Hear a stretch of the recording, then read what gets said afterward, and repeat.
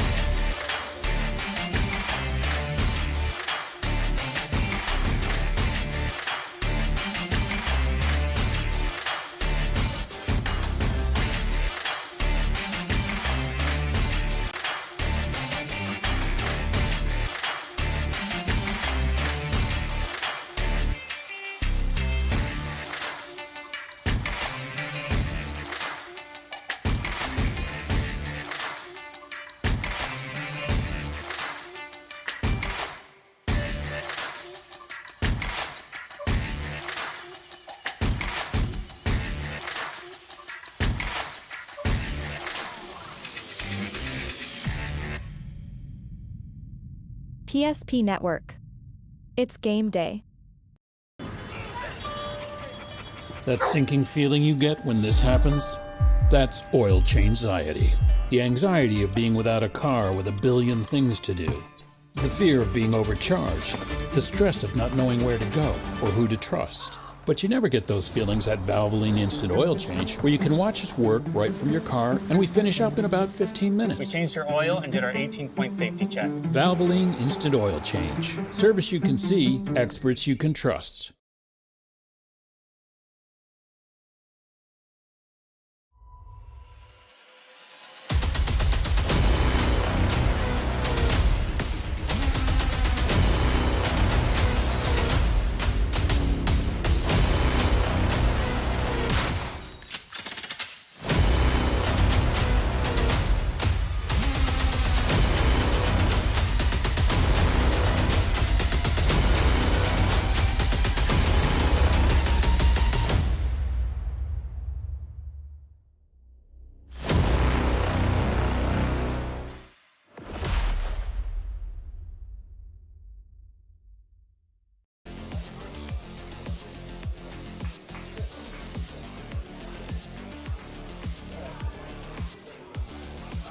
Come on, North Dakota weather. Give us some sun and not cloudy skies. No chance of rain. It's postseason baseball. Where's the sun?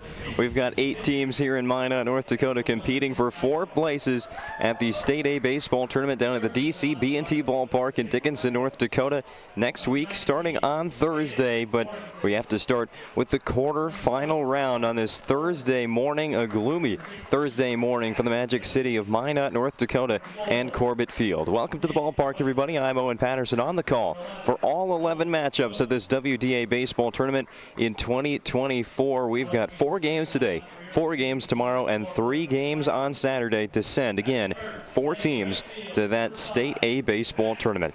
First things first here on this presentation of high school baseball on the PSP Network. It's the Valvoline Instant Oil Change pregame show with timely services that won't slow you down and no appointment needed. It's a stay-in-your-car drive-through oil change that'll take about 15 minutes at any of their service centers in Minot or Bismarck. Also find out what they do online at VIOC.com. That's Valvoline Instant Oil Change. Bringing you the pregame show today. Our first matchup at this WDA baseball tournament features the number 6 seeded Williston Coyotes taking on the number 3 seed Dickinson Midgets. The Coyotes, a team at 10-16 on the year. They've started the year 2-5 in conference play, but split against this Dickinson team, winning the second game of that conference doubleheader. That sparked a 5-2 run for the Coyotes, which really boosted their seeding in this tournament. It was a rough start for the Coyotes under head coach Aaron Finders this season, but they found success in the middle part of that schedule, got out of the play-in game conversation by taking home the number 6 seed. They locked up a spot in Minot without having to go through those play-in round games, which it looked like they were going to be in the early part of the season. Can they carry in some of that momentum here against the Dickinson team that was battling for a majority of the season for the number 1 seed? They ended up 4 games back of Minot in first and 1 game back of Legacy, the number 2 seed.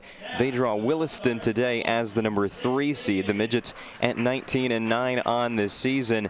They have played some tough competition well over the course of this 2024 campaign. They took 1 out of 4 from Legacy and 2 out of 4 from Minot. Again, only 2 of those games against each team were counters, the other in non-conference play. The regular season series between these teams went to Dickinson. 3 out of 4 wins. They played pretty much back-to-back doubleheaders. The first in non-conference play, a sweep for Dickinson, 13-8 and 16-2 over the visiting Coyotes. Then Dickinson went on the road about a week later to take on Williston.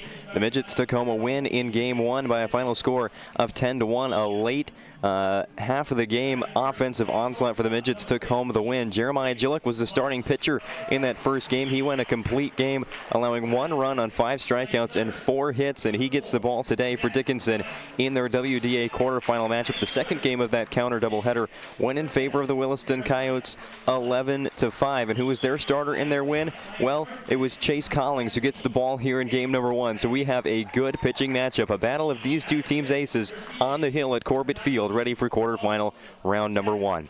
We'll take a very quick break, come back with the starting lineups, Northern Plains hitting their keys to the game, and eventually first pitch here from Corbett Field in Minot, North Dakota. You're watching the WDA baseball tournament, broadcast live for free on the PSP Network. Meet Gary. Gary is an ordinary guy, but right now Gary has car trouble. Gary doesn't know about magic towing. Don't be like Gary. Remember the name and the number. It's Magic Towing. We are here to help 24/7. Magic Towing in Western North Dakota. Don't be like Gary. Remember the name and the number. It's Magic Towing.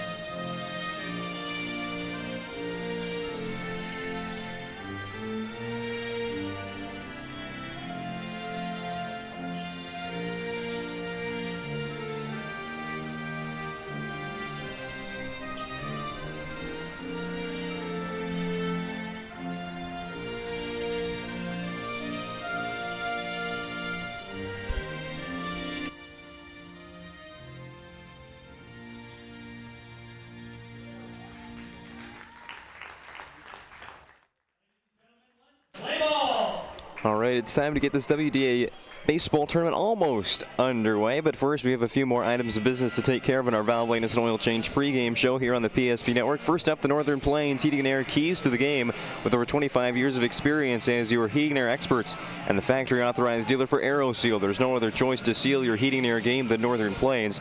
Find them online at northern-plains.com. First for the Williston Coyotes, they've got their ace on the mound, so this is must win pretty much for Williston in round one. They are putting their best foot forward against the Dickinson Midgets. Again, a team they swept in the regular season. This won't be an easy task, and that's going to be a theme throughout this tournament.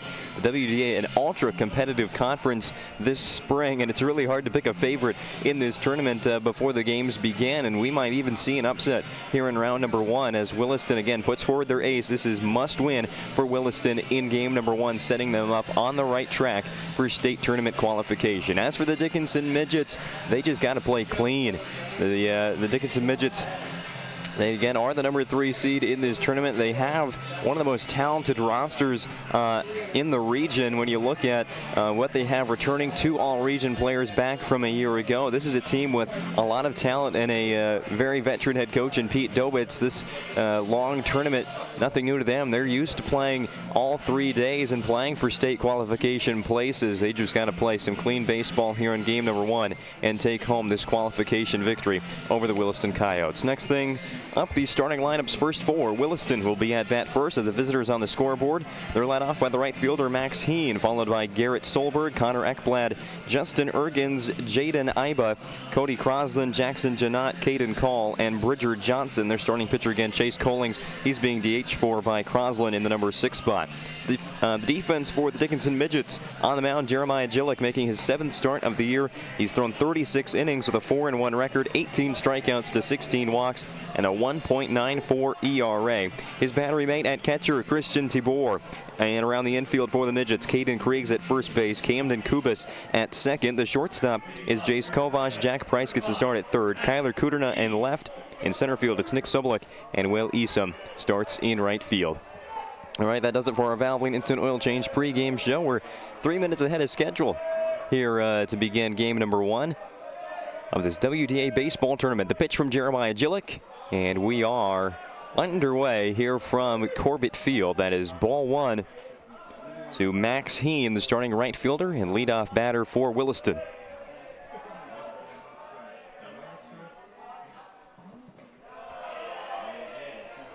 Up high, that's ball two. Corners playing in for the Midgets, or at least at third base.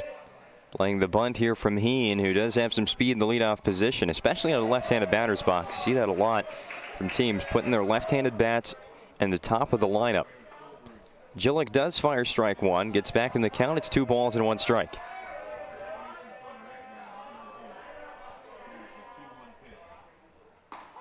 In there again, Heen watches strike 2. Nice pitch from Jeremiah Gillick, the talented right-handed starting pitcher for Dickinson. Again, an ERA below 2 in the regular season. That's a good number in this conference. Ground ball pulled to the right side by Heen and fielded cleanly at first base. Jack Price, he'll take it himself to the base, and that's our first out of this first inning.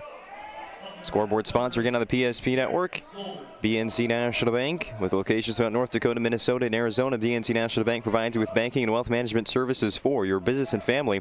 Visit BNC Bank online today at bnc.bank. First pitch down to Garrett Solberg. He'll be starting in left field for Williston defensively. Pitch on the way from Gillick is ball one. Williston in the orange shirts today, Dickinson in the white, as both teams do share the same color schemes. Again in the turf, 2 balls and no strikes. Gillick is starting off both batters with back-to-back balls. Did get Heen to ground out to first base to lead off the inning. Nobody on, 1 out for the Coyotes. That'll be called strike 1, taken on the inside part of the plate by Garrett Solberg. Adding number 2 for Williston and their head coach Aaron Finders. And the Coyotes a 10-16 record this year, 8-10 in conference play. Solberg, pop fly but foul over the concession stand area off behind the Coyotes dugout on the first base side of Corbett Field. Garrett Solberg batting second for Williston. He has a team high batting average of .450. He also leads the team and on-base percentage at .593. Strike 3 called up and outside corner to Solberg. First K of the day for Jeremiah Gillick, and there's 2 retired in the top of the first. 2 outs in the inning, and now Connor Ekblad looks to get something going in the opening frame for Williston High School. Dickinson with a big shift on. You can see it on PSP Network. We're also joined by our listeners on KDIX 1230 in Dickinson. Midgets put on a shift on the pull side to the right-handed hitting Connor Ekblad. Midget second baseman Camden Kubis, he's on the left side of second base. Midget's definitely got a scouting report on Ekblad. Ekblad this year, he's batting close to .400 in the regular season. 2-0 count. Just missing up high above the numbers. It's 3 balls and no strikes. Gillick's thrown 12 pitches in this first inning. Of course, the tournament pitch count numbers, the coach's nightmare sometimes.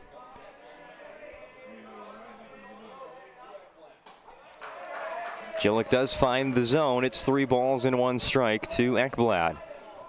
On deck for Williston is Justin Ergens, should he come to the plate, if Ekblad can reach base. Walking the line of a base on balls. That one misses way outside. And Connor Ekblad is Williston's first base runner in this contest. First of 4 games today as part of the WDA quarterfinal round from Corbett Field. Next game up will be Bismarck Legacy against Jamestown. We'll come back for the evening session. Started with Century against Mandan. And then the nightcap, Minot versus Bismarck. Hopefully that rainy weather will stay to the north of us here in Minot, and we get to play all 4 games on schedule. This Thursday, a lot of cloud cover above Corbett Field. First pitch to Justin Ergens is a ball that was low and outside from Gillick. Checks Ekblad on first twice. Out of the stretch. A third time now. Now comes home. Ergens pulls the ball past the diving third baseman Jack Price. That's going to roll into left field, and it's a base hit with 2 outs for Justin Ergens. 2 on, 2 gone for Jaden Iba. Nice hitting there from Ergens. Got his pitch on the 1-0 count. See it on your Ryan Family Dealerships replay. Passed just underneath the diving glove of Jack Price at third base. And that infield for Dickinson, Krieg at first base, Kubis at second, Kovash the second baseman, or sorry, the shortstop, and Jack Price is the third baseman. Ball gets past the catcher, Kristen Tibor, and that will advance the runners up 90 feet. The first pitch to Jaden Iba is just scrapes across home plate and gets away from the catcher Tibor. 2 in scoring position now for the Coyotes, looking for a first inning which sees the first runs on the BNC National Bank scoreboard.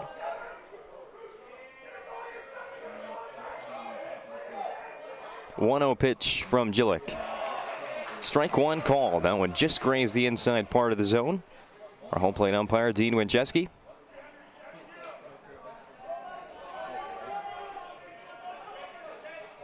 Count even, 1 ball and 1 strike. Still not coming set. Gillick checks all the runners. Pitching out of the stretch with nowhere for those runners to go. The only force out at first base for the Dickinson defense. It's ball 2 low and away to Iba.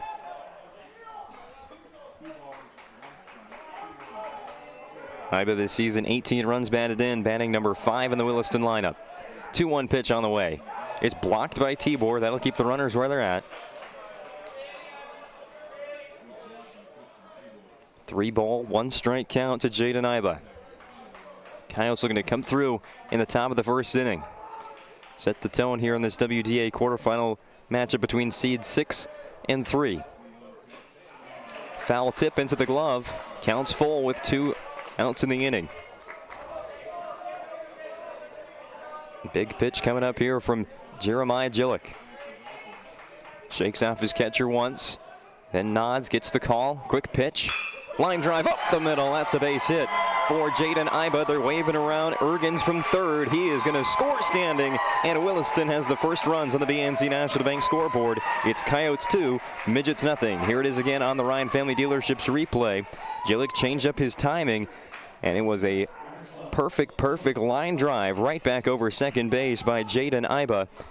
And Williston is on the board first. 2-zip Coyotes in the top of the first inning, all with 2 outs. Ekblad reached on the walk. Ergens the single to left field. And Iba goes right back up the middle. Pickoff move to first base. Iba's back in safely. I think that ball even hit him in the leg. Next batter for Williston is Cody Crosland, the designated hitter. First pitch, watches it break into the zone. Gillett goes off speed on the first offering to Crosland. Make that 20 RBIs on the year for Iba.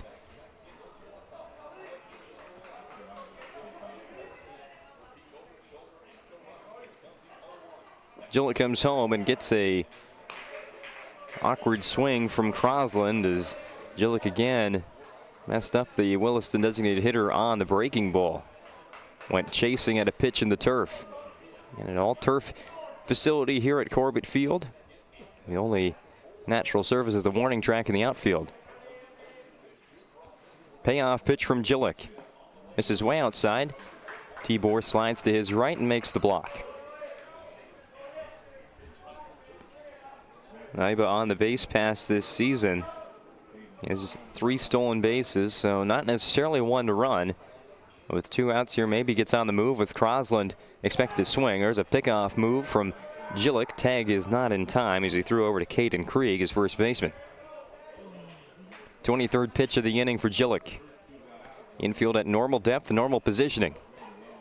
Taken inside by Crosland, but it's a called strike 3, and that's how the first inning will end. But not before the Williston Coyotes go for 2 runs on 2 hits. They strand another base runner and take the first lead on the BNC National Bank scoreboard. It's Williston 2, Dickinson nothing.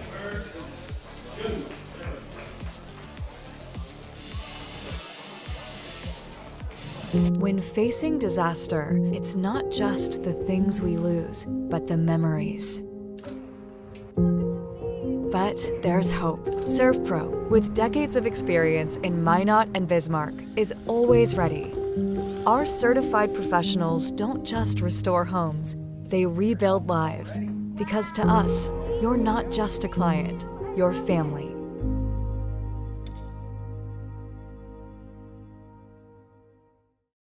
Our stylists are trained to understand the nuances of cutting men's hair.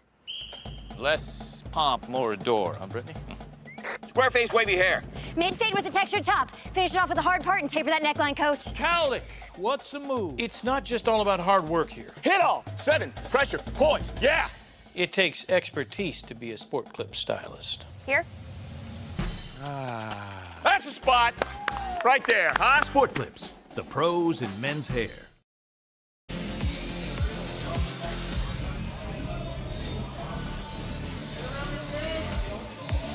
The Williston Coyotes put up 2 runs in the top of the first inning and take the early lead on the BNC National Bank scoreboard. Your life is busy. That's why they'll make managing your money easy with locations in North Dakota, Minnesota, and Arizona. Also find them online at bnc.bank. First pitch of the bottom half of the inning goes from Chase Collings. It's a called strike on the outer half to Dickinson's leadoff batter, Jace Kovash. Goes back with the 0-1. Kovash standing right on the white batter's box in the inside part. Right over top of home plate. Takes strike 2 as well. Payoff pitch now. Catcher sets up outside. It bounces to home plate. That catcher for Williston is Jackson Janot. The rest of the Coyotes defense. Connor Ekblad at first. Justin Ergens is at second. Shortstop is Bridger Johnson. Jaden Iba gets the start at third. He drove in the Coyotes 2 runs in the inning. Garrett Solberg in left. Caden Collins center. And the right fielder is Max Heen. Swing and a miss. Strike 3. Take him out to was Janot. Secure the out as it was a pitch that bounced in the turf, but Kovash goes down swinging. First K of the day for Chase Collings. Collings this year making his 6th start, his 6th total appearance. He's pitched 25 1/3 innings for Williston with a 3-2 record. That's his 29th strikeout of the season, and has a season ERA of 2.49. Ball 1 on the first offering to Dickinson third baseman Jack Price. We'll get to that Midgets batting order after this pitch, which is ball 2 up and out of the zone. Price is followed by Jeremiah Gillick in the 3 spot, the starting pitcher. Cleanup hitter Caden Krieg, then Colin Cheddar, Will Esom, Kyler Kudrna, Christian Tibor, and Camden Kubas. called strike one. Again, working that outer half of the plate to Dickinson batters with one gone in the bottom of the first inning. Jack Price at the plate. Kick and the delivery from Collings. Again, pitching upstairs to Price, but it's a foul ball deflected off the glove of Jackson Janot behind home plate. Count even, 2 balls and 2 strikes. Colling, the left-handed pitcher for Williston, throws in the curveball. It was a looping pitch that had a lot of speed taken off from the fastball. Price was on it, but fouls it back to the backstop. We try the 2-2 again. Colling, who decides to pitch out of the stretch full time. High level pitch there from Colling. It's ball 3, fills the count to Price.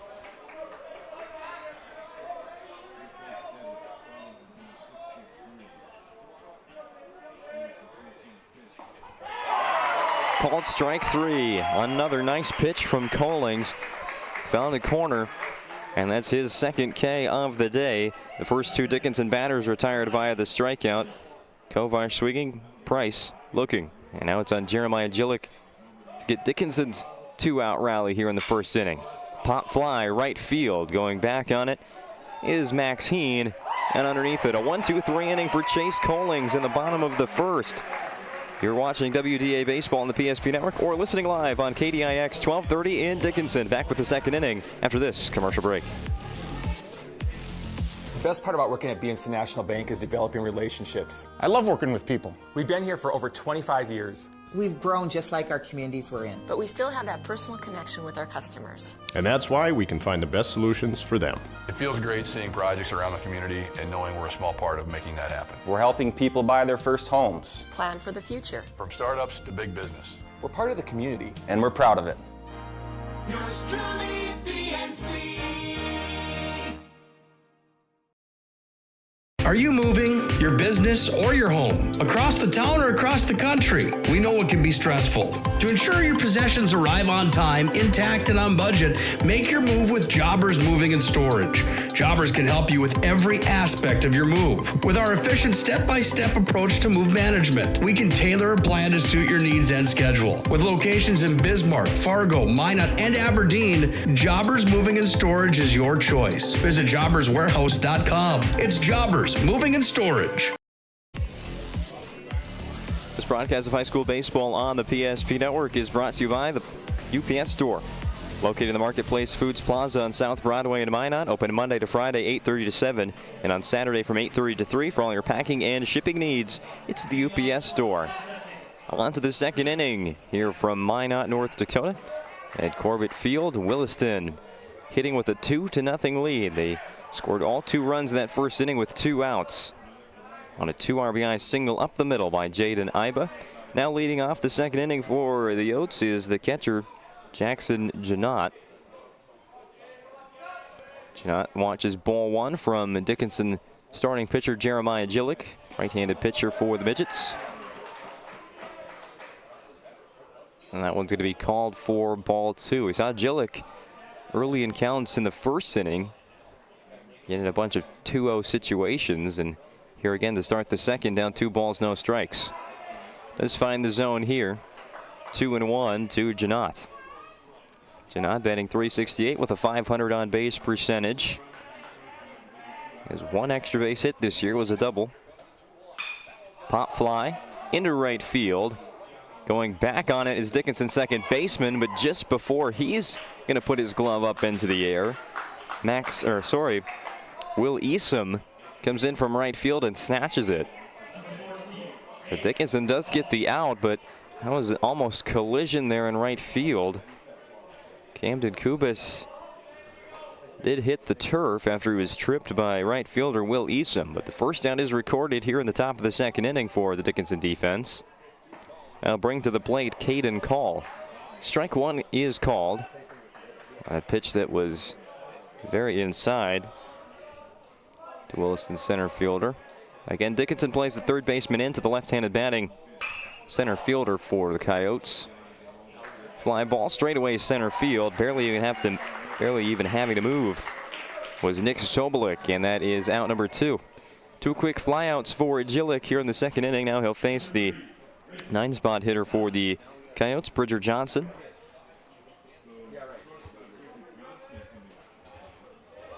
Johnson batting 9th again for Williston. Top of the order on deck. First pitch to Johnson is a called strike. Pitchers finding success with that low and outside part of the plate to right-handed batters for called strikes. Jillick shakes off the call once.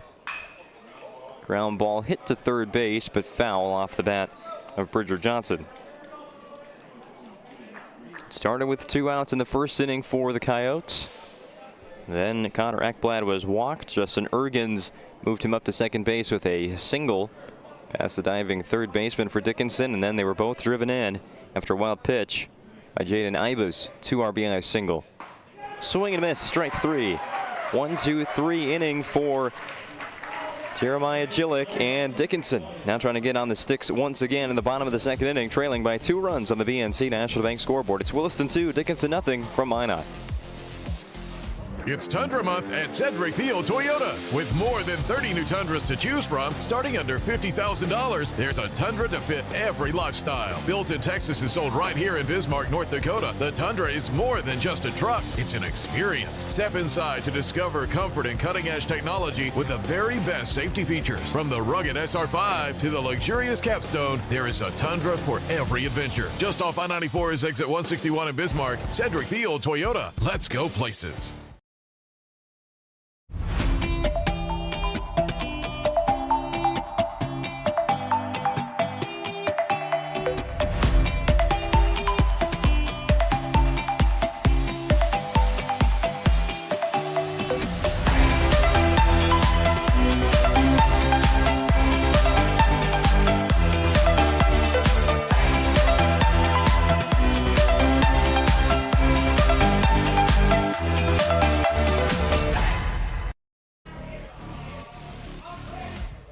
Chase Collings threw just 8 pitches in the first inning. His first offering here in the bottom of the second is a called strike to Caden Krieg. Left-handed batting first baseman, batting cleanup for the Midgets.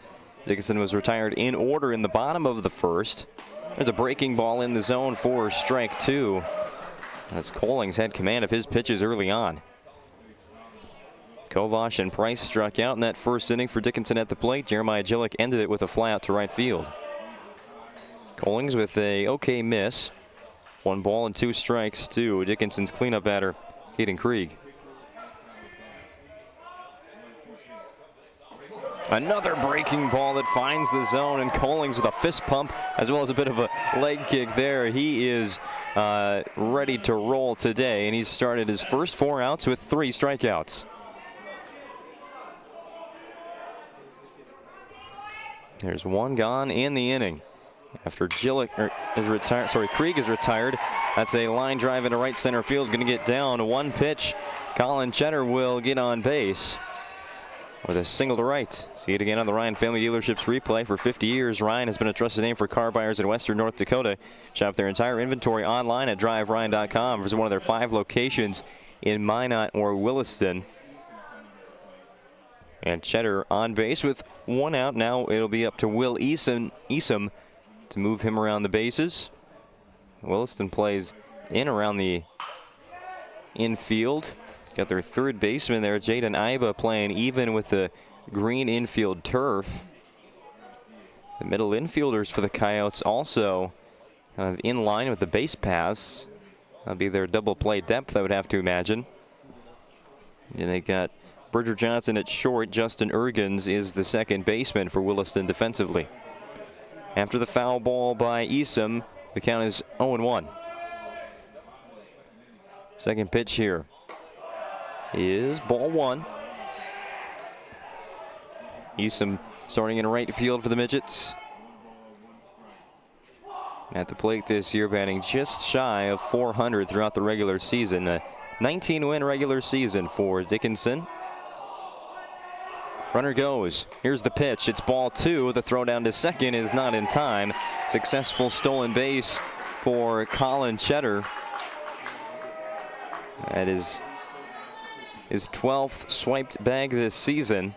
Count runs to 2-1 to Easom. So Dickinson has that first run in scoring position. After the stolen base, count 2 balls and 1 strike. Collings checks the runner at second once. Fires another breaking ball. He falls off the mound to that third base side, especially when he's throwing those curveballs. But they are hitting the zone. Collings wants time. Now gets back on the rubber, pitching from the third base side as the southpaw. Payoff pitch from Collings. Pitch up out of the zone, but it's hit on a line to right field. Midgets will hold up Shetter at third base. Easom puts runners on the corners now for Kyler Kudina. Another Ryan Family Dealerships replay here. Oh, just the very end of it. Back-to-back singles for the Midgets after they had their first 4 batters retired. Kudina at the plate. Starting defensively in left field today. His RBI total this year is at 10. Pitch outside, sliding to get it was Janot. A ball to the backstop here would most definitely plate a run for Dickinson, as it is a very deep backstop here at Corbett Field. Got to make sure, though, it gets all the way there. We saw in the Region 6 tournament a few misjudged the distance. Oh, nice pickoff move here from Collings. And now they've got Easom heading down to second base, and Dickinson's going to end up pulling off the steal. Collings got Easom in a bad spot. The left-handed pickoff move had Easom running to second base. Williston thought they got ahead of the Dickinson steal they had in place, but first baseman there for the Coyotes, Connor Ekblad, held the ball, making sure that Cheddar did not come home from third base, and it ended up being a steal without even a pitch thrown for the Midgets. So Easom now moves to second base. There's 2 on the pond for Kyler Kudina. 1 ball, 1 strike count. Pitch from Collings. Another breaking ball. Finds the outside part of the zone. 1 and 2. And Midget's not offering at that curveball from Chase Collings. He might want it again here. Shakes off his catcher 3 times. Left side of the infield playing right along the green turf. Again sitting on the breaking pitch is Kudina. Ahead of it, pulls it foul down the third base line off of the fence in front of the third base bleachers. Count remains 1 and 2. It'll be the 5th pitch of the at-bat coming up to Kyler Kudina. Short in third base, again playing on the very front edge of the brown infield turf here at Corbett Field. Big lead at second from Easom. He gets halfway to third as there's a foul ball off the end of Kudina's bat. We'll try it again. Payoff pitch from Collings.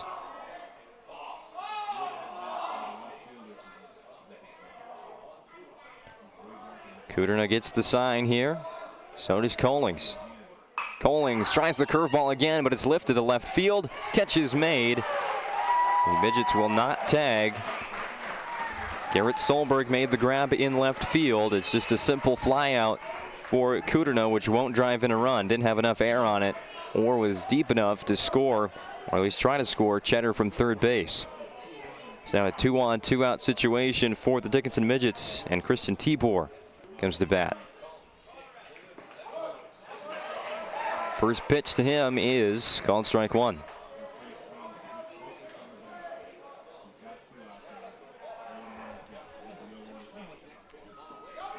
Swing and miss.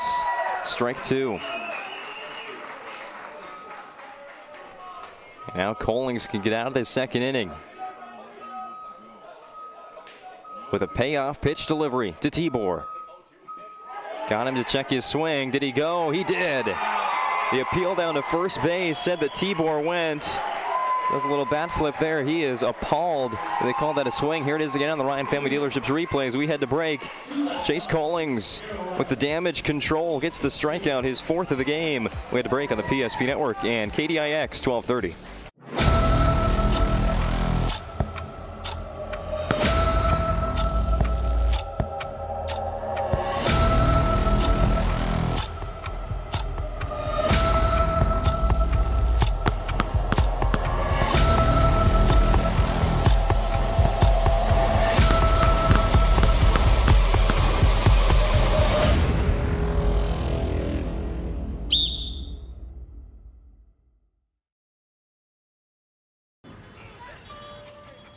That sinking feeling you get when this happens? That's oil change anxiety. The anxiety of being without a car with a billion things to do. The fear of being overcharged. The stress of not knowing where to go or who to trust. But you never get those feelings at Valvoline Instant Oil Change, where you can watch us work right from your car, and we finish up in about 15 minutes. We changed your oil and did our 18-point safety check. Valvoline Instant Oil Change. Service you can see, experts you can trust. The Williston Coyotes protect their 2-run lead with a fly out to left field from Kyler Kuderna, and then the Coyotes pitcher Chase Collings gets a swinging strike 3 of Christian Tibor, which strands 2 Midgets base runners in scoring position. It was Cheddar on third base, Easom on second with 1 out in the inning. The tying runs were there for Dickinson, but they're going to have to wait another inning and now look for another shutout frame from their starting pitcher, Jeremiah Gillick. Gillick, who gave up 2 runs in the first, pitched a 1-2-3 inning in the second to Williston's bottom third of the order. Now he'll face the top once again, and Max Heen 0 for 1 with a ground out to first base to lead off the game. First pitch on the way from Gillick. Just a hair inside to Max Heen. Heen, who in the winter sports season was on the basketball team for the Alexander Comets, a history-making Alexander High School basketball team. There's a strike called from home plate umpire Dean Winchesky. Alexander qualified for their first region boys basketball tournament in 30 years. 1-1 pitch. Taken for strike 2. Heen very patient at the plate. We saw him take quite a few pitches in his first plate appearance today before pulling a ground ball to Dickinson first baseman Caden Krieg. Payoff pitch now out of the full windup is Gillick. Hit the other way off the end of the bat of Heen. It's a long fly ball, but well, foul. Try the 1-2 offering again.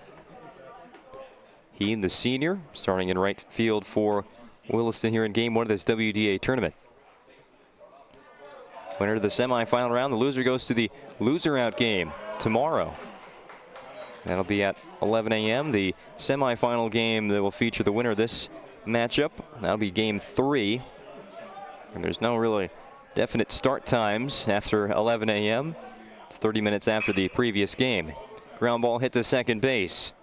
Field and throw by Kubas in time to retire Max Heen. There's 1 out in the top of the third inning. Good time to remind you this broadcast on the PSP Network is brought to you by Minot State University. The best way to predict your future is to create it. With over 100 areas of study at Minot State, you'll earn the degree for the career you desire. That's Minot State University, BC and Be Heard, BU, and MSU. 1 out, nobody on for Garrett Solberg. Strikeout victim in the first inning. Watches ball 1.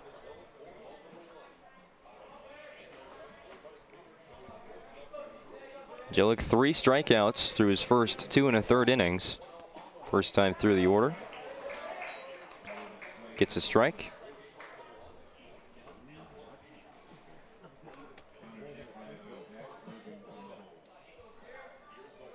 One pitch. Ground ball to short this time. Opportunity for Jace Kovash. Throw is low, but the pick made by Krieg at first base. And Solberg is out. So another 2 out. Nobody on situation for Connor Ekblad, who got the first inning rally going for the Williston Coyotes with a walk. He would later come around to score on Jaden Iba's single. Lightning strike twice for Williston here in this quarterfinal round matchup.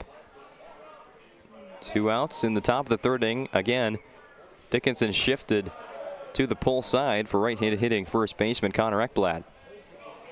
Ekblad wasn't able to put a ball in play. He was walked on 5 pitches by Gillick in the first inning. First pitch to him here in the second meeting between pitcher and batter is ball 1. Then Gillick comes back with a swinging strike 1.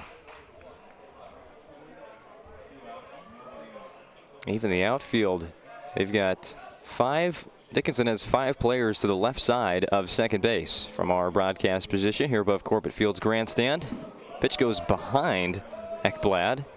Ekblad barely even moved a muscle.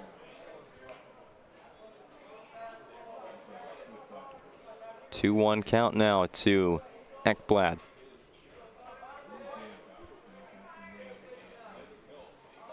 Gillick again out of the windup, still with no runners on base in this frame. Breaking pitch. Ekblad goes right back up the middle, hits against the pole. And again, out of position there was the second baseman for Dickinson, Camden Kubis. He was on the other side of second. It just rolled right over the mound, and Kubis trying to make a play to his left glove side. But it rolls into center field for a 2-out hit for Connor Ekblad. And here we go again with a 2-out rally started for Williston. With a 2-0 lead on the BNC National Bank scoreboard. First pitch to Justin Ergens. Ergens launches a ball in the turf. It's blocked by Tibor. Ergens singled and scored in the first inning. A sharp ground ball to third base that was out of the reach of Jack Price. 1-0 pitch. Hit on a line, a little bit in the air to right center field. That's going to roll all the way to the warning track. All the way to third is Ekblad. He's going to turn and burn for home plate. Ekblad on the way, slides in safely. Ekblad scores from first base, and the Williston Coyotes improve their lead to 3-0 on the BNC National Bank scoreboard. With locations throughout North Dakota, Minnesota, and Arizona. Visit BNC Bank online as well at bnc.bank. Here it is on the Ryan Family Dealerships replay. The throw was well up the line at third base. Tibor was going to be unable to apply the tag on Ekblad, who got a good jump with 2 outs on a ball well struck to right center field by Justin Ergens. 3 runs on the board for Williston, all coming with 2 outs. 2 in the first inning and 1 so far in the third, with Jaden Iba the batter. First pitch to him called strike 1.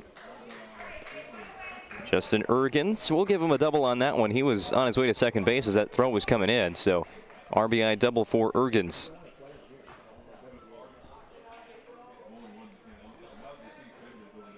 No ball, 1 strike count here to Iba. Spinning pickoff move from Gillick. Looked like it hit the arm of Ergens as he was sliding back into second base. Ergens is safe.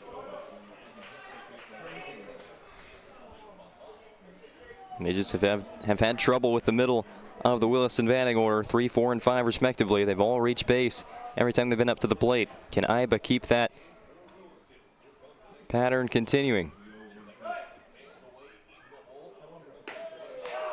Good lead off of second base for Justin Ergens, but ball 2. Or ball 1. Count is 1-1 to Jaden Iba.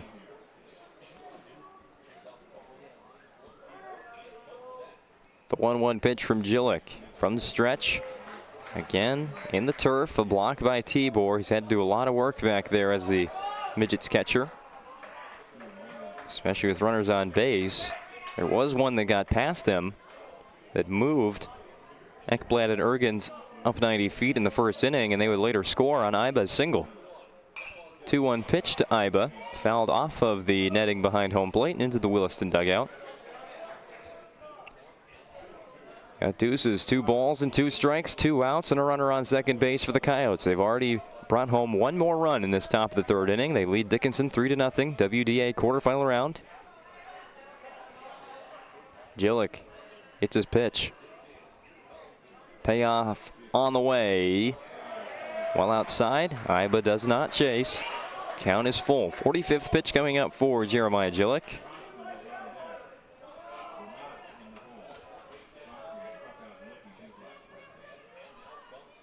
Through 23 in that first inning. Iba reaches for a pitch outside. Fouls it off, stays alive in the count.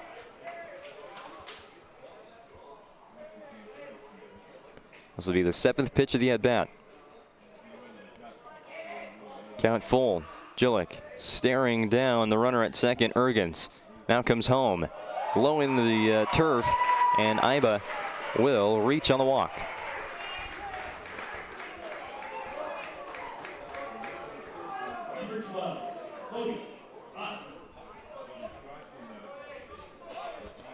Bring to the plate DH Cody Crosland. Crosland swinging at the first pitch, pulls it foul. Batting from the right side. Crosland ended the first inning with a strikeout. He's 0 for 1.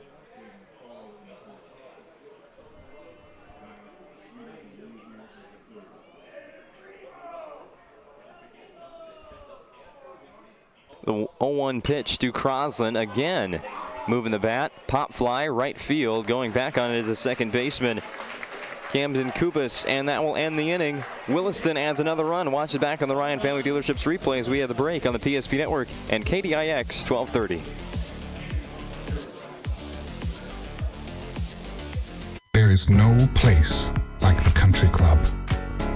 18 holes of immaculate golf, along with golf simulator, PGA staff, club fitting and lesson, driving range and practice green, pro shop, delicious food, endless fun in the pool, and activities for the whole family. Learn more and become a member today. We've changed our name, but we haven't changed the DNA of who we are. We still offer the best product at the best price with the same people. For over 25 years, we've been your only choice for tires in the local area, providing all major brands under one roof at a fair price for your family's budget. Plus that excellent service after the sale with free rotations, free alignment check, free flat repairs with our exclusive Plus plan. That tradition continues today. Looking for tires you can trust? Choose us. Trusted Tire and Auto.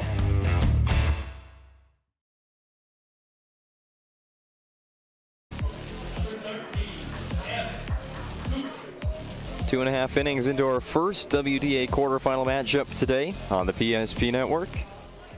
Next game up, the Bismarck Legacy Sabres, the number 2 seed in this tournament, taking on 7th-seeded Jamestown. Haven't seen any of those two teams here yet, but they got to be on their way. First pitch at the bottom of the 3rd inning from Chase Collings is a ball to Camden Kubas, followed by ball 2 again. Pitch outside to right-handed hitting Kubas. 2-0 offering. Still working that outside part of the plate, but Collings does get the strike. Gets back in the count, it's 2-1. Kubas, along with many of Dickinson batters, they are really leaning over that home plate. That makes it tough for right-handed pitchers. But Colling, the left-handed pitcher for the Coyotes, he has been comfortable throwing that outer half.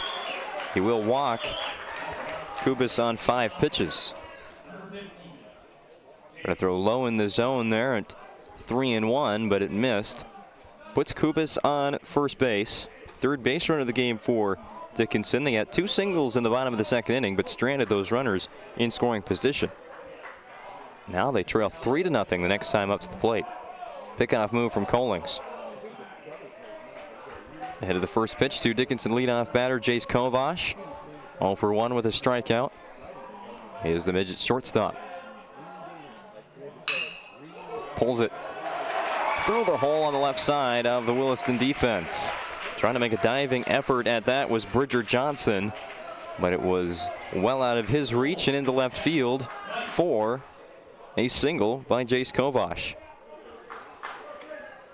1st and 2nd now for Dickinson. Still with nobody out in the bottom of the 3rd inning. Now the tying run at the plate. Jack Price has the bat in his hand.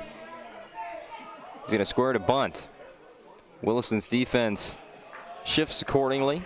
Charging it was Connor Ekblad from first base. He got even in front of the pitcher's mound before that pitch was thrown.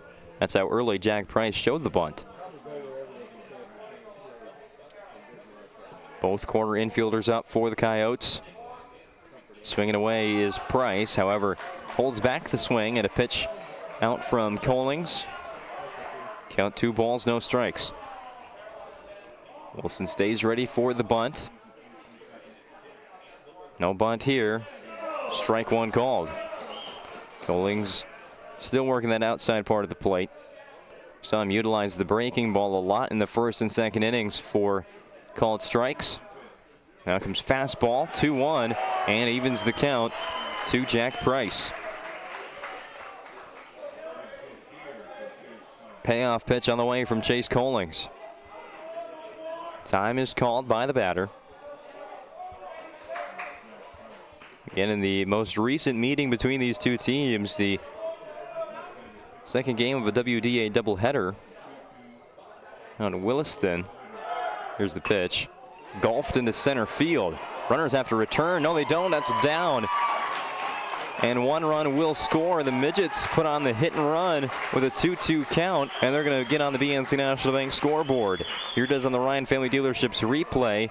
It looked like the center fielder, Caden Call, had a good read on that fly ball. He wasn't really sprinting in, but it was a shallow hit right on the Corbett Field logo in short center field. It's going to get down, and 2 bases each for Camden Kubis and Jace Kovash. Puts runners on the corners with nobody out for Jeremiah Gillick. Price with the RBI single to center field.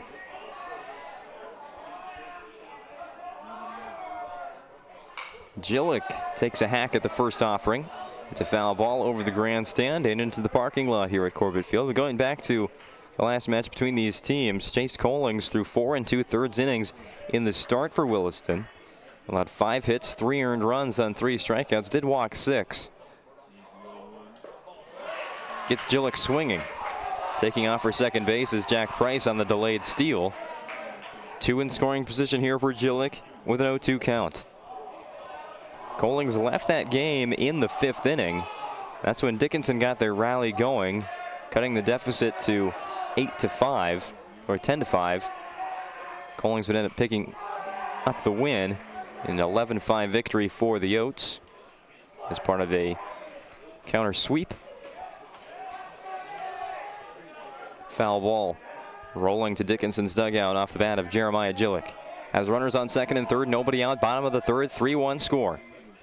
Gillick to second base and through to right field. 1 run's in, they're waving in the tying score. Jack Price will slide in head first, and we're even on the BNC National Bank scoreboard. Williston 3, Dickinson 3. Your life's busy, that's why they will make managing your money easy with locations in North Dakota, Minnesota, and Arizona. Also find them online at bnc.bank. 2-strike hitting by Jeremiah Gillick. Pokes a ground ball through the hole on the right side of the infield. And they're going to get a courtesy runner in here for Dickinson. Trying to identify who that is at first base shortly. But Caden Krieg is the next batter for the Midgets. Still nobody out. They've already brought 3 runs across. Here's the ground ball to second. Double play in the making. Flip to the shortstop, Bridger Johnson, but the throw to first not in time. 1 out is made by the Williston defense. That courtesy runner was Conrad Kopari, number 37. So the fielder's choice puts Krieg on first base. That's the first out of this inning. Again, the Midgets have already plated 3 runs in the frame against Chase Collings to even the score. Krieg will take off. There's another pickoff move, and he's going to get thrown out at second base.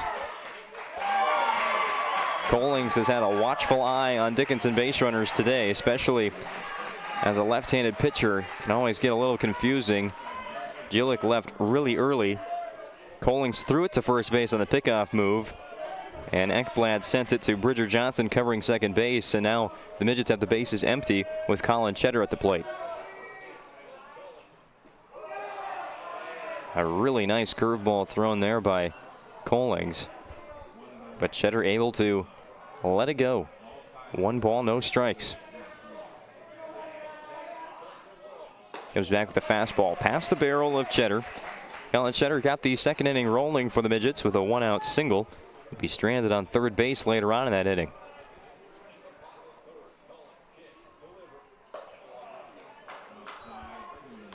Missing outside. Back ahead of the count is the batter, Colin Cheddar, 2-1. Collings wasting no time on the hill. Another fastball. Gets a chase from Cheddar. Payoff pitch, trying to get out of this third and leave Dickinson with just the 3 runs. 2-2 pitch. Pop fly, foul, out of play.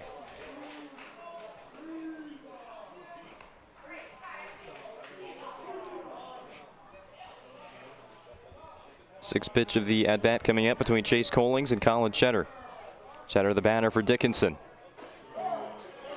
Nice breaking pitch, but just couldn't find the location there. Collings and about half the Williston defense were running off the field. Full count pitch now to Cheddar. Goes fastball. Cheddar behind it. Maybe playable on the first base side, and now that ends up way out of play. Almost over toward the Williston bullpen down the right field line. Here comes Collings again. Fires ball 4 to Colin Cheddar. Cheddar works a 9-pitch at bat and turns it into a walk, and with 2 outs, Dickinson has another runner on base in the bottom of the 3rd. Their biggest inning by far today. Will Easom 1 for 1 with a single. He's up now for the Midgets. First pitch. It's going to be a pickoff move. First base. This time the Midgets not fooled. Easom back in the box. Collings stares down the runner at first, comes home. A bit of a changeup there. Definitely off speed. Blocked in the dirt by Jackson Janot. Count of 1 ball, no strikes to Easom. Fastball grounded to short. Johnson will flip underhanded to second base. That'll end the inning. Dickinson strikes for 3 runs on 3 hits, and they strand none in the bottom of the 3rd inning as we head to the 4th on the PSP Network and KDIX 1230. Your score, Williston 3, Dickinson 3 from the WDA Baseball Tournament. Nobody thinks about personal injury until it happens. But when injury strikes, so will your bills and the turmoil and everything you'll miss out on. It's a mess, and you need someone to help it all make sense. That someone is Schweigert, Clamine, and McBride. We know the territory and the process, and we work smart and hard to get you results. It's easier to get back to normal knowing there's a team behind you. We're the ones the other side doesn't want you to call. We're on your side. We're Schweigert, Clamine, and McBride. It's Ike Heating Furniture World's 90th anniversary sale. Now's the time to celebrate, update, and redecorate. From furniture for every room to flooring that brings it all together, you'll find incredible anniversary savings on just what you want, just what you need. Step up to better sleep on a Sealy, Stearns & Foster, or Tempur-Pedic mattress, all comfortably priced. Plus, no interest for 5 years. Don't miss this one, the 90th anniversary sale. Going on now at Ike Heating Furniture World.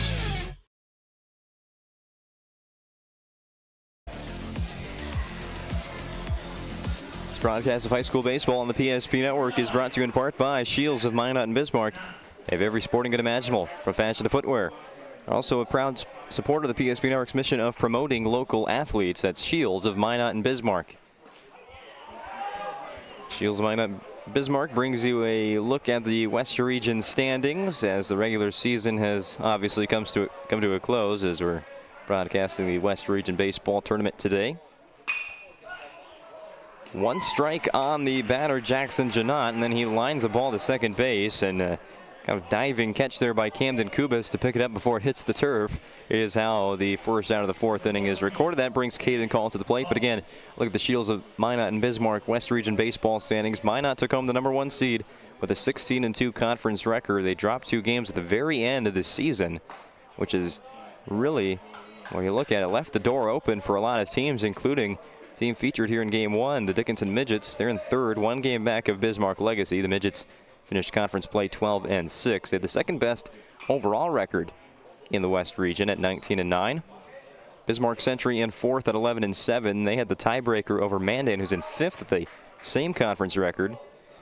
Century will play the Braves later on today in our 3rd matchup. Williston at number 6. 1-1 the count to Caden Call, by the way. That's strike 2. Jamestown, they had to play in the play-in game. They got past Watford City as the number 7 seed. Bismarck hosted Bismarck St. Mary's in the 8-9 play-in matchup. The Demons qualified for this Thursday's action. They'll play in the nightcap against Minot High. St. Mary's is the 9 seed. Watford City the number 10. Both the Saints and Wolves have already been eliminated. After ball 2 from Jeremiah Gillick, count is even. 2 balls, 2 strikes. Foul ball going the other way off the bat of Caden Call. Gillick, who came into this inning with 50 pitches thrown.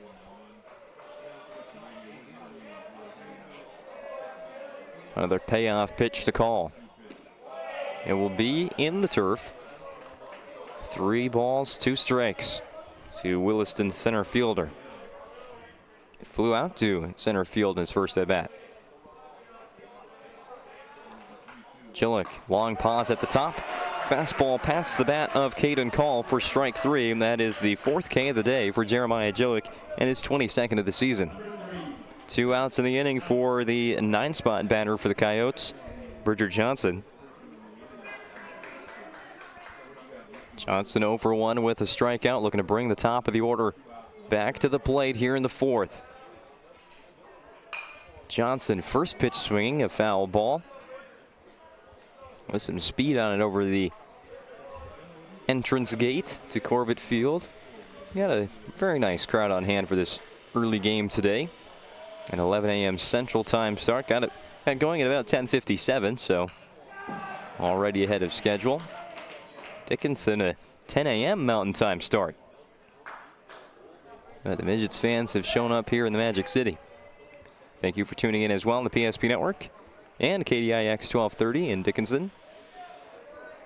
Payoff pitch from Jillick. 0-2 count to Johnson after back-to-back foul balls. This one is angling foul, but it's going to stay fair down the right field line. Johnson has a double. It's bobbled in the right field corner.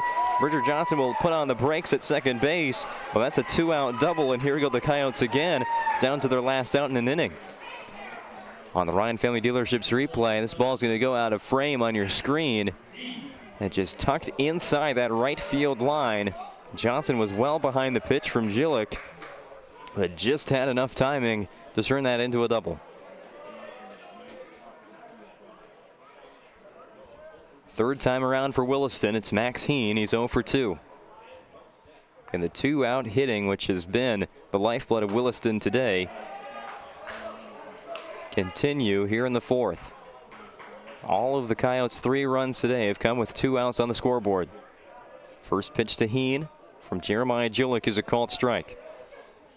Jillick checks the runner once, now spins. The pickoff move is not in time. Holding on the runner is the shortstop Jace Kovash, as Dickinson again puts in a bit of a shift for the left-handed hitting Heen to his pull side. Second baseman Camden Kubis, he's out in the outfield turf. And Kovash right behind second base. The pitch. Heen leaves it low, 1-1.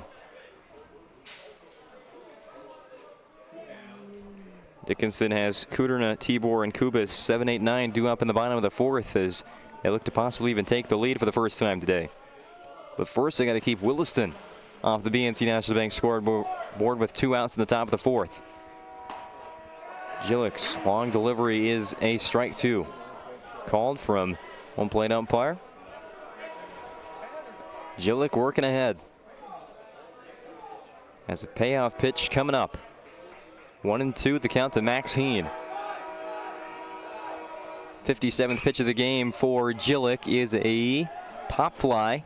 It'll stay in the ballpark, but high off the fence and out of the reach of Jack Price, the third baseman for Dickinson, who gave that one a lot of chase all the way until he ran out of room, crashing into the fence and losing his hat and sunglasses, which are really not needed today.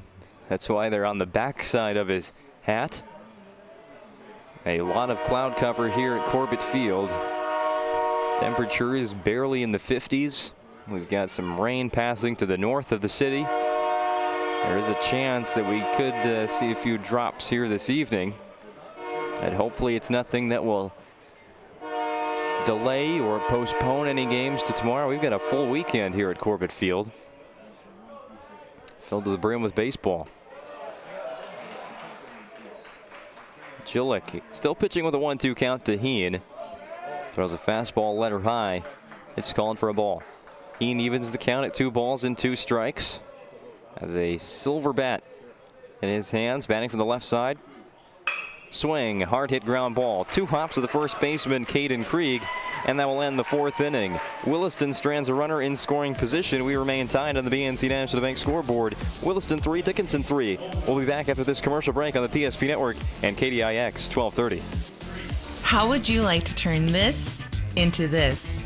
With Shaw's Crossroads Fuel to Food Reward Program, you can. Here's how it works. Pick up a fuel tracker card from any of our C-store cashiers. Every time you fill up with gasoline or diesel, use the fuel tracker card to record your gallons. Once you reach 1,000 gallons, you'll be eligible for a $10 gift card to Shots Crossroads Restaurant. Start earning rewards today at Shots Crossroads. Jersey Mike's slices your sub right in front of you, see? The slicer, the meat and cheese, it has a rhythm. This is the rhythm of the slice. The slice. Oh yeah. The rhythm of the slice. This is the rhythm of the slice. The slice. Oh yeah. Order for Danny? Sliced right in front of you. It's a Jersey Mike's thing. A sub above. Back at Corbett Field on the PSP Network and KDIX 1230 AM Dickinson for the bottom of the fourth inning. We've played half of this WDA quarterfinal matchup, the first of 4 today on the network. Dickinson and Williston deadlocked at 3. Chase Collings, the starting pitcher for Williston. He's gone 3 strong innings. Got into really his first trouble in the second inning. Had runners on first and third base with 1 out. Leading off the fourth inning with a ground ball to short. Johnson's sidearm sling to first base to retire Kyler Kuderna, and there's 1 gone in the bottom of the fourth inning. But back to that second for Collings. He gave up 2 base hits with 1 out to Cheddar and Esom. Had runners on the corners. Got a fly out to left field. More of a line out by Kuderna, which kept Cheddar at third base, unable to tag, and then struck out the batter now, Christian Tibor. On a check swing, they appealed to first base. Then Dickinson in the bottom of the third inning was able to tie the score, led off by a Camden Kubas walk and 3 straight singles from Kovash, Price, and Gillick, bringing home 3 runs for the Midgets in that third inning. Called strike to Tibor, moves the count to 1-1. Collings drops a breaking ball in the zone for strike 2. Dickinson has had some success hitting the curveball for Collings today. They've been able to sit on it a few times and pull some ground balls to the left side of the infield. This is a swinging strike 3 that's going to get to the backstop, and Tibor this time will reach base on the strikeout. He chased a pitch in the turf in his first at-bat and thought he checked his swing. It was appealed to the first base umpire, but determined that he did swing through. He was tagged out on the ball in the turf by Williston's catcher Jackson Janot. This time it's going to get past Janot completely. Puts Tibor on first after Collings records his 5th strikeout. First offering to Camden Kubas. A walk and a run scored for him. It's a called strike. This one goes right past his elbow for ball 1.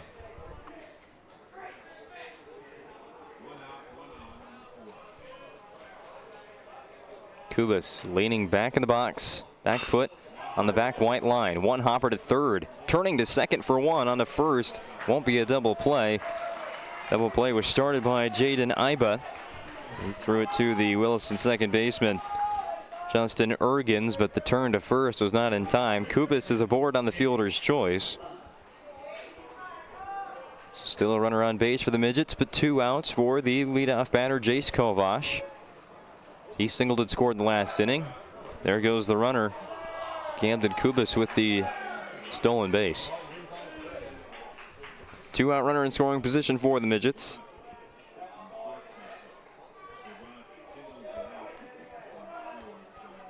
Jace Kovash at the dish. Loud ground ball to short. Johnson plays it on 2 hops, and another sidearm throw to retire Jace Kovash. Dickinson gets 2 runners on base. They leave 1, score none. End of 4 from Minot. Williston 3, Dickinson 3 on the BNC National Bank scoreboard. The trick to throwing well is knowing where you want the ball to go. Like how the local bankers at First Western Bank and Trust take the time to learn about you and recommend the banking services like online banking or personal loans that keep your goals on target.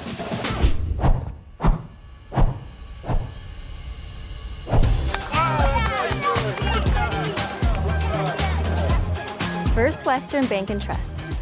You can bank on us. From the 26-yard line, nearing the Serve Pro red zone are the Demons already. Handoff, Hankey dances in the hole. Now he speeds and bursts outside, accelerates to the 20, 15, 10, 2 touches, 2 touchdowns. Carter Henke, this time they go left, and he just does what he does so well is he read the block. It wasn't off tackle, it wasn't off the guard on the inside, and he took his time, then he bounced to the outside, got a great little kick out block, a touch block, and deep downfield for the Demons, helping him out. Thank you all for tuning in, whether it's on the PSP network or listening on the radio dial, KDIX 1230 AM in Dickinson. I'm Owen Patterson on the call for all 11 games of this WDA baseball tournament. We're just getting started, 4 innings into game number 1 in this WDA baseball quarterfinal between Dickinson and Williston. These two schools not only matching up on the baseball diamond at this time, but also on the softball diamond at Lyle Trapper Lawrence Field in Jamestown. WDA quarterfinal matchup. Same start time, same teams, Williston versus Dickinson. We'll see if we find a score on that one while it's going and not have to wait till the final to update you viewers who might be interested in that score from WDA softball tournament, which gets kicked off today. Top of the 5th inning is led off at the plate for Williston by Garrett Solberg.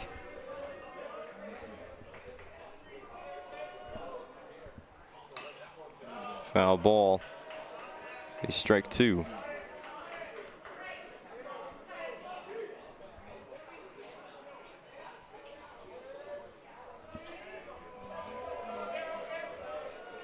Payoff pitch from Kovash. Sorry, Jillick. Kovash is shortstop.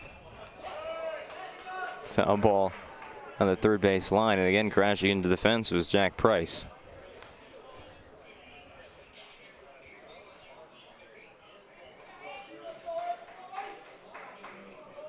I've heard that Jillick's at 70 pitches. Scoreboard says 60 for him.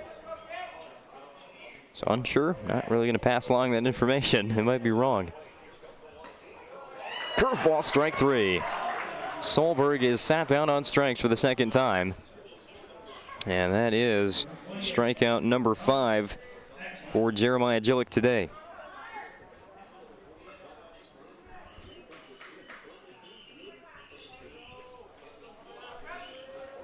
Brings up Connor Ekblad. He's been on base a lot today. A walk and a single. He's also scored twice.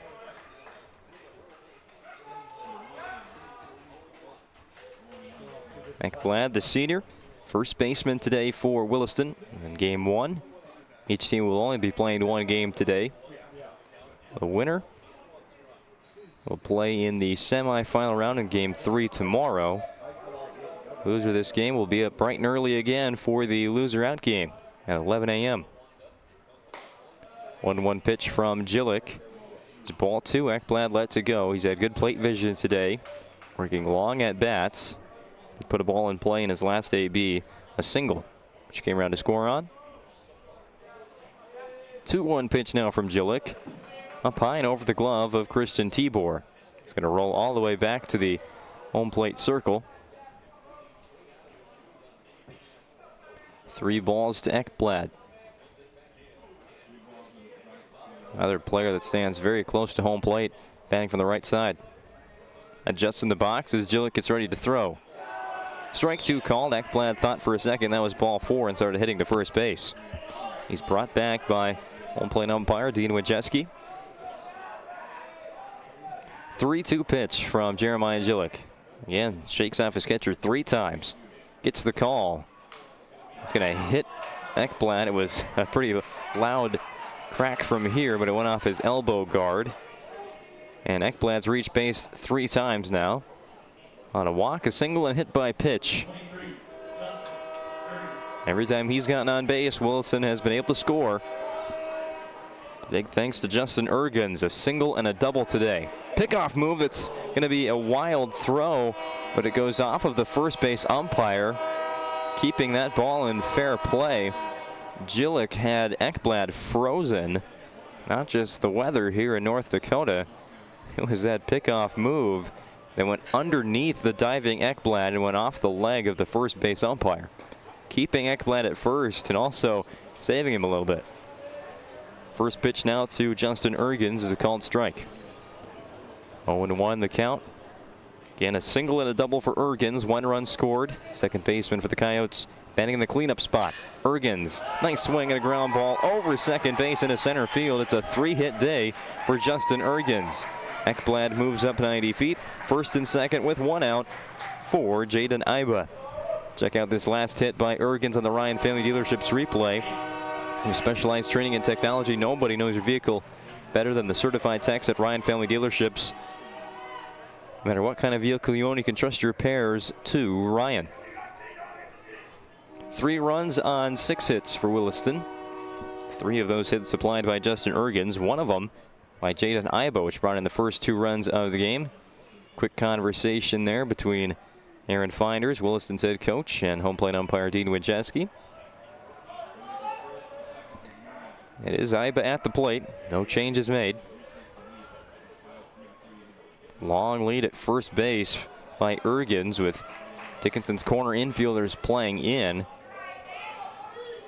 Wouldn't expect the bunt here from Iba, but as always, it's not out of the question. In a 3-3 game, just trying to move those runners up with Cody Crosland on deck, the DH. Gillick again misses the zone, but it was close. Just above Wojcicki's zone, it's 2-0. Gillick got to find that strike zone here. Doesn't. Even higher this time to Iba. 3-0 count from Jeremiah Gillick to Jaden Iba. Runners on first and second for the Coyotes. 1 out, top of the 5th, 3-3 score. Strike 1. Looked well outside.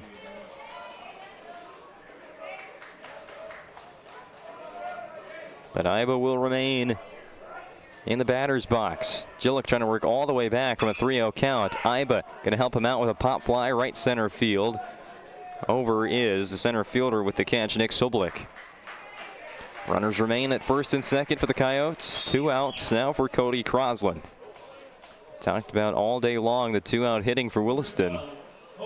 It's brought in all 3 runs. They got the 1-out hit with the runner on base by Justin Ergens. Now it's on Cody Crosland to put Williston back in front. It would be their second lead of the game. They went up 2-0 in the first inning, extended that in the top of the 3rd, but it was completely erased by a 3-run bottom of the 3rd inning by Dickinson at the plate. Since then, no runs added for either side. Coyotes and Midgets even at 3. WDA Baseball Quarterfinals. 1 strike to Crosland. Nobody being held on. It's a ground ball to short. Kovac will flip to get the lead runner at 3rd. It's in time, and that will end the 5th inning. Williston strands another base runner. They had 2 on with 1 out, but no runs come across for the Coyotes. In the top of the 5th, we've played 4.5 from Corbett Field. Your score still on the BNC National Bank scoreboard. Williston 3, Dickinson 3. Back in 60 on the PSP Network and KDIX 1230 AM. Dickinson. What is performance? It's strategy, conditioning, precision, anticipating the unexpected, and executing. For some, it may be just a game, but in this field, there is no playing around. You need to give it your all. You need to give it the max. Ag Vision Max by Farmer's Choice. An all-in-one playbook for growers developed by agronomists specific to your goals. It's a precise guide to maximize your field's performance. Ag Vision Max. Banking is some of the most important things in your life, and banking at the right bank is very important. We're really proud of our bank because we have great people, and our people are what make our bank go. We always want to treat our customers right and do the best job we can for them, and try to do things to help make our communities better.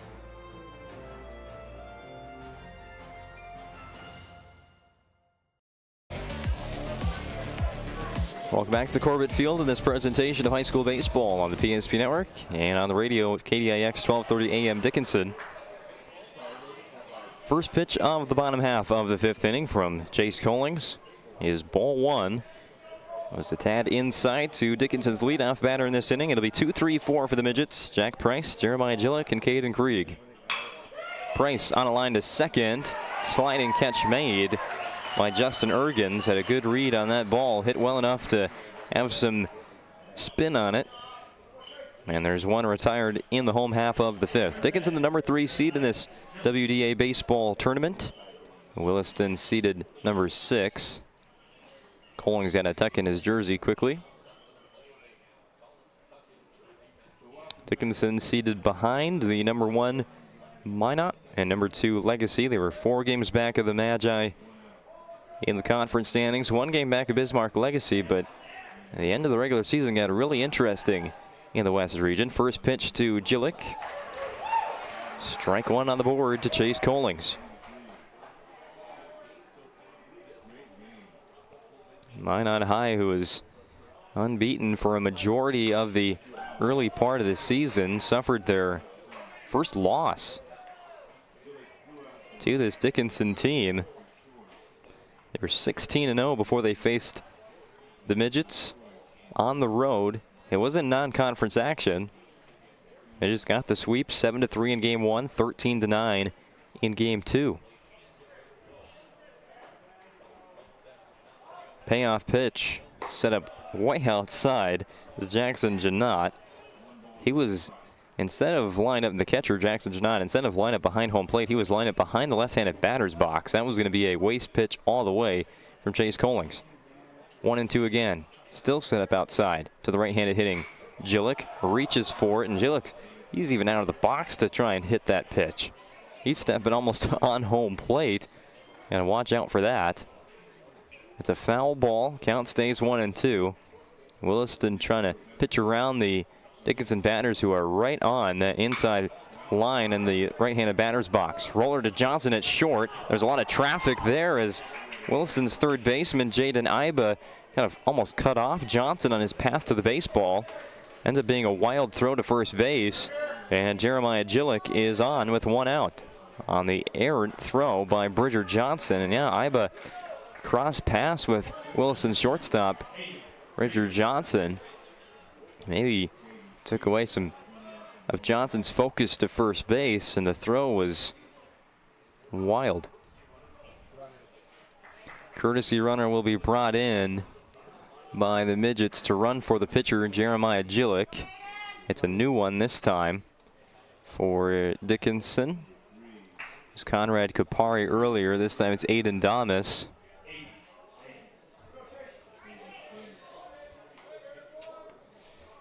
He's running on first base in the place of Jeremiah Gillick, who reaches on the E6. 1 on, 1 out for Dickinson.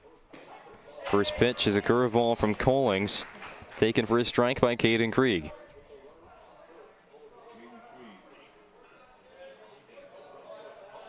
Oh, 1 pitch now. Krieg way ahead of another breaking pitch from Chase Collings. 2 quick strikes to Dickinson's cleanup batter. Collings set on the third base side of the rubber still. He always works out of the stretch. Tries a pickoff move. And get Damas at first base. Damas slides back in safely. Payoff pitch now comes home to Krieg. Williston, they are working the outside part of the play. This time the left-hand hitting Caden Krieg. Again, Janot set up in the other batter's box almost. 1 ball, 2 strikes. Janot sets up outside once again. Reaching for it is Krieg. Back to Collings, the pitcher, and Williston turns the double play. Flip to second base. Johnson was there to cover. Johnson on to first base, and Dickinson goes down in the 5th inning without scoring a run. You see the very end of it on the Ryan Family Dealerships replay. We had to break after 5 innings. Williston 3, Dickinson 3 on the PSP Network and KDIX 1230 AM. Dickinson. Whether you're looking for a full-service financial plan or planning for farm or business succession, Planning Team Financial Advisors is here to help you work toward achieving your financial goals. With locations in Bismarck, Garrison, and Center, our full-service team of professionals are dedicated to helping you work towards achieving your financial goals. Visit us online, planningteam.com. Securities offered through LPL Financial, member of Finrun Civic. Investment advisory services offered through New Edge Advisors LLC, a registered investment advisor. New Edge Advisors LLC and Planning Team Financial Advisors are separate entities from LPL Financial. At NCC, Northwest North Dakota is our backyard. The individuals and businesses who rely on NCC's services aren't just our customers. You're our neighbors, our friends, and our families. That's why we're committed to providing the high-quality internet, video, phone, and security systems you need to stay connected with the friendly, local service you deserve. NCC, making connections in Northwest North Dakota. A reminder that following the final out of this quarterfinal matchup between Dickinson and Williston in the Wda Baseball Tournament from Minot, we'll have the planning team financial advisors, Shots Crossroads post-game show, hand out some game awards, a Sport Clips MVP of the game, and Jobbers Move of the game. And we've got a Jobbers Move of the game nominee on the play that ended the bottom of the fifth inning. A double play turned 1-6-3 by the Williston defense with Caden Krieg at the plate. We start the top of the sixth inning with Jackson Janot at the plate for the Coyotes. First pitch is a strike from Jeremiah Gillick. He's gone five strong innings, allowing 3 runs on 6 hits. He's also struck out 5.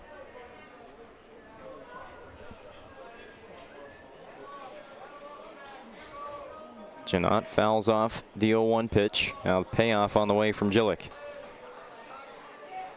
Wind blowing straight out to center field here at Corbett Field. Reaching for a low outside pitch was Janot. It's going to make its way a slow roller to second base. And coming up throwing was Camden Kubis. He will retire Janot, and that's the first out here of the sixth.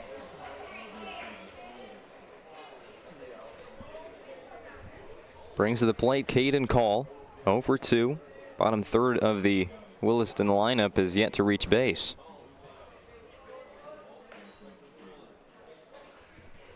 Strike 1 called. Gillick is another first pitch strike. We saw earlier on that was not the case for Gillick. He was pitching behind in the count to batters.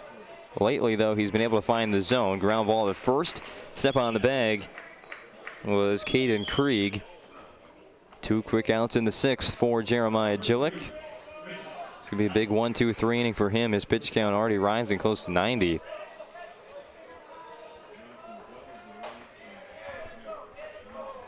Two outs in the inning for Bridger Johnson. Johnson checks his swing, holds for ball 1. The appeal verifies the check swing.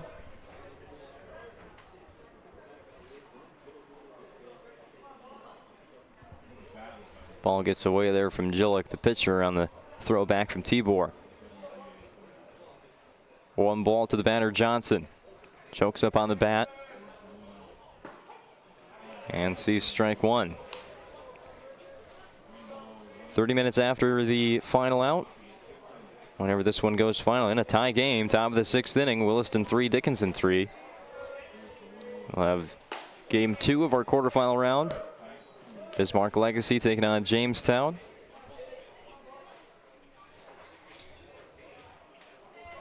Scheduled to start around 1:30, but I think we're going to be way ahead of that start time, as it's 12:18 here in the Central Time Zone. Already in the sixth inning of a 3-3 game between Williston and Dickinson. Count 3-1 to Bridger Johnson. Watches strike 2 go down the middle. Now he's got to be ready to hit. Full count. 2 outs, top 6. Still choked up on the bat. Gillick, deep breath, and the windup. Ground ball to third. Fielded by Jack Price. Throw is 2 steps ahead, but Johnson stepped on Krieg's foot, and Caden Krieg is still down at first base. He will get up limping to the Dickinson dugout, as Johnson did make contact with Dickinson's first baseman there as he was crossing the bag. But it's a 1-2-3 inning at the plate for Williston. Dickinson another chance to take the lead when we come back at the bottom of the sixth on the PSP Network and KDIX 1230 AM Dickinson. Whether it's getting an education, making priceless memories, learning to play, playing to learn, or simply getting where you need to go, the team at Ackerman Estvold has been behind these projects and countless others, developing critical infrastructure, valuable spaces, and even some good old-fashioned fun. Entrusted with the things you know, but delivering more than you may realize. Ackerman Estvold, trusted for decades and decades to come. Breathe in. I can't believe I wrecked my car. There's some things in life we can't control, but what's important is how we respond. At Jerome's Collision Center, they provide the highest quality of service, assuring the job gets done stress-free and making it feel like a breath of fresh air. And to give you peace of mind, they handle the insurance. Are you even a therapist? Don't worry about it. Jerome's, they're the experts. Jerome's.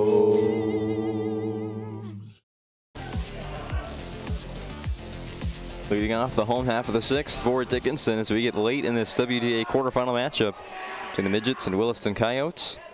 It's Colin Cheddar at the plate. See a ball and a strike now from Williston starter Chase Collings. Collings has dealt 5 innings so far, 4 of them scoreless. He's had 3 runs on 5 hits and has struck out 5 Dickinson batters. Struck out 4 his first time through the lineup. Since then, he's had to rely on the defense a lot more. Had early success with the curveball. Payoff pitch. Again, they're going to try and fire a ball outside, try and get a chase, but Dickinson has picked up on that.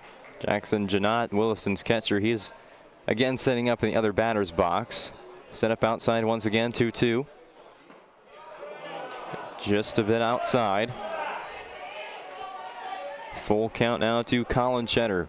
Again, getting into the very late innings of this quarterfinal game, and Cheddar swinging a miss, strike 3. 6th K of the day for Chase Collings. His 34th of the year. And he surpassed 30 innings this season now, as Williston's one of their top starters this year called upon to pick up a quarterfinal victory. And scoreboard, BNC National Bank scoreboard reads Williston 3, Dickinson 3.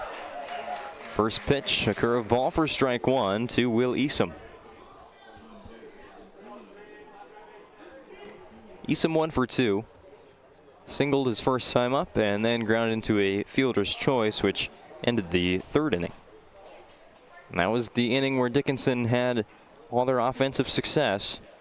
3 runs in that frame, which tied it, and we haven't seen any runs since then. Now as we're into the bottom of the 6th inning. 1-1 pitch from Collings to Will Easom, Dickinson's right fielder at the plate. Swings at a pitch inside and was way ahead of it, fouls off his front leg. Easom going to take a few steps out of the box. We're back to the weather we had in April when this season started. So it's not weather that these teams haven't played in, but usually at the end of May you expect for the postseason tournament to have at least some sun. We don't have it today, but just another added factor for these two teams. Chase Collings hits the strikeout. That's only out number 2, but he's running off the field after his 7th strikeout. Back-to-back Ks. Cheddar and Easom go down in the bottom of the 6th inning on strikes. That'll bring up Kyler Kuderna. Fly out to left, ground out to short. He's been a pull hitter for Dickinson. Pulls it again to third base. Quick ground ball, field and throw. It's high, but caught by Connor Ekblad. Jaden Iba makes the play at third base. A very quick 6th inning for Chase Collings on the mound and the Coyotes. Opportunity to take the lead at the top of the 7th inning in a tie game on the BNC National Bank scoreboard. It's Williston 3, Dickinson 3. We'll return after this commercial break. Great news! If you're looking for a new vehicle, Ryan Family Dealerships has the best selection we've had in years. You'll find fantastic offers from Nissan, Honda, Chevrolet, Buick, GMC, Cadillac, Chrysler, Dodge, Jeep, and Ram. Hold on. Ryan sells Chrysler, Dodge, Jeep, and Ram? Yes, we do, and we'd love to sell one to you. Visit one of our 5 convenient locations in Minot and Williston. Get your next vehicle from a name you know and trust. Ryan Family Dealerships. Nobody thinks about personal injury until it happens. But when injury strikes, so will your bills and the turmoil and everything you'll miss out on. It's a mess and you need someone to help it all make sense. That someone is Schweigert, Clemene, and McBride. We know the territory and the process, and we work smart and hard to get you results. It's easier to get back to normal knowing there's a team behind you. We're the ones the other side doesn't want you to call. We're on your side. We're Schweigert, Clemene, and McBride. Got a Serve Pro pitching change here in Minot with 24/7 emergency service and trained technicians using advanced technology and specializing in fire and water cleanup and restoration at Serve Pro. Pitching change for the Dickinson Midgets. Jeremiah Jillick's day is done after a 6-inning start. They'll turn it over now in the 7th to Jack Price. Price this year making his 4th appearance, all out of the bullpen. He's thrown 4 total innings. He's without a decision so far.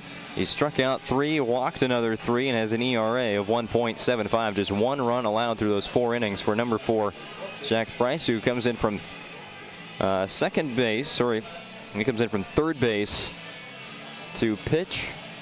Let's see where the rest of those defensive changes were for the Midgets. The new third baseman is Tyler Danborn off the bench, so might just be a straight switch there with Jillick going from pitcher to the bench. Yeah, that's still Kubas at second base. Everybody back where they were.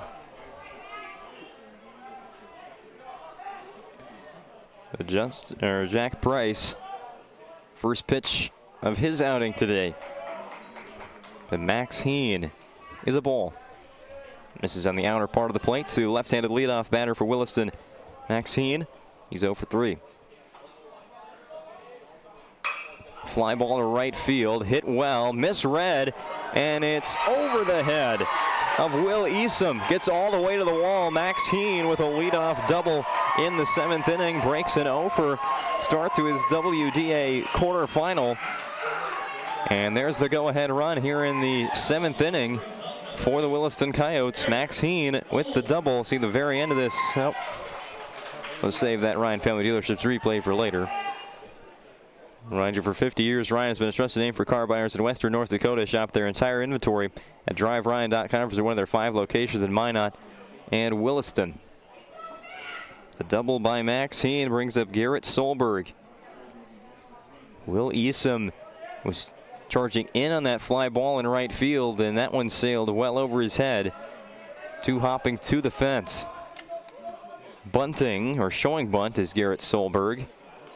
Pull back for strike 1. Dickinson had Caden Krieg, their first baseman,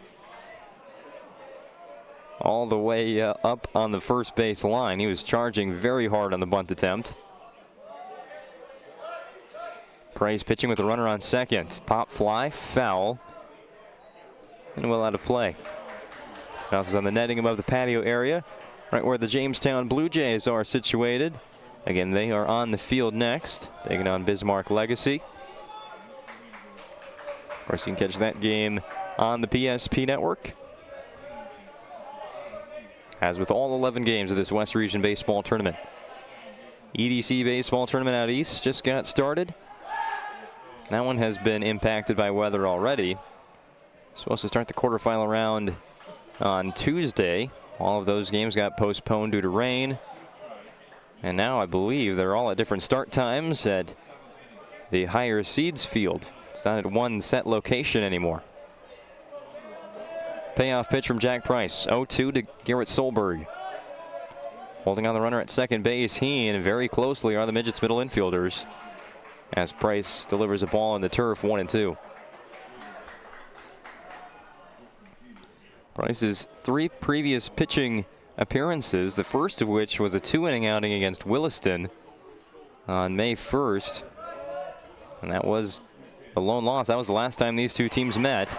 Called strike 3. Solberg is retired via the strikeout. First K of the day for Jack Price. 1 on, 1 gone in the top of the 7th inning for Connor Ekblad.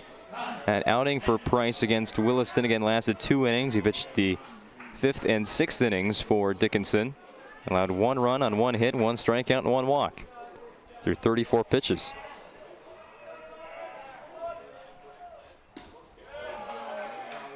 missing outside on the first offering to Connor Ekblad. It's 1-0. We'll see what Williston's plan is on the pitching side when they come back for the bottom of the 7th inning. 1-0 pitch bounces in the dirt, or the turf. There's no dirt there at home plate here at Corbett Field. 2 balls, no strikes to Connor Ekblad. Ekblad has been walked once, hit by a pitch, and singled. He's reached base all 3 times. 3-3 game here at Corbett Field. 2-0 count to Ekblad. Again low, blocked by Tibor. 3-0 count. And now the Midgets will intentionally walk Connor Ekblad. Put him on base for a 4th time. But now they got a pitch to Justin Ergens, cleanup batter for the Oats. 3 for 3, 2 singles and a double. Now a serve pro mound visit coming up by Dickinson's coach Pete Dobitz with 24/7 emergency service and trained technicians using advanced technology and specializing in fire and water cleanup and restoration at Serve Pro. We'll talk to his pitcher Jack Price and the infield situation here for Williston. Runners on first and second, 1 out, top of the 7th inning. Justin Ergens the batter, again 3 for 3. He singled in the 1st inning, doubled in the 3rd, and singled again in the 5th. He's reached base all 3 times. He's brought in a run as well. Scored once. So how do you pitch to the middle of the Williston order, which has done pretty much all of the damage? They've had 7 hits today. 5 of them coming from batters 3 through 5. Max Heen had 1 hit. That started out this inning with a double to right field. First pitch on the way out of the mound visit to Ergens. Here's a ball. Tibor slides and stops it.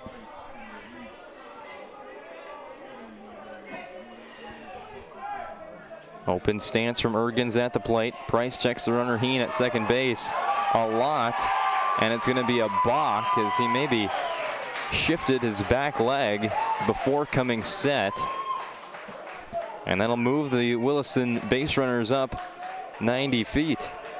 Heen to 3rd, Ekblad to 2nd on Jack Price's balk.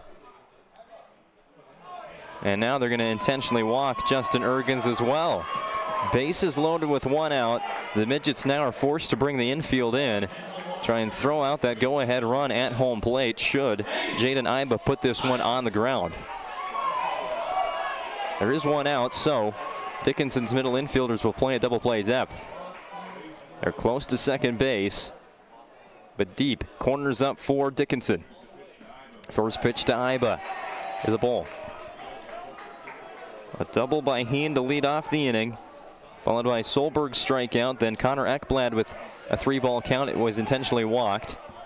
Ergens also intentionally walked as the runners move up on the balk. Called strike, even though Tibor did slide way to his right. Count even, 1-1 to Jaden Iba. Crunch time here in our first WDA quarterfinal between seeds 3 and 6. Ball on the turf, 2-1. Dickinson's reliever, Jack Price. He's thrown a 1/3 of an inning. It's his first inning of relief following Jeremiah Gillick's 6 innings. He allowed 3 runs on 6 hits. Walked 3. Pop fly right field. This time it will be caught in the air by Will Easom.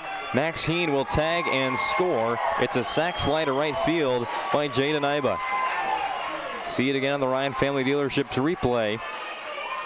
Easom didn't catch this one with his momentum coming home.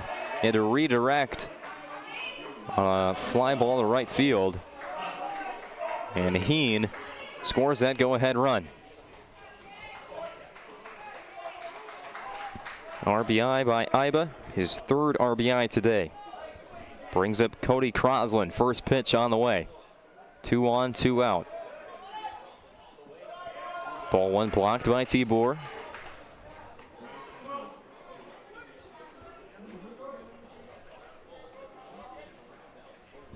Ekblad stays on second base. He does not tag to 3rd. First and second with 2 outs, top of the 7th inning. Your new score on the BNC National Bank scoreboard: Williston 4, Dickinson 3. Foul ball Off the end of the bat, caught by Tibor. Count 1-1 here to Crosland. Cody Crosland 0 for 3. Swing and miss, strike 2. Payoff pitch on the way from Jack Price. Dickinson knows they're going to need at least 1 run to tie this game when they come up to bat in the bottom of the 7th inning. Due up for them, Tibor, Kubas, and the top of the order, Jace Kovash. Low, 2 balls, 2 strikes.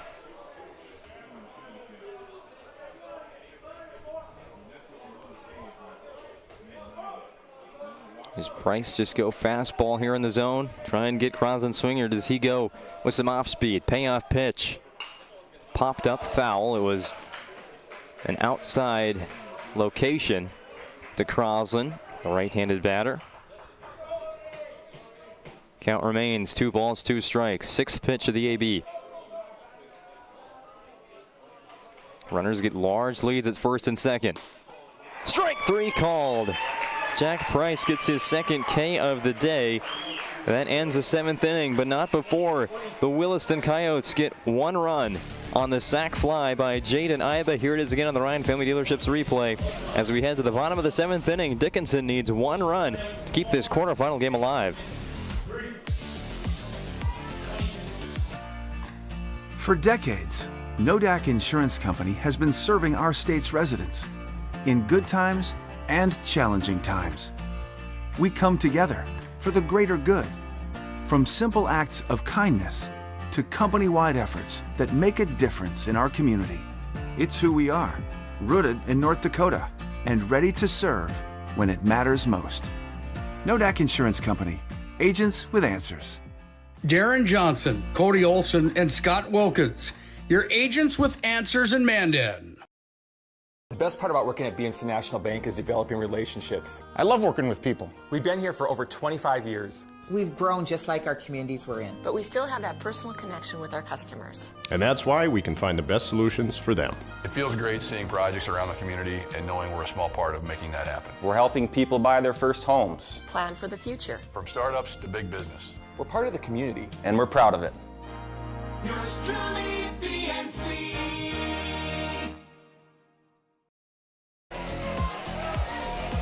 We reached the bottom of the 7th inning here from Corbett Field. WDA quarterfinal round between Williston and Dickinson on the BNC National Bank scoreboard. The Williston Coyotes jump out in front 4-3 following a sac fly in the top of the 7th inning by Jaden Iba. And now on to try and finish out the complete game win on the mound is Chase Collings, the starter for Williston. He came into this inning with 90 pitches. He'll face a pinch hitter to begin the inning for Dickinson. That's Kevin Olson. The count is 1-1 to the Midgets pinch hitter. The junior, foul ball straight back right in front of the Williston supporters in the Corbett Field grandstand off to my right. Dickinson's fans off to my left. Payoff pitch from Collings to Kevin Olson. Swing and miss, strike 3. Collings celebrates with the sword as he gets a swing and miss on the changeup to Kevin Olson.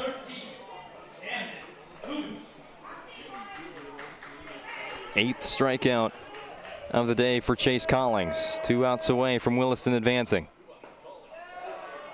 Again, a loss here for either team won't eliminate them. They'll get a loser out game tomorrow at 11 a.m. They win that, they get to the state qualifying game. Lose the loser out, obviously. Season comes to an end.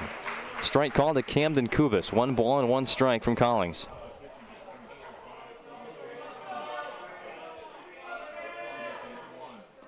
That's going to hit Kubas on the cleat.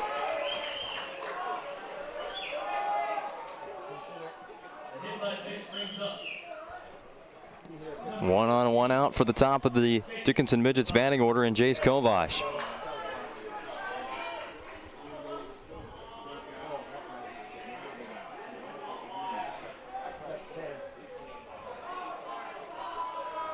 Pickoff move to first.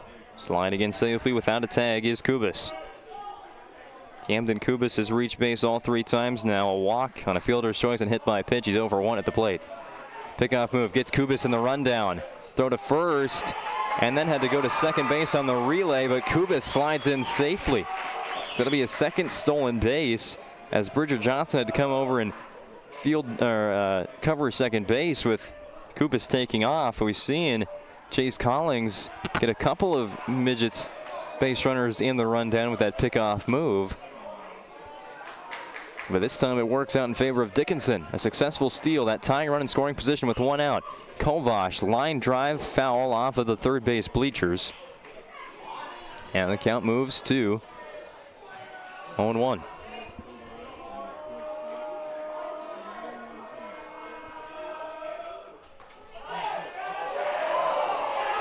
Ball one to Kovash. It was close. Coyotes thought that was strike two. Instead, count even to Kovash. He's 1 for 3 at the plate. Strike two called.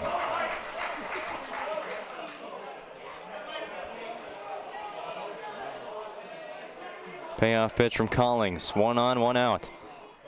Kovash. Oh, it's ball two. That looked to be the same spot as the last one. Collings gave quite the impression there. He thought it was strike three. 2-2. Ground ball to third. Fielded by Iba. And there's no throw. He was looking the runner, Kubis, back to second base. And Kovash runs out the infield hit.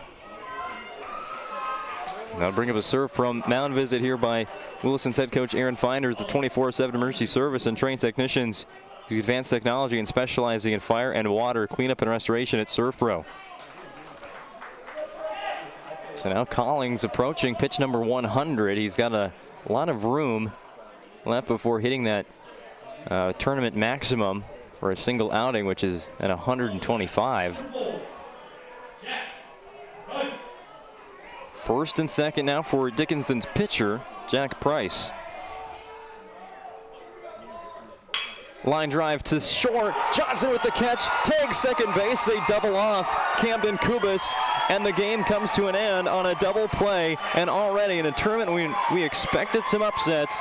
The 6th seed gets the first win in the first game over 3rd seeded Dickinson. Here it is one more time on the Ryan Family Dealerships replay. Line drive caught by Johnson, and Kubis was off and running with 1 out in the inning. And that is how this first quarterfinal matchup comes to a close. On the BNC National Bank scoreboard, your final, Williston 4, Dickinson 3. We'll be back on the PSP Network and KDIX 1230 AM. Dickinson with the Planning Team Financial Advisors Shots Crossroads postgame show back at 60. How would you like to turn this into this? With Shots Crossroads Fuel to Food Reward Program, you can. Here's how it works. Pick up a fuel tracker card from any of our C-store cashiers. Every time you fill up with gasoline or diesel, use the fuel tracker card to record your gallons. Once you reach 1,000 gallons, you'll be eligible for a $10 gift card to Shots Crossroads Restaurant. Start earning your rewards today at Shots Crossroads.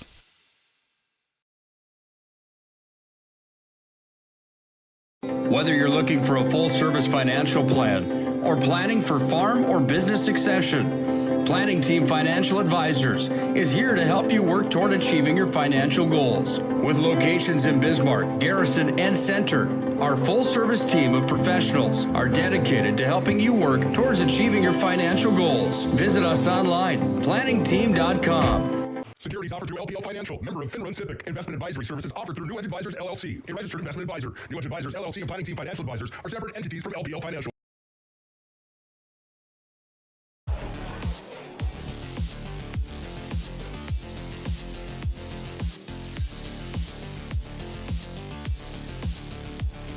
Oh, what a way to start this WDA baseball tournament in 2024. That score is wrong on your screen there on the PSP Network. All right, there it is. Williston 4, Dickinson 3 on the BNC National Bank scoreboard. This one has gone final. The Coyotes win on a game-ending double play. A line drive to Bridger Johnson at short. Camden Kubis was running off of second base to third on a ball that did not hit the ground. He is doubled off at second base, and the Coyotes pull off the win in game number 1 as the number 6 seed by a final score of 4-3. This is the Planning Team Financial Advisors Shots Crossroads post-game show. Whether you're looking for a full-service financial plan or planning for farm or business succession, Planning Team Financial Advisors is here to help you work toward achieving your financial goals. Visit them online at planningteam.com, helping clients work toward financial freedom. All right, let's take a look at how this game went, starting in the top of the first inning when it was the Williston Coyotes, the first team on the BNC National Bank scoreboard. Against Dickinson starter Jeremiah Gillick. Gillick retired the first 2 batters in the Coyotes order, Max Heen and Garrett Solberg, but then he would walk Connor Ekblad, bringing cleanup batter Justin Ergens to the plate. Ergens would advance Ekblad and reach base himself on a single, put runners on first and second. But then there was a wild pitch with Jaden Iba coming, or he was at the plate on the wild pitch, obviously. Iba would single up the middle and plate 2 Williston runs to take the first lead of the game. That's how the first inning would end for Williston, with 2 runs. They had the lead as Chase Collings came to the mound for his start. He went 1-2-3 in that bottom of the first inning, striking out 2 batters and getting Jeremiah Gillick to fly out to right field. Then the second inning was dominated by Jeremiah Gillick on the mound as he sent down the Coyotes 1-2-3, picking up his 3rd strikeout to end the inning, striking out Bridger Johnson. It remained a 2-0 lead for Williston after 2. Collings got into a bit of trouble in the bottom of the second inning, but Dickinson left runners on the corners with 1 out, and Williston held on to their 2-run lead. Move on to the top of the third inning. Williston again with 2 outs. They come through. Connor Ekblad with a single. He would score on Justin Ergens, his double.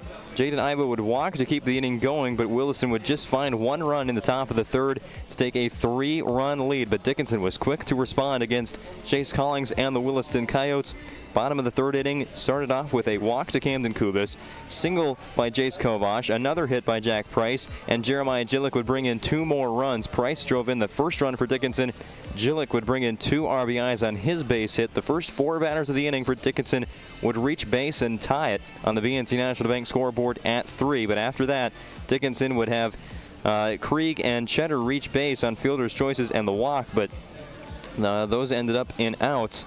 And the inning would end on Will Easom's ground into a fielder's choice. So the score was knotted up at 3 after 3, and then the pitchers really settled in. There was a couple of hits, a couple of walks here and there, got out of bases or runners on situations throughout the rest of the middle innings, but no scores for either side until the top of the 7th inning. Williston got a leadoff double from Max Heen, followed by a strikeout by Garrett Solberg.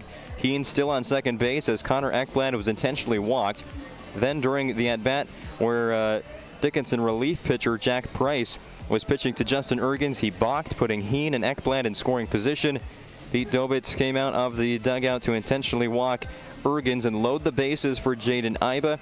Iba hit a ball to right field that would plate Max Heen on a sac fly, putting Williston up 4-3.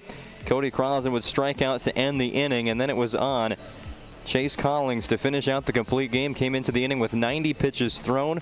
He struck out pinch hitter Kevin Olson, then hit Camden Kubis, putting that tying run on base for the Midgets. Jace Kovash would follow up with a single. 2 on for Dickinson, meaning the winning run was even on base with Jack Price at the plate. 2 on and 1 out, hit a line drive to short. Here it is on your Ryan Family Dealerships replay. Once again, a line drive to Bridger Johnson at shortstop, and Camden Kubis, well, you're going to see here very shortly on your screen, he started running on contact with 1 out, and Johnson heads up play, tags second base, doubling off the Dickinson base runner, and that is how this game came to an end with your final score: Williston 4, Dickinson 3. The Coyotes advance to the semifinal round tomorrow. They'll play Game 3 against the winner of Legacy and Jamestown. Dickinson will play the loser out game at 11 a.m. Central Time, 10 a.m. Mountain, against the loser, of course, of Legacy and Jamestown. The game coming up next here on Corbett Field. All right, that's the game recap. Once again, your final score: Williston 4, Dickinson 3. Time to hand out some awards here from game number 1, beginning with the Sport Clips MVP of the game. Sport Clips is the home to the MVP haircut experience. Nothing comes close to making you feel like an MVP quite like the MVP experience at Sport Clips. Check it online with a hairstylist today at sportclips.com or on their app. The MVP of this one, Chase Collings, threw an incredible game on the mound. Complete game win, an upset win for the Coyotes over third-seeded Dickinson, but at the plate, Justin Ergens was on another level. a 3-for-3 day. He reached base all 4 times. He would step up for the Coyotes offensively. 2 singles and a double. He drove in a run, scored a run, and was intentionally walked in the 7th inning, which put Williston ahead. He would load the bases in that go-ahead 7th inning for the Coyotes. Justin Ergens, your Sport Clips MVP of the game, going 3-for-3 with an RBI and a run scored at the plate. He also walked once as well. As for the Jobbers' move of the game, a couple good ones here for both sides. Williston turned 2 double plays, but the biggest one came in the 7th inning. It was the final out right here. We'll replay it again. Your Jobbers' move of the game. They focus on the details of the process without ever losing sight of the big picture with locations in Bismarck, Minot, Fargo, and Aberdeen. Also find them online at jobberswarehouse.com. The line drive to Johnson. Steps on second base to seal the win. You could just see there from Williston's reaction how much this win meant to them. Chase Collings, he was very energetic and amped up throughout the entire 7 innings on the mound. He would finish the day with, let's count him up one more time for good measure. 8 strikeouts on the day for Chase Collings in this one, in the complete game win against Dickinson. That is your Jobbers move against Storage move of the game. The game-ending double play turned by the Williston defense, and Bridger Johnson snags the line drive off the bat of Jack Price and doubles off Camden Kubas at second base. Well, that does it for just game number 1 today. We've got 3 more coming up on the PSP Network. Next up, Bismarck Legacy and Jamestown. But your final score for the final time in game number 1, the 6th-seeded Williston Coyotes 4, 3rd-seeded Dickinson 3. We'll be back shortly with the Valvoline and Oil Change pregame show ahead of quarterfinal number 2. Thank you for listening on the PSP Network and KDIX 1230 AM Dickinson. I'm Owen Patterson. We'll return after this short break on the PSP Network from Minot. This presentation on the PSP Network is proudly brought to you by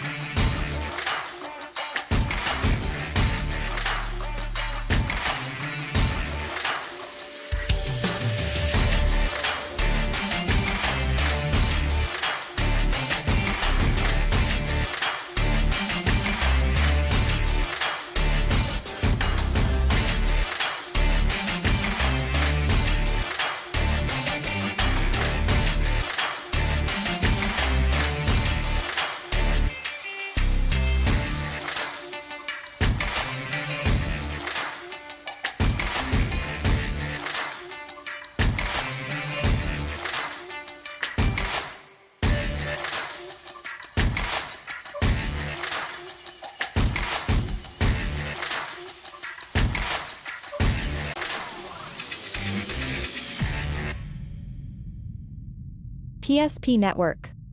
It's game day. When facing disaster, it's not just the things we lose, but the memories. But there's hope. ServPro, with decades of experience in Minot and Bismarck, is always ready. Our certified professionals don't just restore homes, they rebuild lives. Because to us, you're not just a client, you're family.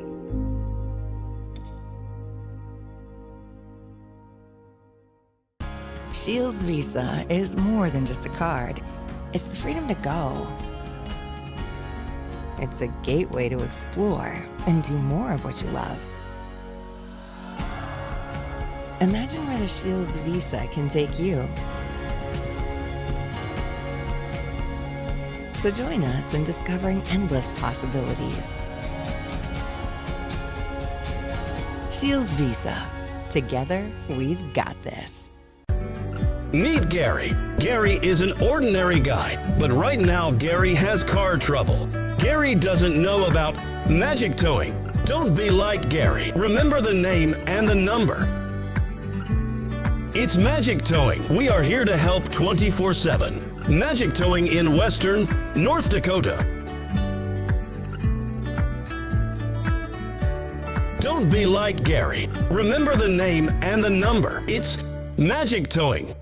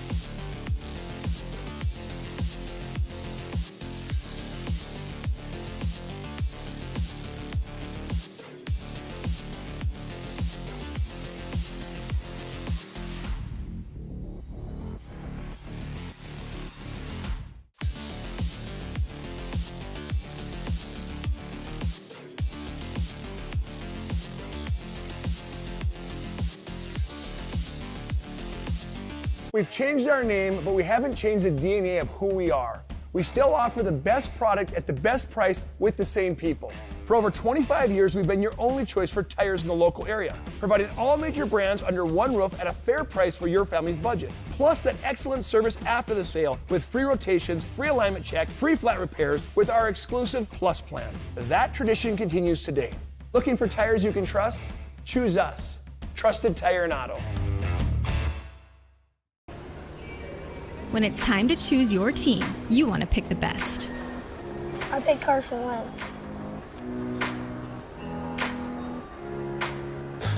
I pick Hunter Lipke. Where'd you come from? I was in football just like you. Always choose people you know and trust for your team, like your community bankers at First Western Bank and Trust. You can bank on us. For decades, Wda Insurance Company has been serving our state's residents in good times and challenging times. We come together for the greater good, from simple acts of kindness to company-wide efforts that make a difference in our community. It's who we are, rooted in North Dakota and ready to serve when it matters most. Wda Insurance Company, agents with answers. Darren Johnson, Cody Olson, and Scott Wilkins, your agents with answers in Mandan. You have built an amazing life by working hard and doing your job well. Delivering financial advice is what we do well. At Ameriprise Financial, our job is to use our skills, experience, and research to help you become more successful in today's economy. What we want you to walk away from each encounter with is satisfaction in knowing that together, we've done what we can to help you work toward a better future.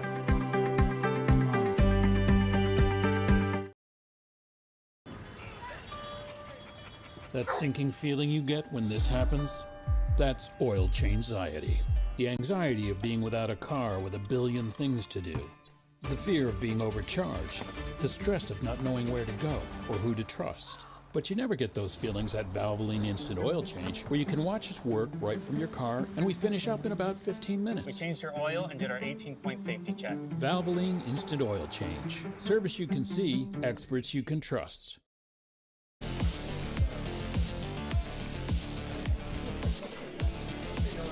Getting set for game number 2 of this WDA quarterfinal round from Corbett Field in Minot, North Dakota. Streaming live for free on the PSP Network YouTube channel. This baseball postseason began in the West region with an upset. The Williston Coyotes take down the Dickinson Midgets, a 6-3 upset in the quarterfinal round. Your final score, Williston 4, Dickinson 3 in that matchup. Well, now Jamestown, who started out their postseason with the play-in game win over Watford City, looking to do the same and beat the number 2 seed in this West Region tournament, the Legacy Sabres, who come in with an 18-11 overall record, but did finish the season in conference play 13-5. This is a Legacy team that has really played well in bursts throughout the season. They started the year 4-0, actually 6-1, with 5 of those games in non-conference play. The 2 wins came against Watford City earlier in the year. Faced some tough competition there in mid-April in Mandan and Devil's Lake out of the East. They played quite the non-conference schedule. Well, you take a look at what they did against EDC competition, a loss to Fargo Shanley, 2 losses to Devil's Lake, and they're also swept later on in the year by Fargo North, but they came and finished the season very, very well, splitting with Minot right here on Corbett Field. That was broadcast on the PSP Network. They also took 2 of 2 from the Williston Coyotes to really lock up that number 2 seed. And they also finished here with a non-conference win over the Bismarck Demons. So the Sabres come into this tournament with 4 wins in a row. And in the number 2 seed, they played Jamestown, who qualified again for this spot with a play-in game win over Watford City on Monday of this week. A 10-0 win over the Wolves. They dominated pretty much from start to finish. They scored their first runs in the bottom of the 3rd inning, and they put the run rule in effect in the bottom of the 5th, winning by a final score of 10-0 over 10th seeded Watford City. The end of the season was the best part of the season for Jamestown. The second half of the year, they would pick up 5 wins in their last 8 games, sweeping Bismarck St. Mary's, splitting with Bismarck High, splitting with Williston, and picking up a split over Dickinson. The only loss came in a suspended game that they had to make up later on the next day, losing by 1 run to the Dickinson Midgets to end their regular season. The start of the year a bit more difficult for the Blue Jays. After picking up the first win of the season against Bismarck Century, they'd split with the Patriots and then go on to lose 6 more games in a row before rebounding with 2 wins over the Watford City Wolves. This is a Jamestown team who also comes into this tournament playing their best baseball of the year, so we have a good matchup on our hands between 18-11 Bismarck Legacy and 9-12 Jamestown. Our Valvoline Instant Oil Change pregame show with timely services that won't slow you down and no appointment needed. It's a stay-in-your-car drive-through oil change. It'll take about 15 minutes at any of their service centers in Minot or Bismarck. Also find what Valvoline Instant Oil Change can do at VIOC.com. Back here at Corbett Field as we get set for game number 2 before we head to break and come back with our keys to the game, starting lineups, and more. Let's take a look at the bracket picture. Not updated from our game 1, but Dickinson, they drop to the loser out game number 1 with a 3-4 loss to Williston. The Coyotes are on to the semifinal round. Dickinson will play the loser of this matchup.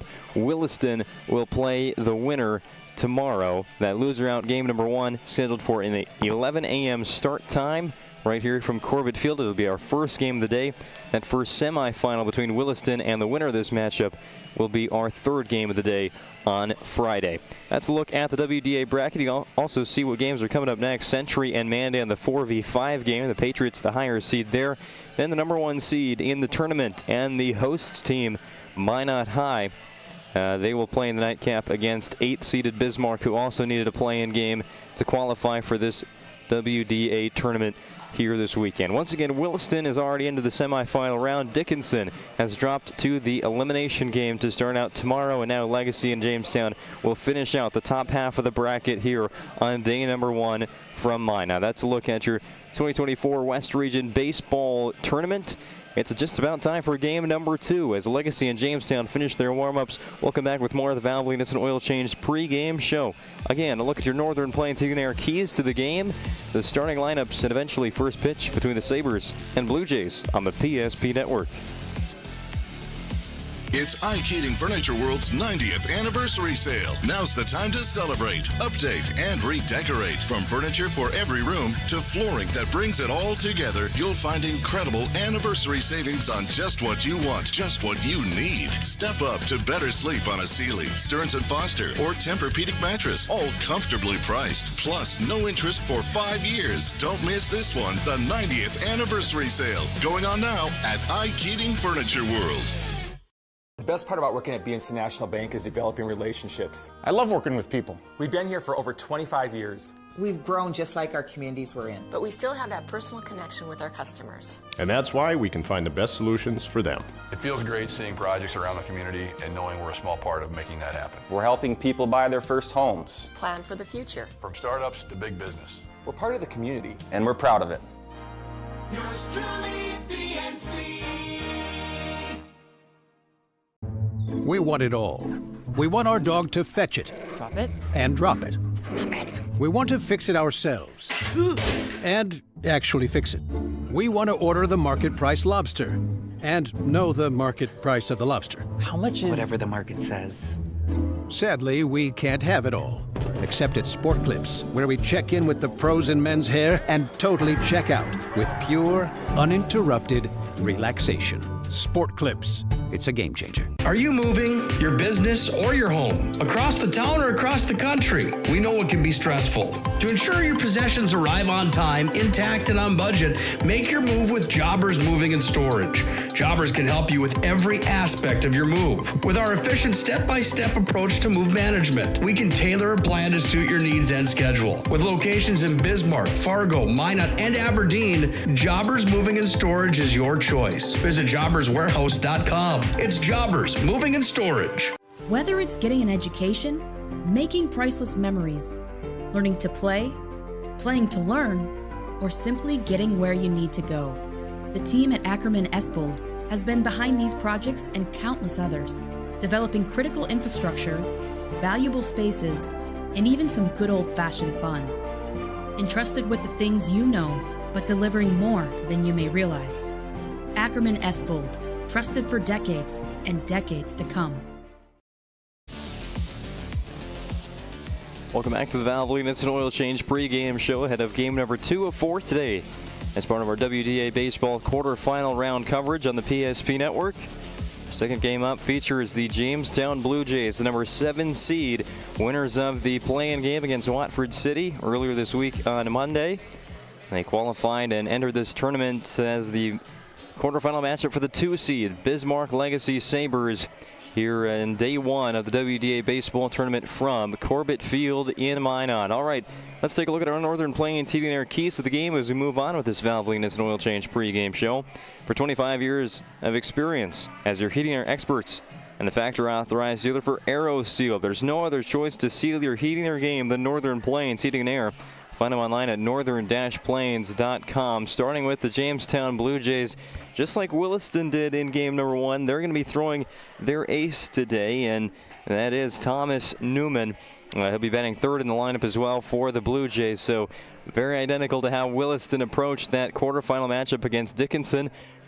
Well, it's a must-win in the quarterfinal round, throwing your ace for the tournament. Jamestown going for that day 1 win over Legacy, looking to set up a matchup in the semifinal round with the 6th-seeded Williston Coyotes. Jamestown is letting her rip here in game number 1 with their ace, Thomas Newman, on the hill. For Bismarck Legacy, don't fall in the trap like Dickinson did against a tough 6th-seeded Williston team. It wasn't errors that plagued the Midgets. They just got a tough battle from Williston. Legacy's got to expect the same from 7th-seeded Jamestown. The regular season matchup between these two teams went like this. The counter was swept by Legacy, but they were two very close matchups. A 6-4 win for the Sabres in game 1. Legacy needed a comeback after they were down 3-1 in the bottom of the 5th inning. The Sabres get 4 runs, 2 in the 5th, 2 in the 6th, to win that game by a final score of 6-4. The second game of that doubleheader went in favor of the Sabres by a 4-1 tally. They took the earlier lead. The game 2 pitcher for Legacy in that matchup was Jamison Johnson, who gets to start today. He threw 5 innings against the Blue Jays without allowing a hit or an earned run. He would strike out 7 in that matchup against Jamestown. Again, he gets the ball here against the Blue Jays in the quarterfinal round, but don't fall into the trap as the higher seed against the 7th-seeded Jamestown Blue Jays. Those are your Northern Plains Heating and Air keys to the game. Once again for Jamestown, it's must win with your ace on the hill. Trying to advance that semifinal round and get a first-round victory over Legacy, and on the other side for the Sabres. Don't fall into the trap as the higher seed. All right, starting lineups coming up next on the Valvoline Instant Oil Change pregame show. Well, why don't we give them to you right now ahead of the starting lineups here inside the ballpark. We'll start with the Jamestown Blue Jays. Their leadoff batter is the second baseman, Adam Sortland. Batting second and catching is Tyson Jurison. The pitcher, Thomas Newman, bats third. Jackson Colpin finds himself in the cleanup spot and playing third base. Designated hitter bats fifth, Caden Huckinson. Ethan Otley is the shortstop, batting sixth. Jake Moser will bat seventh and play first base for Jamestown. Right fielder batting eighth, Braxton Perkins. Derek Hadlewick is the left fielder and will bat ninth. Being DH4 and playing center field is Braden Heminger for the Jamestown Blue Jays. Again, a record on the season of 9-12 in conference play. They finished 8-10. 8-12 finished the regular season. Added another win with the play-in game victory over Watford City. For the Legacy Sabres, their leadoff batter is third baseman Lucas Vasey. Marcus Butts will bat second and start behind the plate. Ben Watson gets a start in right field defensively and will bat third. Cleanup batter playing first base is Drew Beasley. The pitcher will bat fifth. That's Jamison Johnson for Legacy. Isaac Lewis due up sixth, playing left field. Second baseman batting seventh is Cooper Miller. The DH in the eighth spot is Riker Zietz. Jared Frank starting in center field, rounding out the order in ninth. And being DH4 playing short is Harrison Johnson for the Bismarck Legacy Sabres, with a season record of 18-11, 13-5 in the West Region, your number 2 seed here in the WDA tournament. All right, we are just moments away from first pitch here in Corbett Field in game 2 of our quarterfinal round quadruple header. Thank you for joining us on the PSP Network. We're about to get started next after this commercial break. When property owners in Bismarck and Minot seek transformation, ServPro's construction program brings both vision and precision. From that very first hammer strike to the final touch of paint, our dedication remains unwavering. It's not just about remodeling, It's about legacy. In Minot and Bismarck, ServPro is your partner in transformation. We don't just build back, we elevate every space. Great news! If you're looking for a new vehicle, Ryan Family Dealerships has the best selection we've had in years. You'll find fantastic offers from Nissan, Honda, Chevrolet, Buick, GMC, Cadillac, Chrysler, Dodge, Jeep, and Ram. Hold on, Ryan sells Chrysler, Dodge, Jeep, and Ram? Yes, we do, and we'd love to sell one to you. Visit one of our 5 convenient locations in Minot and Williston. Get your next vehicle from a name you know and trust. Ryan Family Dealerships. This presentation on the PSP Network is proudly brought to you by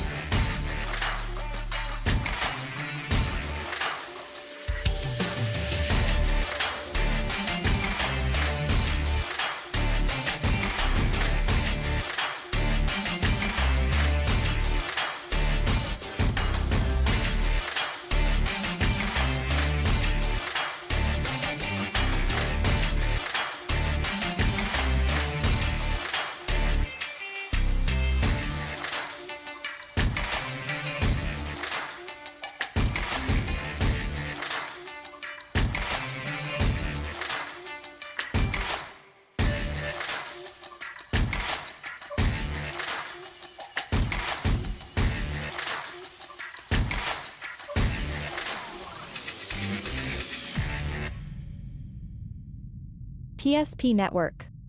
It's game day. That sinking feeling you get when this happens? That's oil change anxiety. The anxiety of being without a car with a billion things to do. The fear of being overcharged.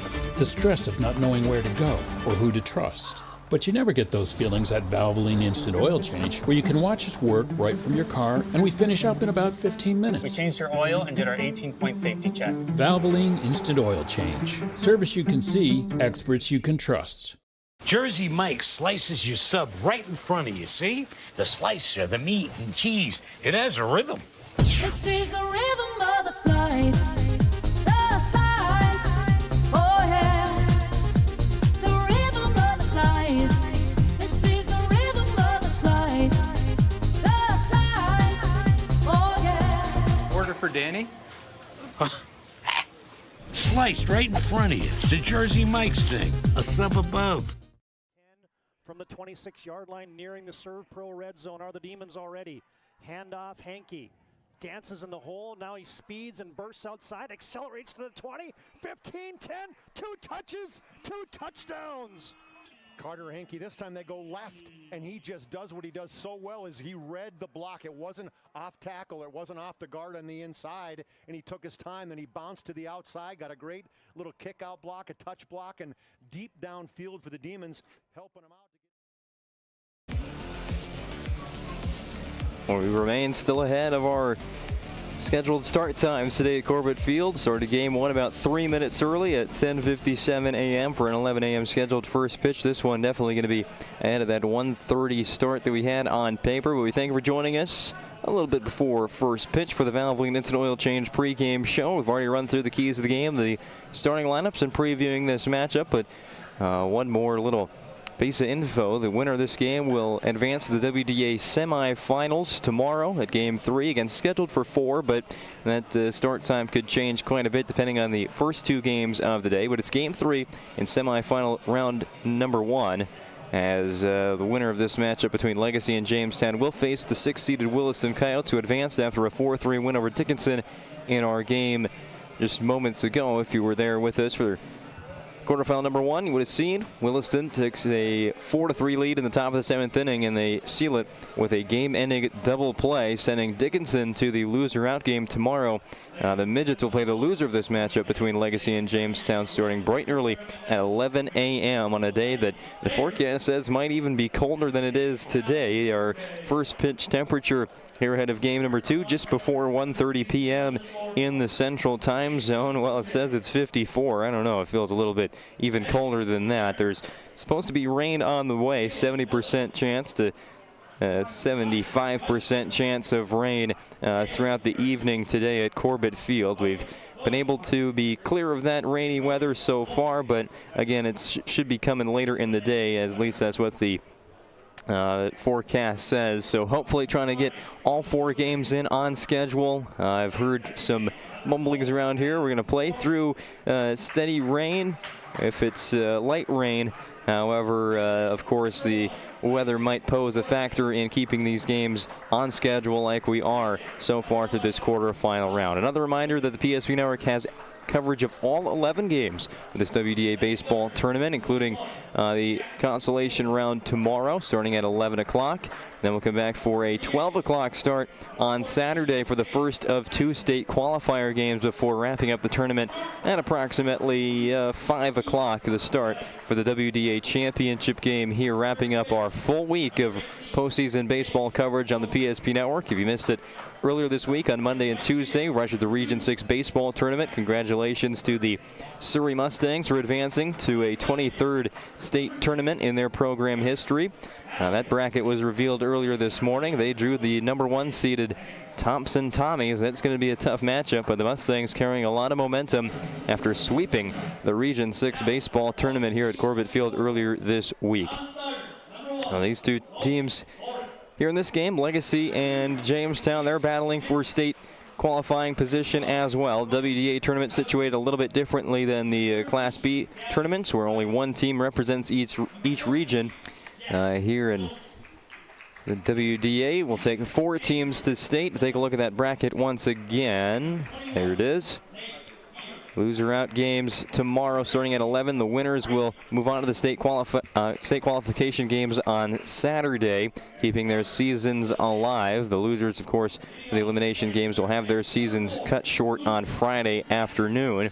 Semifinal round losers will then flip sides of the bracket to play the other half. So semifinal 1 loser will play the winner of loser out 2, for example, in the state qualifier game. And then, of course, the 2 teams that appear in the WDA championship will both qualify for the state tournament next weekend from Dickinson and DCB&T Ballpark. All right, starting lineups are complete here inside Corbett Field. One more quick break, and we will have first pitch on the way on the PSP Network. How would you like to turn this into this? With Shots Crossroads Fuel to Food Reward Program, you can. Here's how it works. Pick up a fuel tracker card from any of our C-store cashiers. Every time you fill up with gasoline or diesel, use the fuel tracker card to record your gallons. Once you reach 1,000 gallons, you'll be eligible for a $10 gift card to Shots Crossroads Restaurant. Start earning your rewards today at Shots Crossroads.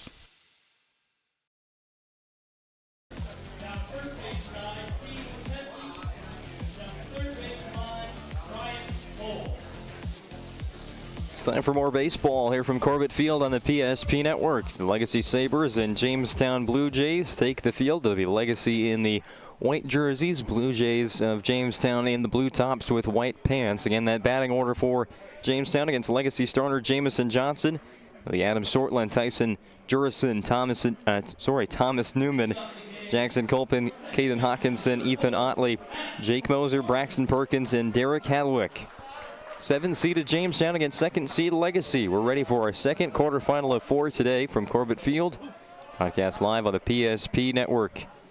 Adam Sortland in the box, and we are set to go. First pitch from Jamison Johnson is grounded up the middle for a base hit. 1 pitch, and Adam Sortland is on base. Very early Ryan Family Dealerships replay. For 50 years, Ryan has been a trusted name for car buyers in western North Dakota. Shop their entire inventory online at driveryan.com for one of their 5 locations in Minot or Williston. Adam Sortland getting the Blue Jays going right away against a legacy left-hander Jamison Johnson. First pitch now to Tyson Jurison. He's blocked in the dirt. Ball 1. Legacy's defense, Marcus Butts behind the plate. Getting the start at first base is Drew Beasley. At second, Cooper Miller. The shortstop is Harrison Johnson. Lucas Vasey is at third base. He's on the edge of the infield turf, the green infield turf. As that's ball 2 to Juris in the outfield for the Sabres. From left to right, Isaac Lewis, Jared Frank, and Ben Watson. Jurison batting with a 2-0 count. Pitch gets away from Butts, having a tough time tracking down where it was. And rounding second base is Sortland, but he'll stay there on the wild pitch.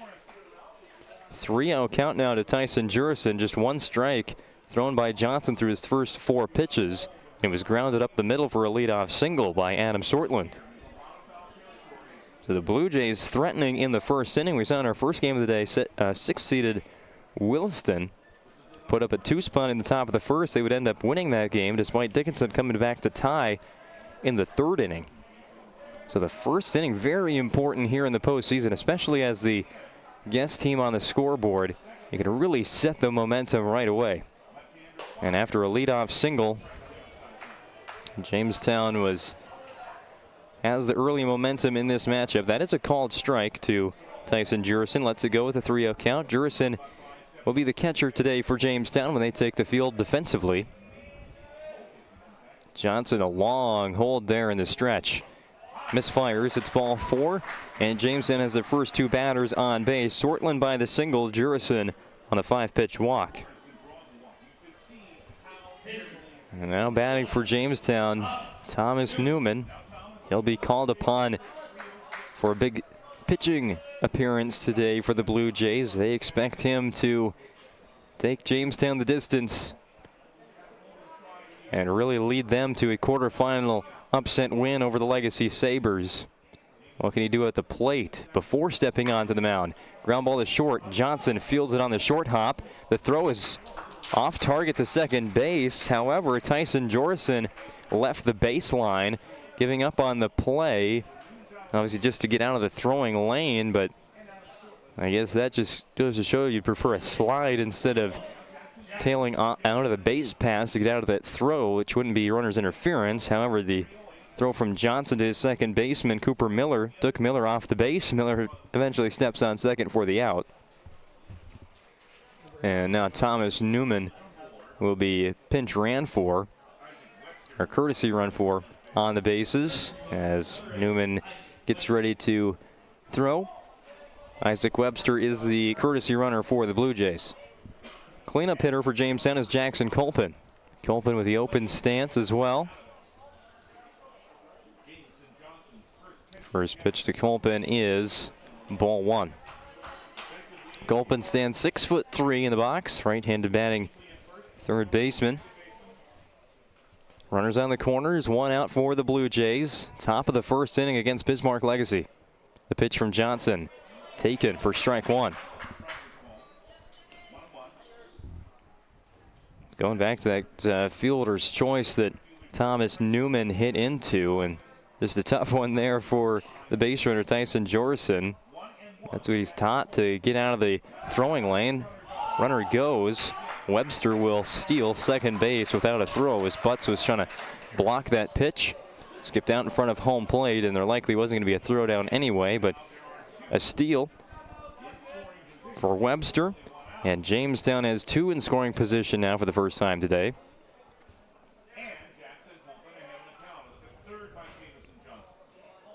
2-1 pitch from Johnson. Way ahead of it was Jackson Colpin. Brings the count to 2-2. Oh, thank you fans for tuning in on the PSP Network today. Now we got a couple more people filing in as we just hit our scheduled start time. That's a line drive to left center field. It's going to get down. Jamestown's going to bring home the first run on the BNC National Bank scoreboard. It gets away from the cutoff man, Harrison Johnson, and Jackson Colpin with the heads-up play will advance to second base on that cutoff throw in. Here it is on the Ryan Family Dealerships replay. Finds a home in left center field, and one base at a time goes Sortland and Webster, but thinking about two was Jackson Colpin. So the batter and base runners trade positions. It's 1-0 Jamestown on the BNC National Bank scoreboard with Caden Hawkinson at the plate. Pitch misses up high for ball one. Your life is busy. That's why they'll make managing your money easy with locations in North Dakota, Minnesota, and Arizona. Visit BNC Bank online at bnc.bank. And now with a 1-0 count before throwing the second pitch of this at-bat to Caden Hawkinson, we're going to get a Serve Pro mound visit from the Legacy's dugout. Just 9 pitches thrown in the inning by Johnson. Just working on his mechanics here mid-game. This is a Serve Pro mound visit. Like I said, 24/7 emergency service and trained technicians using advanced technology and specializing in fire and water cleanup and restoration at Serve Pro. Serve Pro mound visit is complete. Infield back to their spots. Jamison Johnson back atop the mound. 1 out in the inning. That came on a fielder's choice. A ground ball to Harrison Johnson at short. Took Cooper Miller off of second base, but Tyson Jorson was out of the base paths. 1-0 count to Hawkinson. Working the outside part of the plate is Johnson for the called strike. Now the Blue Jays, the first on the board. A 1-run lead that worked for Williston in game 1 of this tournament. The Jamestown Blue Jays keep this lead throughout the rest of the way. Of course, a lot of baseball left to play, but they've got a lot of confidence in their starting pitcher, Thomas Newman, who was taken off the base pass for a courtesy runner. They get ready to throw a big game today for Jamestown. Payoff pitch from Johnson, swing and a miss, strike 3. Hawkinson retired on the strikeout. First K of the day for Jamison Johnson. There's 2 on and 2 gone for Ethan Otley. Otley, who bats 6, will play shortstop defensively for Jamestown High School.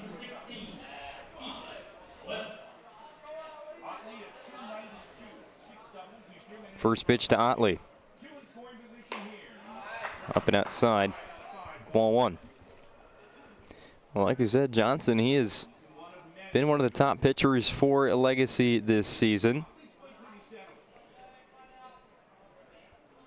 Against Jamestown through a 5-inning no-hitter against the Blue Jays in game 2 of that doubleheader, which Legacy won 4-1. The 1 run was allowed by Legacy, was unearned as Johnson walked 4 batters. 1-1 count to Otley. It is ball 2. It's just a little low. Blue Jays with runners on second and third base in the first inning, looking to make all of those base runners count if they can early on against second-seeded Bismarck Legacy. It'll be ball 3 as Butts has to block another pitch. Otley going to be patient here in the box with Jake Moser on deck.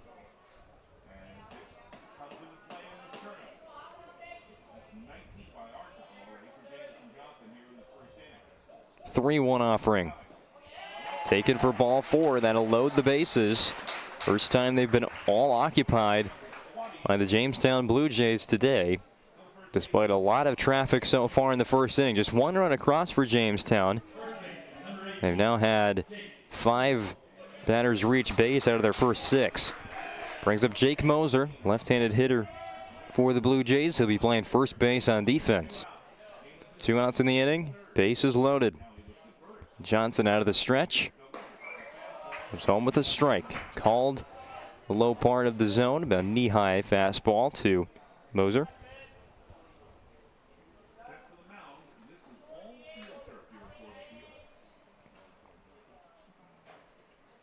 Johnson comes back with the 0-1. Kicks and fires. It's ball 1 to Jake Moser. Already a batter number 7 in Jamestown's lineup. Straight up defense for the Sabres. They are a pretty clean defensive team. Strike 2 is called, as Moser was not going to reach that outside strike.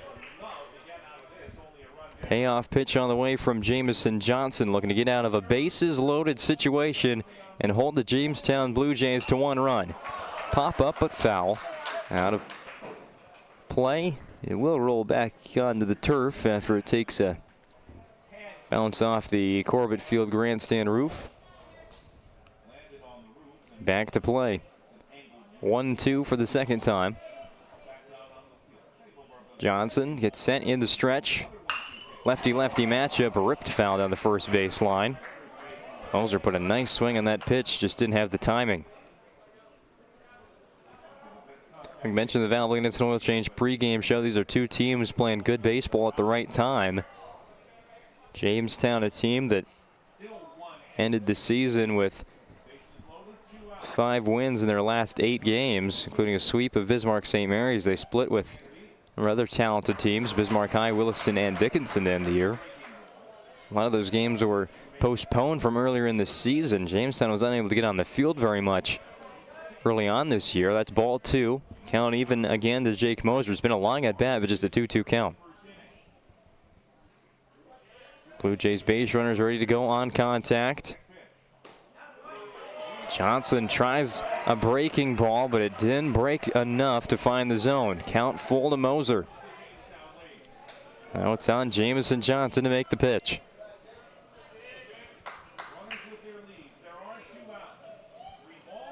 Already over 20 pitches this inning for Johnson. Moser, a ground ball. It'll roll on the line, but curve to the right and go foul before it's picked up by first baseman by the Sabres, Drew Beasley. Jamestown didn't have a game. They had 1 game this year, 1 doubleheader. It was against Legacy between April 12th and May the 3rd. All those games had to be rescheduled sometime. It was in the last week of the regular season. A busy one for Jamestown. They ended up taking 3 out of 6. Swing and a miss. Johnson gets the strikeout, his second K of the day. And the Blue Jays strand the bases loaded, but they get the game's first run on the BNC National Bank scoreboard. It is Jamestown 1, Legacy coming to bat in the bottom of the first. The best part about working at BNC National Bank is developing relationships. I love working with people. We've been here for over 25 years. We've grown just like our communities we're in. But we still have that personal connection with our customers. And that's why we can find the best solutions for them. It feels great seeing projects around the community and knowing we're a small part of making that happen. We're helping people buy their first homes. Plan for the future. From startups to big business. We're part of the community. And we're proud of it. Yours truly, BNC. Are you moving your business or your home across the town or across the country? We know it can be stressful. To ensure your possessions arrive on time, intact, and on budget, make your move with Jobbers Moving and Storage. Jobbers can help you with every aspect of your move. With our efficient step-by-step approach to move management, we can tailor a plan to suit your needs and schedule. With locations in Bismarck, Fargo, Minot, and Aberdeen, Jobbers Moving and Storage is your choice. Visit jobberswarehouse.com. It's Jobbers Moving and Storage. Here's a look at the Bismarck Legacy batting order as they come up to hit for the first time in this WDA baseball tournament. They led off by Lucas Vasey, the third baseman, then Marcus Bunce and Ben Watson in the top third, due up in the first inning against Jamestown starter Thomas Newman. The rest of the lineup for the Sabres: Drew Beasley, Jamison Johnson, Isaac Lewis, Cooper Miller, Riker Zietz, and Jared Frank. Zietz, the designated hitter, in the 8th spot. This is a Legacy lineup that is powered by the top of their order. We saw it earlier this season on the PSP network when they came down to take on Minot High, and throughout the year they've been dependent on some early offense from the likes of Vasey, Butts, Watson, and Beasley. First pitch from Newman is a ball. Second one is grounded right to Vasey's head coach, Jay Streeter, who's well outside the third base coach's box. It's in shallow left field. 1-1. Newman working very quickly atop the hill. Fires home, ball 2. Tall right-handed pitcher for Jamestown, Newman. He is regarded as their ace. Vasey with another ground ball, a bit ahead of Newman's pitches here in his first plate appearance. Get to the Blue Jays defense after this at bat. 2 balls, 2 strikes. Vasey late to decide whether he was swinging or not. Flies the ball to right field, and over to make the catch is Braxton Perkins for the Blue Jays. 1 up, 1 down, retired by Thomas Newman. The rest of the Jamestown defense looks like this. Tyson Jurison is the catcher. Jake Moser patrolling first base. Second baseman's Adam Sortland. Ethan Otley is at short. The third baseman is Jackson Colpin. Left, right in the outfield, Derek Hadlewick, Braden Heminger, and Braxton Perkins, who just made that last play. First pitch on the way to Marcus Butts. It's a called strike. Newman keeping it in the zone early on. That's kind of his game as a pitcher. Works in a nice fastball. And that one's going to just miss. 1-1 the count on Marcus Butts.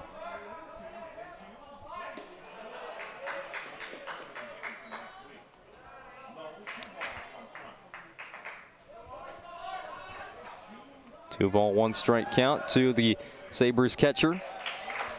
Called strike 2. Division II baseball commit to the University of Mary, Marcus Butts at the plate.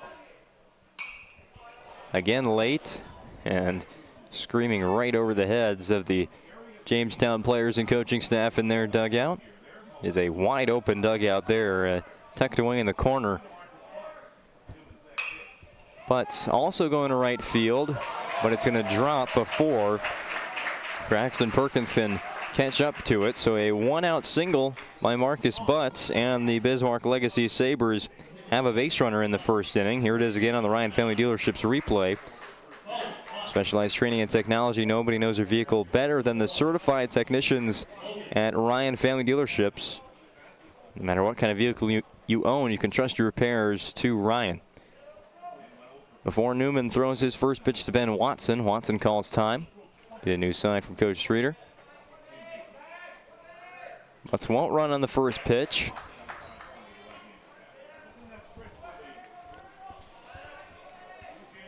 It's a strike to Watson. Quickly again is Newman. Strike on the outside part.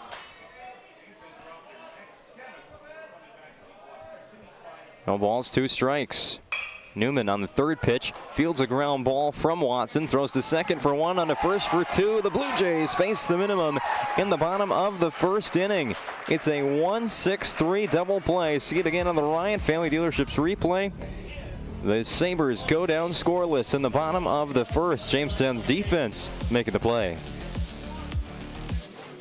Shields Visa is more than just a card. It's the freedom to go. It's a gateway to explore and do more of what you love. Imagine where the Shields Visa can take you. So join us in discovering endless possibilities. Shields Visa. Together, we've got this. The trick to throwing well is knowing where you want the ball to go. Like how the local bankers at First Western Bank and Trust take the time to learn about you and recommend the banking services like online banking or personal loans that keep your goals on target.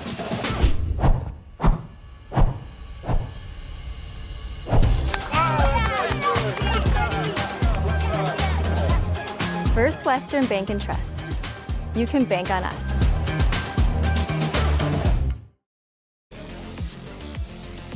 This broadcast of the WDA Baseball Tournament on the PSP Network is brought to you by Planet Pizza. Serving the Magic City for over 25 years. There's no pizza like it. Call now at 701-852-1700 to place an order. Try the Blue Buffalo or plain cheese at Planet Pizza. Proud sponsor of the PSP Network and our mission of promoting local athletes. 1-0 score on the BNC National Bank scoreboard. Jamestown took the lead in the top of the first inning against Bismarck Legacy starting pitcher Jamison Johnson. Johnson back out there to start the second inning, and he begins with a strike to Braxton Perkins. Penciled in 8th in the Jamestown lineup today. Swings and misses at the 0-1 offering. He's late on it. 0-2. It'll be Perkins, Hadlewick, and then the leadoff man, Adam Sortland. Led off the game with a single due up here in the top of the second for the Blue Jays. Ball on the turf gets away from Marcus Butts. No problem. There's no runners on base. A waste by Johnson. 1 ball, 2 strike count. And the winner of this game will play Williston in the semifinal round. The loser face Dickinson, number 3 seed in the tournament, in a loser-out game tomorrow morning at 11 a.m. Well, both of those games on the PSP Network. Count even 2-2 to number 2. Perkins being patient. He's worked all the way back from down 2 strikes to fill the count. Johnson again forced to make the pitch here. He walked 2 batters in the first inning. Foul ball from Perkins, putting up a good fight. First inning for Jamestown, they had 1 run on 2 hits. They were walked twice. It was a Newman reach on a fielder's choice, but just 1 run across, leaving the bases loaded. Pitch inside, but it's a called strike 3. 3rd K of the day for Jamison Johnson. That's how he ended the first inning, with a strikeout of Jake Moser. Starts the second inning with a strikeout of Braxton Perkins. A backwards K as Perkins goes down looking. Brings up Derek Hadlewick. Hadlewick shoots one to center field. 2 steps in and the catch made by Jared Frank. That's the second out of the inning. And it's the top of the order already for Jamestown. Adam Sortland, 1 for 1 with a single. He steps in. The bright pink bat.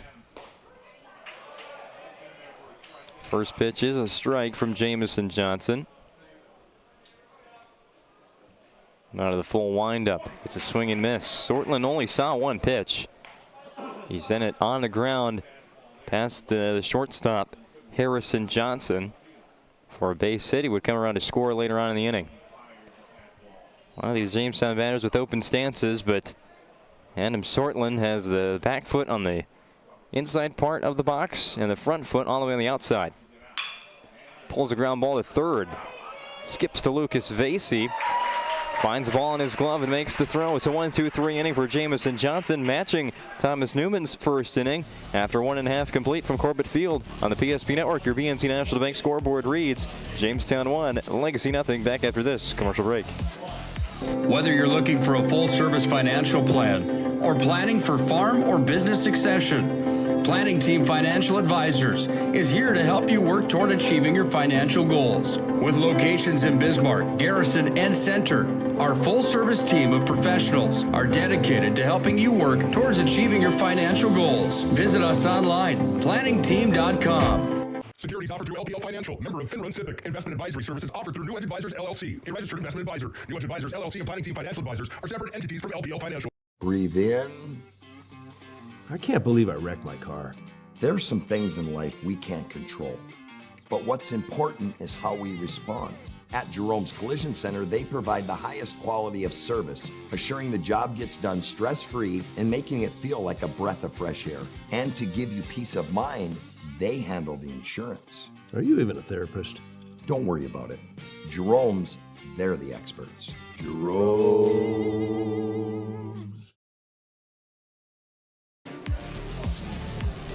Coming up later today on the PSP Network, our second half of quarterfinal games of the WDA Baseball Tournament.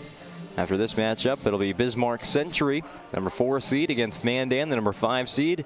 And in the nightcap, Minot High, the host team of this tournament, playing on their home field as the number 1 overall seed in the West region against 8th-seeded Bismarck High. So got 2 games to go, plus about 6.5 innings, 5.5 innings here from Corbett Field in the second quarterfinal matchup between Jamestown and Bismarck Legacy. First pitch of the inning from Thomas Newman is a ball. He's facing Drew Beasley.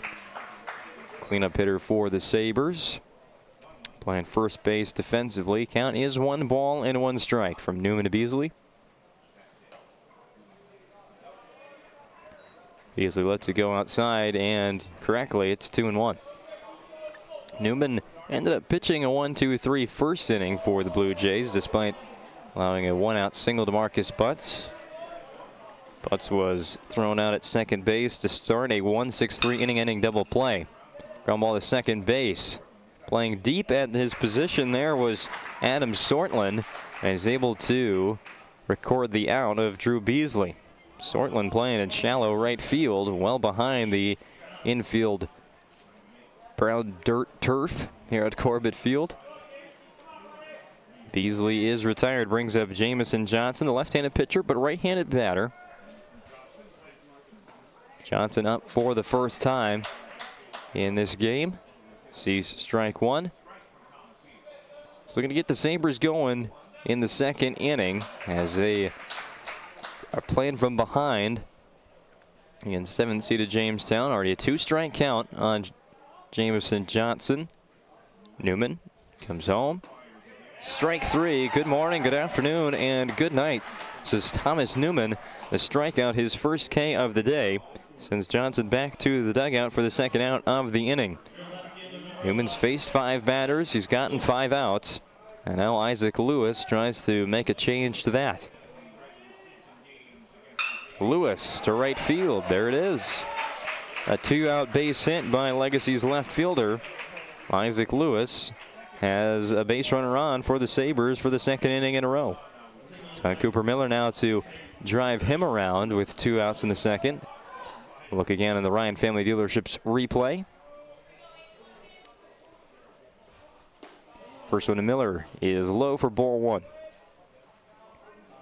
And he said in the first inning, Newman, he bumps fastballs in the zone, tries to get ahead of batters early on. We saw that with Johnson, and there on that pitch to Cooper Miller, maybe a changeup. Looked like a change of speed from Newman, but is a called strike to Miller. He's get ahead of batters early on. Isaac Lewis looked like he was taken off for second base. Instead, fakes out the catcher for Jamestown, Tyson Jorison, and slides back to first base. 2 strikes, though, on Cooper Miller. Miller will ground one to third base. 2 hops to Jackson Colpin, who flips to second for the third out. Another quick inning in defense for the Blue Jays. They preserve a 1-run lead for the time being. Try to add 2 in the top of the third on the PSP Network. Many of our clients come to us already accomplished in their lives and on the right track. However, whether it's in response to a life-changing event or you are nearing retirement, you can sleep well knowing that together we have planned for both life's opportunities and challenges. And no matter what happens, we are here to help guide you.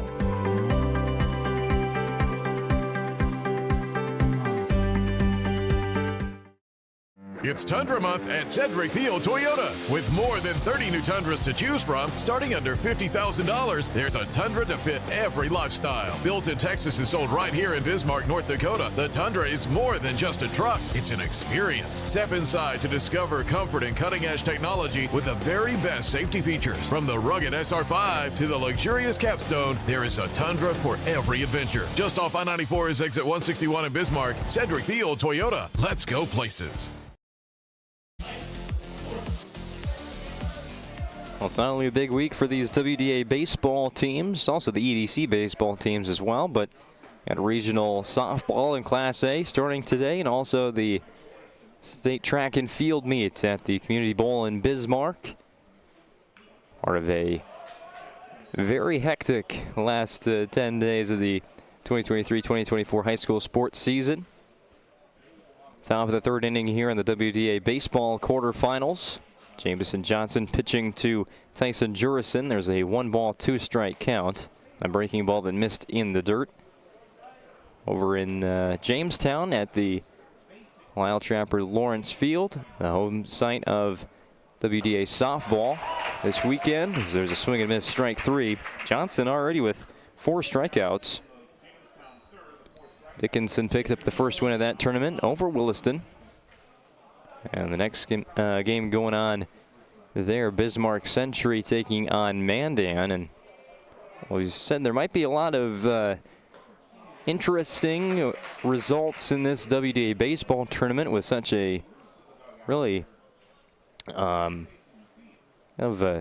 ever-changing field, it seemed like, throughout the entire season. Some teams just get hot at certain times. Very competitive tournament on the baseball side. Softball, maybe you won't see as much parity, but there's a group of 3 or 4 teams at the top that are really going to be battling for that WDA championship. Like the Dickinson Midgets, Jamestown Blue Jays, Manheim Jets, and even Mandan in there as well. Called strike 3 to Thomas Newman. 5th K of the day for Jamison Johnson, and there's 2 gone in the top of the third. Well, Jamestown struck for 1 run in the top of the first inning. Since then, Jamison Johnson is walked Otley, struck out Moser, pitched a 1-2-3 second, and now 2 outs to start the third inning. Facing Jackson Colpin, who struck out in the first, is lone at bat today. This would be ball 2 to Colpin.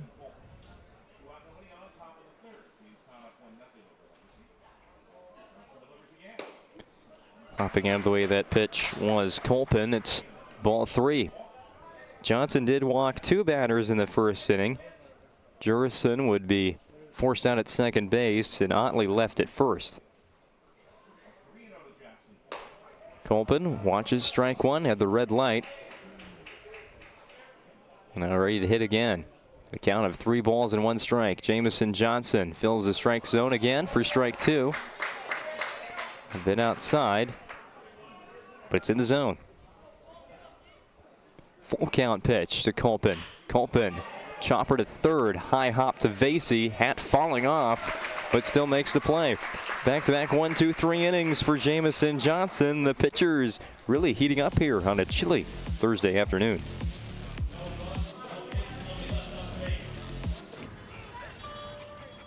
That sinking feeling you get when this happens? That's oil change anxiety. The anxiety of being without a car with a billion things to do. The fear of being overcharged. The stress of not knowing where to go or who to trust. But you never get those feelings at Valvoline Instant Oil Change, where you can watch us work right from your car, and we finish up in about 15 minutes. We changed your oil and did our 18-point safety check. Valvoline Instant Oil Change. Service you can see, experts you can trust. At NCC, Northwest North Dakota is our backyard. The individuals and businesses who rely on NCC's services aren't just our customers. You're our neighbors, our friends, and our families. That's why we're committed to providing the high-quality internet, video, phone, and security systems you need to stay connected with the friendly, local service you deserve. NCC, making connections in Northwest North Dakota. This presentation of high school baseball on the PSP Network is brought to you by Roger Ward Moving and Storage, proudly helping the region with their moving and storage needs since 1942. Find them online at RogerWardMovingandStorage.com to schedule a move or to find a quote. That's Roger Ward Moving and Storage. First pitch to the bottom of the third inning is a called strike from Thomas Newman to Riker Zietz. Swing and miss for strike 2. Zietz with a pop-up foul. Legacy got another base runner on in the second inning, as they did in the first. However, they were unable to move him past first base. Another high hop off the turf that was a tough play no matter what Adam Shortland was trying to do. Took it on a short hop, but knocked it down. It'll be an infield hit for Riker Zietz.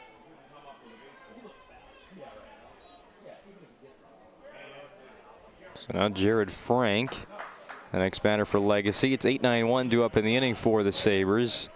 Lucas Vasey is on deck. Jamestown playing the bunt. Frank will lay it down to the pitcher. It's bobbled by Newman, and he can't pick it up off the turf. So that one should go down as an E1. Jared Frank with the successful bunt. And there's 2 on with nobody out as the Sabres hope this is the inning they can tie or even take the lead on the BNC National Bank scoreboard, trailing Jamestown 1-0. First pitch to Vasey. Watches one go by for ball 1. Vasey flew out to right field to lead off the home half of the first for Legacy. 1-0 pitch from Newman out of the stretch.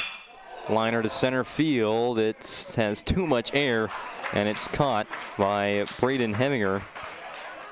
Vasey, a hard hit baseball to center field. It just couldn't find the turf. 1 down in the inning. Double play in effect for the Blue Jays. They turned to double play to get out of the first with a runner on and 1 out. Now with 2 on and 1 out, hoping for the same luck defensively. First pitch to Marcus Butts. It's going to get only slightly behind the catcher. Tyson Jorson, throw down to third. He rifled it to Jackson Colpin, but the tag just not in time. As swiping third base is Riker Zietz, and will go down as a pass ball instead of a steal. 1-0 pitch. Hit to third, but foul. Right to Coach Streeter in the third base box for Legacy.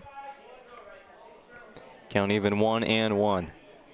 Marcus Butts did get on with a base hit in the bottom of the first. However, he was forced out at second base during that inning double play. Foul ball the other way over the grandstand. He'll be rolling back into the Jamestown dugout here shortly.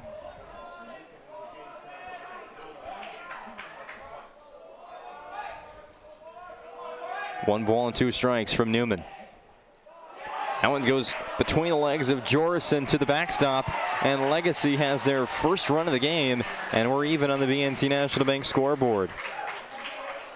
With locations on North Dakota, Minnesota, and Arizona, BNC National Bank provides you with banking and wealth management services for your business and family. Visit BNC Bank online today at bnc.bank. The wild pitch goes right underneath the glove and between the legs of Tyson Jorison, plating Legacy's first run. Butts pops one up on the infield. Shortstop for the Blue Jays is there. That's Ethan Otley. Butts pops out to short. Runner on third, the go-ahead run for Legacy with 2 outs, and Ben Watson at the dish.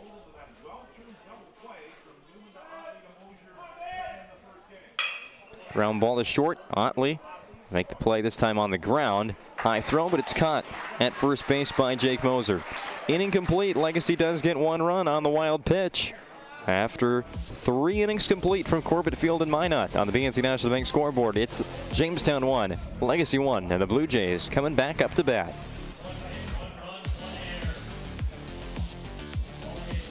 Our stylists are trained to understand the nuances of cutting men's hair.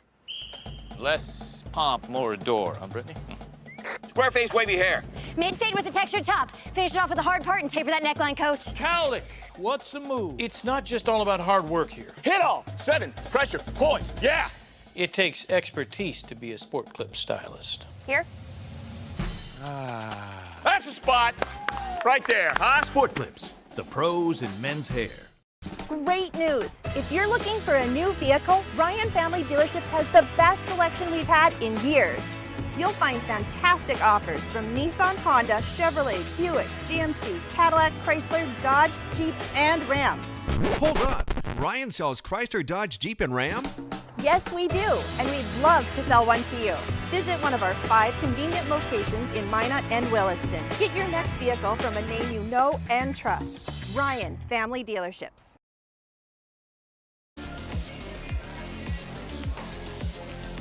Thank you for joining us today on the PSP Network for the quarterfinal round.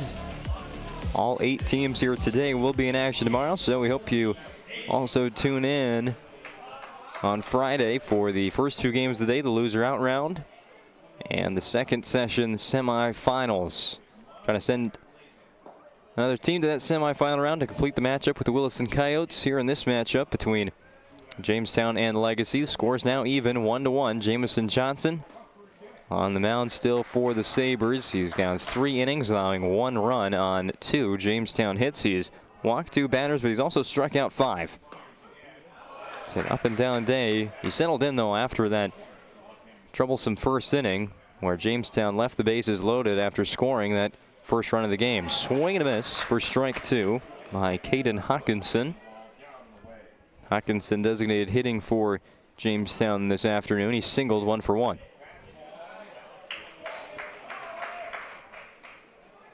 Ball in the turf fills the count.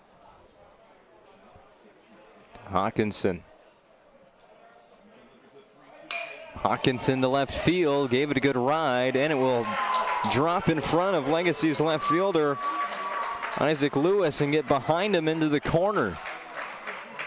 Standing up into second base is Caden Hawkinson. Very end of it on the Ryan Family Dealerships replay. We'll save that one for later. Brings up Ethan Otley.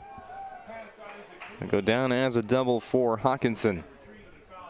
Even though got past Lewis in left field. Took a very short hop in front of the Sabres outfielder. bunt attempt by Otley will go into Jamestown's dugout, which is uncovered if you've never been to Corbett Field. Wide open dugout area there. The dugout's underneath the grandstand where the locker rooms are. 0-1 to Otley from Jamison Johnson. Otley again will bunt, this time down the third base line, but again foul. Now Otley might have to do the offensive production swinging the bat with an 0-2 count from Jamison Johnson. Again, Johnson, he struck out 5 Blue Jays batters throughout his first 3 innings on the mound. 2 in the first, 1 in the second, and 2 more in a 1-2-3 third inning. Go ahead run for Jamestown is in scoring position after the leadoff double by Hawkinson. Ground ball back to the pitcher. Checks Hawkinson back to second base and throws on to first to retire Ethan Otley with no damage done on the base paths. 1 on 1 out for Jake Moser. 0 for 1 with a strikeout for him.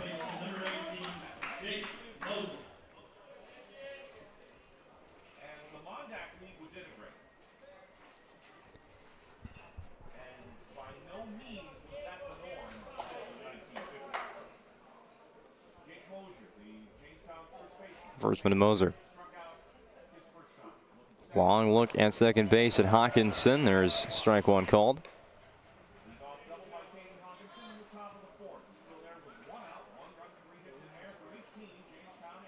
Johnson now really taking his time on the mound after working pretty quickly the second and third innings. Now try pickoff move to Hawkinson. Close tag as Hawkinson decided to stand up on his return to second. He's in safely.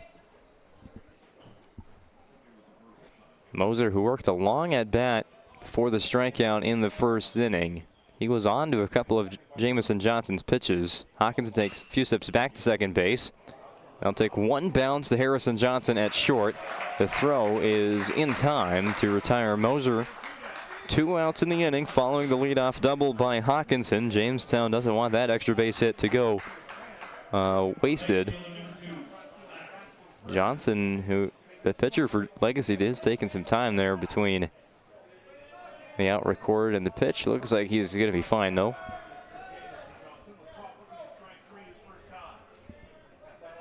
Braxton Perkins led off the second inning with a strikeout. Now it comes up in a runner on second, 2-out situation in the top of the 4th inning on the BNC National Bank scoreboard. Jamestown 1, Legacy 1.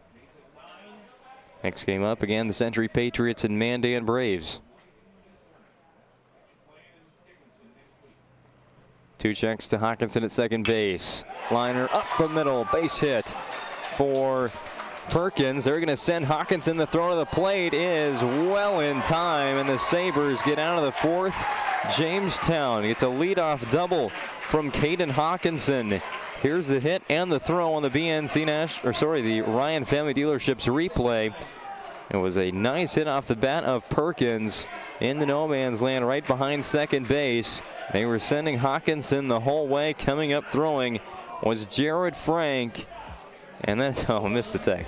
Anyway, your score remains the same. Jamestown 1, Legacy 1.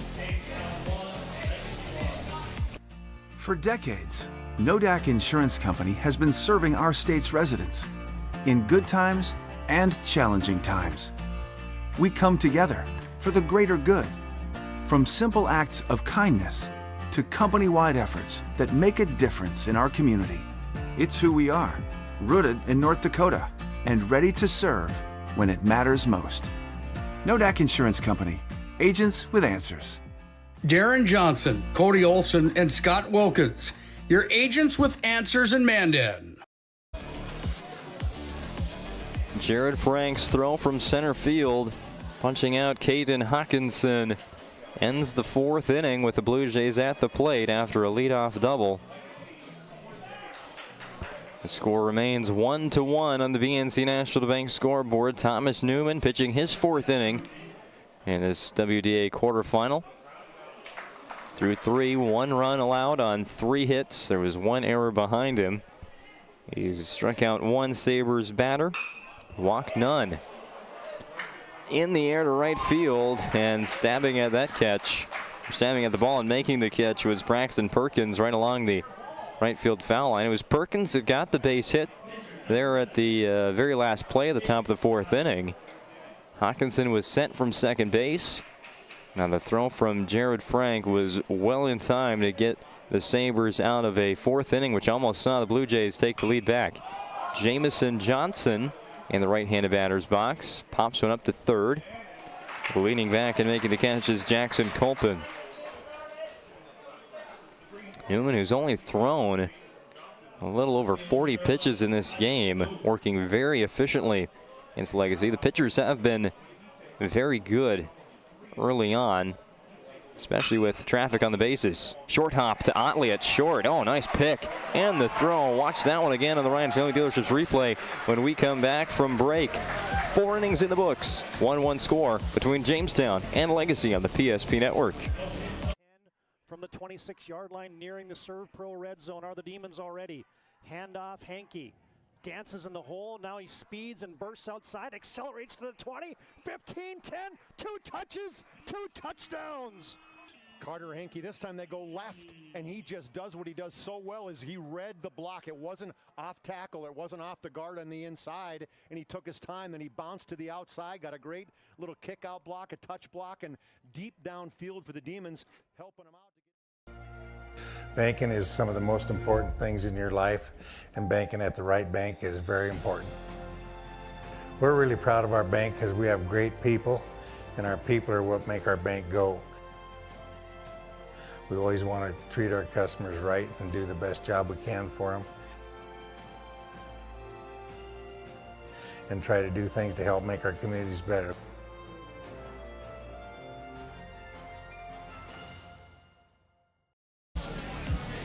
This was the last play of the 4th inning. Ground ball on the first pitch to Isaac Lewis. A short hop collected by Ethan Otley at shortstop. And the throw, a beautiful way to end that 4th inning defensively for the Jamestown Blue Jays. Protects a 1-1 score on the BNC National Bank scoreboard. A 1-2-3 inning pitch by Thomas Newman there in the home half of the 4th. Now Jamison Johnson back out onto the mound. He's thrown more pitches than Newman has. He's encountered a little bit more trouble with base runners, especially in that 1st inning when Blue Jays left the bases loaded after bringing in the game's first run. But since then, Johnson has really settled in.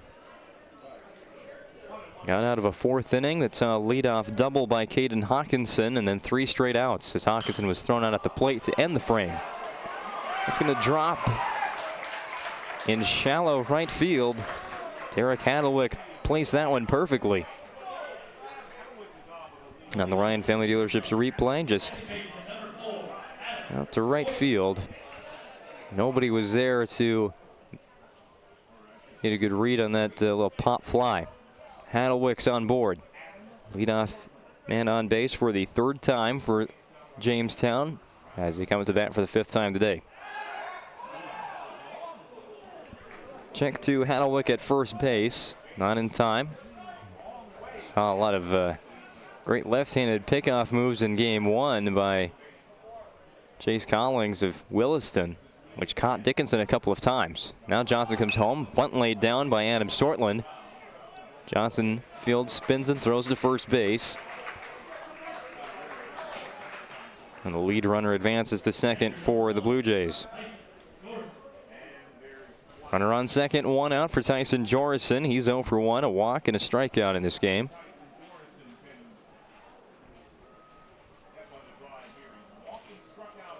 Jorison, another batter for the Blue Jays with that open stance at the plate.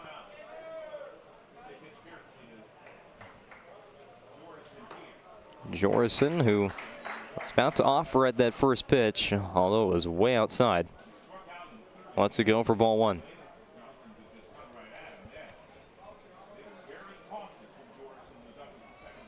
Johnson does check the runner at second base, and twice. And now will turn and throw back to second base. Over to cover was Cooper Miller. Johnson has been taking a long time on the mound. Surprised Jamestown's batters haven't called timeouts here. And uncomfortable in the box. 1 ball to Jorison. Back to the batter. Jorison off the handle. It's going to stay in the park, but not be caught. Drew Beasley was all the way over right outside the Jamestown dugout, but it just dropped in front of his glove. Didn't have enough reach to get it. So Jorison stays alive at the plate. A 1-1 count to him, the Jamestown catcher. Century Patriots have arrived. Again, their game is next up on the PSP Network. It's the Mandan Braves. 4v5 matchup against two teams with identical conference records. It's hard to pick who the underdog would be in that matchup. Two teams that split the regular season series. Had to go to more tiebreakers than just head-to-head. Payoff pitch from Johnson. After a few checks to second base, that one is fouled by Jorison. I can bring up the underdog conversation because came into this WDA tournament expecting some upsets, and we got one in game one. Williston, the 6th seed over 3rd seeded Dickinson, and now 7th seeded Jamestown in a 1-1 tie game in the top of the 5th against the number 2 team in the region, Legacy. Jorison goes down swinging. 6th K for Jamison Johnson. Thomas Newman back up, grounded into reached on a fielder's choice and struck out. He's 0 for 2. Could plate a run, which would put Jamestown back in front. He has Derek Hadelwick on second base after Hadelwick singled and was moved ahead by Sortland's sac bunt. Skips to home plate. Newman wisely lets it go.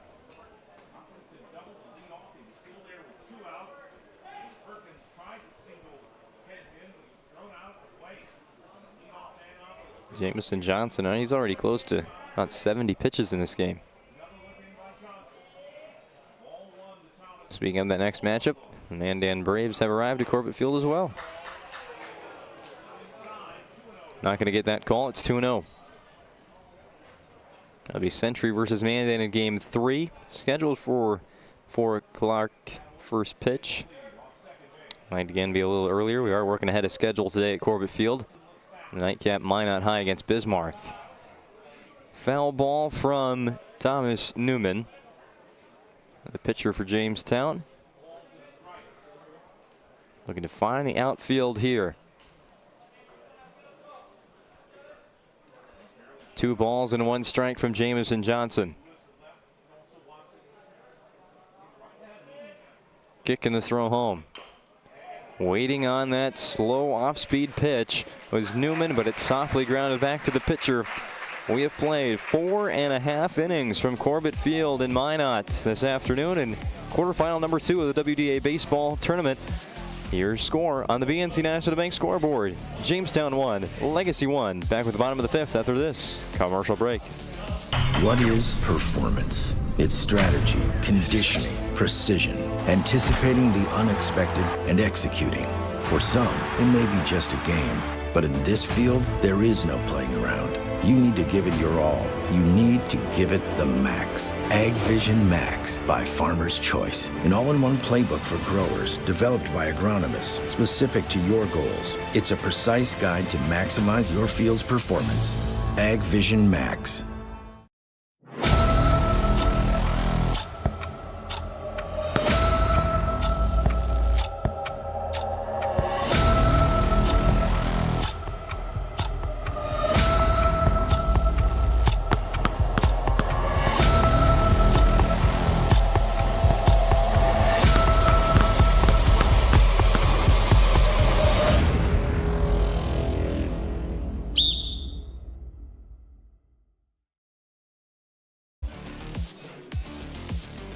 Broadcast of high school baseball on the PSP Network is brought to you in part by Prestwich Orthodontics. Specializing in braces and Invisalign for all ages, they offer 0% financing and free consultations, virtual or in office. Enjoy professional treatment in a fun, relaxed atmosphere. It's Prestwich Orthodontics. Check them out online at minotbraces.com. Back to baseball here from Corbett Field. WDA quarterfinal coverage on the PSP Network. It's a strike 1 from Thomas Newman to Cooper Miller, followed by a swinging strike 2. Legacy second baseman Miller grounded into a fielder's choice, which ended the second inning. Legacy would put up their first run of the game the following inning in the third. Miller starts out with a 3-pitch strikeout. Second K of the day for Thomas Newman. First time he's retired a Sabres batter swinging. Bring up Riker Zietz. Riker Zietz started out that scoring inning for the Sabres with a single. He would score later on. Scored on a ball past Jamestown's catcher Tyson Jorison. Newman, 5 pitches, 5 strikes in this 5th inning. Lightly hit foul to the backstop. Payoff pitch on the way from Jamestown starting pitcher, the right-hander Thomas Newman. Fly ball left field. That one will drop in front of the warning track. In between the left and center fielders for the Blue Jays. It's a 1-out double for Riker Zietz. He's 2 for 2 with a double and a single in the game. Just right in the middle of Derek Hadlewick and Braden Heminger. The 2 outfielders there charging on the fly ball for the Blue Jays. 1 on, 1 out for Jared Frank.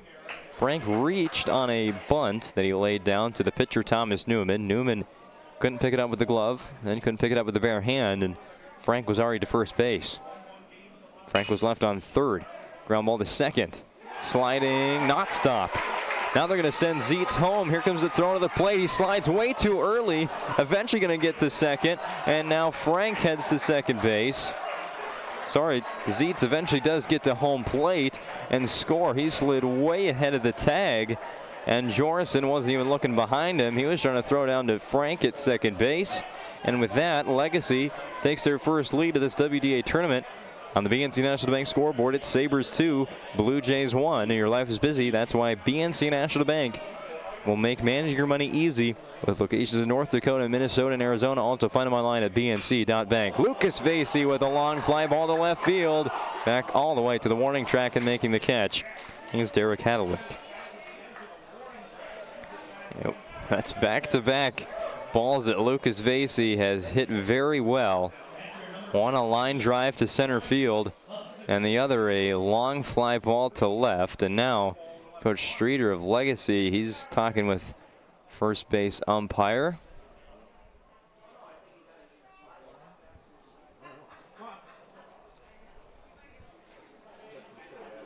I don't know what that was. So now there's 2 outs in the inning. Frank stays on second base.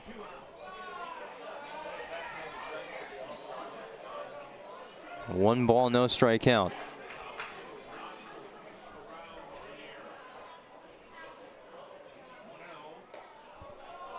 Butts leaned on his elbow, but still wasn't hit by that pitch. 2-0. Goes saying about Vasey, the fly out to right field, the line out to center field, and the fly out to left field. He's hit 3 balls very well, but they've all been taken back. Frank, who went to third on the pickoff attempt by Newman. Throw it to second from the pitcher. Franks slides into third base. And now he's 90 feet away from scoring Legacy's 3rd run of the game. Sabres took the lead earlier on in this inning. Butts watches ball 2. 2-0 count to the Legacy starting catcher. 1 for 2 with a single. It bopped out to short.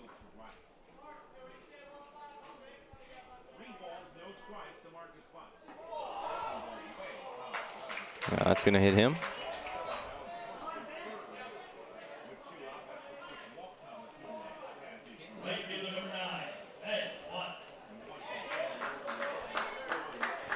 Butts is walked by Thomas Newman.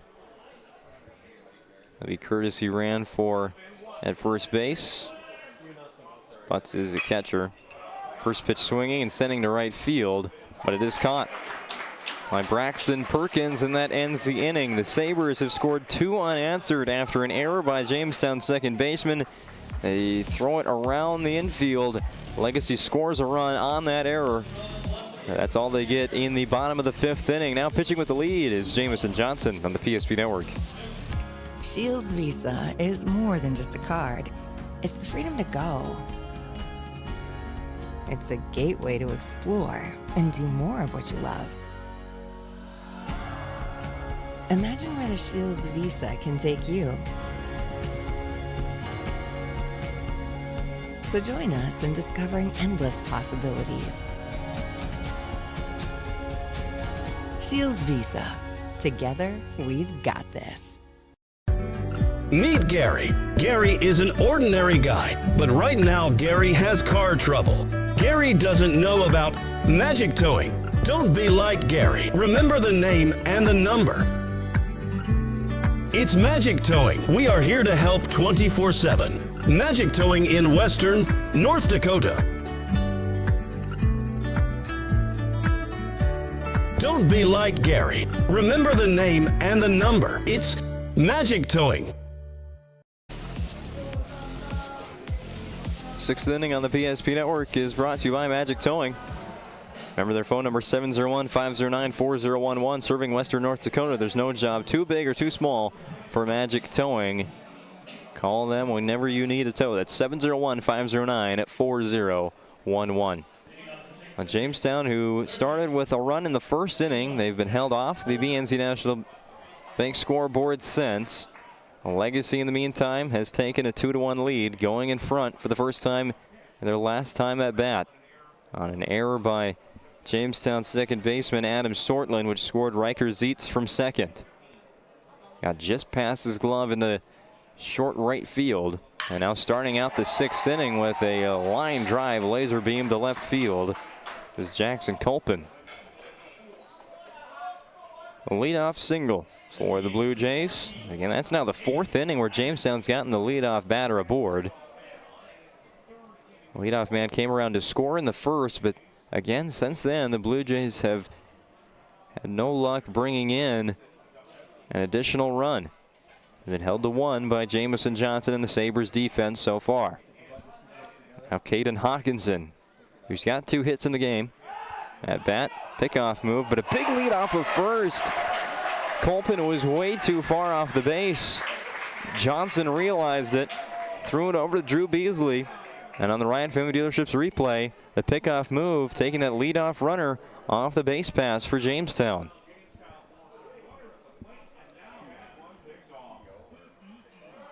First pitch here to Hawkinson, now batting with nobody on base after Culpin is picked off.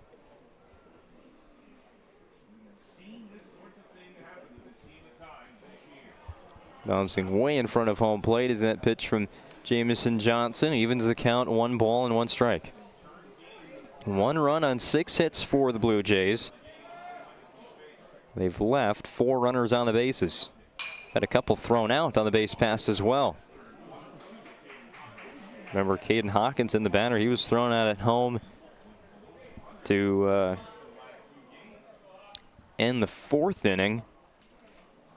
And then there, Jackson Culpin, he is picked off at first after 1 batter in the 6th. Check swing, ball that ends up into right field, and Caden Hawkinson continues a stellar day at the plate. He's now 3 for 3, 2 singles and a double. It looks like the Blue Jays will bring in a courtesy runner. Jack Bowen will call upon Jaden Prochnow to run in the place of Hawkinson, designated hitter. Prochnow at first base. Jamestown's put the first 2 batters on the base pass in this inning. And Culpin picked off for the first out. And now Prochnow, the pinch runner, with Ethan Otley holding the bat. 1 strike offering from Jamison Johnson. Chased out of the zone. 2 strikes on Otley. Ethan Otley walked and grounded out to the pitcher. He's 0 for 1. Was left on first base in that first inning, along with the bases loaded. Ball 1. Johnson wants that pitch back. A better spot. Will get another payoff delivery. 1 on, 1 out for the Blue Jays. Top of the 6th inning. Otley lets that one go well above his head. Jake Moser is due up on deck for Jamestown. He's 0 for 2, but he's battled a lot against Jamison Johnson today and might be due for a hit. Swing and miss by Otley. That's strike 3. And the 7th strikeout today for Legacy starting pitcher Jamison Johnson. 2 outs, and now Jake Moser will be the batter. And he's going to have the bat taken out of his hands. Coach Bowen going to bring in a pinch hitter, and just said he might be due. He's seeing Jamison Johnson's pitches pretty well in this game. Well, they're going to take Moser out of the game. And Jamestown will bring in Bennett Gaynor. Gaynor, the sophomore.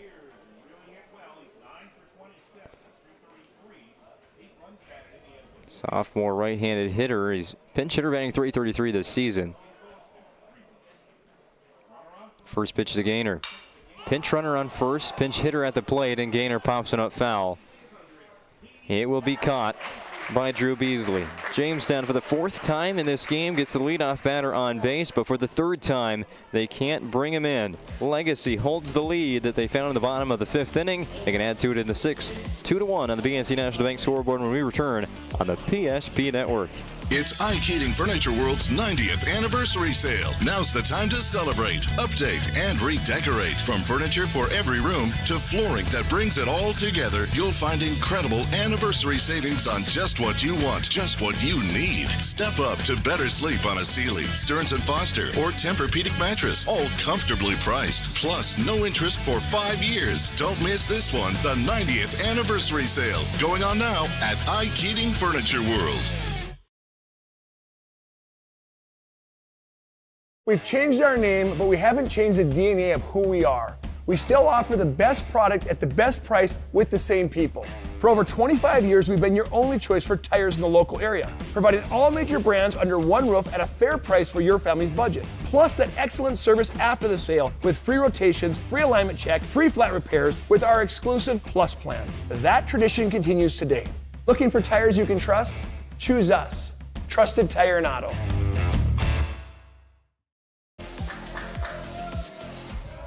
First pitch to Drew Beasley, starting out the bottom of the 6th inning. From Thomas Newman is a strike. Beasley's 0 for 2 in this game. Legacy took their first lead. It's WDA quarterfinal matchup. In the bottom of the 5th, there's a foul ball from Beasley that'll come to a rolling stop on the turf. Payoff pitch from Newman. Wants it to go outside. Trying to get a chase from Beasley. Beasley holds the bat. Second seeded Bismarck Legacy looking to possibly even add to their lead before they go into the 7th inning, where Jamison Johnson is scheduled to face the 8-9-1 batters for Jamestown. We'll see if he does got to complete a 7-inning start. Line drive to center field. Braden Heminger is there to put away the first out of the home half of the 6th. Another reminder, this broadcast of high school baseball on the PSP Network is brought to you by Northern Plains Heating and Air. With over 25 years of experience as your heating and air experts and the factory authorized dealer for AeroSeal. There's no other choice to seal your heating and air game than Northern Plains. Find them online at northern-plains.com. Pop up over to second base, calling off Jake Moser, who appears to have re-entered into the game. Making the catch was Adam Sortland.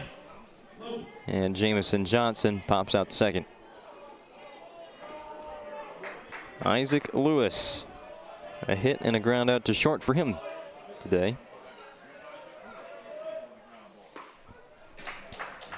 Rather quick game as we've just gone over the 1 hour mark, already in the bottom of the 6th. 3 combined runs, 11 combined hits, 3 combined errors, but very few walks. In fact, Thomas Newman, Jamestown's pitcher, he's walked 1 batter. That came in the last inning. 2-1 count to Isaac Lewis.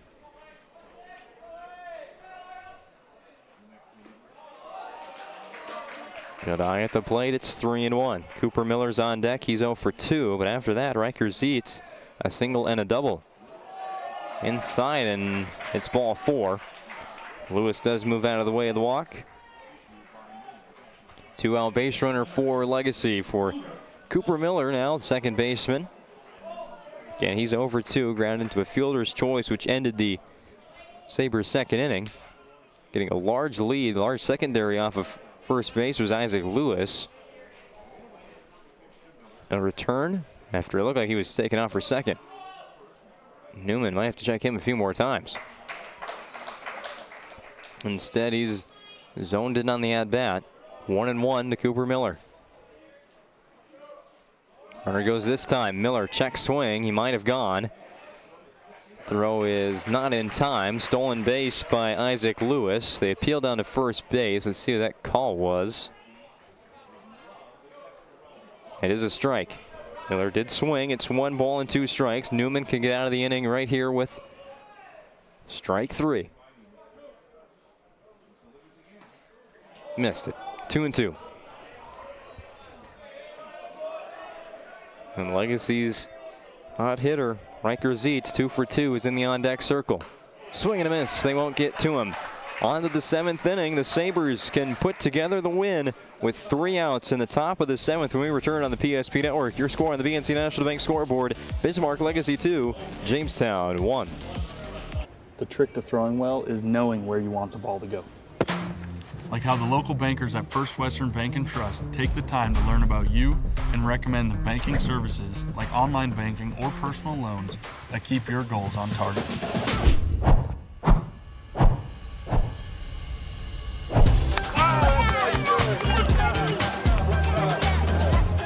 First Western Bank and Trust. You can bank on us.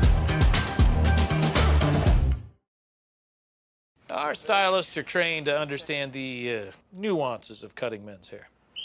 Less pomp, more adore, huh, Brittany? Square face wavy hair. Mid-fade with a textured top. Finish it off with the hard part and taper that neckline, coach. Cowlick, what's the move? It's not just all about hard work here. Hit all. 7. Pressure. Point. Yeah. It takes expertise to be a sport clip stylist. Here. That's a spot. Right there, huh? Sport Clips, the pros in men's hair. Few defensive changes for Legacy, but not a pitching change ahead of the 7th inning as it's on Jamison Johnson. Finish out the complete game win. Needs 3 outs before Jamestown puts up a run.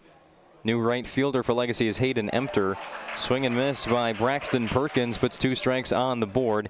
Emter came in for Isaac Lewis, the left fielder, so I believe that Legacy's starting right fielder Ben Watson has moved to left. 1 ball and 2 strikes now the count to Perkins after Johnson misses. On the 0-2 offering, comes back with another payoff pitch. The left-handed starting pitcher for Bismarck Legacy. Again, his last start against Jamestown, a 5-inning no-hitter. This one trying to go the distance in 7. He allowed 1 run in the top of the first. But the rest of the way, he has struck out 7. Strike 3 called, make it 8 for Jamison Johnson. 8 strikeouts through 6 1/3 innings for Legacy's starting pitcher as they try and book a spot in tomorrow's semifinal against Williston. Jamestown down to their final 2 outs. Derek Hadlewick, the batter. It's the leadoff man, Adam Sortland, on deck.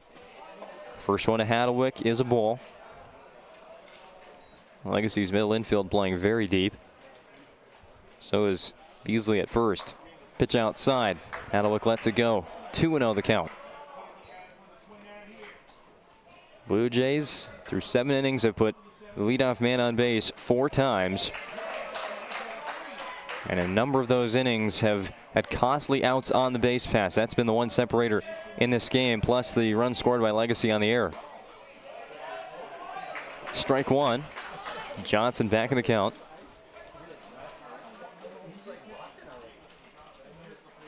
Johnson, he is working quick once again.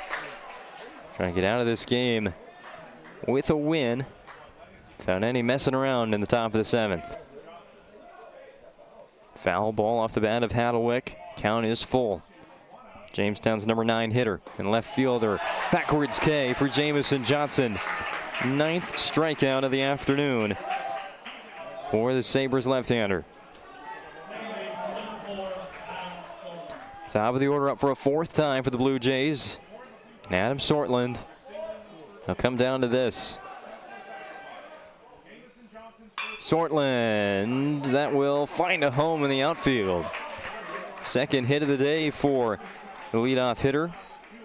He led off the game with a single and then grounded out to third and laid down a successful sac bunt. He's now 2 for 3 in the game. So there's your tying run if you're Jamestown. It's got to be all with 2 outs. Next batter is Tyson Jorison. Jorison has come up big at the end of the season for the Blue Jays. He came up big here in the WDA playoffs or tournament. He went 2 for 3 with 2 runs batted in and 2 runs scored against Watford City, including a double in that play-in game, a 10-0 win for Jamestown. Pickoff move from Johnson. Oh, and almost got Sortland, and maybe they need to shorten up that lead at first base. The last inning, Jackson Colpin was picked off at first, and now Sortland goes back to that large lead off of first base with Johnson staring him down. Swing and miss from Jorison. 1 ball and 1 strike to number 1, the catcher for Jamestown, Jorison. Johnson with a quick pickoff move again, just not in time. Sortland slides back in safely. Try the 1-1 again.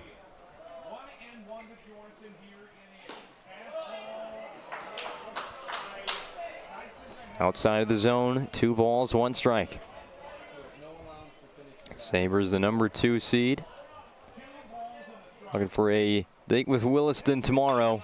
In the 3rd game of the day, it's a fly ball to left field. Ben Watson has the catch. Game over. Legacy scores 2 unanswered after giving up a run in the top of the 1st. And they move on in winner's bracket competition to face the Williston Coyotes tomorrow in the semifinal round. Jamestown will play Dickinson in the elimination game. After a 2-1 win for Legacy, we'll break it down more in the Planning Team Financial Advisors Shots Crossroads postgame show coming up next. It's Ike Heating Furniture World's 90th anniversary sale. Now's the time to celebrate, update, and redecorate. From furniture for every room to flooring that brings it all together, you'll find incredible anniversary savings on just what you want, just what you need. Step up to better sleep on a Sealy, Stearns & Foster, or Tempur-Pedic mattress, all comfortably priced. Plus, no interest for 5 years. Don't miss this one, the 90th anniversary sale. Going on now at Ike Heating Furniture World.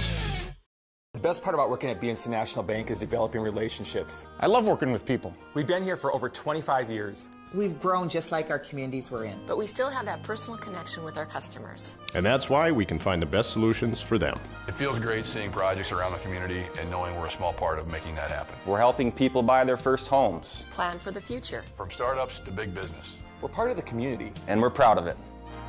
Yours truly, BNC. We want it all. We want our dog to fetch it. Drop it. And drop it. Drop it. We want to fix it ourselves.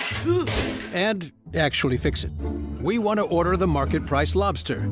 And know the market price of the lobster. How much is... Whatever the market says. Sadly, we can't have it all. Except at Sport Clips, where we check in with the pros in men's hair and totally check out with pure, uninterrupted relaxation. Sport Clips. It's a game changer. Are you moving your business or your home across the town or across the country? We know it can be stressful. To ensure your possessions arrive on time, intact, and on budget, make your move with Jobbers Moving and Storage. Jobbers can help you with every aspect of your move. With our efficient step-by-step approach to move management, we can tailor a plan to suit your needs and schedule. With locations in Bismarck, Fargo, Minot, and Aberdeen, Jobbers Moving and Storage is your choice. Visit jobberswarehouse.com. It's Jobbers Moving and Storage. Whether it's getting an education, making priceless memories, learning to play, playing to learn, or simply getting where you need to go, the team at Ackerman Estvold has been behind these projects and countless others, developing critical infrastructure, valuable spaces, and even some good old-fashioned fun. Entrusted with the things you know, but delivering more than you may realize. Ackerman Estvold. Trusted for decades and decades to come.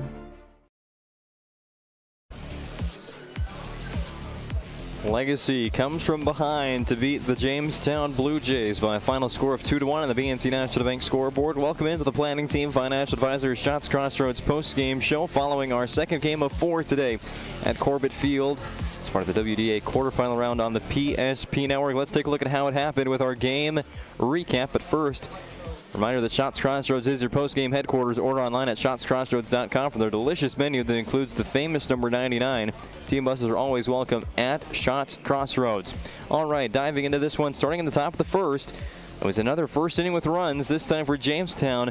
Leadoff batter Adam Sortland kicked it off with a single, followed by Tyson Jurison's walk. Thomas Newman grounded ball to short, which got Jurison out at second base, but Newman would reach. Runners on the corners with 1 out for the Blue Jays. Jackson Colpin would strike out, but Caden Hawkinson kept the inning going for the Blue Jays with an RBI base hit. Ethan Otley would load the bases on a walk. 1-0 lead for the Blue Jays, but Jake Moser would leave them loaded with a long at-bat that ended in a strikeout. Jamestown again grabbed that first lead of the game. Then they turned it over to their ace, Thomas Newman, who is he was penciled in to give them their best foot forward in this round 1 matchup against Legacy, and he did pitch very, very well. It wouldn't be until the 3rd inning when the Legacy started putting some things together. They did get a hit in the first and a hit in the second. However, all of those were thrown out on the bases. And then in the 3rd inning, Riker Zietz led it off with a single. Jared Frank would reach on an error by Newman, the pitcher. That put Zietz over to third base. He would score later on a wild pitch, tying the game at 1. Frank was left at third base in the inning, but Legacy was on the BNC National Bank scoreboard and even with the Jamestown Blue Jays 1 run apiece. Jamison Johnson, the starting pitcher for Legacy, he was magnificent in the middle innings today, part of a 9-strikeout performance in a 7-inning complete game. Jamestown would get the leadoff man on every time, it seemed, in every single inning. However, something would come back to hurt Jamestown later on in the inning. Specifically, you take a look at the 4th inning. Caden Hawkinson, a leadoff double. Then, with 2 outs, Braxton Perkins would put a single into center field. It was short center field. Instead, Hawkinson was sent around third base. The throw was in time by a mile, retiring him and keeping the score level at 1. Then, in the 6th inning, Jackson Colpin leadoff single, but he's picked off at first base. Bases are empty. Caden Hawkinson would follow with a single, but the Jamestown lineup could not move him around the bases following a strikeout and a foul out, and Jamestown was held off the board. In the 6th inning, Legacy at the plate. The 5th inning at the plate. Riker Zietz, a double. Gets him on base with 1 out. Jared Frank reaches on another error by the Jamestown defense. One of 2 errors by the Blue Jays today. Both of them would lead to runs. This time, Legacy scores on the error by Jamestown second baseman Adam Sortland. Zietz scores from second base, puts Legacy ahead 2-1, and that score would hold with Jamison Johnson shutting down the Blue Jays in the top of the 7th inning. A strikeout to Braxton Perkins, a strikeout to Derek Hadlewick. He would give up a single to Adam Sortland, but the very next batter, Tyson Jorison, flies out to left field, and that concludes our second quarterfinal of this West Region Baseball Tournament with the final score, Bismarck Legacy 2, Jamestown 1. All right, let's hand out some awards from this second game, starting with the Sport Clips MVP. Nothing comes close to making you feel like an MVP, quite like the MVP experience at Sport Clips. Check it online with the hairstylist today at sportclips.com or using the app. A couple good nominees in this game. Honestly, some from Jamestown. Caden Hawkinson had a 3-for-3 day at the plate with 2 singles and a double. He also drove in a run, was thrown out just before scoring what would have been his only run of the game. For Legacy, Riker Zietz went 2-for-2 at the plate. Almost got a 3rd appearance there in the 7th inning, but it wasn't needed, as eventually Legacy would be retired in the 6th inning and wouldn't need to bat in the 7th. But credit Jamison Johnson in this start. He was roughed up early on. Jamestown really got the offense going in the 1st inning with 1 run on 2 hits. Johnson also walked 2 Sabres batters, but the rest of the game, Johnson would do very well with damage control, keeping the Blue Jays runners where they were, getting his defense to help out to get those outs on the base pass. He didn't have to work for all of the 21 outs because the defense was there to throw out Blue Jays when they were on the base pass. So Jamison Johnson, the pitcher for Bismarck Legacy, he's going to take home today's Sport Clips MVP, a complete game win. He's thrown back back-to-back complete games against the Jamestown Blue Jays. The last one was a no-hitter. This one, though, it's a win in the tournament, so that'll be just as fine for Jameson Johnson and the Legacy Sabres. He takes home, once again, your Sport Clips MVP of this quarterfinal matchup. Jameson Johnson, 7-inning complete game, a 1-run baseball on the mound, and 9 strikeouts. A nice day for him in the winning effort. The Jobbers moved the game in this one. Well, Jamestown turned a few double plays, but the one that really stuck with us the whole way and really turned the tides of momentum in this matchup, we don't have the highlight for it, or a good highlight for it. It's a base hit by Braxton Perkins for Jamestown in the bottom of the 4th inning out to center field. Caden Hawkinson waved around third. The throw coming in from Jared Frank was right on the money and way ahead of Caden Hawkinson.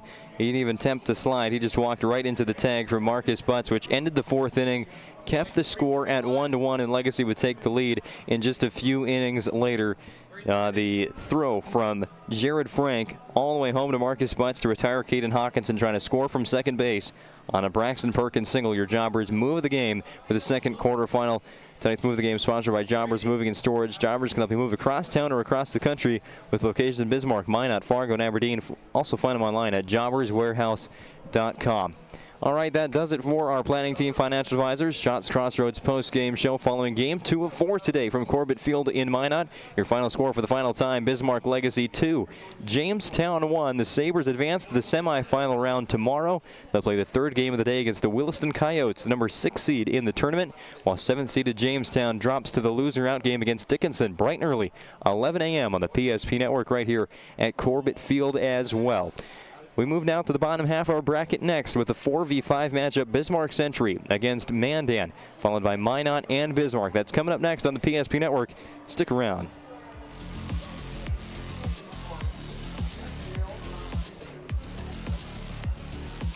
This presentation on the PSP Network is proudly brought to you by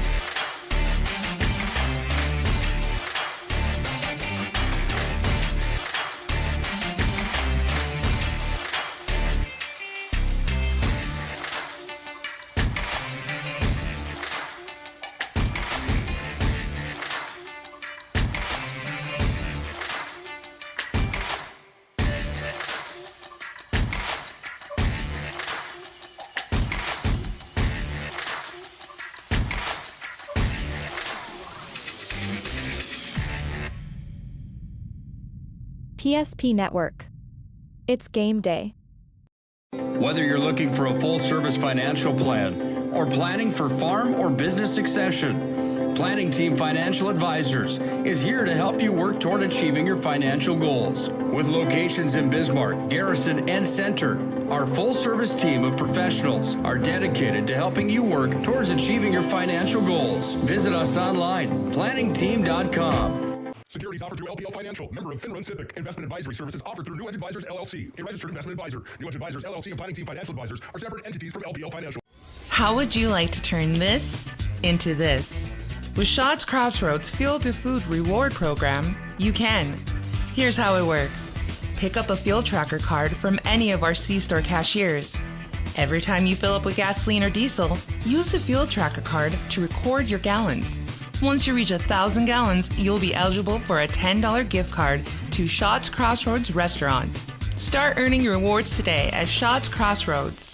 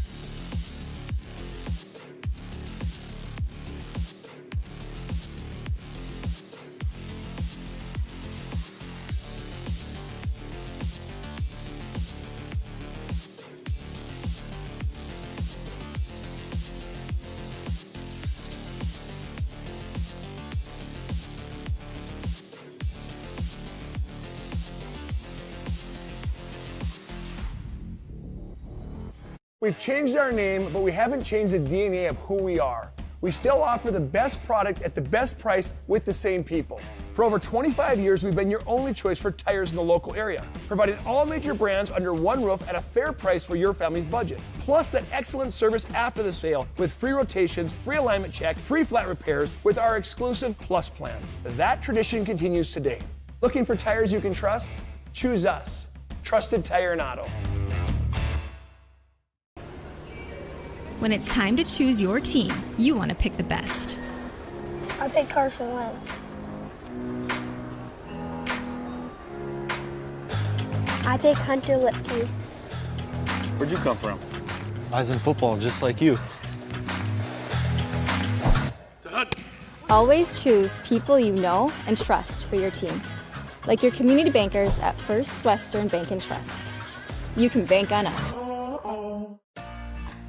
For decades, Wda Insurance Company has been serving our state's residents in good times and challenging times. We come together for the greater good, from simple acts of kindness to company-wide efforts that make a difference in our community. It's who we are, rooted in North Dakota and ready to serve when it matters most. Wda Insurance Company, agents with answers. Darren Johnson, Cody Olson, and Scott Wilkins, your agents with answers in Mandan. You have built an amazing life by working hard and doing your job well. Delivering financial advice is what we do well. At Ameriprise Financial, our job is to use our skills, experience, and research to help you become more successful in today's economy. What we want you to walk away from each encounter with is satisfaction in knowing that together, we've done what we can to help you work toward a better future.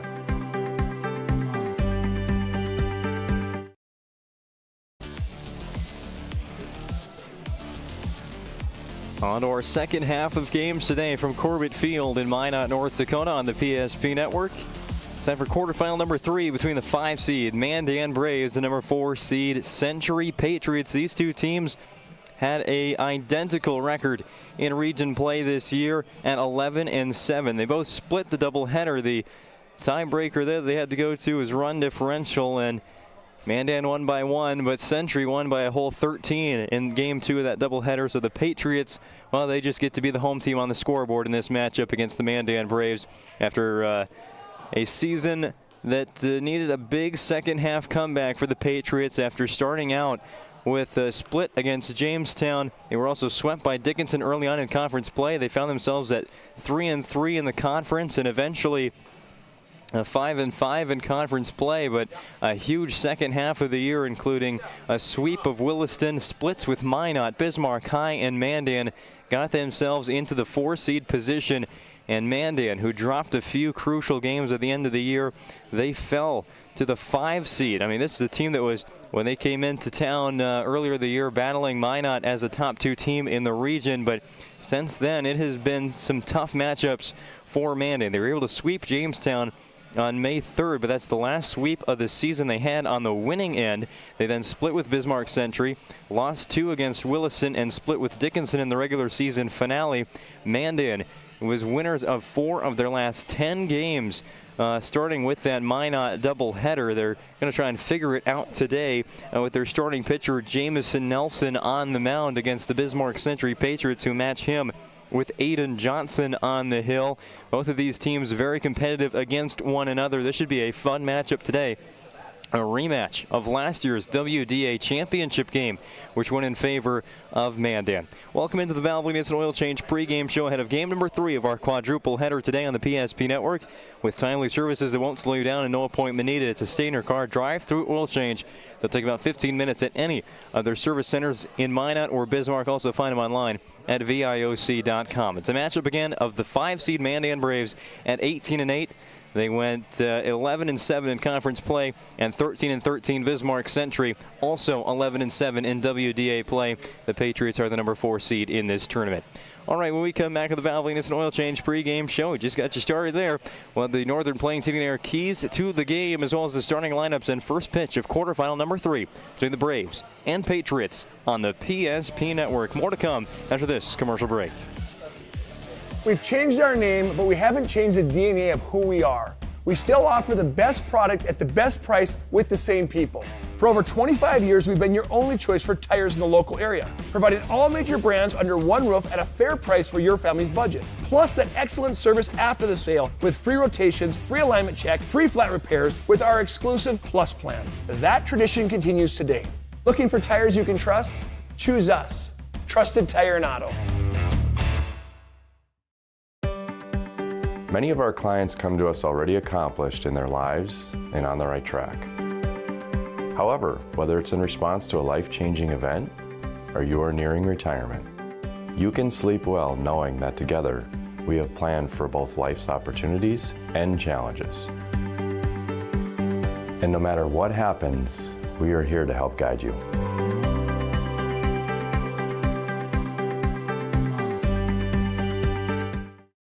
There is no place like the Country Club. 18 holes of immaculate golf, along with golf simulator, PGA staff, club fitting and lesson, driving range and practice green, pro shop, delicious food, endless fun in the pool, and activities for the whole family. Learn more and become a member today. Welcome back to the Valvoline Instant Oil Change pregame show ahead of our third quarterfinal of this Thursday afternoon, featuring the Mandan Braves and Century Patriots. Still about a half hour ahead of schedule. They hope to get this one started at around 3:30.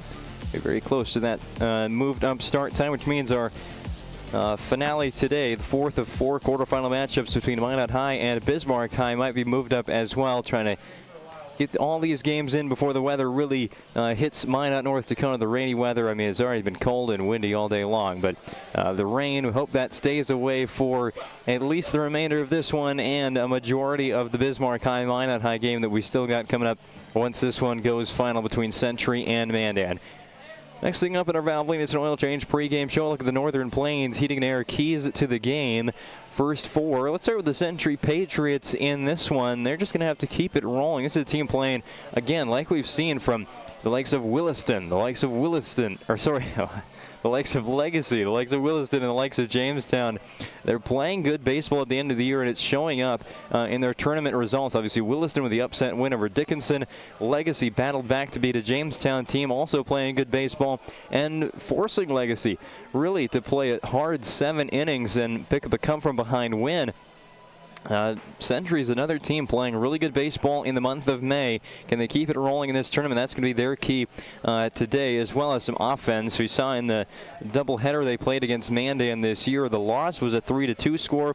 In the win, they put up 12 runs. This is a team that when they win, they score a lot. They get the bats rolling, and they put away teams early on with some big-time offense. Can they do that today? Pretty much two keys for Century in this matchup against Mandan. On the other side, for the Braves, they've got to find a source of offense sometime in this tournament, and it might have to come in game one against Bismarck Century. This is a team that they can score runs. They just have a tough time keeping teams off the scoreboard until the very end of the season. Century held them to 2 runs. They got into a shootout with Williston. That's the one outlier at the end of the year. A 13-12 loss to the Coyotes. Williston then in game 2 held Mandan to 5 runs. Dickinson held the Braves to 6 before Mandan put up 14 against Dickinson in their season finale win. It's just been a bit of a slump on offense for this Mandan team when you compare it with their first half results, which were so good at the plate. The Braves going to have to find some early offense here to keep up with the Century Patriots, who they're equally as capable of scoring runs themselves. Those are a look at the Northern Plains Heating and Air keys to the game with over 25 years of experience as your heating and air experts and the factory authorized dealer for AeroSeal. There's no other choice to seal your heating and air game than Northern Plains. Find them online at northern-plains.com. All right, now let's take a look at the starting lineups for this matchup between Mandan and Century. Starting with the visitors on the scoreboard. 5th-seeded Mandan. Their leadoff batters the catcher, Tucker Horner. Dylan Gierke bats second, plays center field. Tate Olson batting third, playing third. The cleanup hitter is also the pitcher for the Braves today, Jamison Nelson. Gage Miller bats 5th, playing first base. Marcus Birdhorse will bat 6th and play second base. Owen Brinks, the designated hitter, to up 7th. In the 8th spot, playing left field, Mason Oster. And batting ninth, the shortstop, Ty Weiler for Mandan.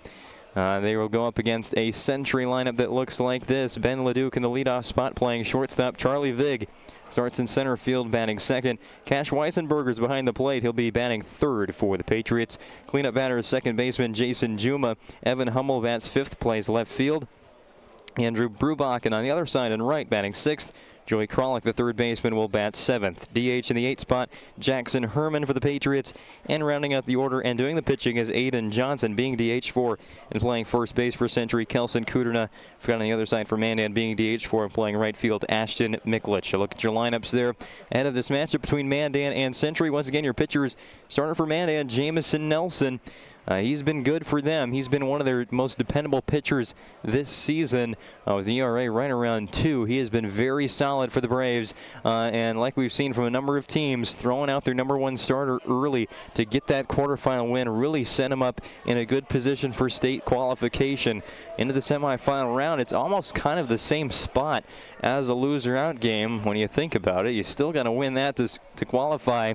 If not, you go to an elimination game on Saturday. So very interesting decisions by these coaches and how they approach these tournaments. But we've got two very experienced coaches here on the field today for these two teams that we'll get into later on. The Century starting pitcher is going to be Aiden Johnson, making his 5th start of the year. One more quick break and we'll have first pitch on the way on the PSP Network. This has been the Valve Maintenance and Oil Change pregame show. It's the 4v5 matchup. Bismarck Century and Mandan on the way. For decades, Nodak Insurance Company has been serving our state's residents in good times and challenging times. We come together for the greater good, from simple acts of kindness to company-wide efforts that make a difference in our community. It's who we are, rooted in North Dakota and ready to serve when it matters most. Nodak Insurance Company, agents with answers. Darren Johnson, Cody Olson, and Scott Wilkins, your agents with answers in Mandan. Great news! If you're looking for a new vehicle, Ryan Family Dealerships has the best selection we've had in years. You'll find fantastic offers from Nissan, Honda, Chevrolet, Buick, GMC, Cadillac, Chrysler, Dodge, Jeep, and Ram. Hold on! Ryan sells Chrysler, Dodge, Jeep, and Ram? Yes, we do, and we'd love to sell one to you. Visit one of our 5 convenient locations in Minot and Williston. Get your next vehicle from a name you know and trust. Ryan Family Dealerships. We'll welcome you back into Corbett Field in Minot, North Dakota. From our broadcast position, I'm Owen Patterson on the call for all 11 games of this West Region Baseball Tournament on the PSP Network. We're just on Game 3 here of day number 1, the quarterfinal round. Getting you set for this matchup between the Mandan Braves and Bismarck Century Patriots, a battle of number 4 and number 5 teams in the West Region. Let's take a look at what happened earlier today. With a peek at our 2024 WDA Baseball Tournament bracket. It's not been updated since we started today, but here we'll fill you in on the results in the top half. In Game 1, Williston with a 7th inning sac fly got the win, and they put away the Midgets in the bottom of the 7th inning. A complete game victory for the Coyotes starter and their ace, Chase Collings, against Dickinson to put the Coyotes, the number 6 seed, into the semifinal round. A 4-3 final score against Dickinson. The Midgets fall to loser out game number 1. And then Legacy back-to-back runs unanswered against Jamestown. They pick up a 2-1 win behind a solid start of their own from starting pitcher Jamison Johnson. The Sabres set up a matchup with Williston in the semifinals tomorrow in Game 3. Jamestown drops to the loser out game against Dickinson, which will be Game 1 tomorrow at 11 a.m. Now we focus on the bottom half of the bracket. Century, the 4 seed, against Mandan, the 5 seed. Of course, winner of the semifinal, loser out number 2. And then our 4th game of the day, the host team, Minot High, takes on 8th-seeded Bismarck, who got here with a play-in win over Bismarck St. Mary's. Again, that will set up winner to semifinal 2. The loser of that game will fill in the matchup in loser out game number 2. That's where we stand in the 2024 West Region Baseball Tournament so far. I know there's been action going on in Jamestown as well in the WDA softball tournament. Dickinson picked up a win in game number 1 out there against Williston. I have yet to see a score from Minot and Bismarck Century, or sorry, Mandan and Legacy.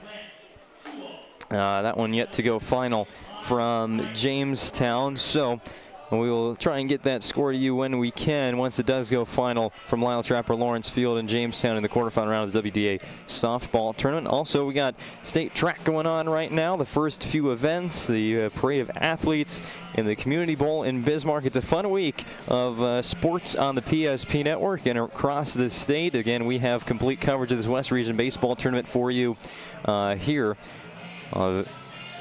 We had Class B Region 6 baseball earlier this week. So the Surrey Mustangs go to the state tournament. They will get started with the state Class B baseball tournament next Thursday. Same thing with state Class A. Class B in Jamestown at Jack Brown Stadium. Class A will be at DCB&T Ballpark in Dickinson. And we will send 4 teams from this West Region tournament over to the State A. And these 2 teams that we feature here in quarterfinal number 3, they both went a year ago. Mandan and Century, they played each other in the West Region Championship game from a year ago. It was Mandan on the winning side over Century. Now they meet again next year in the first round of the WDA 2024 baseball tournament. All right, it's time for first pitch here from Corbett Field of quarterfinal number 3. Starting pitcher for Bismarck Century is Aiden Johnson, facing a Mandan lineup. At the top that goes Tucker Horner, Dylan Gierke, and Tate Olson. Century in the white tops, blue pants, Mandan in the all black. First pitch from Johnson is a ball low and inside to Tucker Horner, and we are underway. Playing way in at third base for the Patriots is Jolie Kralik. Tucker Horner filling in the leadoff position. And he will do his job with a base hit up the middle, out of the reach of Jason Juma at second base. Mandan one batter up to the plate and a runner on after Tucker Horner's single. See a bit of it on the Ryan Family Dealerships replay. Actually saw none of it on the Ryan Family Dealerships replay, but a good time to remind you with specialized training and technology, nobody knows your vehicle better than the certified techs at Ryan Family Dealerships. No matter what kind of vehicle you own, you can trust your repairs to Ryan. Before the first pitch to Dylan Gierke, it's a pickoff move from the left-handed pitcher Aiden Johnson over to first base. Horner's back in time. Gives you those pitching stats for Aiden Johnson as well as the Century defense shortly. But now the first offering to Gierke. Horner looked like he was taken off from first base. Fooled myself and the catcher Cash Weisenberger. That starts with the ball to Gierke. Aiden Johnson this season making his 5th start, 7th total appearance. He's thrown 24 1/3 innings with 13 strikeouts and 6 walks and an ERA of 4.89. Throw over again. Trying to get Horner at first. Again, not in time. Still playing in at third base is Joey Kralik. He is inside the green infield turf. Rest of the defense pretty straight up. A bit of a shift to the pull side with the left-handed hitting Dylan Gierke. And that's ball 2 from Aiden Johnson. It's been a long at bat for just 2 pitches with the 2 pickoff moves as well. Patriots defensively have Cash Weisenberger behind the plate. Kelson Kuderna starts at first. Here's a pitch again from Johnson. That's in the zone for strike 1. Second base, Jason Juma. At short, Ben LeDuc. Third baseman is Joey Kralik. Left to right in the outfield, Evan Hummel, Charlie Vig, and Andrew Brubachen. Tucker Horner at first for Mandan. Dylan Gierke at the plate. Tate Olson on deck. 2-1 pitch. Another pickoff move, and again unsuccessful. Johnson keeping a very watchful eye on Tucker Horner at first base. He's thrown over more times than he's pitched to Dylan Gierke. Trying to even that number once again with the 2-1 offering. Gierke slaps it foul on the pull side and off the fence in front of the first base patio area.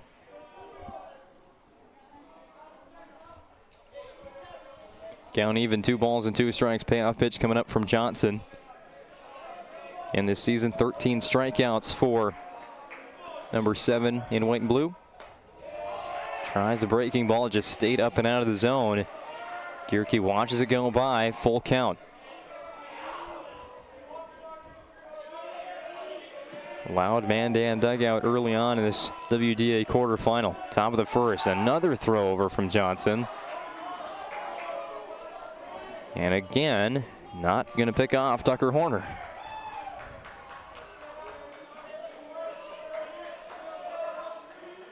3 balls, 2 strikes. Gierke has been standing in that box a long time. Big pop fly.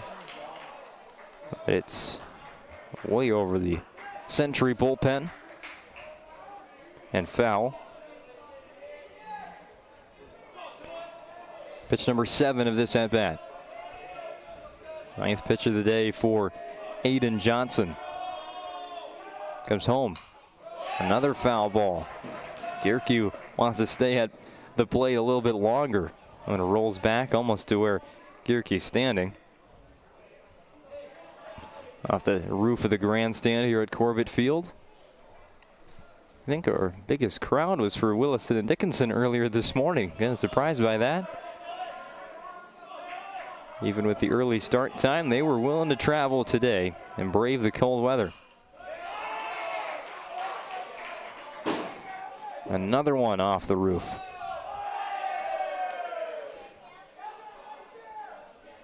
That's the 4th foul ball of this at-bat. Here comes pitch number 10.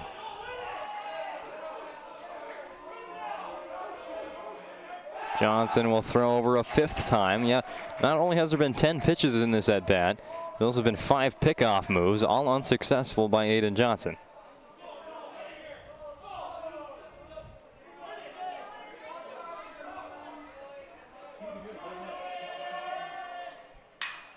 Gierke, long drive, but foul.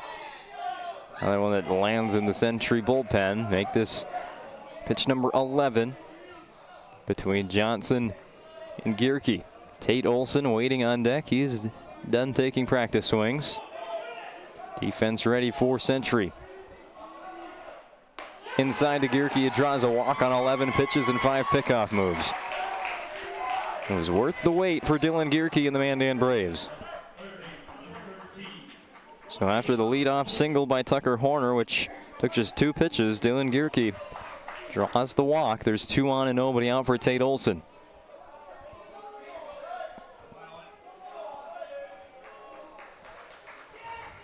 Johnson back into the stretch position.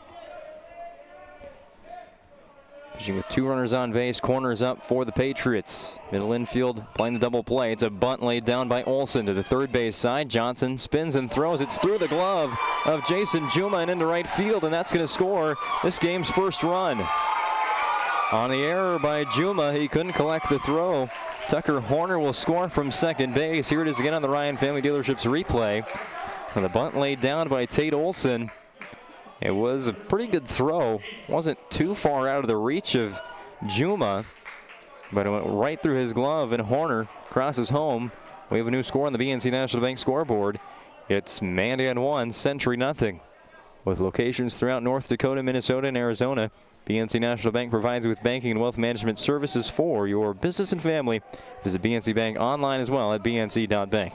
Runners on the corner is nobody out. It's been on a single, a walk, and an error that Mandan has reached base. First offering to Jamison Nelson. Mandan's starting pitcher is a called strike.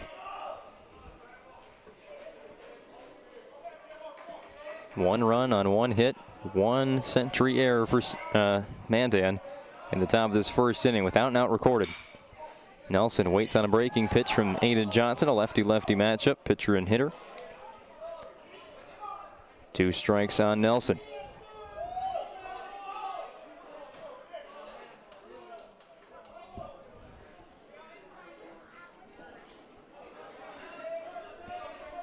Nelson awaits the payoff pitch from Aiden Johnson. Runner goes. Contacted out to left field. Catching it on the run is Evan Hummel, and well played out there in left field as he will keep Dylan Gierke at 3rd base. That was the perfect approach to that fly ball by Evan Hummel. Keeps Gierke where he's at and also forces Tate Olson to return to 1st base after he left for 2nd on the hit and run.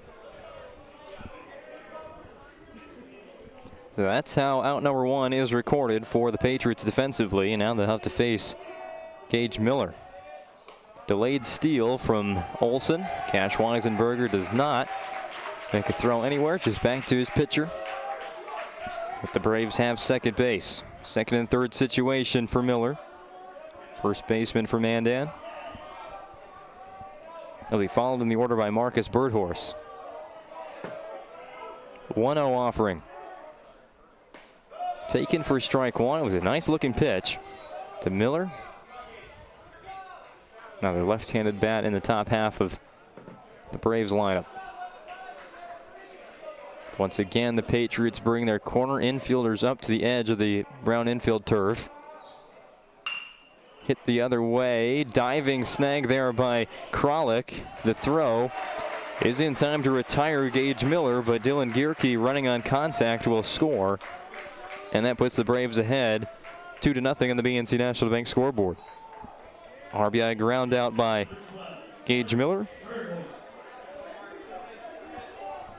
Tate Olson remains at second base, and now Marcus Birdhorse a chance to hit in the first inning with Mandan up 2-0. Well, the first team to bat in all three games so far in the quarterfinal round have put up runs in the first. They're 1-1 in those games, with Williston winning and Jamestown falling just shy against Legacy. Mandan up 2-0 before Century even comes to the plate. One strike to Birdhorse. Starting second baseman for the Braves. Birdhorse, fly ball, opposite field. Tracking it out in right is Andrew Brubachen. It stayed in the park, but he did not catch it. Just continues to roll into the corner. Brubachen won't go to grab it, so Patriots dugout gonna have to send somebody down there. That's the holdup in the game.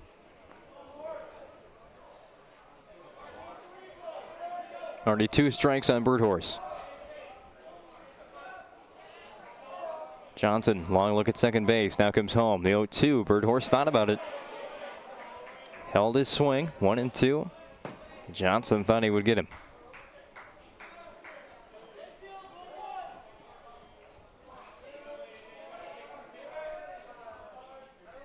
Another 2-strike delivery. Hit to right center field. That one's going to be tough to catch.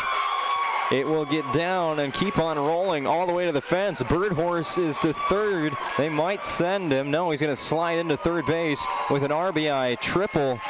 I think maybe they wanted to send him. DeWitt Mack there, the third base coach.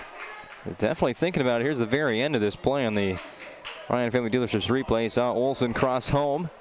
It's a 3-0 lead now for Mandan, and that ball was just getting cut off in center field when Birdhorse got to third. If you were watching on the Region 6 tournament earlier this year, Century appeals to first base thinking Birdhorse didn't touch. And he is safe. Patriots asking Birdhorse missed first. He did not, or at least the umpire did not see it. And going back to what I was just talking about there, you saw in the Region 6 tournament, Garrison hit an inside the park home run. And Brody Seidler, who hit it, he just never stopped running around the bases. It was a ball that just kept rolling to dead center field. A very identical play there. This one hit to right center in that 356 sign. If Birdhorse doesn't slide into third base, he might have a chance of making that an inside the parker. He was wheeling around the base paths. Swing and miss by Owen Brinks. And there's 2 strikes on him. There's an 0-2 count to Birdhorse. Well, 1-2. The Birdhorse on the RBI triple. Now the 0-2 here to Brinks. Swing and miss, strike 3. Ada Johnson gets out of the inning with a strikeout, but Mandan starts things off with 3 runs on 2 hits, helped by 1 Century error, and they still leave a runner on base. After half inning complete on the BNC National Bank scoreboard, it's Mandan 3, Century coming to bat. That sinking feeling you get when this happens? That's oil change-anxiety. The anxiety of being without a car with a billion things to do. The fear of being overcharged. The stress of not knowing where to go or who to trust. But you never get those feelings at Valvoline Instant Oil Change, where you can watch us work right from your car, and we finish up in about 15 minutes. We changed your oil and did our 18-point safety check. Valvoline Instant Oil Change. Service you can see, experts you can trust. What is performance? It's strategy, conditioning, precision, anticipating the unexpected, and executing. For some, it may be just a game, but in this field, there is no playing around. you need to give it your all. You need to give it the max. Ag Vision Max by Farmer's Choice. An all-in-one playbook for growers developed by agronomists specific to your goals. It's a precise guide to maximize your field's performance. Ag Vision Max.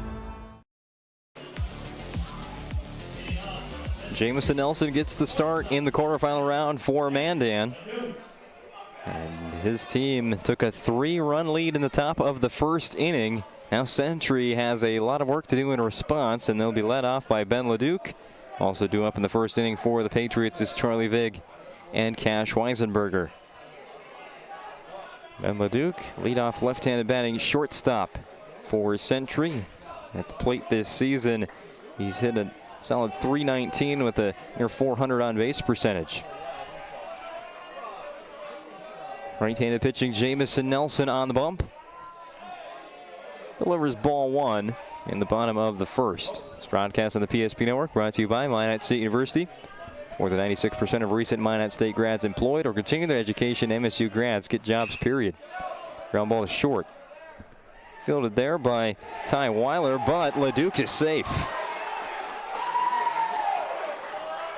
The hustle play by Ben LeDuc on what was looking up from up here like a routine ground ball to Weiler. LeDuc ran out the whole way, and that was an infield single on the Ryan Family Dealerships replay.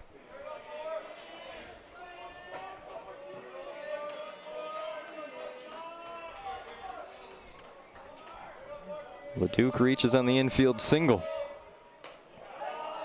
First one to Charlie Vig is upstairs, ball 1. Vig playing in center field for Century today. He has a team best .440 average in the number 2 spot. Ground ball ripped to third base, and out of position was Tate Olson. That one was a heater off the bat of Charlie Vig. Olson did not know how to play that one. Well, it was to his glove side backhand play, but it ends up in left field. That'll go down as a hit for Charlie Vig, and Century right away when they needed it. Early offense. They've gotten 2 runners on for Cash Weisenberger.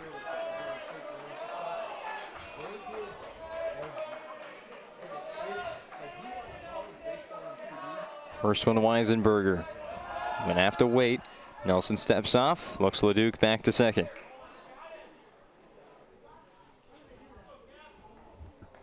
And now a Surf Pro mound visit coming from Mandan catcher Tucker Horner. Gives us time a little bit. Introduce you to the Mandan defense. Horner, the catcher. Infield for the Braves, Gage Miller at first. Marcus Birdhorse at second. Tiger Weiler, the shortstop. Tate Olson at third. Left, right in the outfield. Mason Oster, Dylan Gierke, and Ashton Miklich. Now the first pitch to Weisenberger on the way from Jamison Nelson. Ducks out of the way. It's 1-0.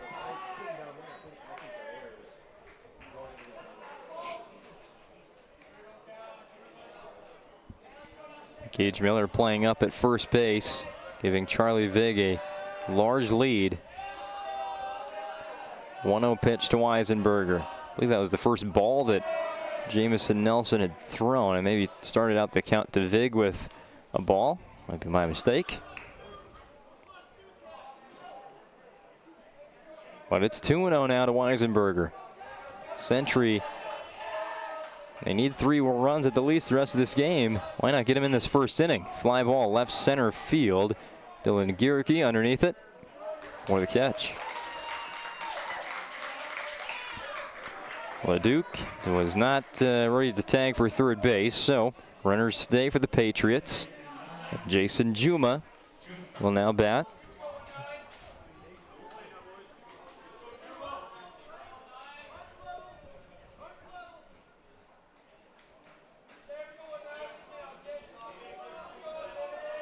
Juma in the box.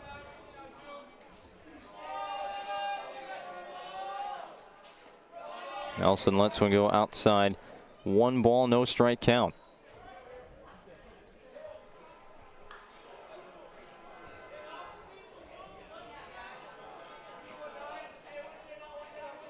Two hits in the inning for Century. No runs to show for just yet. Mandan got 2 hits in the first. They put up 3 runs on the BNC National Bank scoreboard, so an opportunity Century can't let go away. Getting Leduc and Vig, their top two batters on base. It's a 1-ball, 1-strike count to Jason Juma. Evan Hummel's due up next. Leduc gets a big lead on second base, just messing with Nelson. Now they're going to both go. Double steal in effect. And Tucker Horner did not throw to third. Watch it back. Maybe Tate Olson wasn't. Oh, he was covering the base. I don't know why there wasn't a throw there. Ben Leduc steals third. Charlie Vig steals second base. Patriots pull off the double steal. 2-1 count now to Jason Juma. Juma, big swing and a miss. It's 2-2. He was trying to hit that train that's passing through out in center field.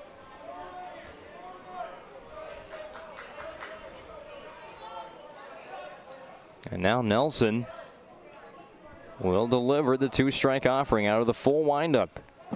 It's fouled back to the backstop. Juma stays alive. Runners have to stay.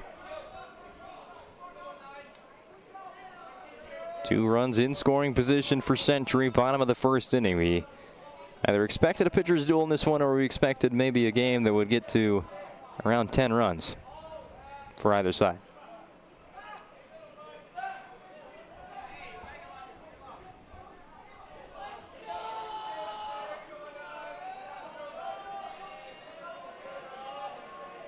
Another payoff pitch from Nelson after the foul ball on the first attempt.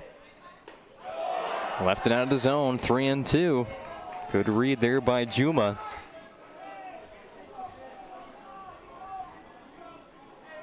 Century team that has walked 87 times this season collectively. Good plate discipline from this Patriots squad. Line drive, foul. Juma, another good read on that pitch from Nelson. That fixed the timing as he'll get another delivery from Nelson here shortly. Fended off two 2-strike pitches and watched another one go for a ball. Full count once again from Jamison Nelson to Jason Juma. Nelson goes off speed there, but Juma not fooled completely. It's a foul ball off the top of the bat. We saw an 11-pitch AB from Aiden Johnson to Dylan Gierke in the top of the first. This one now at pitch number 7. Popped up, left field. Leduc tagging. Catch is made. Leduc will run home. Here's the throw. It's not going to be in time. Vig takes off for third, and the Bismarck Century Patriots are on the BNC National Bank scoreboard. The last play on the Ryan Family Dealerships replay. Sorry, that was pitch number 9 of that at bat, not 7. It was a high pop fly. Took a while to come down out of the sky, but Leduc timed it up and will score the first run on the BNC National Bank scoreboard. It's Mandan 3, Century 1, with Evan Hummel now batting. First pitch to him is a strike from Jamison Nelson, working with 2 outs. Mandan can get out of this inning with the lead should they retire Hummel. Charlie Vig still on third base. Hummel ahead of another off-speed pitch from Jamison Nelson that was blocked by Tucker Horner.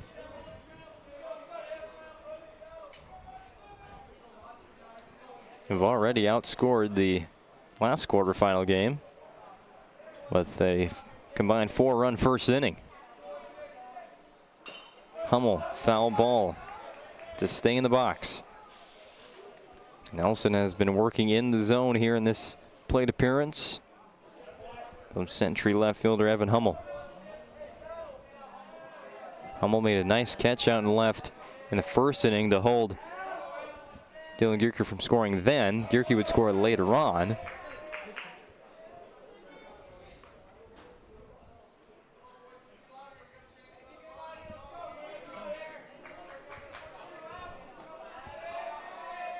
Another foul ball from Hummel. 5th pitch of the at-bat. Still an 0-2 count.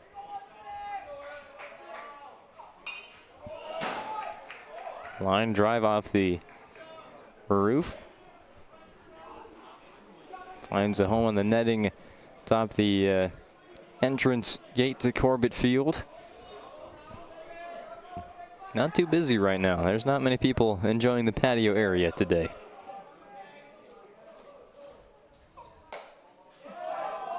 I tell you what, it's not too much warmer here in the grandstand. We are out of the wind, though. That's one thing. Wind blowing out to center field. A little bit off to right center field now. 1-2 the count to Hummel. Another off-speed pitch from Nelson. Even fell to the ground on the delivery. Gierke sprinting in from center field to make the catch. Hummel is retired. Sentry does get on the scoreboard, though. It was on the sac fly by Jason Juma. After one full inning from Corbett Field on the BNC National Bank scoreboard, a new score to report. Mandan 3, Sentry 1. We'll return after this commercial break on the PSP Network. From the 26-yard line, nearing the Serve Pro red zone are the Demons already. Handoff, Hankey dances in the hole. Now he speeds and bursts outside, accelerates to the 20, 15, 10, 2 touches, 2 touchdowns. Carter Hankey, this time they go left, and he just does what he does so well is he read the block. It wasn't off tackle, it wasn't off the guard on the inside, and he took his time, then he bounced to the outside, got a great little kick out block, a touch block, and deep downfield for the Demons, helping him out. How would you like to turn this into this? With Shaw's Crossroads Field to Food Reward Program, you can. Here's how it works. Pick up a Field Tracker card from any of our C-Store cashiers. Every time you fill up with gasoline or diesel, use the Field Tracker card to record your gallons. Once you reach 1,000 gallons, you'll be eligible for a $10 gift card to Shaw's Crossroads Restaurant. Start earning your rewards today at Shaw's Crossroads.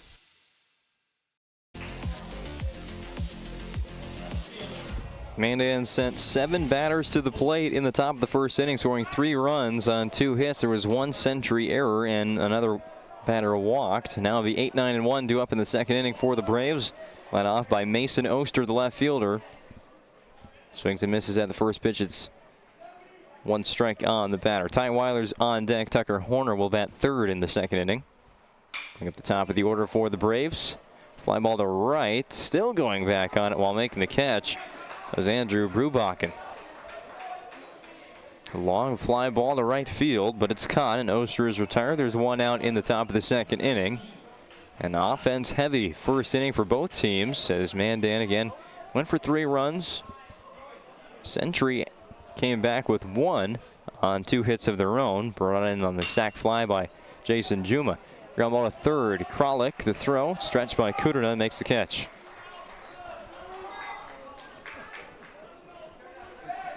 So, after a, again, offense-heavy first inning for Mandan, and Aiden Johnson has gotten 2 very quick outs on 3 pitches here in the top of the second. Now facing the top of the order for a second time around. Tucker Horner singled and scored in the first. Called strike 1. Horner back in the leadoff position. He's been there a few times recently with Hudson Sheldon missing some baseball time today, as he is currently competing in the State A boys high jump prelims. Those finals also today, because as I heard he will be back for tomorrow's games, it's believed. Hudson Sheldon, he's been on a 5-game hitting streak to end the year for the Braves. Now Tucker Horner. A 1-2 count from Aiden Johnson. Line drive to second base, but it's over the leaping reach of Jason Juma, and that's going to keep on rolling. Here goes Horner. He's turning for third. Tucker Horner will slide in with a 2-out triple. Watch this one again on the Ryan Family Dealerships replay. Very similar to his first hit to lead off the inning in the first inning. A line drive into right center field. Horner this time a little bit lower, just over the outstretched glove of Jason Juma, and he'll be courtesy ran for. Let's see if we figure out who that is that's running for the Braves in the place of their catcher, Tucker Horner. Courtesy runner is Carson Ressler. Now Dylan Gierke walking a run scored as well in the first. Thought about going at that first pitch. It's still a called strike. 2 triples already for the Braves in this game. One was an RBI in the first inning by Marcus Birdhorse, and now Tucker Horner with another triple to kick off another 2-out rally by the Braves here in the top of the second. 1 ball, 1 strike to Dylan Gierke. Carson Ressler again, that courtesy runner at third base. Called strike 2.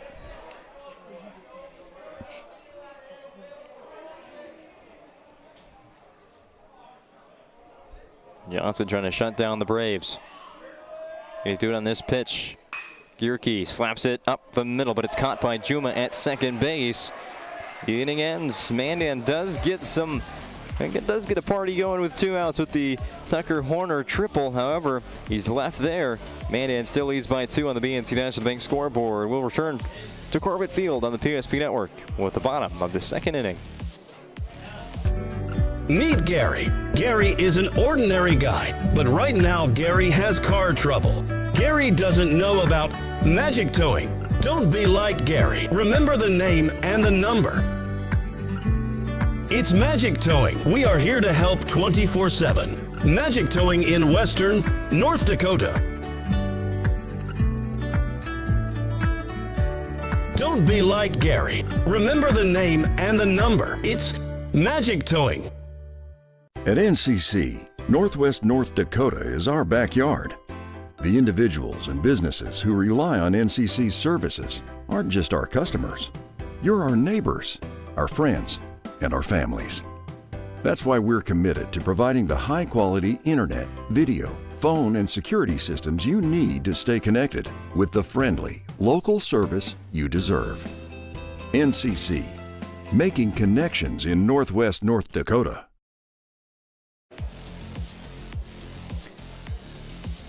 This presentation of the WDA Baseball Tournament on the PSP Network is brought to you in part by Roger Ward Moving and Storage, proudly helping the region with their moving and storage needs since 1942. Find them online at rogerwardmovingandStorage.com. To schedule a move or to find a quote, that's Roger Ward Moving and Storage. We've played an inning and a half here this third quarterfinal game. Mandan with the lead over Century on that BNC National Bank scoreboard, 3-1. First batter for the Patriots here in the second is Andrew Brubachen. Brubachen will lay down a bunt and will stay fair. Tucker Horner tries to make the throw, but it pulls Gage Miller off the base. And that was going to be a tough play for Horner, as he had to make that quick transition from catcher to fielder. And that ball also looked like it was going foul as well. But that's going to be charged as an error on the scoreboard here at Corbett Field. So Brubachen reaches down the E2 on the bunt. Here's up Joey Kralik. Century's put runners on the bases. However, they still trail by 2 runs. They left a run at third in the last inning. Kralik will move Brubachen to second on a single to right field. See it again on the Ryan Family Dealerships replay. Hit well on a line. Brubachen to second. Kralik is at first base for Jackson Herman.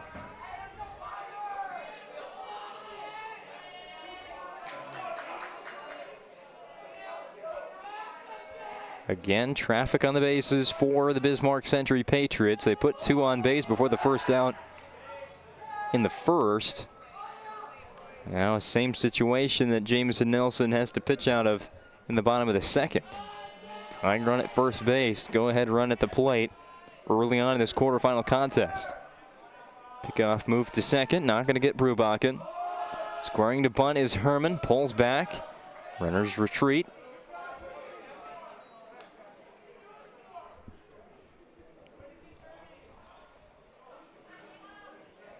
Ball 1 to Herman. Aiden Johnson on deck, then the top of the order for Century. They sent 5 batters to the plate in the first inning. Nelson holds his look at second base, checks again. Now a bunt laid down by Herman, but it goes foul. The only play that was going to be there for Gage Miller, despite standing right in front of Jackson Herman, the only play was going to be at first. Brubachen got a really good jump off of second base. Braves will send Birdhorse to try and hold on the runner there.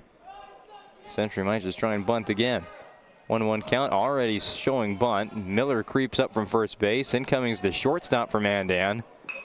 They'll lay down a bunt there, and still the only play is at first base. That was Ty Weiler, who charged from shortstop all the way in front of the pitcher's mound.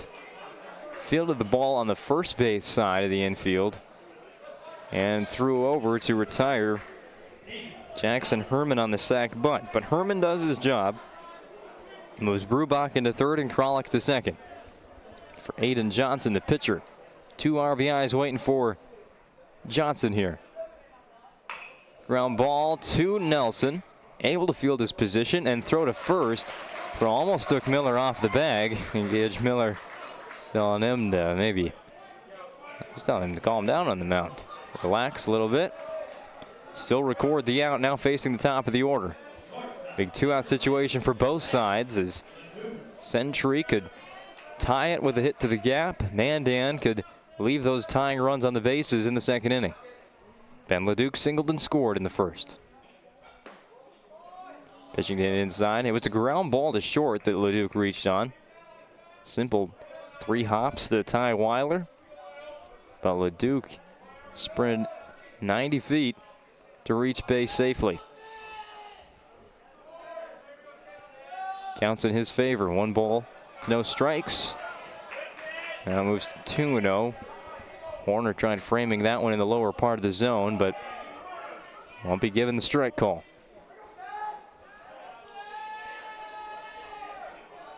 Nelson out of the full. LeDuc, foul ball off the glove of Tucker Horner to the backstop.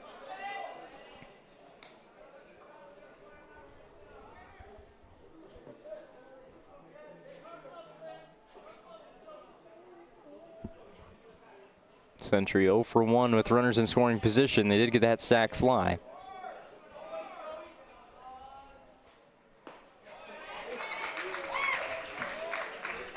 That'll be strike 2 called to LeDuc. Nelson trying to pitch all the way back from down 2-0. Holds the ball in his right hand, now puts it in his glove as he comes set. Square on the rubber to home plate. He'll throw home. Ground ball to first. Miller plays it on second bounce. Race to the base. LeDuc slides, but he's still out. A slide as well from Miller to get that last out of the inning. And once again, Century leaves runners on the bases. This time it was 2 that could have tied the game. We'll return with the third inning on the PSP Network. Here's score, Mandan 3, Century 1 on the BNC scoreboard. When facing disaster, it's not just the things we lose, but the memories. But there's hope. ServPro, with decades of experience in Minot and Bismarck, is always ready. Our certified professionals don't just restore homes, they rebuild lives. Because to us, you're not just a client, you're family.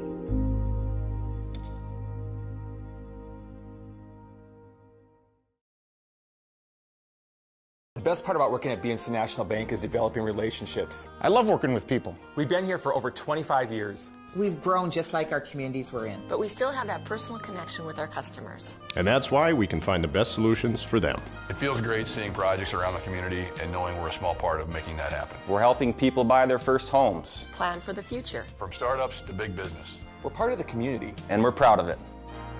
Yours truly, BNC.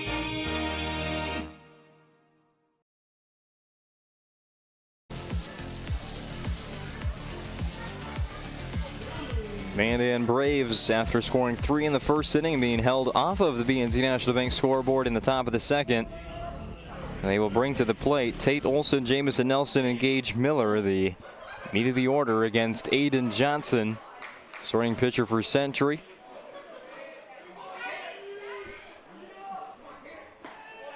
First one to Tate Olson is a ball. 1-0 count. Looks like the rain has started to fall here, although very lightly at Corbett Field. Slow roller to first base. Kelson Kuderna steps on the base, and Olsen is retired. Well, we were hoping to get these games in, not to say that we can't, but hoping to get all 4 quarterfinals in today before any of the heavy rain were to fall on Minot. Nothing too bad right now. It's just not what we were asking for postseason baseball. First pitch to Jamison Nelson is a ball. It's some fantastic weather for the Class B region tournaments this week. Nelson, oh, what a hit. Right to right field off the bat of Jamison Nelson. Braves have a 1-out hit thanks to their pitcher. Will be courtesy ran for. We'll get that player identified very shortly after this Ryan Family Dealerships replay. It's going to be Doug Sheldon.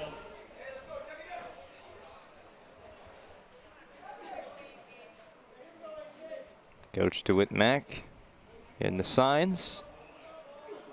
And our home plate umpire checking on something. Oh, just entering that courtesy runner in the lineup card.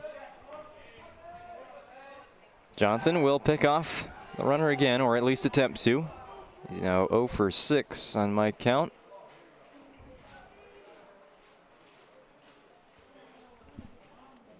Gage Miller still awaiting the first offering to him.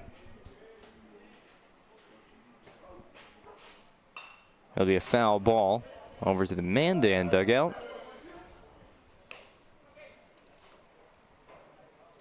Braves this season started off with 3 wins in their first 3 games, all non-conference. They swept Bismarck High, then took the first game of a doubleheader against Devils Lake. Although they dropped the second game of that doubleheader against the Firebirds, who are one of the top teams in a loaded EDC once again this year. Mandan would go on to win each of their next 7 games, starting out the year 10-1, and since then they are 8-7.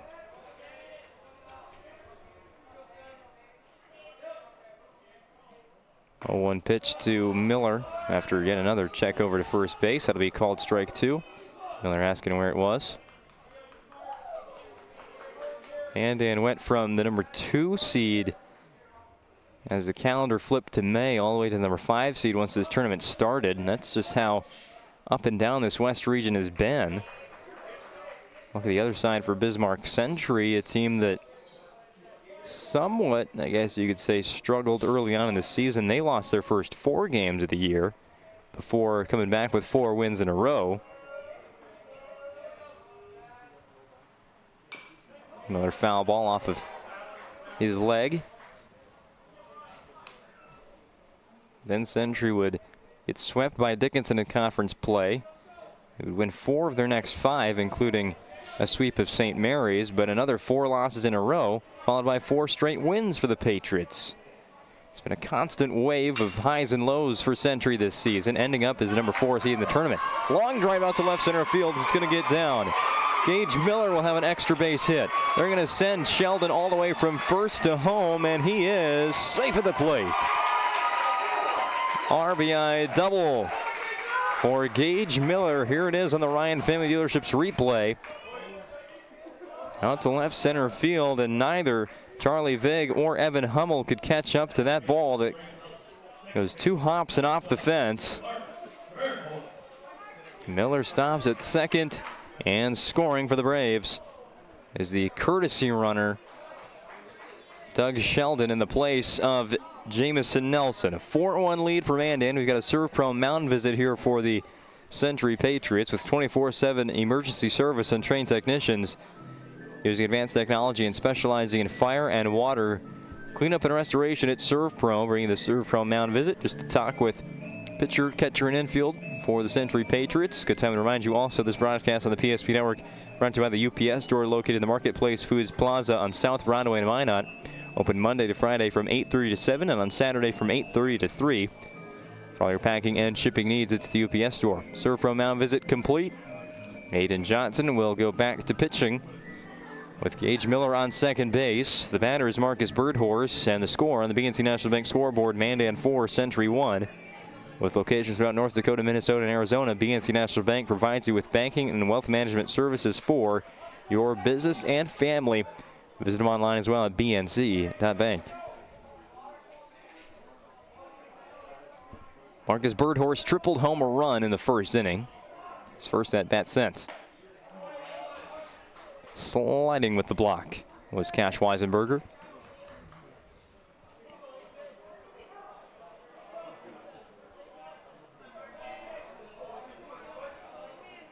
One-0 count to Mandan second baseman Marcus Birdhorse.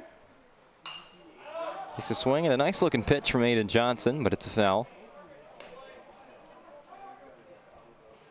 The temperature continues to drop here at Corbett Field. Right at 50 degrees.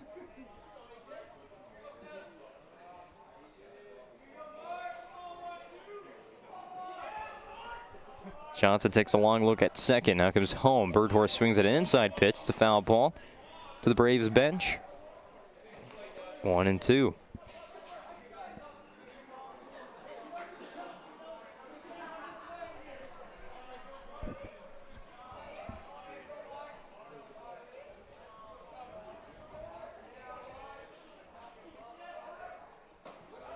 Strike three called. An outside strike from Aiden Johnson. That's his second K of the day. And the second out of this third inning. Sits down Birdhorse and brings up Owen Brinks. DHing today for Ashton Miklich, Mandan's right fielder. First one to Brinks. Swing and miss. It was Owen Brinks that struck out to end the first inning.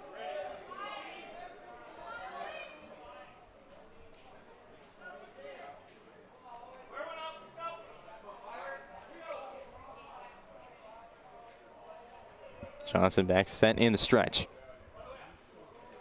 Quickly comes home to Brinks. It's a foul ball into the parking lot. Miller running on contact in scoring position. Braves know that 3-run lead in the third inning might not be enough to give for 7 innings against a team like Century. These are two teams very identical to one another in their style of play. Brinks goes the other way. Right field corner, but foul.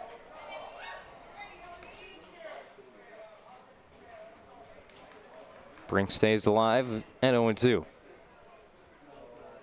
Next game up, Minot High, the number 1 seed, against 8th seeded Bismarck.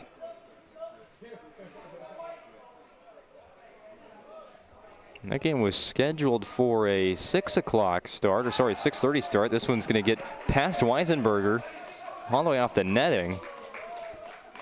And Gage Miller will go to third base on the wild pitch. And that game was 6:30 scheduled to start between Minot and Bismarck High. We've gotten ourselves a half hour ahead of schedule after 2 very quick games to start the day. This one might take a little bit longer than the others. Already at 50 minutes of game time, 2 and not even a half innings in. Another foul ball from Owen Brinks. Count remains 1 ball and 2 strikes. Aiden Johnson, he's close to 50 pitches. Pitch count on the scoreboard hasn't been given up with foul balls, so unofficial number. They are making between inning announcements on the pitch count numbers. Century wants an appeal to first base. Brinks did not go. Count runs to 2-2. And we have seen these teams throughout the tournament so far rely on their starters for a lot of innings in game number 1. We've only seen 1 relief pitcher come in. Another one that gets past Weisenberger. It's going to roll not yet to the backstop, but Gage Miller slides in safely. Mandan goes up by a new game high 4 runs on the pass ball. It's been right underneath the glove of Weisenberger.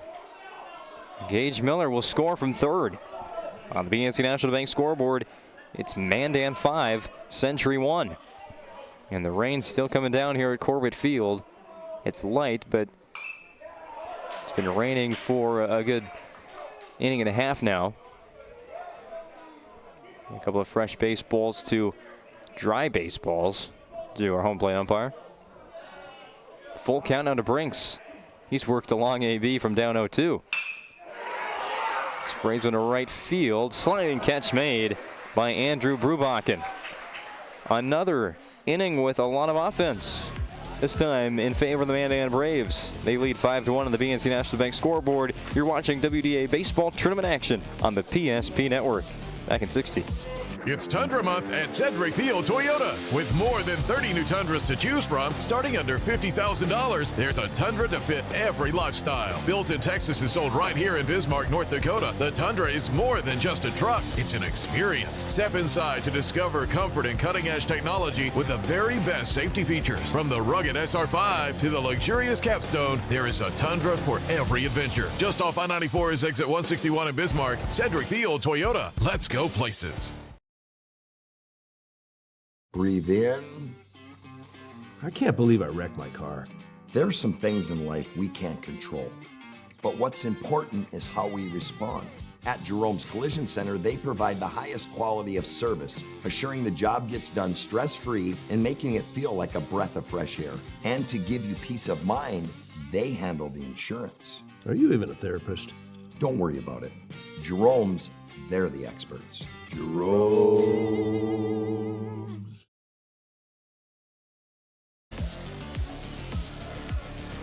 An update on the BNC National Bank scoreboard. Mandan scores 2 runs in the top of the 3rd inning to extend their lead now to 5-1 against their largest lead of the game.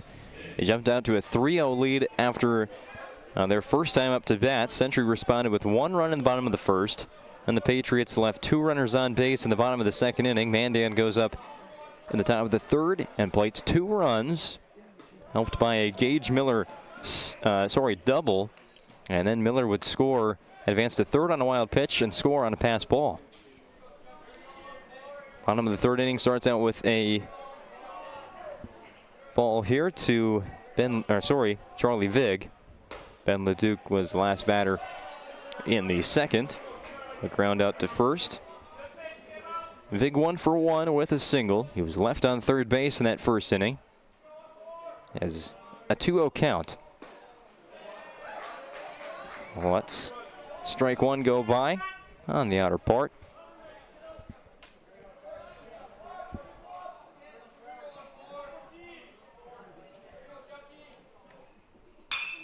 Breaking pitch. Vig sat on it. Drive to left field, but it is grabbed by Mason Oster.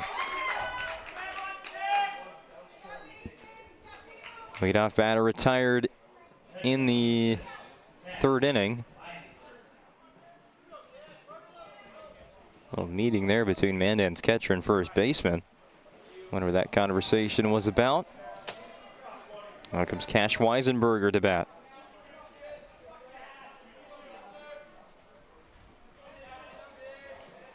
First pitch from Jamison Nelson. Misses outside, 1-0. Weisenberger flew out to center field. He's 0 for 1.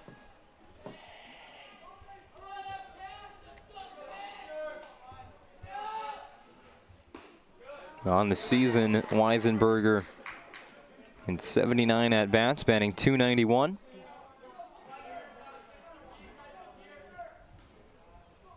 One pitch. Upstairs, 2 balls and 1 strike.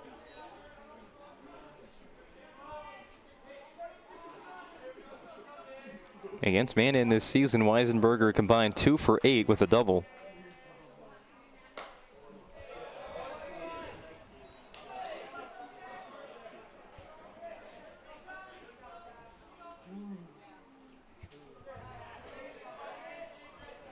.3-1 pitch. Taking for ball 4. Weisenberger's on base.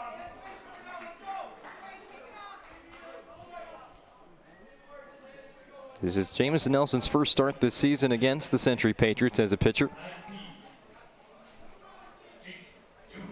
Weisenberger waiting for a courtesy runner. They're going to keep him there. Weisenberger will run after being walked as a catcher. Jason Juma with the lone RBI for the Patriots on a sac fly. Now the rain really coming down at Corbett Field. Line drive past Olsen at third base. Weisenberger's on the move. He's to third base. They're sending him around. It's unable to be corralled in the left field corner. Weisenberger will score. The throw to third gets past Olsen again. And that's a RBI triple. See what we got here on the Ryan Family Dealerships replay. It's going to surprise me. Oh, that's a good part. It was bobbled, as you couldn't see it on the edge of your screen, bobbled in the corner by Mandan's left fielder, Mason Oster. And that allowed both base runners for Century to take the extra base. It scores Weisenberger from first, then Jason Juma's RBI triple. They're going to rule that one a triple. No errors for the Braves on that play. That's our third triple, and we haven't completed 3 full innings. Serve Pro Mound visit here between Tucker Horner and his pitcher Jamison Nelson. And the rain falling harder than it has been all day long. It only started in around the second inning of this game, and now really coming down. But from what I've been hearing, we're just going to keep on playing through it until we can't anymore. Still half of this game and one full game to complete in this WDA quarterfinal round. 1-0 pitch to Evan Hummel. Taking for strike one. 5 runs on 5 hits for Mandan, 2 runs on 4 hits for the Century Patriots. High bouncer to third base. Olsen has a tough time getting out of his glove. Hummel's out, and Century doesn't like it. It will score a run and make it 5-3. Here it is again on the Ryan Family Dealerships replay. We're going to see the full play here. It's hard to really figure out how to play these bounces off the turf. That one was almost a pop fly. And Olsen couldn't get it out of his glove very cleanly. Extremely close play at first base. Hummel is called out. Juma will score. It's 5-3 on the BNC National Bank scoreboard. Life is busy. That's why they'll make managing your money easy with locations in North Dakota, Minnesota, and Arizona. Also visit them online at bnc.bank. 1-0 count to Andrew Brubakken. 2 outs in the inning. Base is now empty for the Patriots. It's only been 1 previous at bat where the bases have been clear of base runners for Century, not counting the leadoff man in the first and second innings, of course.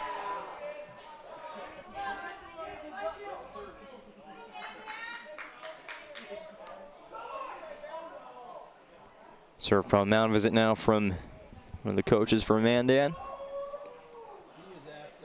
With a 3-0 count to Brubakken with 24/7 emergency service and trained technicians using advanced technology and specializing in fire and water cleanup and restoration at Serve Pro. Serve Pro Mound visit, talking about the mound a little bit.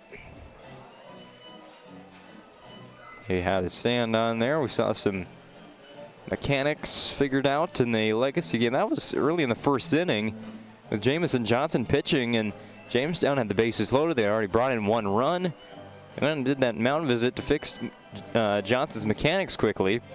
And it helped him get out of the inning, stranding the Blue Jays with the bases loaded. Legacy would end up scoring 2 more runs unanswered later on in the game to pick up the win over Jamestown in the most recent quarterfinal. Instead of a matchup between the Sabres and Williston Coyotes in tomorrow's 3rd game of the day and first semifinal. Winner of this game will play in the 2nd semifinal, the nightcap, tomorrow evening. Loser will play in loser out game number 2, scheduled for around 1:30, but we got started a lot earlier than that today. It's all based on when the last game ends. Nelson, back-to-back strikes after the Serve Pro Mound visit to Andrew Brubakken. Full count pitch. Swing and miss, strike 3. Nelson's first strikeout of the game goes against Andrew Brubakken, and that ends the 3rd inning. Century goes for 2 runs, cut into the deficit, but Mandan still ahead 5-3. The best part about working at BNC National Bank is developing relationships. I love working with people. We've been here for over 25 years. We've grown just like our communities we're in. But we still have that personal connection with our customers. And that's why we can find the best solutions for them. It feels great seeing projects around the community and knowing we're a small part of making that happen. We're helping people buy their first homes. Plan for the future. From startups to big business. We're part of the community. And we're proud of it. Yours truly, PNC. Our stylists are trained to understand the nuances of cutting men's hair. Less pomp, more adore, huh, Brittany? Square face, wavy hair. Mid-fade with a textured top. Finish it off with a hard part and taper that neckline, coach. Cowlick, what's the move? It's not just all about hard work here. Hit all. 7. Pressure. Points. Yeah. It takes expertise to be a sport clip stylist. Here? That's the spot. Right there, huh? Sport Clips, the pros in men's hair.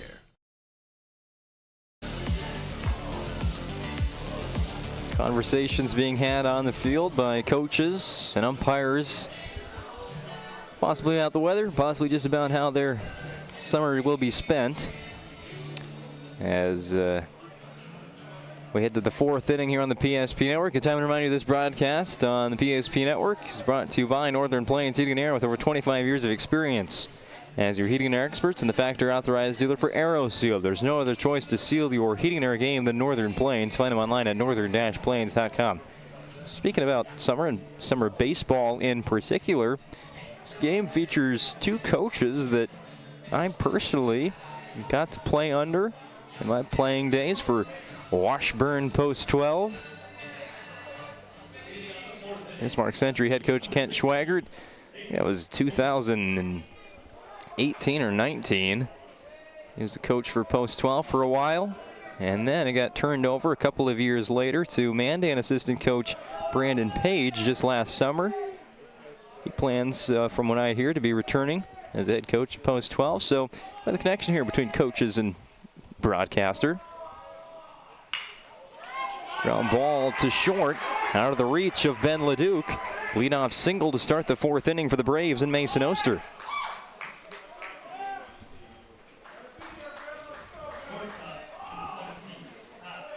Braves will bring in a pinch runner. And that will be... Just keep bringing in more and more courtesy runners. Can't keep track of them all. Jensen Scholes is the courtesy runner for Mandan.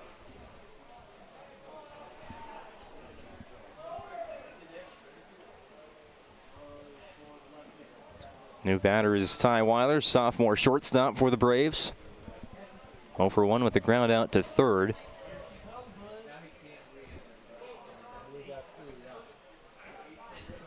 I believe was Scholes coming in for the left fielder Mason Oster, and we did see a re-entry for Jamestown in the last game.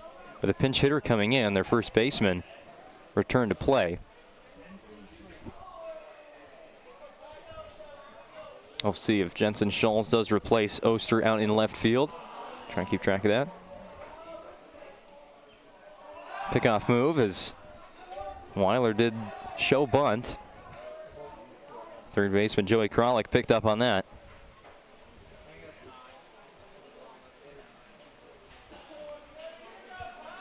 Century's dugout brought umbrellas. They came prepared today. The stats keepers there.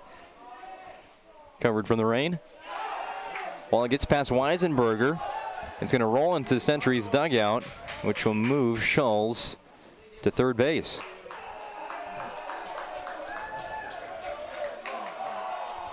Now Coach Schwaggert's going to come out of the dugout, and yeah, they're going to correct that. Scholes was on first. He just gets second.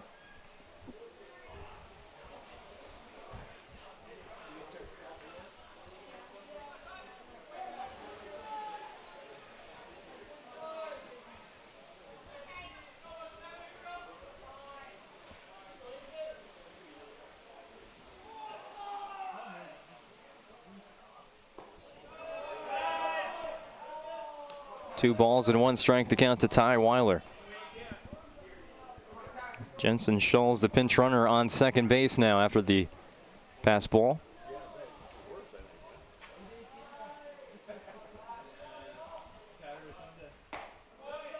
Strike 2.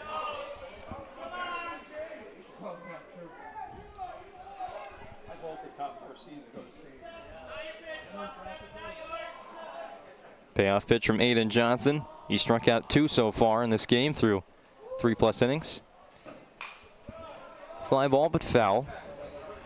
Again, going to roll back onto your screen. There it is.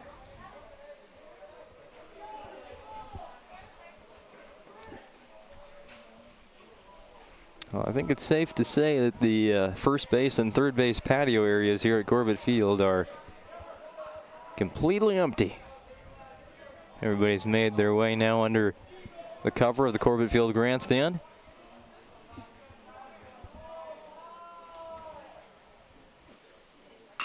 Ground ball to third. Kralik watches Scholes back to second base. The throw is there in time. Cooterna had to stretch for it.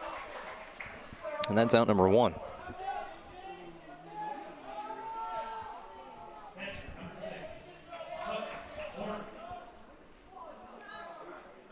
One on, one gone for the top of the Mandan lineup for the third time.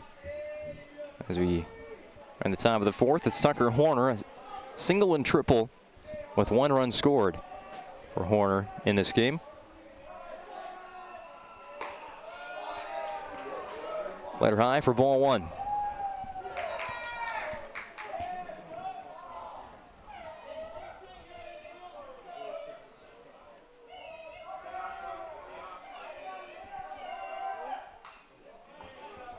Just barely glances off the bat of Tucker Horner for foul ball. Strike 1.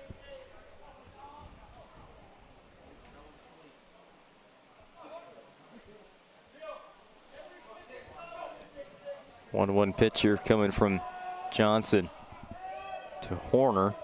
Dylan Gierke on deck. He is 0 for 1 with a walk. Strike 2 called to Horner.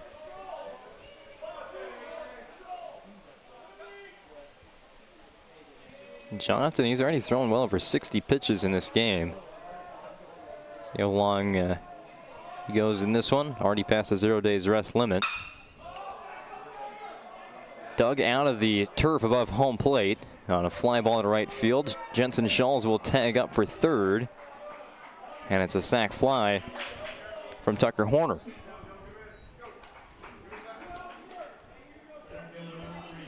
Mandan, who scored 3 runs in the first and were held off the board in the second. Another 2 more in the third inning.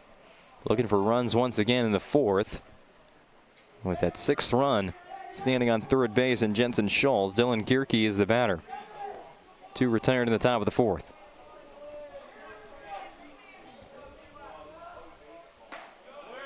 Nearly hit by the pitch. Gierke moves the back leg. 1-0.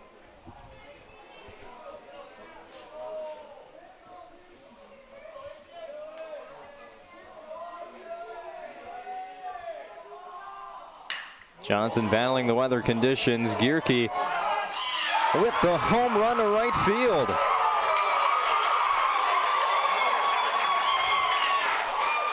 On the Ryan Family Dealerships replay here. Well, actually, let's see. Hold it for the celebration. Yeah, Gierke, that looked like it was hit on a line drive to right field. That cleared the wall in right. A 2-run home run for Dylan Gierke.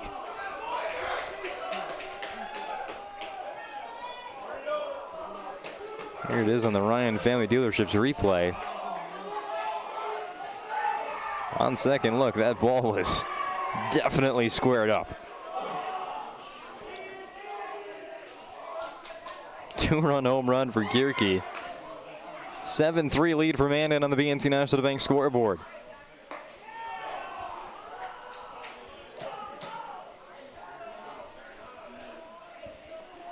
Tate Olson now has to follow up that act. Johnson evens the count at 1s. And somebody got selected to go track down that ball from outside the fence. Step outside of the grandstand to go get it. 2-1 count now to Tate Olson. Up and outside, 3-1. Gierke, the 2-run blast. Another multi-run inning for the Braves. Their third inning, scoring 2 or more runs. 4-run advantage now for Mandan on the BNC National Bank scoreboard. Walk to Tate Olson brings up Jamison Nelson.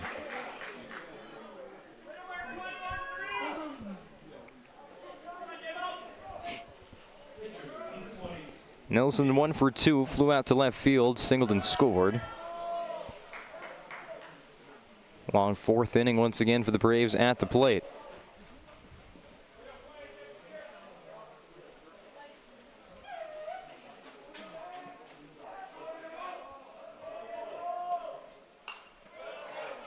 Swings at an inside pitch. It's a foul ball.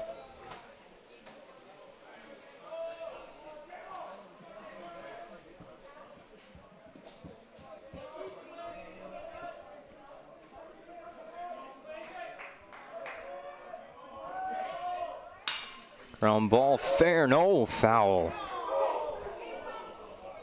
Let's take a look at this in super slow-mo on the Ryan Family Dealerships replay. Fair foul down the first base line. Last bounce was in fair territory, but they say it just went to the right side of first base. Payoff pitch from Johnson to Jamison Nelson. Breaking pitch, lifted to right field. This one will stay in the ballpark, I do believe. And it's caught right in front of the warning track by Andrew Brubachen. But the 2-run home run from Dylan Gierke extends Mandan's lead back to 4. It's 7-3 on the BNC National Bank scoreboard as we head to the bottom half of the 4th inning. This is WDA baseball tournament coverage on the PSP Network. Whether you're looking for a full-service financial plan or planning for farm or business succession, Planning Team Financial Advisors is here to help you work toward achieving your financial goals. With locations in Bismarck, Garrison, and Center, our full-service team of professionals are dedicated to helping you work towards achieving your financial goals. Visit us online, planningteam.com.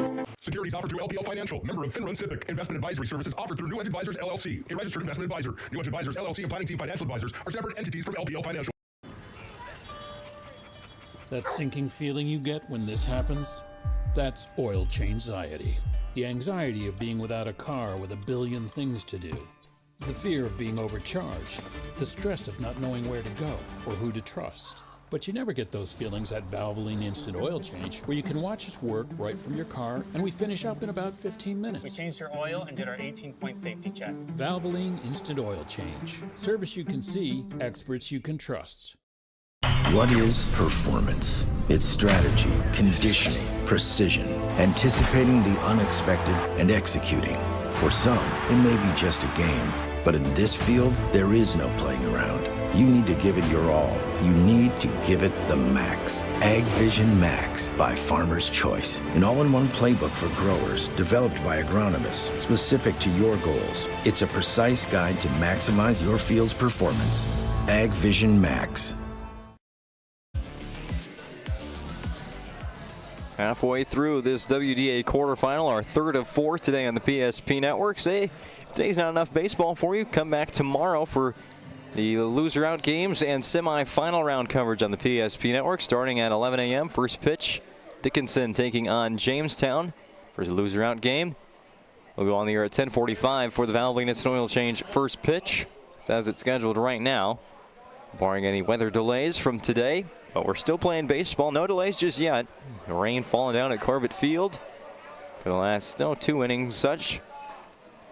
In the meantime, we've seen 6 runs, 4 for Mandan, 2 for Century. And the last 2 came on a 2-run home run from Dylan Gierke, improving Mandan's lead on the BNC National Bank scoreboard to 7-3. The leadoff batter for the Patriots in the home half of the 4th inning is Joey Kralik. Kralik has a 1-1 count from Jamison Nelson. Nelson, who's given up 4 hits. He's also walked the Patriots batter. In the lead right now. 2-ball, 1-strike count to Kralik. Each player taking their time. And between pitches, they did some resurfacing there on the pitcher's mound. Added some more rubber. The landing spot for both Nelson and Century's pitcher Aiden Johnson. Aiden Johnson due up third in the inning in the batting order for the Patriots. 2-2 count to Kralik. Breaking pitch, left high in the zone. Hung a breaking ball to Kralik, but it's going to be a flat to Gierke in center field. So Jackson Herman laid down a sacrifice bunt his first time up. Moved the runners up. The second and third base. That was back in the first inning, now making his first at-bat since in the bottom of the fourth. I could play better, I just never have. Watch the first pitch just above home plate for ball one.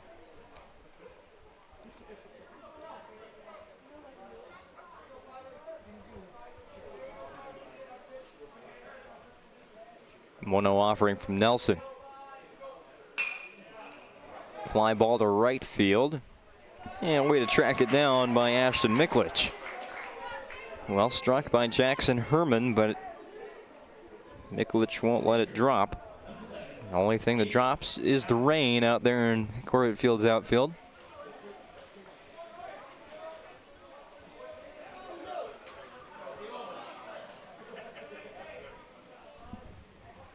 Here is the pitcher, as promised. Aiden Johnson due up third for Century in the home half of the fourth.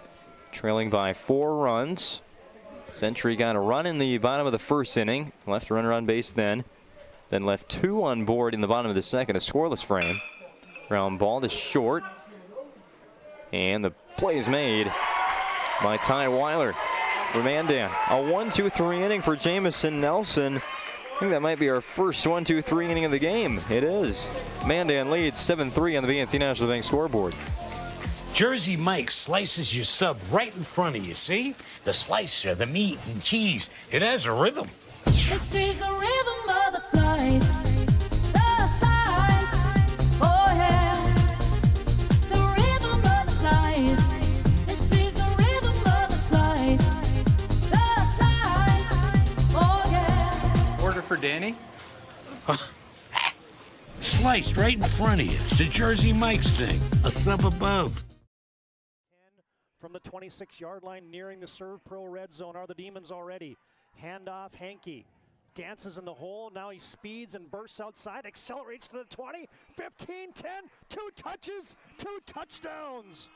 Carter Hankey, this time they go left, and he just does what he does so well is he read the block. It wasn't off tackle, it wasn't off the guard on the inside, and he took his time, then he bounced to the outside, got a great little kick-out block, a touch block, and deep downfield for the Demons, helping him out.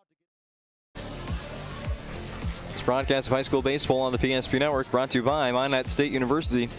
The best way to predict your future is to create it with over 100 areas of study at Minot State University.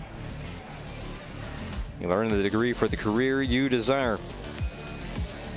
More than 96% of recent Minot State grads employed or continuing their education. MSU grads get jobs, period. Be seen, be heard, be you. And MSU, that's Minot State University. We will begin the 5th inning shortly after Aiden Johnson's final warm-up pitches. He is at 80 pitches in the game through 4. So just based on what he's been averaging, he's going to have to keep that under 120 pitches today if he wants to finish out a complete game for Century. Giving up 7 runs on 7 Mandan hits. The Braves have compiled 4 extra base hits out of their 7. A triple by Birdhorse, triple by Tucker Horner, a double by Gage Miller, and the home run in the last inning by Dylan Gierke. 2-0 count to Gage Miller. He doubled and scored his last time up. Advanced to third on a wild pitch. Scored on the pass ball. He's 1 for 2. With a 3-0 count, the red light is on. Expect a swing here from Miller, the number 5 batter in the Mandan order. Won't need to. It's ball 4. Aiden Johnson issues the walk. And that's the 3rd one he's handed out. Brings Marcus Birdhorse to the plate. Is the sign from head coach DeWitt Mack.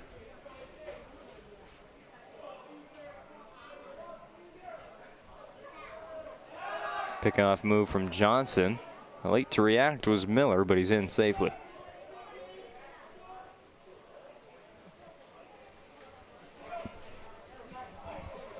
One game still to come today from Corbett Field in the WDA quarterfinal round.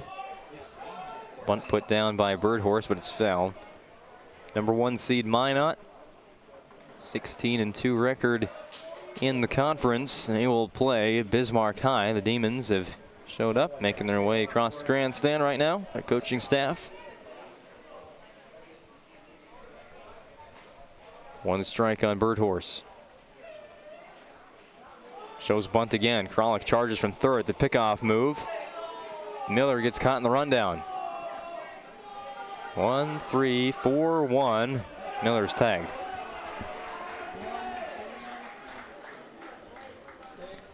So Mannion's leadoff batter, the gun on base on the walk. He's picked off by Johnson. The 1-3-4-1.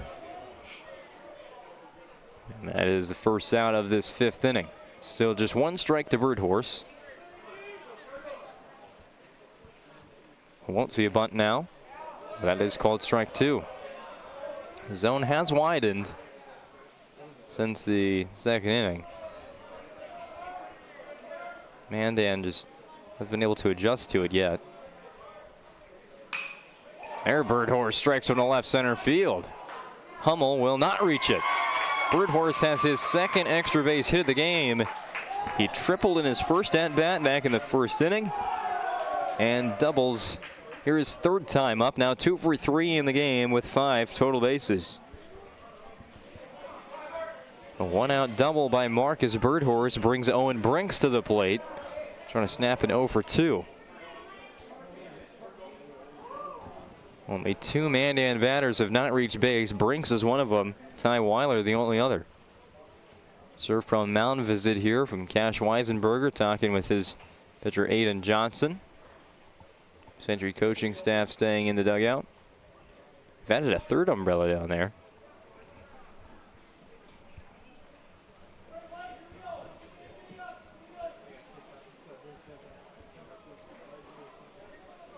First pitch now to Owen Brinks after Patriots break the mound visit. 24/7 Mercy service and trained technicians at Serve Pro bringing that Serve Pro mound visit.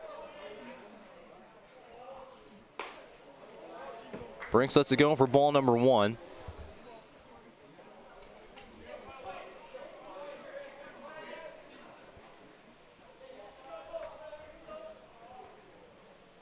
Johnson back into the stretch, checks Birdhorse at 2nd. Move back and forth. Now fakes. He's stealing to 3rd base. Swing and miss by Brinks. Again, Mandan on the season 18-8. 7 of those losses in conference play. They only dropped 1 EDC game that they played against Devils Lake, a 14-5 loss to the Firebirds. 1-1 pitch to Brinks above his head for ball 2. They split with Devils Lake, who again is one of the top teams contending for an EDC title this weekend. They are hosting West Fargo Cheyenne, I do believe.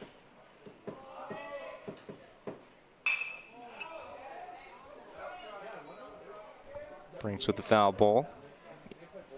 Now there's 2 balls and 2 strikes.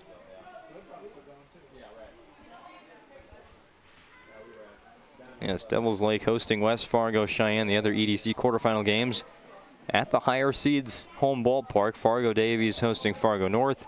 West Fargo versus West Fargo Horace, and Shanley at home against Fargo South. West Fargo Cheyenne, they're the 3-time repeating state champions. Mandan also hosted Fargo South, we mentioned in that quarterfinal pairing. They're the number 8 seed in the East. They swept the Bruins 3-2 and 10-9, including a walk-off winner. Birdhorse will run, but it's a foul ball.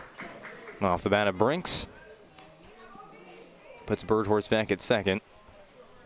It was a full count with 1 out.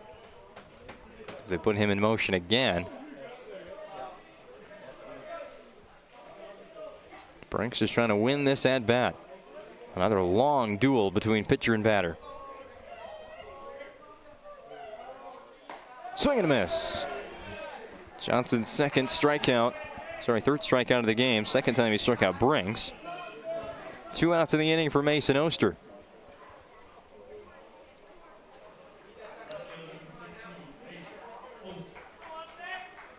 So Oster back in the lineup after being pinch ran for in the 4th by Jensen Schulz. Schulz would score for Oster following Mason's single to lead off the inning.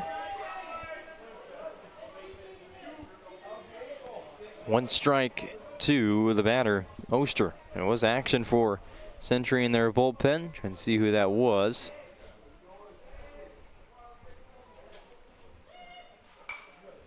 Foul ball to the backstop.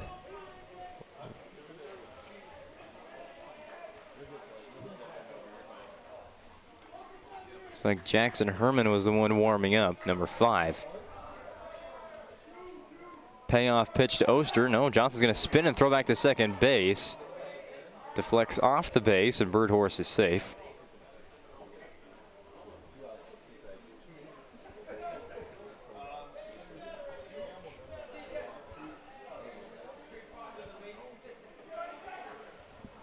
Johnson gets a sign from his catcher, Cash Weisenberger. Here comes a payoff pitch from the stretch. Swing and miss, strike 3. Johnson records back-to-back strikeouts to end the inning. Mandan gets a double from Marcus Birdhorse, but he's left there. Your score after 4.5 innings complete from Corbett Field and Minot. Mandan 7, Century 3. Whether it's getting an education, making priceless memories, learning to play, playing to learn, or simply getting where you need to go, the team at Ackerman Estvold has been behind these projects and countless others, developing critical infrastructure, valuable spaces, and even some good old-fashioned fun. Entrusted with the things you know, but delivering more than you may realize. Ackerman Estvold, trusted for decades and decades to come.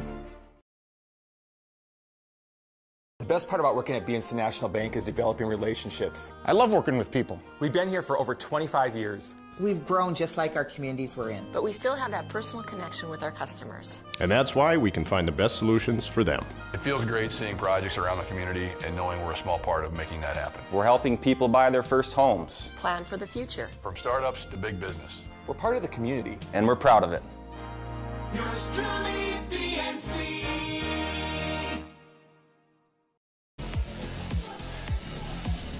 Bottom of the 5th inning from Corbett Field coming up.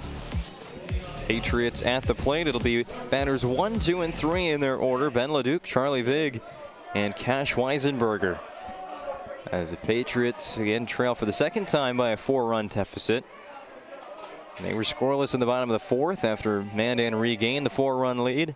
They held the Braves off of the board in the top of the 5th despite a double from Birdhorse, and Mandan's asking to the third base umpire if Ben Leduc kept that showed bunt the whole time, or else that would have been a strike 1. So they say he pulled back in time, and now sends a ground ball through the hole between third and short for a leadoff single. Here again on the Ryan Family Dealerships replay, Ben Leduc, leadoff base hit. He's now 2 for 3 in this game. The highest batting averages on the Century team, and showing why. Brings to the plate Charlie Vig. He's also 1 for 2. Single and a fly out for him today. Leduc gets his lead at first. Nelson gives him 2 looks. Lobs in a breaking pitch. Asking for a new ball now. More players coming back from Century's bullpen. Aiden Johnson, they announced he was just over 90 pitches after that last inning. Might have his day cut short in 5 innings. Swinging bunt back to the pitcher, sliding into first base is Charlie Vig, and he's safe. Nelson came up to field that little ground ball. Here it is on the Ryan Family Dealerships replay. Swinging bunt bounced right in front of home plate. Took a high bounce off the turf. Nelson even barehanded it. Oh, man. And Vig, they will say, is safe at first. Sliding in head first. Infield single by Vig. Leduc to second. Cash Weisenberger at the dish. 0 for 1. He also walked. He scored a run.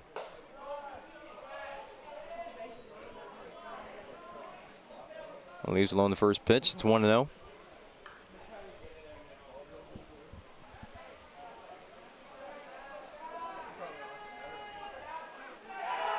Pickoff move from Nelson, trying to get Leduc at second. It's caught by the shortstop, Ty Weiler, covering the base.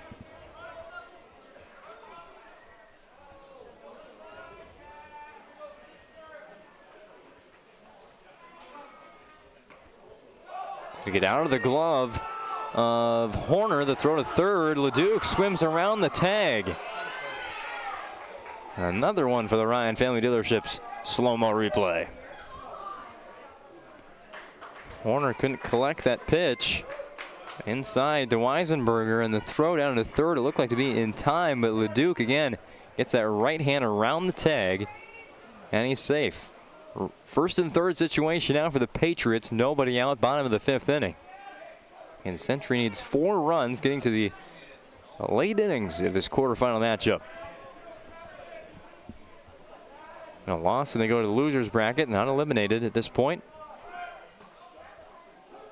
Strike 1 to Weisenberger. A win puts him in the semifinal round. Semifinal still doesn't guarantee a state tournament bid, but a win in the semifinals does. A loss in the semifinals, you go to the state qualification games. Flip sides of the bracket. Nelson fakes to third, tries to pick off Vig at first base. Vig was taken off for second. The throw gets into left field, and Century's going to run. They mess with Nelson.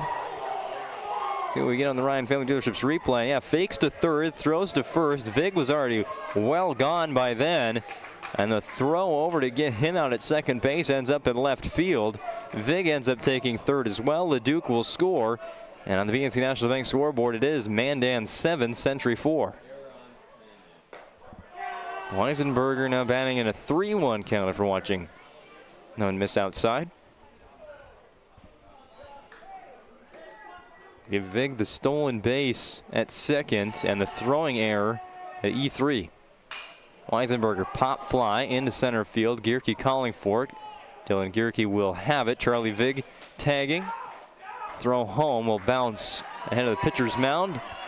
No relay there for Mandan, and Charlie Vig will score on the sac fly.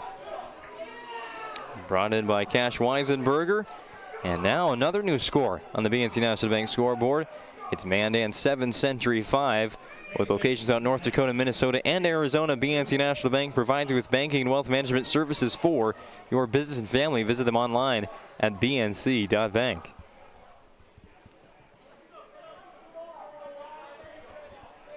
First out of the inning is a productive out for Century as they've cleared the bases. And Leduc scoring on the throwing error. That's another one that's going to get away from Horner, but no runners on base. It's just ball 1 to Jason Juma. Leduc scored on the throwing error by Mandan's first baseman, Gage Miller. And Vig scores on the sac fly by Weisenberger. Nobody on, 1 out for Juma.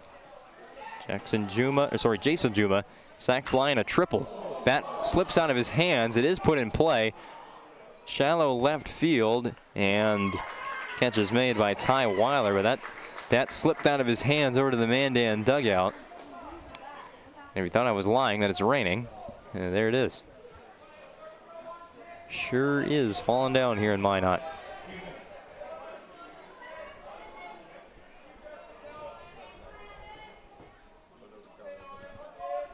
Pop out to the shortstop brings up Evan Hummel. Hummel starts off his third plate appearance with a foul ball. 0 for 2 is the Patriots left fielder.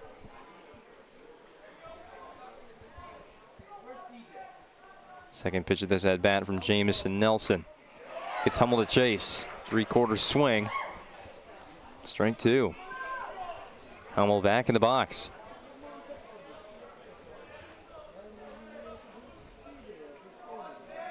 Nelson out of the full. Bases clear. And 2 outs. Needs 1 strike to get out of the inning. It'll be a line drive to short. Weiler's there. And the inning is complete. Bismarck Century strikes for 2 more runs. They cut the deficit in half on the BNC National Bank scoreboard. After 5 complete innings from Minot, it is the Mandan Braves 7, Century Patriots 5. We've got a new pitcher in for Century when we return. The best part about working at BNC National Bank is developing relationships. I love working with people. We've been here for over 25 years. We've grown just like our communities we're in. But we still have that personal connection with our customers. And that's why we can find the best solutions for them. It feels great seeing projects around the community and knowing we're a small part of making that happen. We're helping people buy their first homes. Plan for the future. From startups to big business. We're part of the community. And we're proud of it. Yours truly, BNC.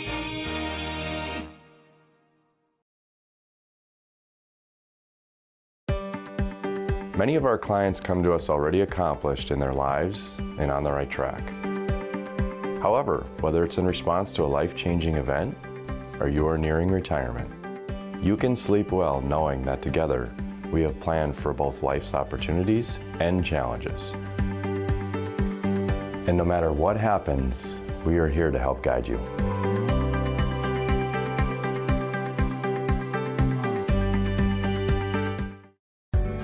Meet Gary. Gary is an ordinary guy, but right now Gary has car trouble. Gary doesn't know about magic towing.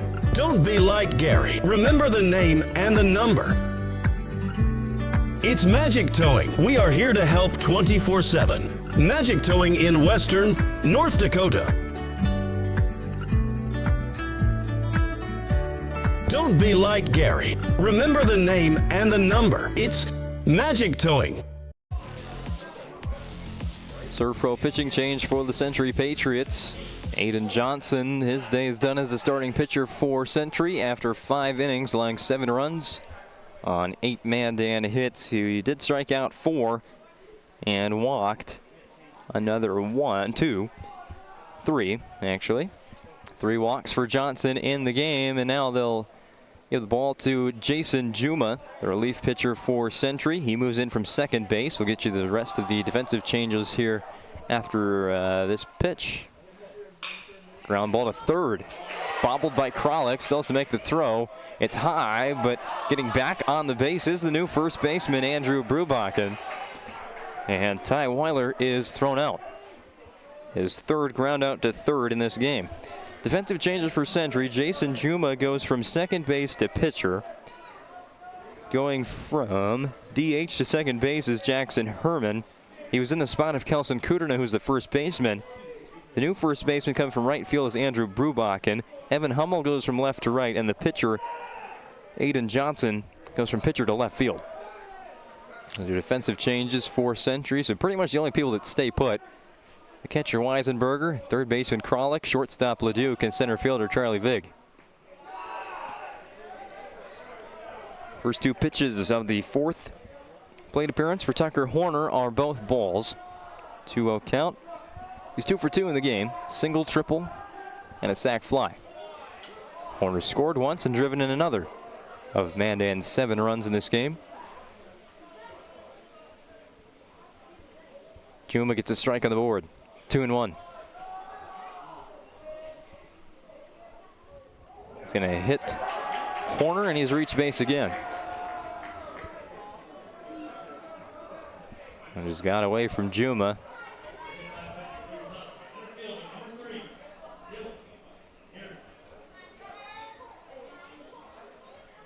So here comes the home run hitter, Dylan Gierke. 2-run home run to right field in his last at-bat.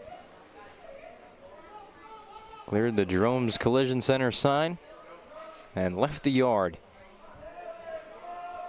Has a runner on base and 1 out again. Ground ball to second. Off the glove of Herman.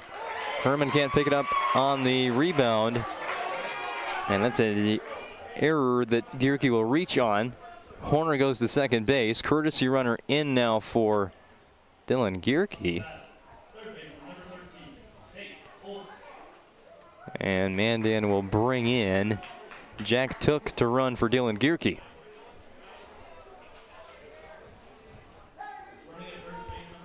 Looks like they're doing that to give Gierke some warm-up pitches in the bullpen. There's another Mandan Brave warming up out there. Can't see what number that is.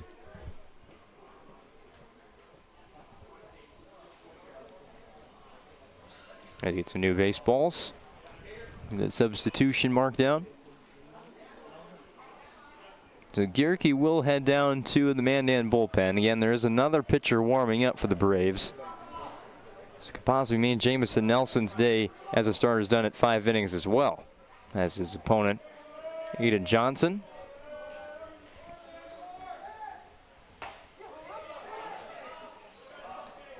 One ball and one strike to Tate Olson.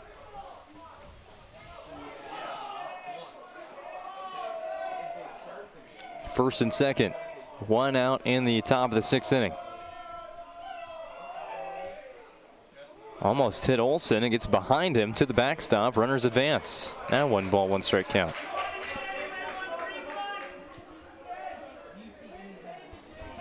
That was a second error defensively by the Patriots in this game. An error in the first inning as well,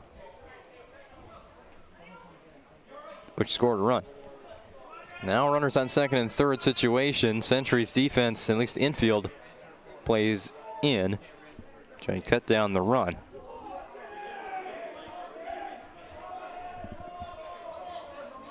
And walk on a new baseball to the pitcher Jason Juma as our home plate umpire.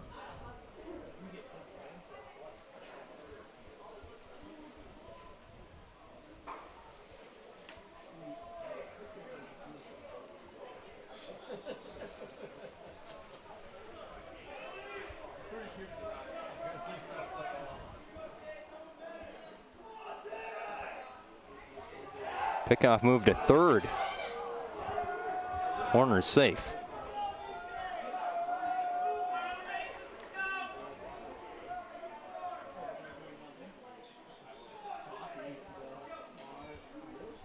Pitching stats this year for Juma, his 9th appearance. All but 1 out of the bullpen. Called strike 2 to Olson. So 19 1/3 innings. So the 3rd most innings on the team despite only having 1 start. 5 less than the others ahead of him. 1 save on the year. Pop-up foul and well out of play. Struck out 17, walked 10 as an ERA of 5.07. Making his 9th appearance of the year on the mound. For Kent Schweigert and the Century Patriots. Payoff pitch to Tate Olson. 2 in scoring position for the Braves. Way outside. That's where Weisenberger was setting up. Count even 2-2. The Patriots infield on the green turf of the infield. As Mandan tries to add to a 2-run lead. They've had the lead the whole way since scoring 3 runs in the top of the 1st inning. Pop up to second base. Herman has it. That was a tough one to track up in the rain and the wind. But Herman does make the catch. 2 down. Patriots defense goes back to normal depth. Another courtesy runner coming in for Mandan. They'll take the catcher off the base paths, Tucker Horner, and put Carson Ressler back in to run for him. And Jamison Nelson, the batter. First pitch to him outside.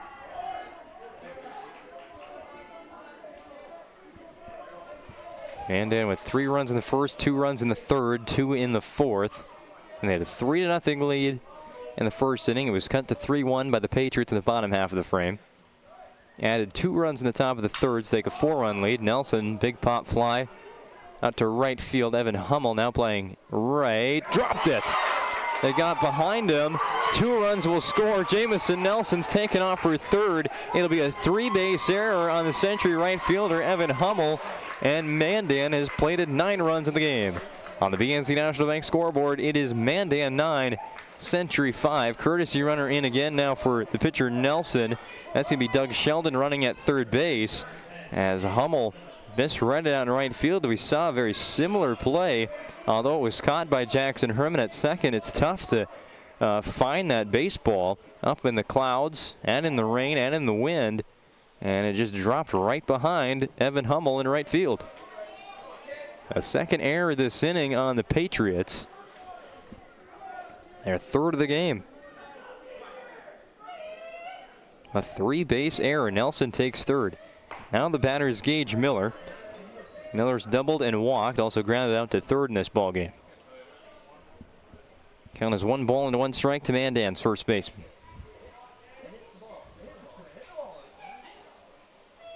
Sheldon, the pinch runner at third. Courtesy runner at third. Ball 2 to Miller. Top of the 6th inning, WDA quarterfinal action. Mandan already has 2 runs. Their 4th inning with multiple runs. Again, the regular season matchup between these teams was a split. Mandan won the first game in a low-scoring affair, 3-2. Ball 4 to Gage Miller. Back-to-back walks. He's worked at the plate. He's reached base 3 times. In that game, Mandan struck for 3 runs, all of their runs, in the bottom of the 6th inning. They got a complete game win from Gage Miller. Also were tested by Century starter Kelson Kudrna, who went 5 2/3 innings on the mound. Game 2 in that doubleheader was all Bismarck Century, as the Patriots won by a score of 13-2. Taking their first lead in the 3rd inning and scoring in 5 straight.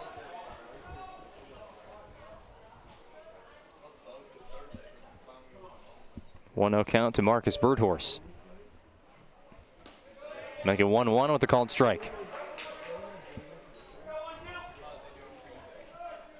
And Jason Juma, his first inning of relief. He's pitched 2/3 of an inning. 2 runs have already scored. Runners on the corners here for the Braves. Early steal from Gage Miller. Run to the edge of the baseline. There's 2 outs. The Century just gets him out.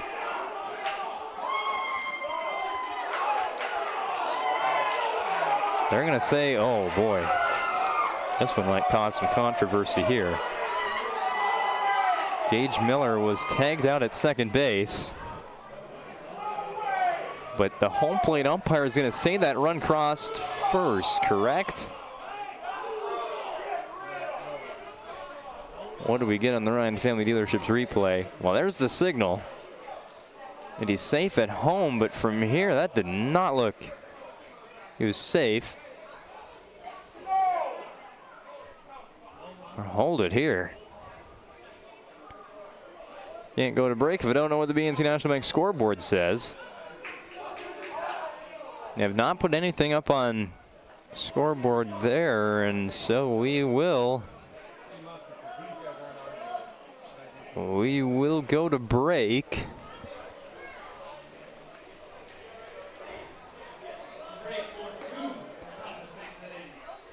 We'll go to break. BNC National Bank scoreboard reads Mandan 9, Century 5. It might be 10 when we come back. For decades, Nodak Insurance Company has been serving our state's residents in good times and challenging times. We come together for the greater good, from simple acts of kindness to company-wide efforts that make a difference in our community. It's who we are, rooted in North Dakota and ready to serve when it matters most. Nodak Insurance Company, agents with answers. Darren Johnson, Cody Olson, and Scott Wilkins, your agents with answers in Mandan.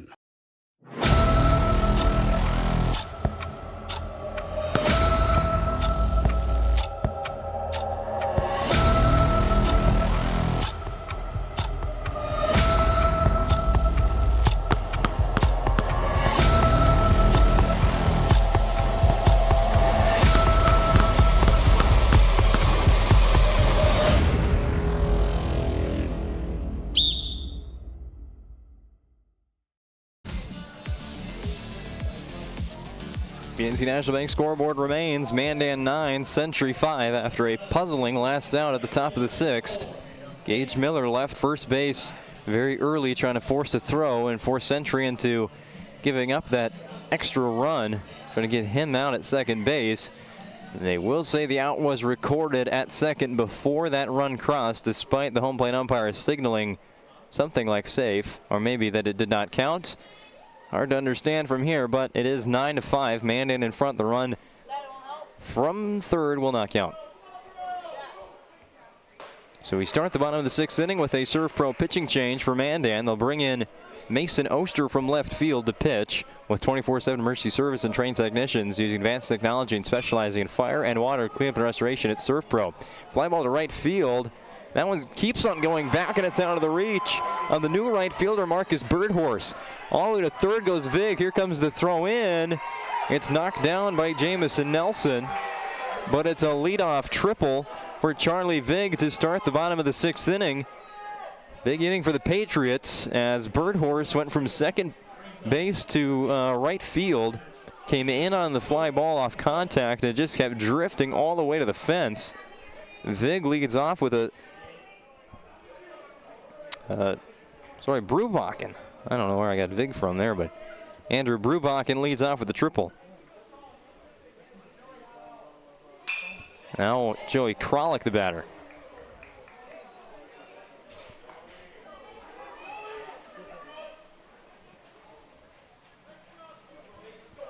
It's a new pitcher again, Mason Oster from left field. Ashton Miklich takes over in left. Marcus Birdhorse from second to right to fill in where Miklich was. Jamison Nelson goes to third base. There's a pop fly off the bat of Kralik, but foul. Jamison Nelson goes from pitcher to third. And Tate Olson goes from third to second base. The defensive changes for Mandan and the pitching change. Triple by Brubachen. Puts a runner on third with nobody out for the Patriots to start the home half of the 6th inning. Joey Kralik is the batter. He's 1 for 2. It's an 0-2 count. Ground ball to short. Fielded by Weiler. Throw to first. Here comes Brubachen. Throw home is offline. Andrew Brubachen is safe. And we've got a change on the BNC National Bank scoreboard. It's Mandan 9, Century 6. As it's an RBI ground out to short by Kralik.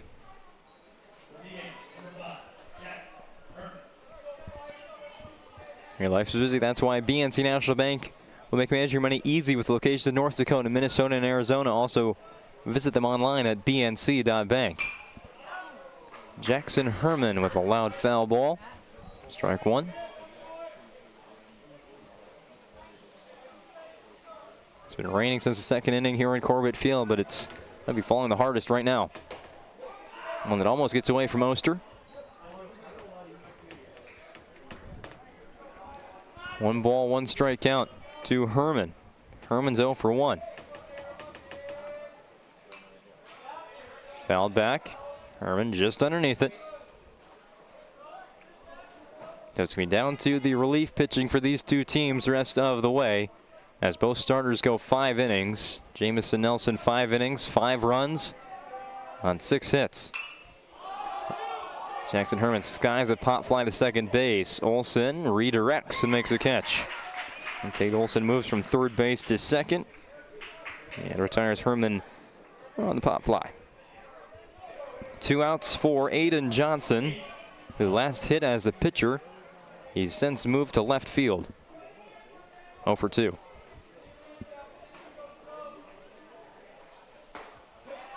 First pitch is a strike.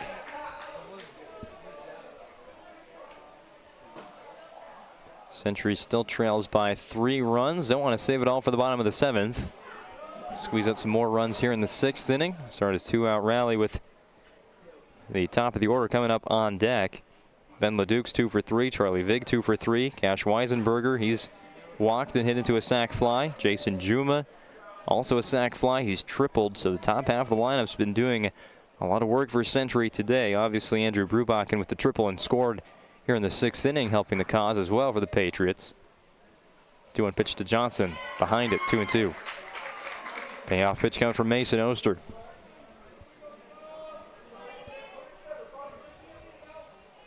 Oster out of the full. Base is clear. 2 outs. 2-2 pitch. Ball 3. Just a tad bit inside to Aiden Johnson.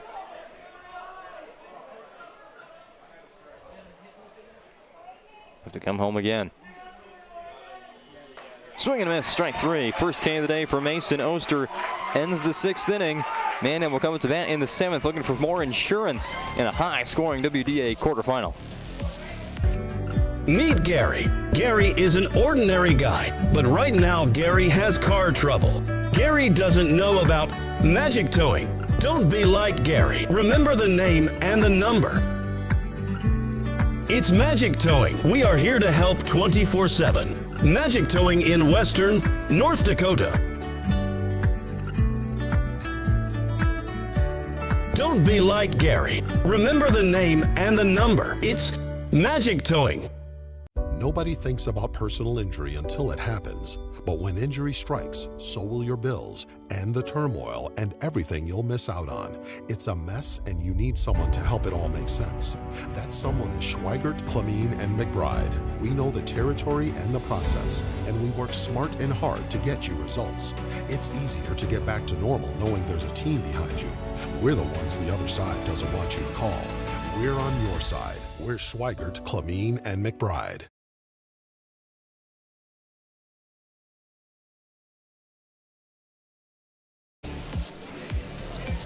Before the 7th inning begins here from Corbett Field on the PSP Network, I'd like to remind you that following the final out of this game of the Planning Team Financial Advisors Shots Crossroads postgame show, whether you're looking for a full-service financial plan or planning for farm or business succession, Planning Team Financial Advisors is here to help you work toward achieving your financial goals. Visit them online at planningteam.com, helping clients work toward financial freedom.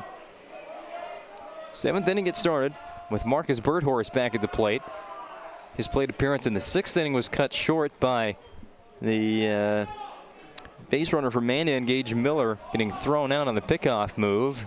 Led to a very confusing play as to whether he was thrown out at second before the runner from third, Jamison Nelson, or the pinch runner from third, Doug Sheldon, scored. It was ruled in the end that the tag was made at second before Sheldon crossed home. After the foul ball by Birdhorse, counts 1-1.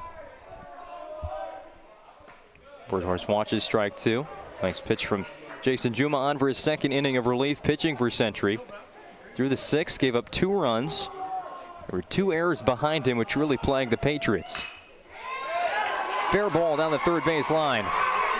Birdhorse is thinking extra bases again. There's the throw to second. It is way offline.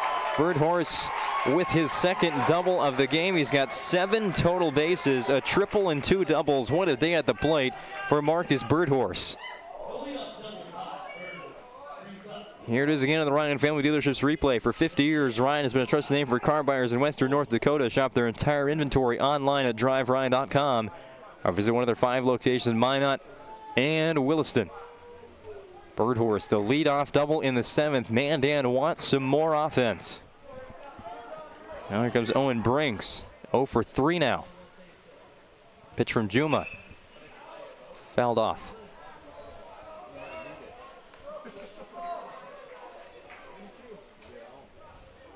That one might roll on the Burdick Expressway. It's hit so far. 1 strike to Brinks. It's been DH today for Mandan. Birdhorse in scoring position. Again, the Braves lead by 3. We'll see what they do pitching-wise in the bottom half of the inning. They keep the relief pitcher Mason Oster in. They did have Dylan Gierke warming up in the last inning when Mandan was at the plate. He comes in to close the deal. Ground ball past the sliding second baseman, Jackson Herman. Here comes Birdhorse. No tag. Weisenberger dropped the ball. Birdhorse scores from second. That might be ruled a hit past Herman's glove. Here it is on the Ryan Family Dealerships replay. Brinks will take second base. We'll give Owen Brinks the single, advancing on the throw. Birdhorse scores for the first time. He's tripled and doubled already in this game, but has yet to score until now after his 2nd double. Brought in on the Brinks single. On the BNC National Bank scoreboard, it is Mandan 10, Century 6. Mason Oster, the pitcher. At bat for the Braves. Watches ball 1 come up and inside. Birdhorse and Brinks trade places. Patriots trying to hold the runner on. It's Ned. Juma comes home. Misses low outside into the turf for ball 2. winner to the semifinal round. Loser drops to the loser out game tomorrow at approximately 1 o'clock, 1:30.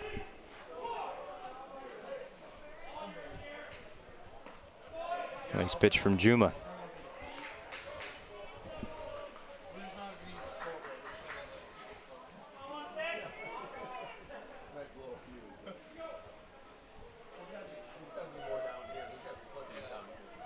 Two and one to Oster. Line drive to center. It will be caught by Charlie Vig. And really no chance at all for Brinks to tag up to third base. Just gets back to second base in time. Line out to center field by Oster brings up Ty Weiler.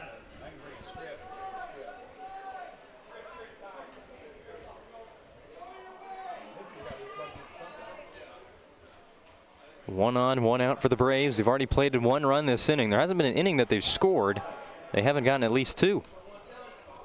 3 in the first, 2 in the third, 2 in the fourth, 2 in the fifth, and 1 so far in the 7th. That'll be Weiler then the top of the order.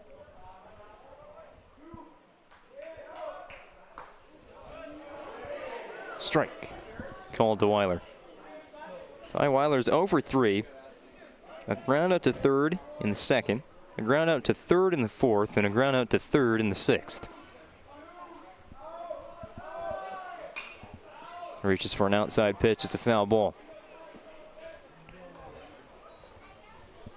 We got standing water outside of Century's dugout. Not so much over on Mandan's side.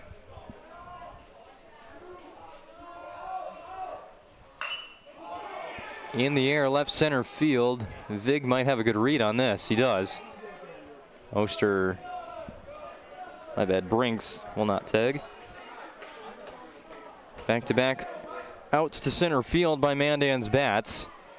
And now for the 5th time today, it's Tucker Horner.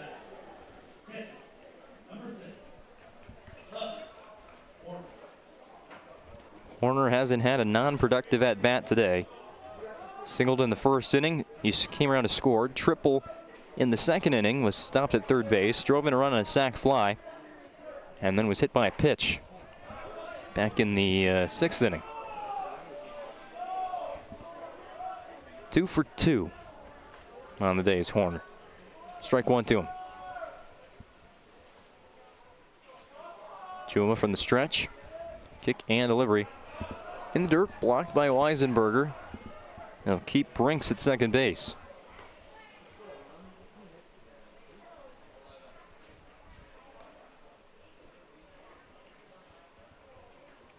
Juma gets another new baseball. Count even, 1 ball and 1 strike. On the ground, that one's gonna hit Horner in the box. It stayed fair. Koralik plays it the whole way through. But it hit Tucker Horner while he was in the batter's box. Puts 2 strikes on the board. Juma needs another new baseball.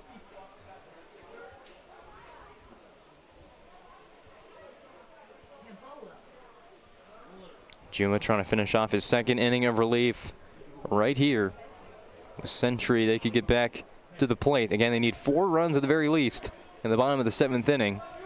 If Mandan isn't able to add any more runs here in the top of the 7th. 5 could win it. Reaching out for that outside pitch and finding center field is Tucker Horner. Throw home is not in time. Brinks is safe. Horner goes to 2nd on the throw. Some days it's just your day, and Tucker Horner is 3 for 3. He's reached base another time on a hit by pitch and drove in a run on a sac fly. 2 RBI day for the Mandan catcher. There it is again on the Ryan Family Dealerships replay. Seeing eye single to center field.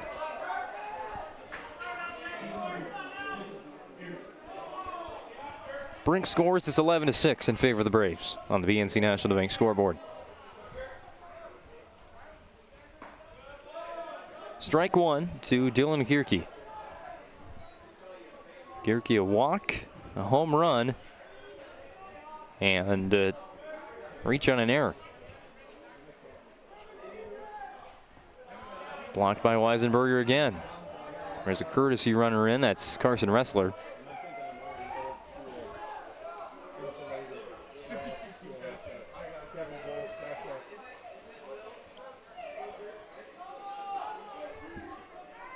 One ball, one strike pitch to Gierke. Hard hit ground ball, but quite a bit ahead of Juma's pitch. It's pulled down the first base side. Payoff pitch coming up now from number 19. Tate Olson wants another plate appearance. He's on deck. Mandan fans asking for some more offense here in the top of the 7th inning. To center field, Vig a few paces back and makes the catch. All 3 outs recorded by Century's center fielder, but Mandan gets 2 runs in there as well. They add to their lead. It's now 11-6. Century has to get 5 runs at the bottom of the 7th, or else they're off to the losers bracket tomorrow. Jersey Mike slices your sub right in front of you, see? The slicer, the meat and cheese. It has a rhythm. This is the rhythm of the slice. The slice. Oh yeah. The rhythm of the slice. This is the rhythm of the slice. The slice. Oh yeah. Order for Danny. Sliced right in front of you. It's a Jersey Mike's thing. A sub above. It's Tundra Month at Cedric Thiel Toyota. With more than 30 new Tundras to choose from, starting under $50,000, there's a Tundra to fit every lifestyle. Built in Texas and sold right here in Bismarck, North Dakota, the Tundra is more than just a truck. It's an experience. Step inside to discover comfort and cutting-edge technology with the very best safety features. From the rugged SR5 to the luxurious Capstone, there is a Tundra for every adventure. Just off I-94 is exit 161 in Bismarck. Cedric Thiel Toyota. Let's go places.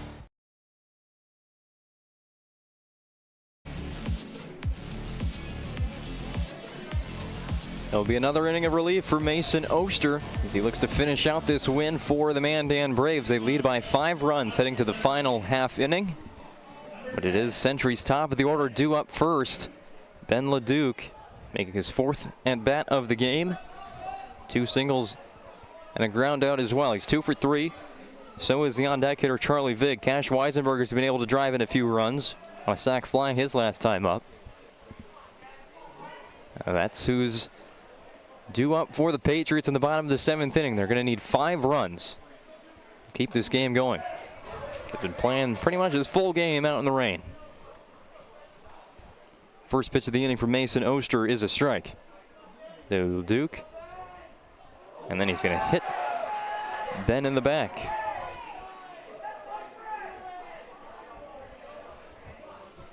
Leadoff batter aboard for the Century, one way or another. Puts Charlie Vig at the plate with a runner on base and nobody out.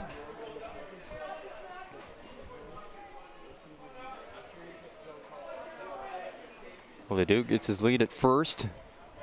See if they try and run here. Not on the first pitch. Vig will take a swing at it and hit a foul ball over to the concessions area.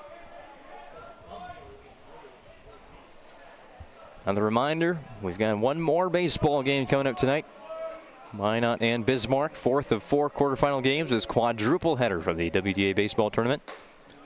This one too far outside. Vig doesn't take 1-1.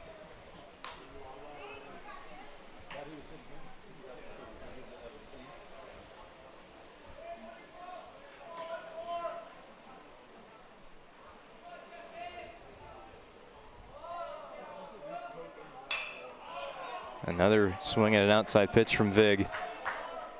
It's foul. See where Oster places this pitch as Vig has swung at 2 outside pitches. Also let one go that was too far outside. Oster goes high. 2-2.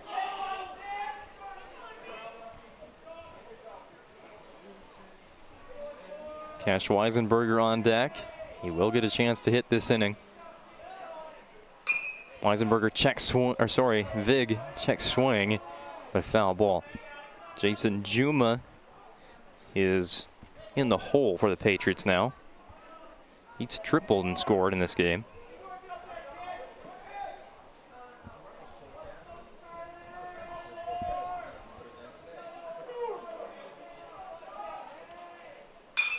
Vig to right field. Birdhorse has to go back. Retreats and makes the catch. Leduc returns to first base. There's one-on-one gone now for Cash Weisenberger, and that's a big out for Mandan, keeping Charlie Vig off the base paths. Weisenberger will bat again. He's flew out to center field, walked and scored, and driven in a run on a sac fly. Batting with one out in the bottom of the 7th inning. Trying to spark a century comeback. Leduc got on base on a hit by pitch to start out the frame.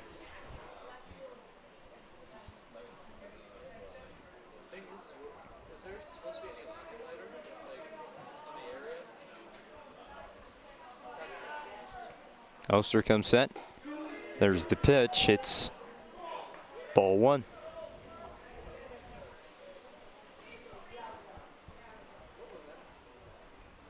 Bet they're having fun at the state track meet right now. I don't think there's rain over there, just a lot of wind. Cold weather out in Bismarck. Foul ball over to the bullpen area for Century. Nobody there to pick up the foul ball. There's nobody left in the patio areas. All taken cover at the grandstand or outside the concessions area. Strike two called. Looks like Bismarck High's made their home underneath one of the tents out there for set up for the Minot Hot Tot games this summer. Weisenberger strikes out swinging. Second K for Mason Oster, and now the Braves are one out away from a semifinal appearance in hopes of continuing their search of repeat West Region baseball champions. Down to Jason Juma. The pitcher for Bismarck Century.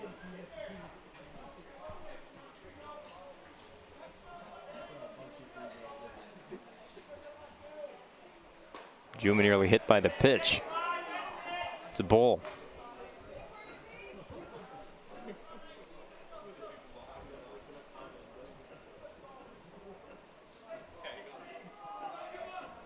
.1-0 from Oster. Swung on but fouled back to the backstop. Count even, 1 ball and 1 strike. Juma batting this season .273. Takes off the batting gloves here.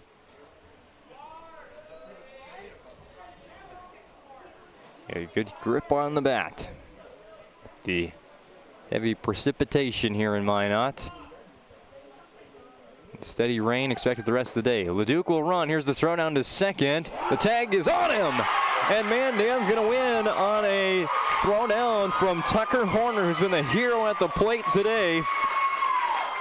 On down to the new second baseman, Tate Olson, to win it for the Mandan Braves. On the Ryan Family Dealerships replay, what a well-placed throw by Tucker Horner to win it for Mandan. Your final score on the BNC National Bank scoreboard: Mandan 11, Century 6. We'll have more of our planning team, financial advisors, Shots Crossroads post-game show after this commercial break. We've changed our name, but we haven't changed the DNA of who we are. We still offer the best product at the best price with the same people. For over 25 years, we've been your only choice for tires in the local area, providing all major brands under one roof at a fair price for your family's budget. Plus that excellent service after the sale with free rotations, free alignment check, free flat repairs with our exclusive Plus plan. That tradition continues today. Looking for tires you can trust? Choose us. Trusted Tire and Auto.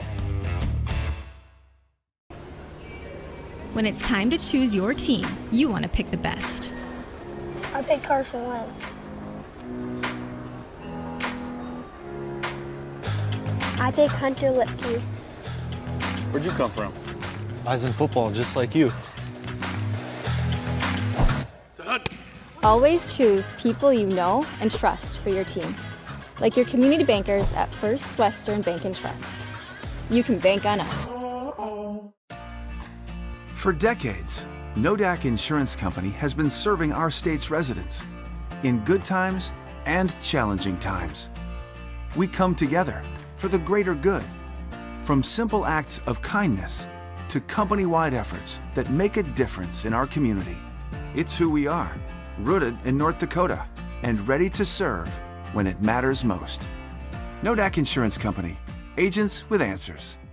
Darren Johnson, Cody Olson, and Scott Wilkins, your agents with answers in Mandan. You have built an amazing life by working hard and doing your job well. Delivering financial advice is what we do well. At Ameriprise Financial, our job is to use our skills, experience, and research to help you become more successful in today's economy. What we want you to walk away from each encounter with is satisfaction in knowing that together, we've done what we can to help you work toward a better future.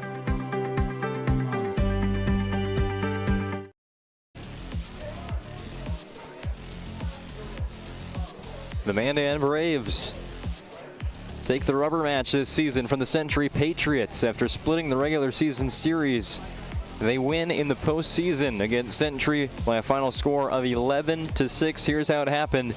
And our planning team financial advisors, Shots Crossroads post-game show.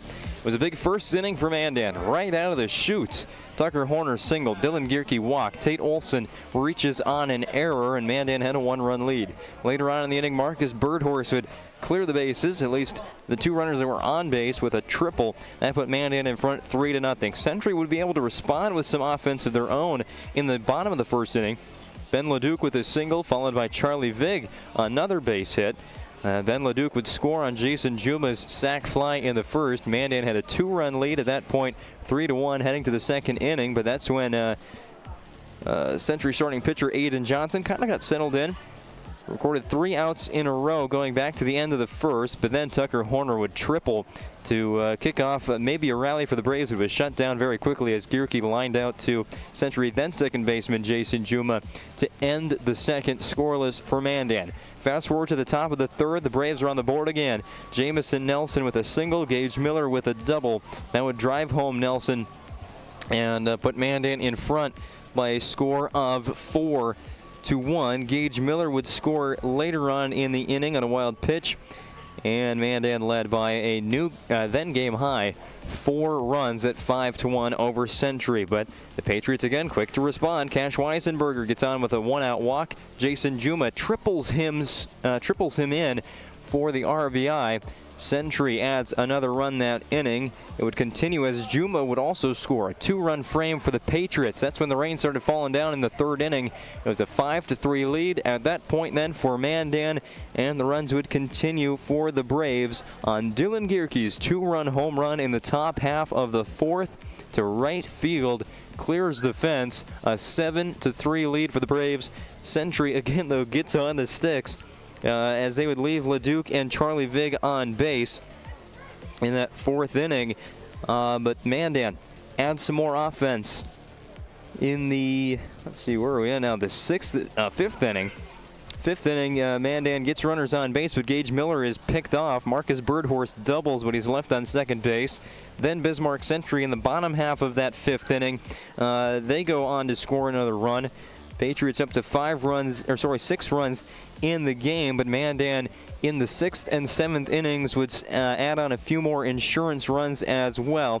They would score 1 run in the 2 runs in the 6th inning, and another 2 runs in the 7th inning to pick up the win. Mandan 11-6. Mason Oster comes in for 2 innings of relief and seals it for the Braves, as that's your final score. Mandan 11, Century 6 on the BNC National Bank scoreboard.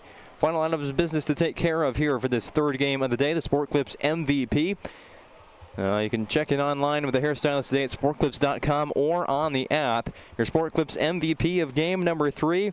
Well, it wasn't too much of a pitcher's duel like we'd seen throughout the whole day so far, so we got to give it to somebody on offense. And Mandan had 2 standouts at the plate today. Tucker Horner, the leadoff batter. He went 3 for 3 at the dish, 2 singles and a triple. He also scored a run, drove in 2. He was hit by a pitch and had an RBI sac fly in there as well. He was the definition of productive at the plate today. No non-productive plate appearances for Tucker Horner, so he's going to get a share of the MVP. Marcus Birdhorse, 4 plate appearances, 7 total bases. Started out his day with a triple in the first inning. Came back a few innings later following a strikeout with a double, and then doubled again to start the 7th inning and would come around to score. Marcus Birdhorse and Tucker Horner combined today for 12 total bases today for Tucker Horner and Marcus Birdhorse. They are your Sport Clips MVPs of the game. And lastly, the Jobbers move of the game. Game for the Braves, the final out, the throwdown by Tucker Horner to the new second baseman, Tate Olson, to finish it off. What a throw. We got to watch that one again on the Ryan Family Dealerships replay. Play the Jobbers move the game once again because that one was perfect. The throw from Horner right on gets the tag of LeDuc, and that ends the game with your final score for the final time. Mandan 11, Century 6. Yeah, the Braves will advance to the semifinal. The nightcap tomorrow against the winner of Minot and Bismarck. Century drops to the loser-out game. It'll be the second game of tomorrow's action against the loser of Minot and Bismarck. Your final score for the final time, Mandan 11, Century 6. We'll be back shortly for the Valve Cleaners and Oil Change pregame show between Minot and Bismarck High. You're watching WDA Baseball Tournament coverage on the PSP Network. This presentation on the PSP Network is proudly brought to you by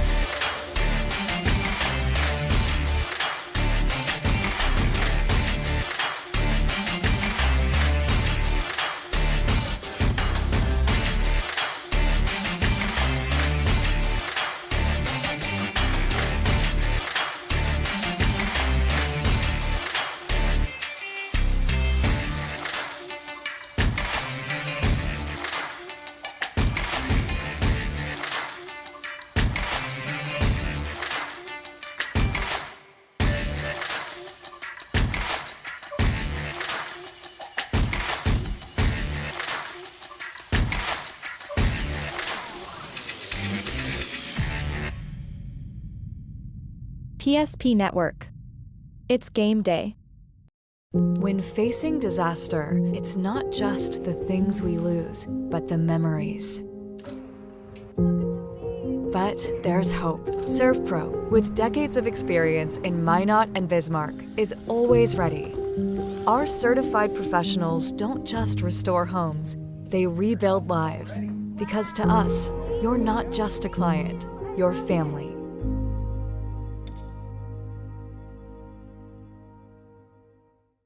Shields Visa is more than just a card. It's the freedom to go. It's a gateway to explore and do more of what you love.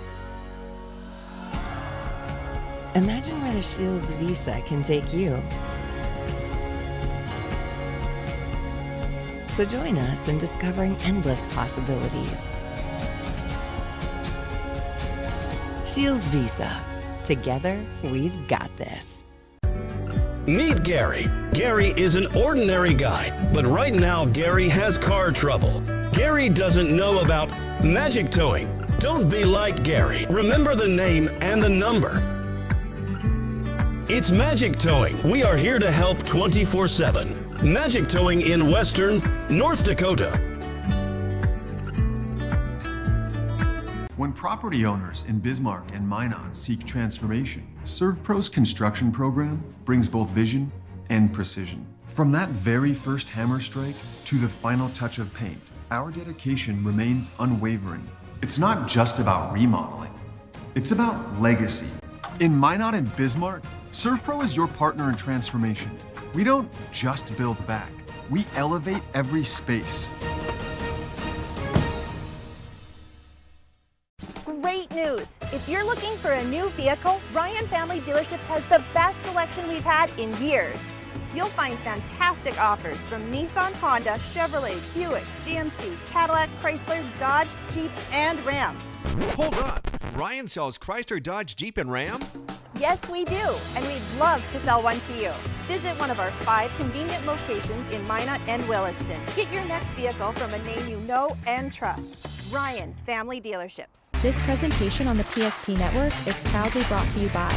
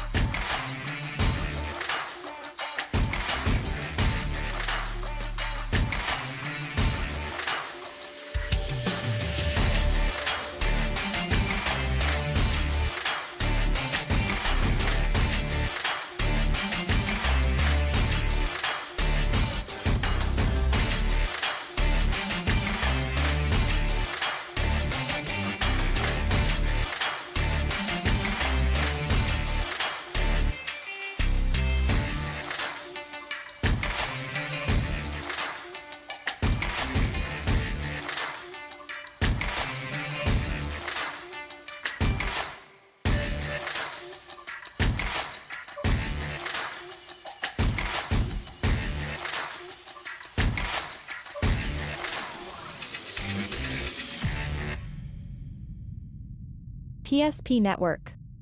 It's game day. That sinking feeling you get when this happens? That's oil change-anxiety. The anxiety of being without a car with a billion things to do. The fear of being overcharged.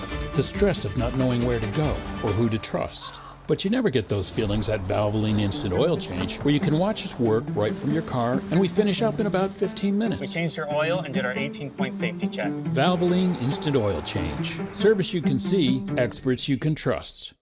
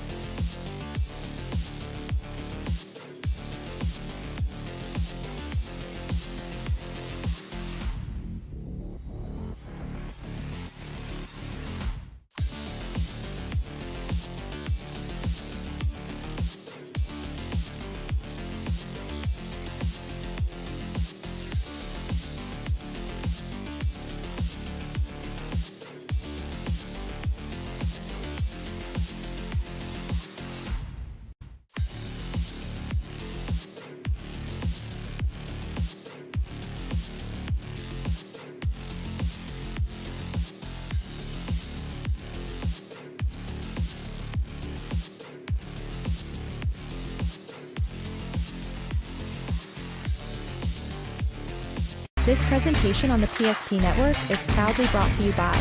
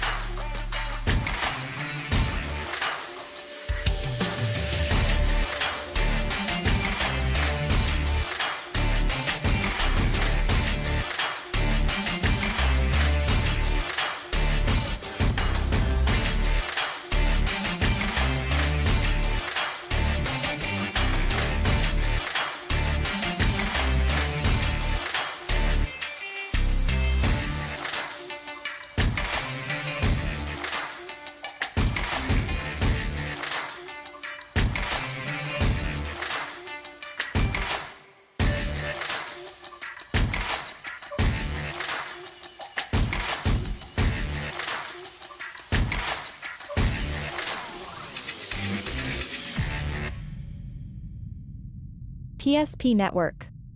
It's game day. Whether you're looking for a full-service financial plan or planning for farm or business succession, Planning Team Financial Advisors is here to help you work toward achieving your financial goals. With locations in Bismarck, Garrison, and Center, our full-service team of professionals are dedicated to helping you work towards achieving your financial goals. Visit us online, planningteam.com. Securities offered through LPL Financial, member of FINRA and SIPC. Investment advisory services offered through New Edge Advisors, LLC, a registered investment advisor. New Edge Advisors, LLC, and Planning Team Financial Advisors are separate entities from LPL Financial. How would you like to turn this into this? With Shots Crossroads Fuel to Food Reward Program, you can. Here's how it works. Pick up a fuel tracker card from any of our C-Store cashiers. Every time you fill up with gasoline or diesel, use the fuel tracker card to record your gallons. Once you reach 1,000 gallons, you'll be eligible for a $10 gift card to Shots Crossroads Restaurant. Start earning your rewards today at Shots Crossroads. That sinking feeling you get when this happens? That's oil change anxiety. The anxiety of being without a car with a billion things to do. The fear of being overcharged. The stress of not knowing where to go or who to trust. But you never get those feelings at Valvoline Instant Oil Change, where you can watch us work right from your car, and we finish up in about 15 minutes. We changed your oil and did our 18-point safety check. Valvoline Instant Oil Change. Service you can see, experts you can trust.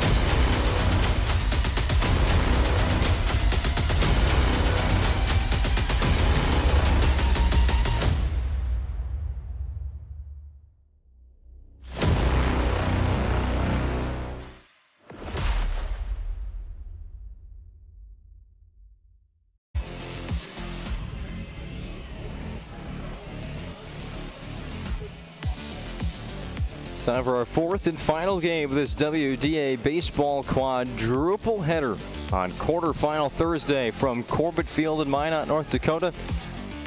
It's just about time for the hosts to take the field. The top seed in this West Region Baseball Tournament in 2024, the Minot High Magicians, playing the 8th-seeded Bismarck High Demons, who got here with a play-in game win over the St. Mary's Saints earlier this week on Monday. Welcome into the Valvoline Instant Oil Change pregame show, our fourth of the day. I'm Owen Patterson on the call for high school baseball later tonight between Minot and Bismarck. with timely services that won't slow you down and no appointment needed. It's a stay-in-your-car drive-through oil change. They'll take about 15 minutes at any of their locations in Minot or Bismarck. Also find out what they do online at VIOC.com. It's the Valley Vincent Oil Change pregame show. And this matchup between the 11-19 Bismarck High Demons and 22-4 Minot High Magicians. As for Bismarck, how they got here, well, it was a 1-7 start to the season for Bismarck. Now, luckily, just 2 of those games were in conference play. They were swept by Williston at home, 3-1 and 13-1. They bounced back with a sweep of Watford City, and after that, it was back and forth. And by the end of the year, they split with Century, split with Jamestown, and lost a non-conference game to Bismarck Legacy. So it's like we've seen a couple of teams here in the tournament playing good baseball in the month of May after dropping 2 to Dickinson and splitting with St. Mary's to begin the month. This Bismarck High team continues to improve and grow ahead of tournament time. They qualified again with a 7-3 win over Bismarck St. Mary's in the state WDA qualifying game. They got out to an early 3-1 lead over the St. Mary's Saints, getting to St. Mary's starter and kicking him out of the game after just 3 innings. St. Mary's would put up a run in the top of the 4th, but Bismarck struck for 4 runs in the bottom half of the inning to pull away. You may have saw that game on the PSP Network. We had the coverage of it down in Bismarck at Municipal Ballpark. St. Mary's would add 2 runs in the 6th inning, but it was too late as Bismarck hangs on for the win.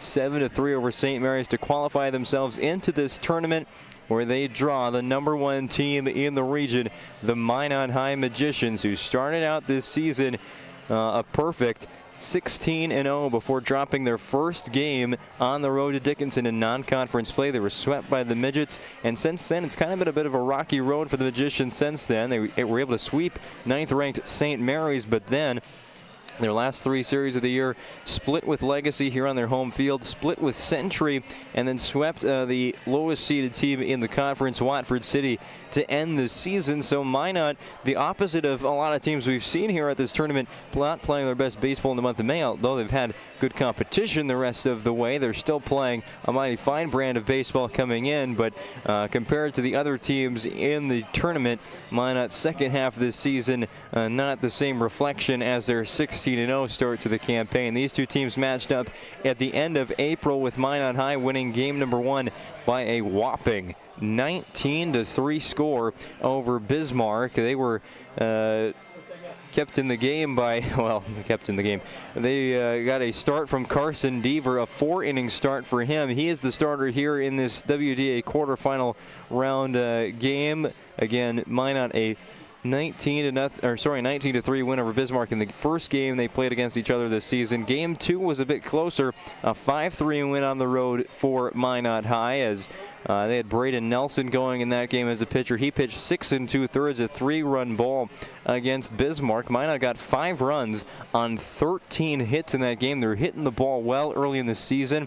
Aiden Deal had a 3-hit game. Kellen Burke a multi-hit game. Parker Han had 2 hits. Iron Maples had 2 hits, and Carson Deaver another 2 hits. And that's kind of what keeps Minot rolling at the plate. They have a lot of very high for average hitters on the roster, especially in the middle of the order. We'll get to them later on in the Valvoline Instant Oil Change pregame show. The starting pitcher for Bismarck in this game, Aiden Rikowski, he did not pitch against Minot in that doubleheader or against the Magicians all season. That was the only 2 games that these 2 teams played against each other in the regular season. So it's the Magicians' first look at Aiden Rikowski, the sophomore starter for the Bismarck Demons here in the WDA quarterfinal round. Our Val Williamson Oil Change pregame show will continue when we come back from this commercial break. You're watching WDA quarterfinal baseball action on the PSP Network. When we return, while the Northern Plains Heating and Air keys to the game, the starting lineups, and first pitch from Minot ahead of our 4th and final quarterfinal round matchup today from Corbett Field. We've changed our name, but we haven't changed the DNA of who we are. We still offer the best product at the best price with the same people. For over 25 years, we've been your only choice for tires in the local area, providing all major brands under one roof at a fair price for your family's budget. Plus that excellent service after the sale with free rotations, free alignment check, free flat repairs with our exclusive Plus plan. That tradition continues today. Looking for tires you can trust? Choose us. Trusted Tire and Auto. When it's time to choose your team, you want to pick the best. I pick Carson Wentz. I pick Hunter Lipke. Where'd you come from? I was in football just like you. Always choose people you know and trust for your team, like your community bankers at First Western Bank and Trust. You can bank on us. For decades, Wda Insurance Company has been serving our state's residents in good times and challenging times. We come together for the greater good, from simple acts of kindness to company-wide efforts that make a difference in our community. It's who we are, rooted in North Dakota and ready to serve when it matters most. Wda Insurance Company, agents with answers. Darren Johnson, Cody Olson, and Scott Wilkins, your agents with answers in Mandan. You have built an amazing life by working hard and doing your job well. Delivering financial advice is what we do well. At Ameriprise Financial, our job is to use our skills, experience, and research to help you become more successful in today's economy. What we want you to walk away from each encounter with is satisfaction in knowing that together, we've done what we can to help you work toward a better future.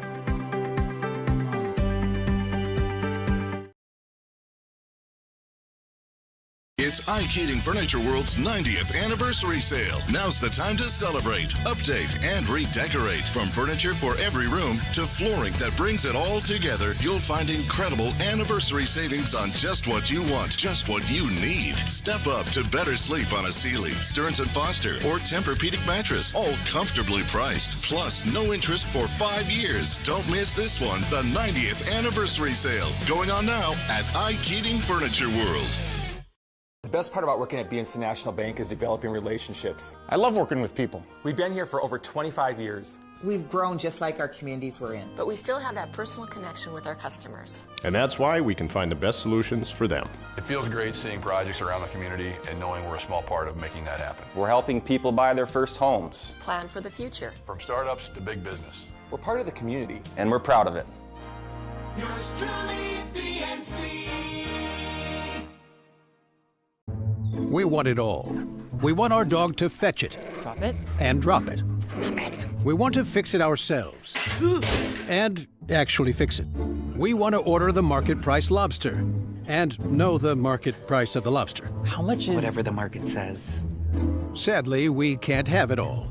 Except at Sport Clips, where we check in with the pros in men's hair and totally check out with pure, uninterrupted relaxation. Sport Clips. It's a game changer. Are you moving your business or your home across the town or across the country? We know it can be stressful. To ensure your possessions arrive on time, intact, and on budget, make your move with Jobbers Moving and Storage. Jobbers can help you with every aspect of your move. With our efficient step-by-step approach to move management, we can tailor a plan to suit your needs and schedule. With locations in Bismarck, Fargo, Minot, and Aberdeen, Jobbers Moving and Storage is your choice. Visit jobberswarehouse.com. It's Jobbers Moving and Storage.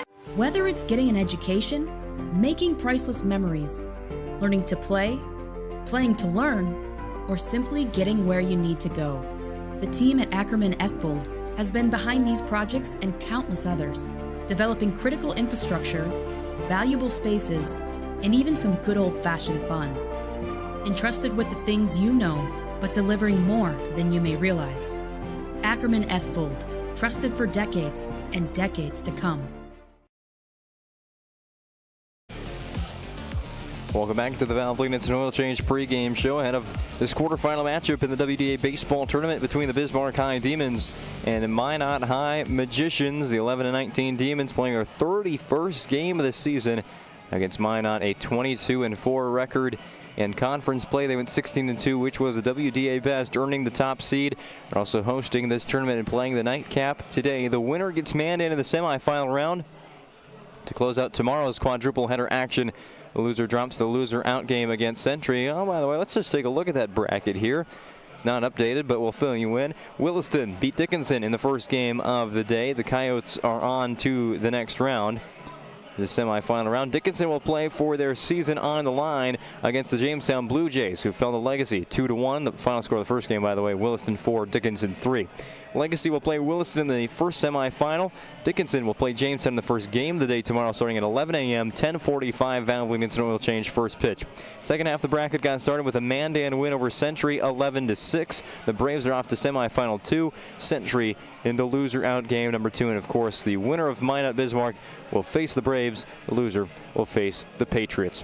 All right, let's take a look at our Northern Plains Heating and Air keys to the game for this matchup with over 25 years of experience as your heating and air experts and a factory authorized dealer for AeroSeal. There's no other choice to seal your heating and air game than Northern Plains. Find them online at northern-plains.com. Starting with the Bismarck High Demons, we've seen it in every game so far today. All 3 previous matchups, the guest team on the scoreboard getting runs in the first inning. It's contributed to 2 wins out of 3 games so far. So if Bismarck wants to become the 3rd lower seed to win today, it looks like early offense is the way to go. Obviously, that's a key in any game, but just the way this tournament has worked out so far with Williston putting up runs in the first inning against Dickinson, leading their way to eventually Dickinson would tie the game, but Williston won in the end 4-3. Jamestown scored 1 run in the first. It was a few blunders late in the game that cost them against Legacy in a 2-1 loss. And Mandan, the offense continued the whole 7 innings, but they started with 3 runs in the first inning en route to a 5-run victory over the Century Patriots over Bismarck. Their key today, get started right away. That means the first inning against Minot High starting pitcher Carson Deaver, which leads us into the Magicians' key to the game. They're throwing their ace. It's Carson Deaver in game number 1. Rely on him. See what kind of start you get out of Carson Deaver. Sit back and relax and watch that kid deal on the mound. He is solid for Minot High all season long, and they're going to ask another big-time start out of him today against Bismarck High. That's a look at your Northern Plains Heating and Air keys to the game for Bismarck. Got to score right away. That's been the theme of the tournament so far for the first team at bat. Scoring in the first inning has led to positive results in the end for Minot High. Watch Carson Deaver work as the starting pitcher. All right, time for the starting lineups just before first pitch here from Corbett Field, starting with the visitors on the scoreboard, the 8-seeded Bismarck High Demons. They'll be led off by their catcher, Connor Harvison. Quinn Hafner bats second, plays in left field. Center fielder batting third is Tanner Grossclose. Brady Vogel is the cleanup batter and plays first base defensively. In the 5 spot for head coach Scott Konitschke and the Bismarck High Demons is third baseman Kieran Jurgensen. Drew Taylor bats 6th and will play second base. Tate Shaner, the shortstop, bats 7th. Coy Eckroth due up 8th. He'll play in right field. And the pitcher bats 9th, Aiden Rakowski. For Minot High, their leadoff batter is center fielder Easton Panasuk. 2, 3, and 4, Aiden Deal in left field. Kellen Burke, the catcher. Parker Han, the shortstop. Batting 5th, playing first base is Braden Nelson. The pitcher bats 6th, Carson Deaver. Adam Rodacher due up 7th, playing in right field. Third baseman Tegan Schindler will bat 8th. And batting 9th for Minot, second baseman Trey Stewart. Again, the starting pitchers for Bismarck, Aiden Rakowski, and for Minot, Carson Deaver. They're announcing the starting lineups here inside of Corbett Field, so we've got time for one more commercial break ahead of first pitch between Bismarck and Minot. The 4th of 4 games today is part of the WDA quarterfinal coverage on the PSP Network. Stick around, we've got baseball on the way. Meet Gary. Gary is an ordinary guy, but right now Gary has car trouble. Gary doesn't know about magic towing. Don't be like Gary. Remember the name and the number. It's Magic Towing. We are here to help 24/7. Magic Towing in Western North Dakota. Don't be like Gary. Remember the name and the number. It's Magic Towing. Great news! If you're looking for a new vehicle, Ryan Family Dealerships has the best selection we've had in years. You'll find fantastic offers from Nissan, Honda, Chevrolet, Buick, GMC, Cadillac, Chrysler, Dodge, Jeep, and Ram. Hold on! Ryan sells Chrysler, Dodge, Jeep, and Ram? Yes, we do, and we'd love to sell one to you. Visit one of our 5 convenient locations in Minot and Williston. Get your next vehicle from a name you know and trust. Ryan Family Dealerships. How would you like to turn this into this? With Shaw's Crossroads Fuel to Food Reward Program, you can. Here's how it works. Pick up a Fuel Tracker card from any of our C-Store cashiers. Every time you fill up with gasoline or diesel, use the Fuel Tracker card to record your gallons. Once you reach 1,000 gallons, you'll be eligible for a $10 gift card to Shots Crossroads Restaurant. Start earning your rewards today at Shots Crossroads. Whether you're looking for a full-service financial plan or planning for farm or business succession, Planning Team Financial Advisors is here to help you work toward achieving your financial goals. With locations in Bismarck, Garrison, and Center, our full-service team of professionals are dedicated to helping you work towards achieving your financial goals. Visit us online, planningteam.com. Securities offered through LPL Financial, member of FINRA SIPC. Investment advisory services offered through New Edge Advisors, LLC, a registered investment advisor. New Edge Advisors, LLC, and Planning Team Financial Advisors are separate entities from LPL Financial.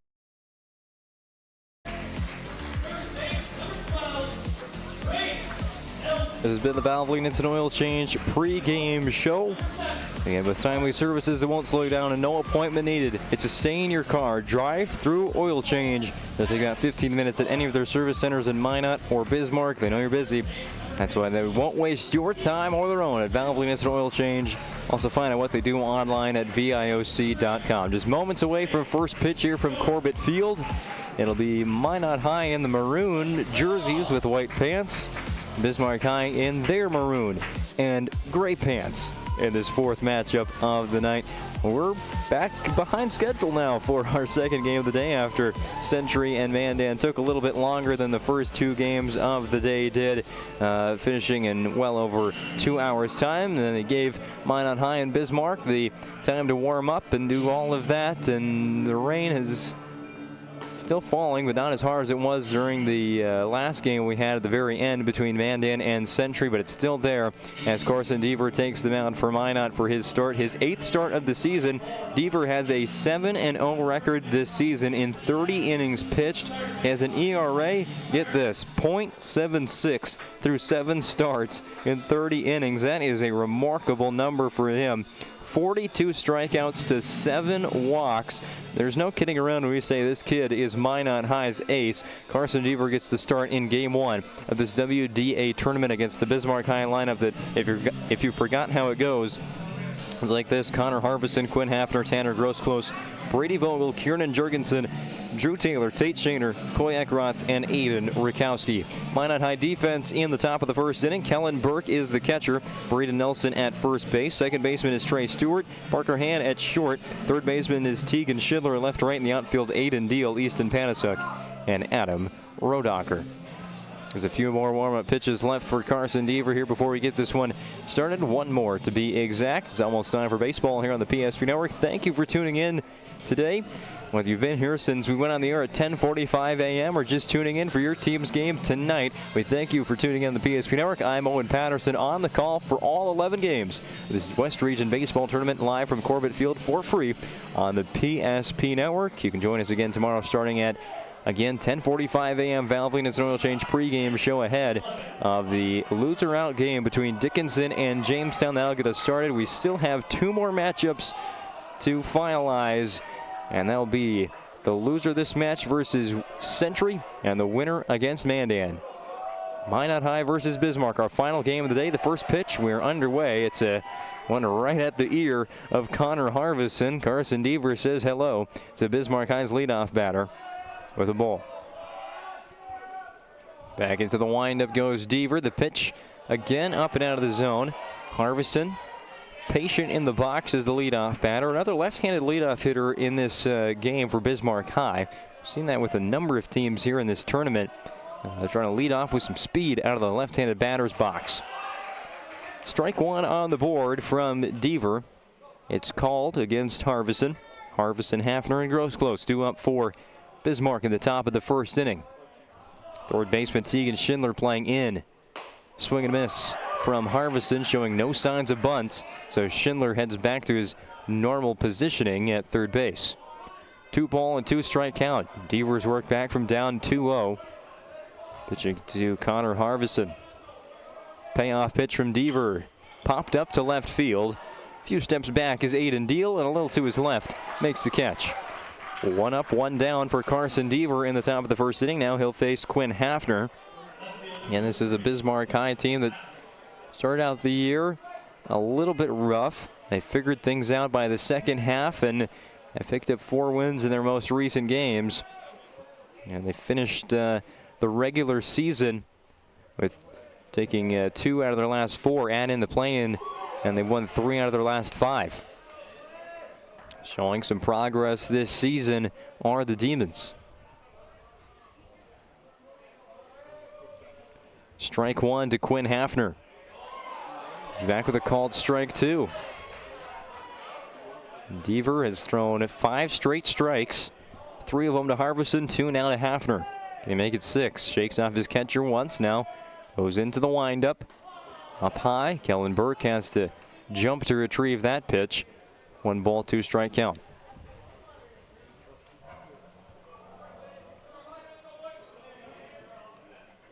Pitch on the way from Deaver. Strike 3 called. First K of the day for Carson Deaver, his 43rd of the season. Hafner retired on the backwards K. There's 2 gone in the top of the first inning.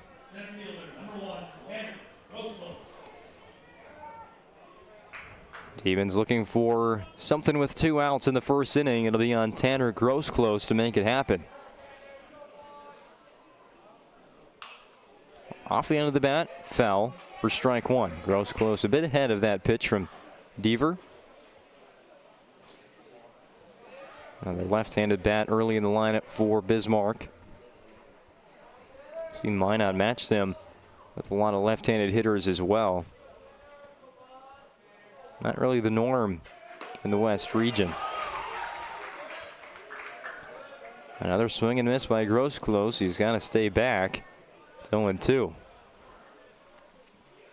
Deaver might just keep going with the fastball, or maybe slow it down some more. Get Grosclose timing still off. Misses the zone. Good waste by Deaver. It's 1 ball and 2 strikes.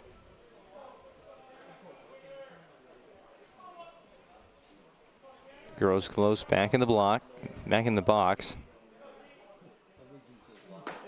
Strike 3 called on the outer half. Deaver picks up his 2nd strikeout of the inning, sets down the Demons 1-2-3 in the first. On the BNC National Bank scoreboard, it's Bismarck High 0. Minot coming to bat. For decades, Nodak Insurance Company has been serving our state's residents in good times and challenging times. We come together for the greater good, from simple acts of kindness to company-wide efforts that make a difference in our community. It's who we are, rooted in North Dakota and ready to serve when it matters most. Nodak Insurance Company, agents with answers. Darren Johnson, Cody Olson, and Scott Wilkins, your agents with answers in Mandan. It's Tundra Month at Cedric Field Toyota. With more than 30 new Tundras to choose from, starting under $50,000, there's a Tundra to fit every lifestyle. Built in Texas and sold right here in Bismarck, North Dakota, the Tundra is more than just a truck. It's an experience. Step inside to discover comfort and cutting-edge technology with the very best safety features. From the rugged SR5 to the luxurious Capstone, there is a Tundra for every adventure. Just off I-94 is exit 161 in Bismarck. Cedric Field Toyota. Let's go places. Quarterfinal starter for Bismarck High is Aiden Rakowski, the sophomore, facing Minot High's batting order. It is as follows: Easton Panasuk, Aiden Deal, Kellen Burke, Parker Hand, Braden Nelson, Carson Deaver, Adam Rodocker, Tegan Schindler, and Trey Stewart. Bismarck High lines up defensively like this: Connor Harvison behind the plate, Brady Vogel at first, Drew Taylor, the second baseman. Completing the middle infield pair is the shortstop Tate Shaner. Over at third, Kieran Jurgensen, and left right in the outfield, Quinn Hafner, Tanner Grosclose, and Coy Eckroth. Minot High offensive lineup. They all can hit very well for average. There's a couple of power hitters in there, I guess, but it's mainly just get on base and make good contact and move everybody around. That's why Minot's lineup is so tough to deal with as a pitcher. 1 through 9, all with the ability to hit the ball and hit it well. You look in the middle of the lineup there, you got 2 guys hitting around 500 this season throughout a regular season campaign, and Burke and Han. The rest all with some eye-popping stats as well. Part of a great regular season for Minot. Now in the new season, the postseason. Can they keep it up?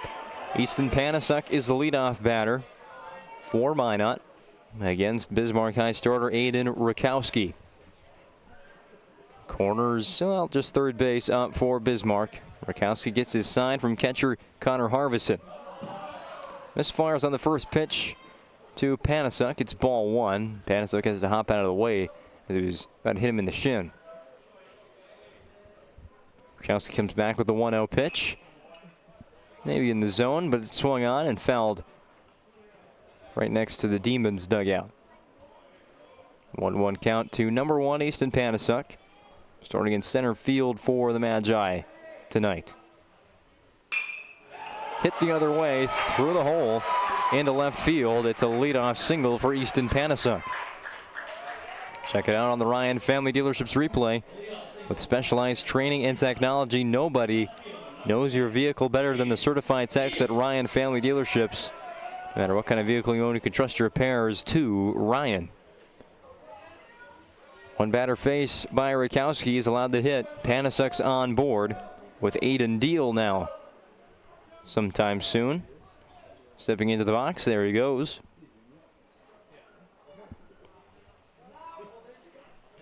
Panasuk will run. See if he goes on the first pitch. Rakowski watching him. Panasuk will go on the bunt attempt by Deal, but it goes foul, so Panasuk will return to first base.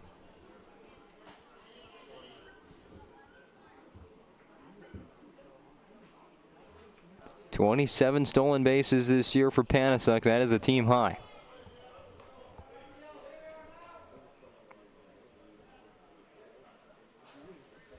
Clearly the Magicians want to move these runners around the bases early on.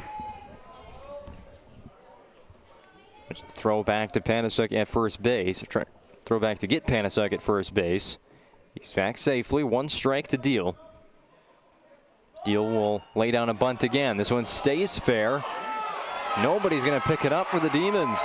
Rakowski looked like to me the one that was going to pick it up first, but he let it go, thinking Kieran Jurgensen was going to keep charging on the baseball, who had the better angle to throw out Deal at first base. Instead, the ball stays on the turf. It's a bunt single for Aiden Deal. Easton Panasuk to second base. Kellen Burke now to the plate. Kellen Burke batting .500 this season, and that's not even the best on the team.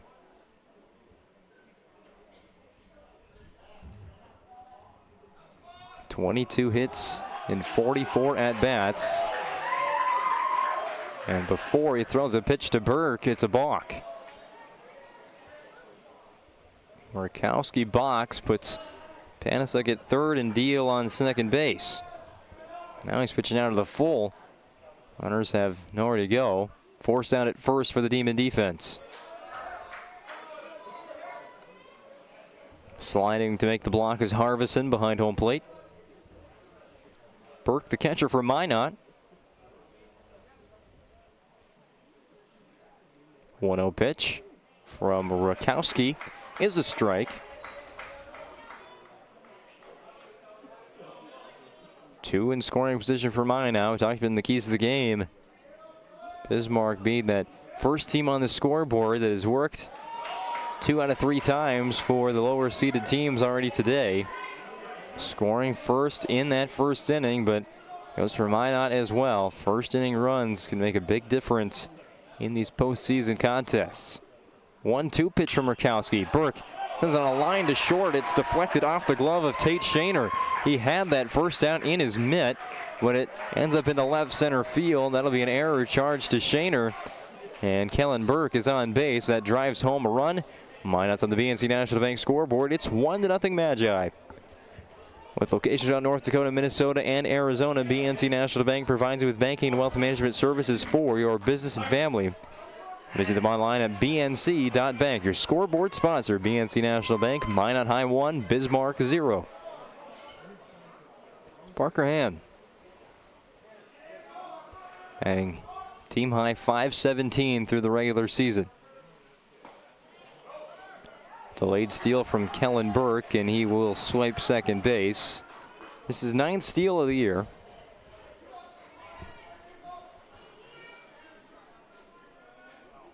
Aiden Deal to third. Burke at second. Another 2 in scoring position situation. Swing and miss by the Minot shortstop, Parker Hand.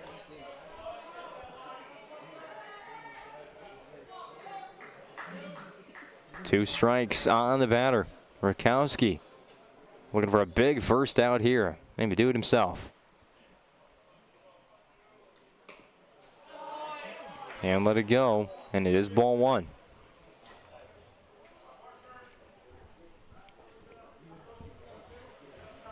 Another payoff pitch on the way from Aiden Rakowski.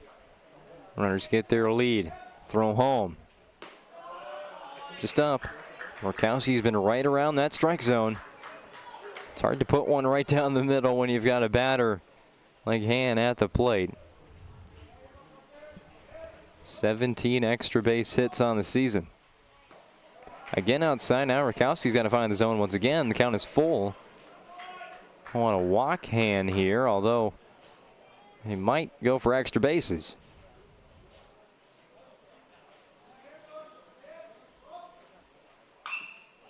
Ground ball foul. It goes off the leg. And the Northern Oklahoma College at Tonkawa baseball commit. Playing JUCO ball down in the state of Oklahoma next fall, really, is when their season gets started. So next year.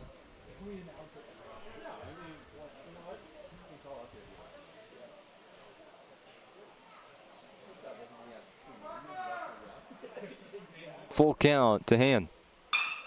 Hit in the air to left field. Got to go back all the way to the track, to the fence. It's off the wall. Extra base hit for Hand. They're waving in Burke. He got a late jump off of second base, trying to read if that one was going to drop. It did. And 2 runs will score on Hand's 2 RBI double to left field.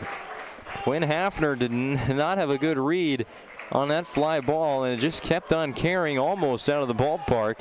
It's going to stay inside the fence as a 2 RBI double for Hand as he's still limping after that foul ball. He stands on second base, driving in 2 more Minot High runs. It's 3-0 in the bottom of the first.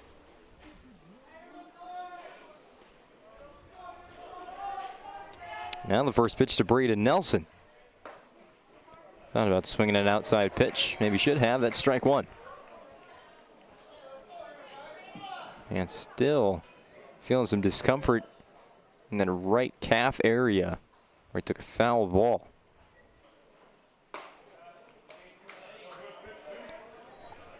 Rakowski again just outside of the zone, this time high to Nelson. Gotta find it here. 1-1.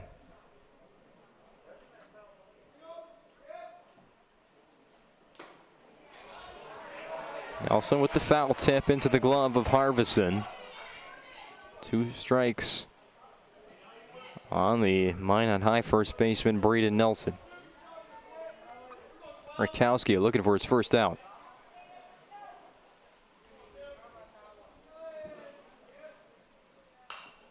Nelson pops it up foul, well out of play.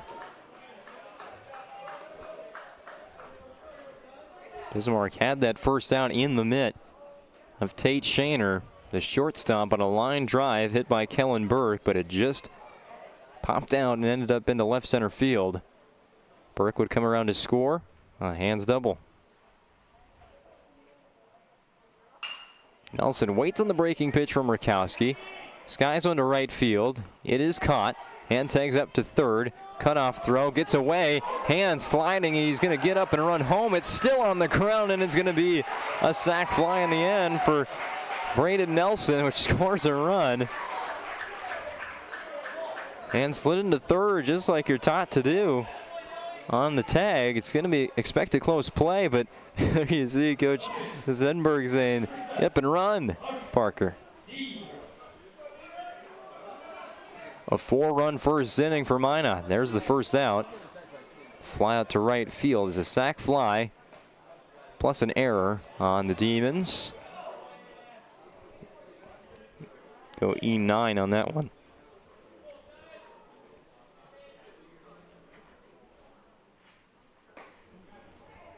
Next batter with the bases cleared is Carson Deaver. There's already 2 strikes on him. Pitcher versus pitcher matchup.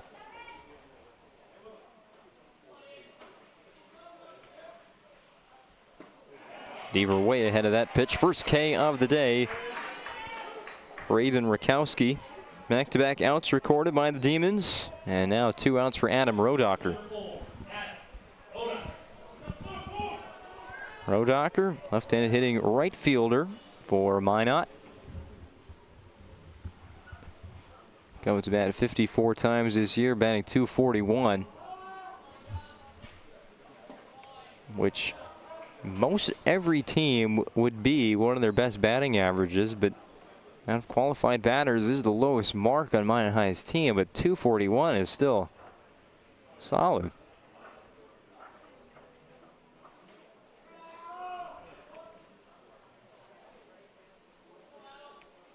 .1-0 pitch from Rakowski. Rodocker, hard ground ball to short. Shaner has this one in the glove. The throw is good as well. That's 3 in a row retired, but Minot High plates 4 runs in that first inning. Score update on the PNC National Bank scoreboard. It's Bismarck 0, Minot 4, heading to the second on the PSP Network. Whether it's getting an education, making priceless memories, learning to play, playing to learn, or simply getting where you need to go, the team at Ackerman Estvold has been behind these projects and countless others, developing critical infrastructure, valuable spaces, and even some good old-fashioned fun. Entrusted with the things you know, but delivering more than you may realize. Ackerman Estvold, trusted for decades and decades to come. We've changed our name, but we haven't changed the DNA of who we are. We still offer the best product at the best price with the same people. For over 25 years, we've been your only choice for tires in the local area, providing all major brands under one roof at a fair price for your family's budget. Plus that excellent service after the sale with free rotations, free alignment check, free flat repairs with our exclusive Plus plan. That tradition continues today. Looking for tires you can trust? Choose us. Trusted Tire and Auto.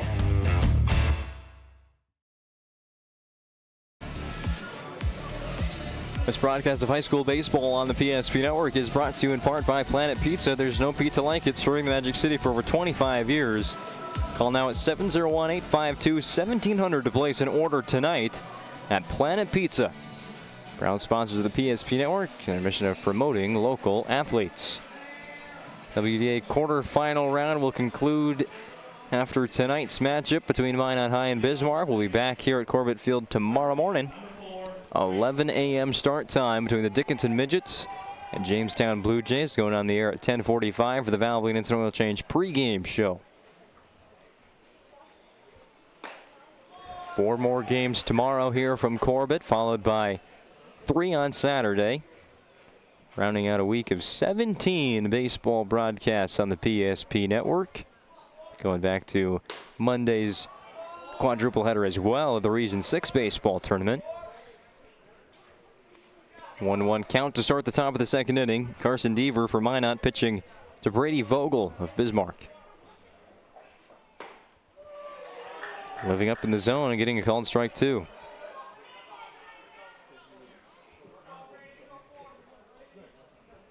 After this week, our coverage on the PSP Network is complete. So it's the final few broadcasts of the year. Oh, you got to be kidding me. Ground ball to Deaver.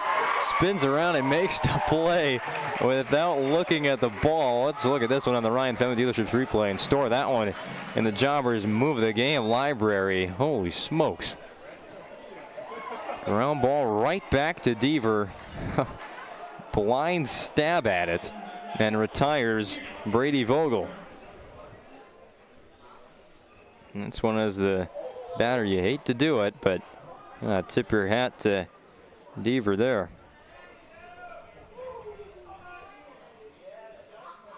Marvelous defensive play by the pitcher. 1-1, the count to Kieran Jurgensen after a called strike. Jurgensen, the third baseman for the Demons tonight. Long fly ball to center field. Panasuk coming over to his right. Makes grab. 5 in a row retired by Carson Deaver to start the game. Brings up Drew Taylor for Bismarck. Demons find themselves down 4 runs in the top of the second inning.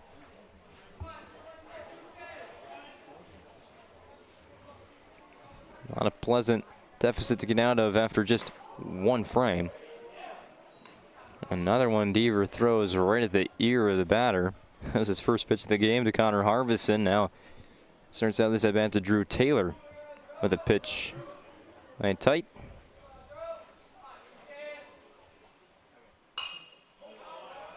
Swinging at the 1-0 pitch is Taylor and fouling it off.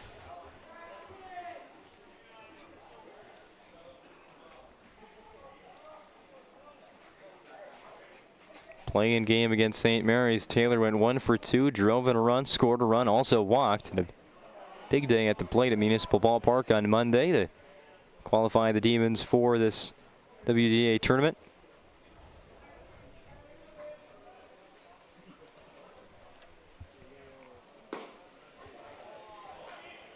It's ball 3, just a little low.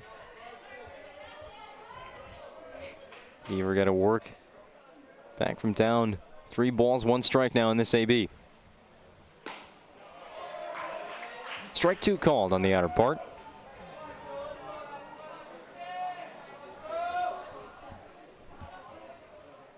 Full count to Drew Taylor. 2 outs in the top of the second inning. Here's the pitch from Deaver. Popped up. Shallow right field. Trey Stewart might have to go too far back. So Panasuk is there to end the inning. Another 1-2-3 frame from Carson Deaver. Demons get no runs and no hits to leave nobody on base. 1.5 complete from Corbett. Mine at 4. Bismarck nothing on the PSP Network. That sinking feeling you get when this happens? That's oil change-anxiety. The anxiety of being without a car with a billion things to do. The fear of being overcharged, the stress of not knowing where to go or who to trust.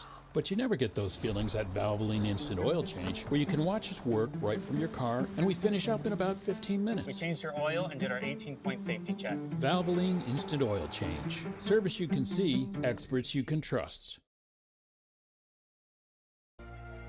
Banking is some of the most important things in your life, and banking at the right bank is very important. We're really proud of our bank because we have great people, and our people are what make our bank go. We always want to treat our customers right and do the best job we can for them, and try to do things to help make our communities better.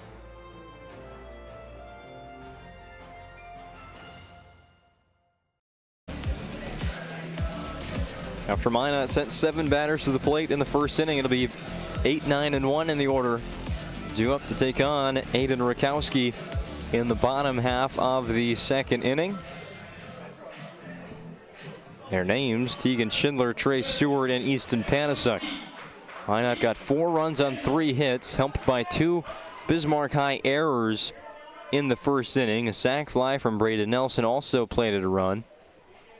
A 4-run first inning for the Magicians. Coming up to bat for a second time now in this WDA quarterfinal.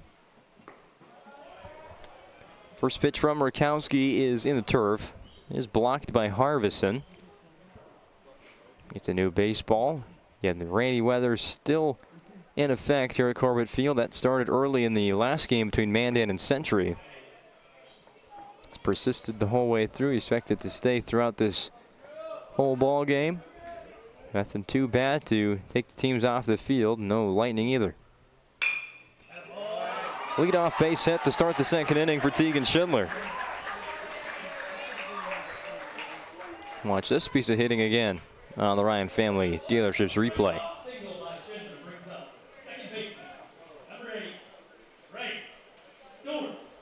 Opposite way ground ball. Nobody there for the Demons.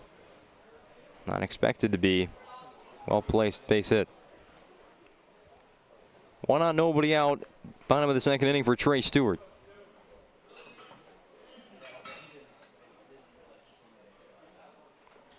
Panasuk already on deck. Stewart squares to bunt. Runner goes.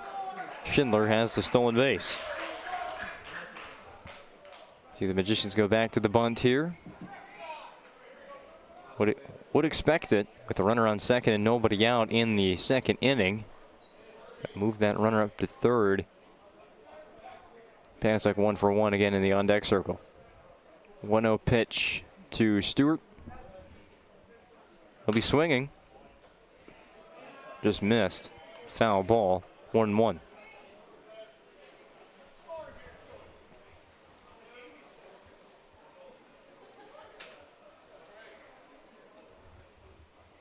Count even to Trey Stewart. The pitch from Eden Rakowski.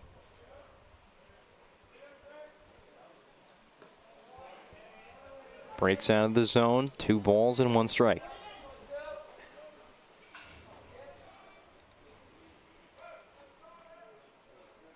Against Watford City in the season finale for Minot, Trey Stewart had a combined 6 RBIs in that doubleheader against the Wolves. 3 in each game.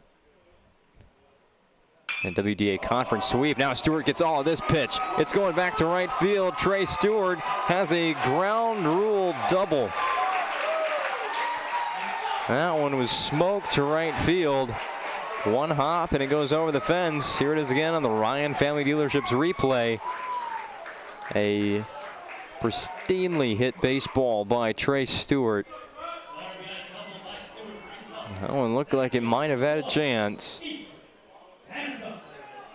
It clears the fence on a bounce. 1 run comes in. New score on the BNC National Bank scoreboard. It's Minot 5, Bismarck 0 on the ground rule double by Trey Stewart. Top of the order now up once again for Minot. Easton Panasuk. Panasuk puts down a bunt, third base side. It's going to stay foul.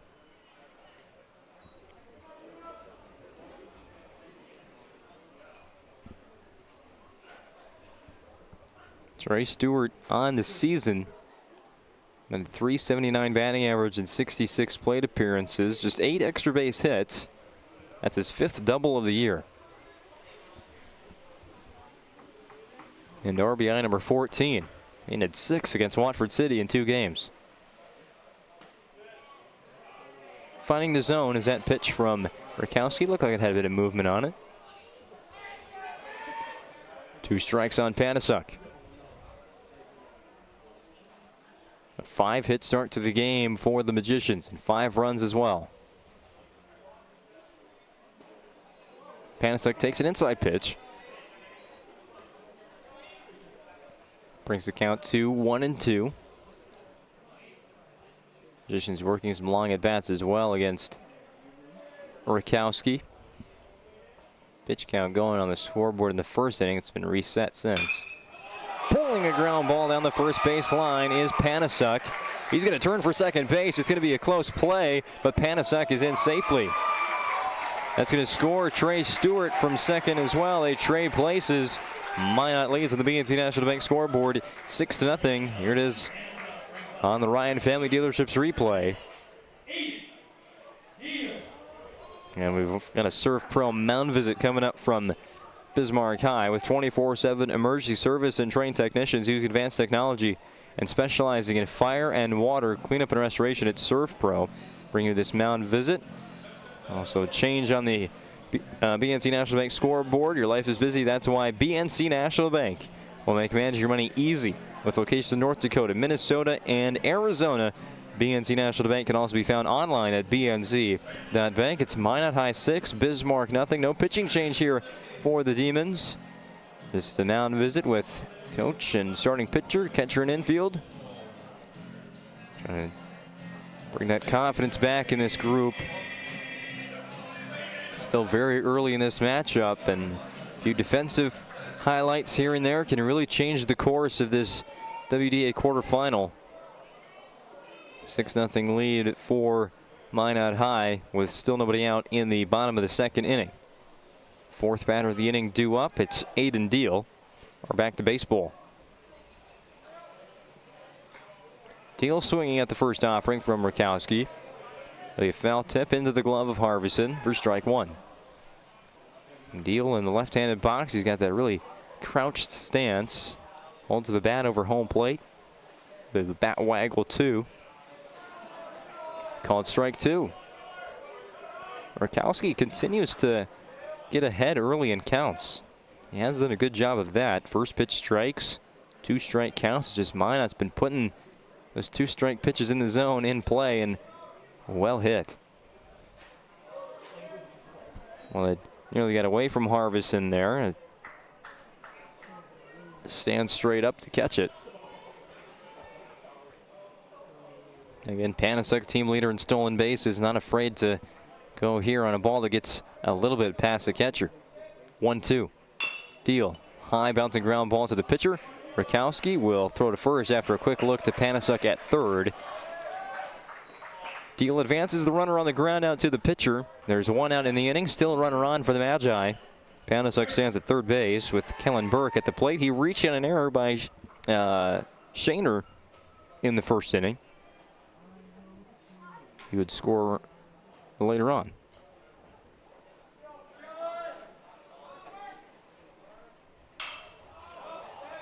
Hit in the air to right field. Going out on it is the second baseman, Drew Taylor. Coming in was the right fielder, Coy Eckroth. Taylor makes the catch. Panasuk holds at third base. A simple fly out by Kellen Burke brings up Parker Hahn.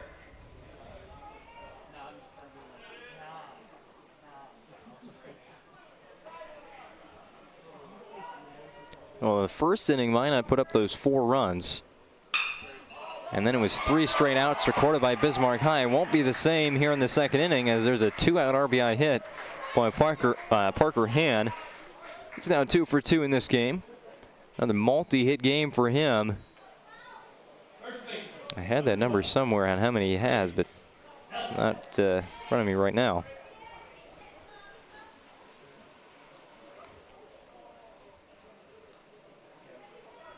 Anyway, a 2-hit game through 2 at-bats for Parker Hahn. Plates Easton Panasuk, and Minot leads 7-0 on the BNC scoreboard. Trying to keep up the 2-out hitting is Braden Nelson. Nelson with 25 RBIs. Don't think he'll get credit for that RBI on the sac fly because the run came in on an error. Moved Hahn to third on a fly out to right field. Long swing and a miss.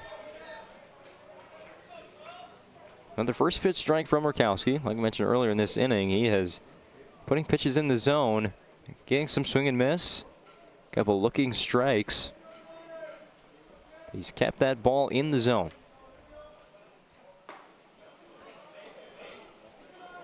Not there that time. 1-1.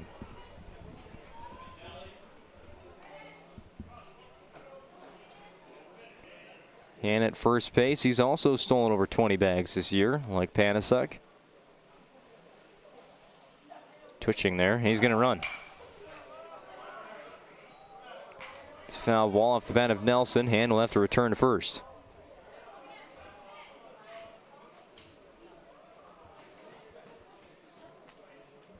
Two strikes on Nelson. 1-2 to number 1-2.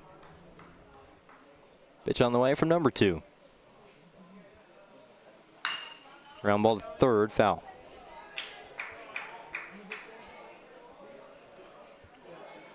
Force out at first or second for Bismarck High. 2 outs in the bottom of the second inning. 4-run first and a 3-run second for Minot High. Still time to add to it. The payoff pitch to Nelson. Swing and miss. Up and out of the zone. Strike 3. That is the second K of the day for Aiden Rakowski. Magicians add another 3 runs in the second inning, extend their lead to 7 on the PSP Network in our coverage of the WDA Baseball Tournament.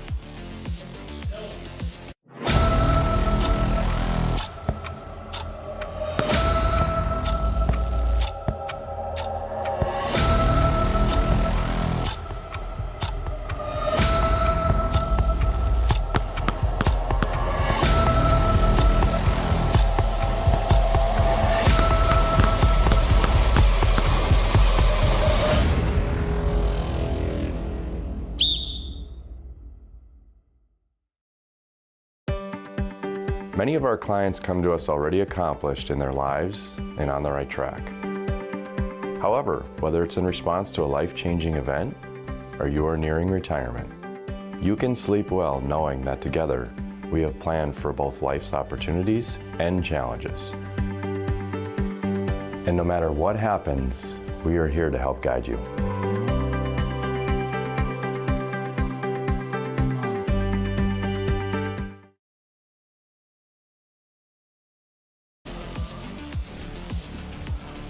This presentation of the WDA Baseball Tournament on the PSP Network is brought to you in part by Magic Towing. Remember their phone number, 701-509-4011.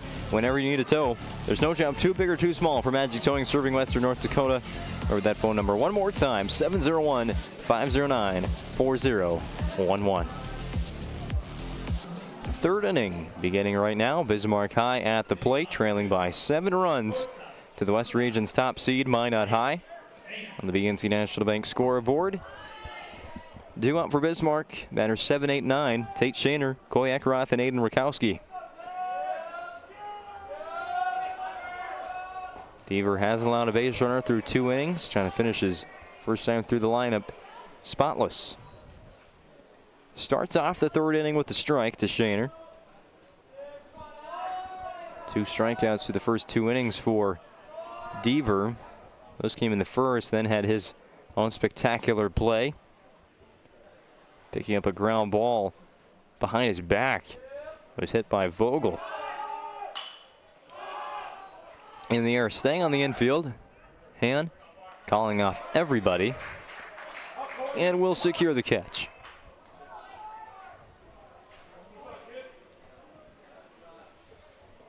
Well, for those of you that maybe took in some state track down in Bismarck tonight and are just tuning in to see how this one goes on the baseball side of things tonight. Catch up on some results from the WDA tournament earlier. Thank you for joining us.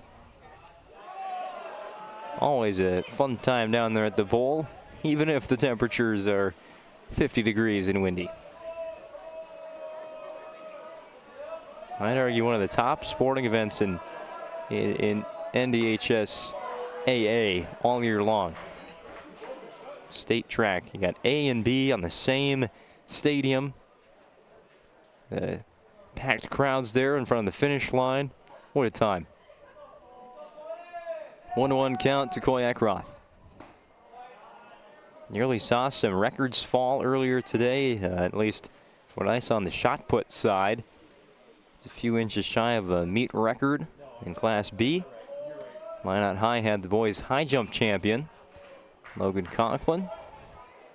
And was missing their leadoff hitter today, Hudson Sheldon. He was participating in that Class A boys' high jump final. He should be back for the Braves tomorrow as they will be in the semifinal round against the winner of this game. Minot High with a 7-run lead so far. Full count now to Coy Eckroth.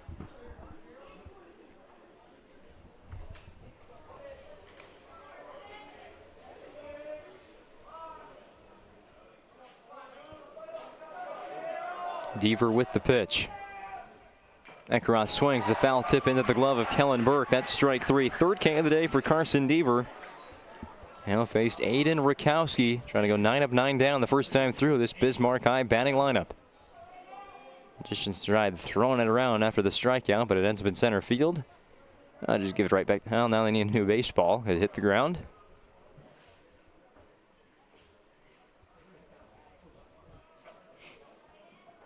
Get 2 outs for Rakowski.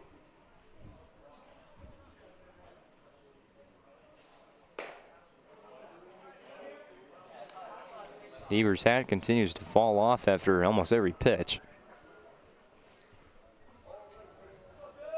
1 ball to the Demons starting pitcher. Rakowski, what a nice drive to left field. That one's sure gonna get down. 2 hops to the fence. Rakowski will go for third. Here comes the relay. Throw in is short. Aiden Rakowski. 2-out triple, and here comes Bismarck High in the top of the third inning. Here's a little bit of it on the Ryan Family Dealerships replay. Rakowski, he was thinking 3 the whole time once that one fell down in left center field. He was correct. Bismarck will bring in a courtesy runner for their pitcher on base. Pinch running for Bismarck High is number 14, Kane Hustis. He's on third with 2 outs. Top of the order, Connor Harvison now batting again. This one's going to get past Burke, but not enough to score Hustis.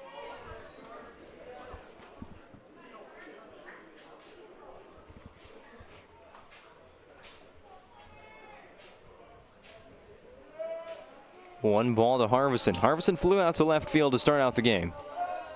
Now a job to do. Bring home that first run for the Demons. It's so crucial here to get on the BNC National Bank scoreboard. Start the comeback effort in the third before it gets too late for Bismarck.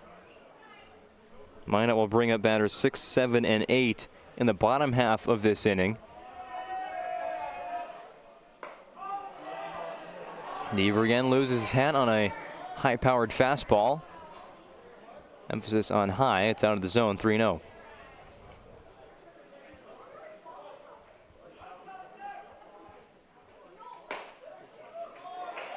Strike one to Harvison.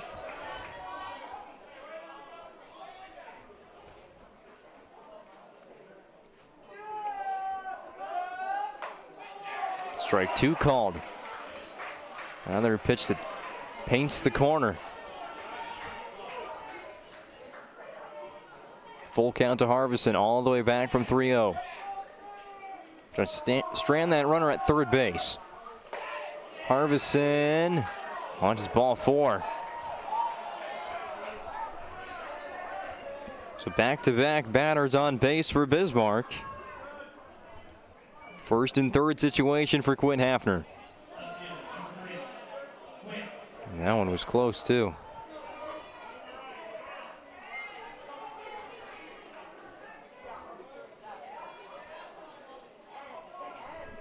After 0 for 1 with a strikeout, one of 3 Deaver strikeouts so far in the game through 2 2/3 innings pitched. Going to close out the third.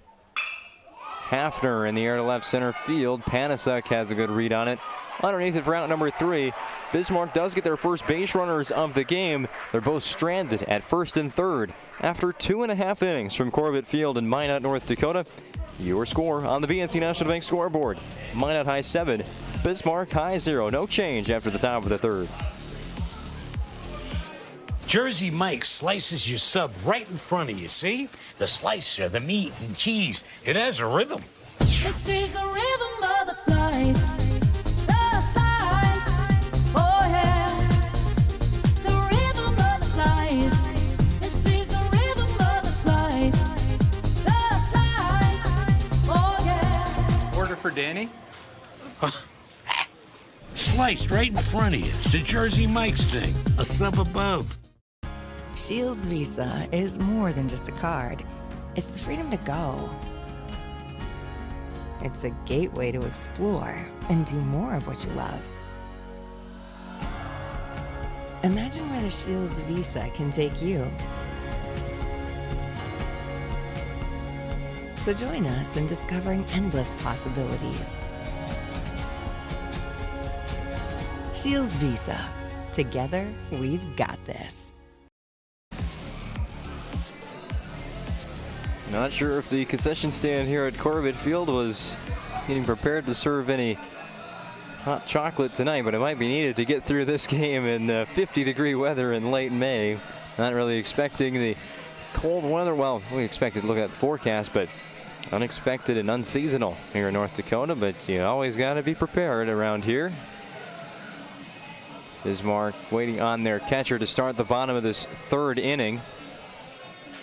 A recap on how the game has gone so far. Carson Deaver threw a 1-2-3 first inning. That was followed up by the Magicians at the plate. Easton Panasek with a single, Aiden Deal with a single. Kellen Burke reached on an error that scored a run. Parker Hand then drove in both Deal and Burke with a double. Braden Nelson had a sac fly to right field. There was an error with Bismarck trying to throw the ball back into the infield. Ended up in left field, or short left field, which scored Hand. That'll be the end of the first inning scoring-wise for Minot.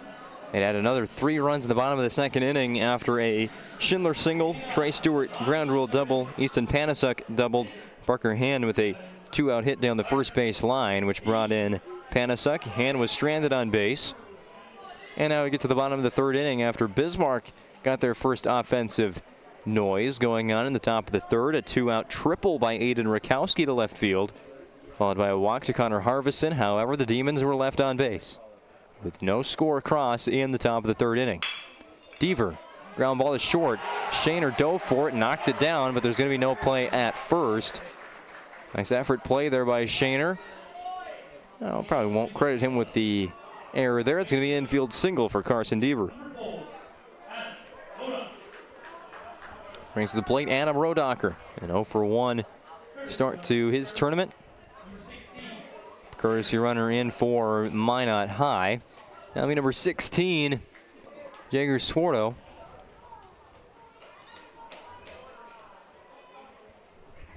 Swarto, the senior.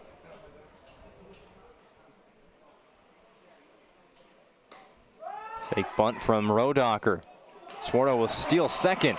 Stays up on his feet, and he's going to take third as well as the throw goes into center field. Jaeger Swarto from first to third as the courtesy runner.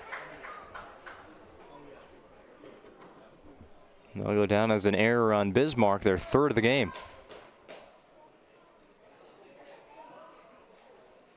So the at-bat started with the runner on first base for Adam Rodacher. Now he's on third after one pitch. Swinging.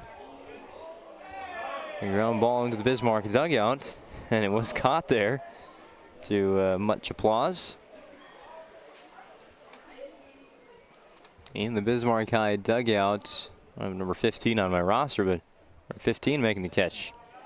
Now hiding under one of 4 umbrellas in the Bismarck High dugout. Wow, High has a whole canopy in their dugout.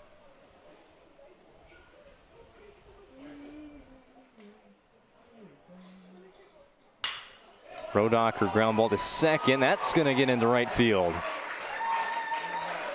RBI for Adam Rodacher.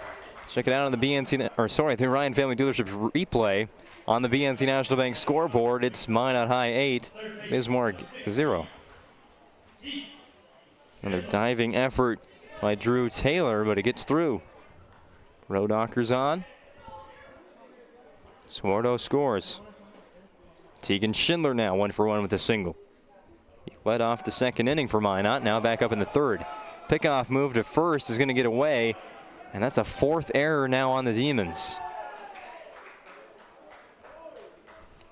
And if there's one thing that hurts you more than just base hit after base hit, it's multiplying those base hits factors by errors, and Bismarck has done that too many times already through 3 innings. Now Rodacher at second base after the error by the pitcher Rakowski. Foul ball by Schindler.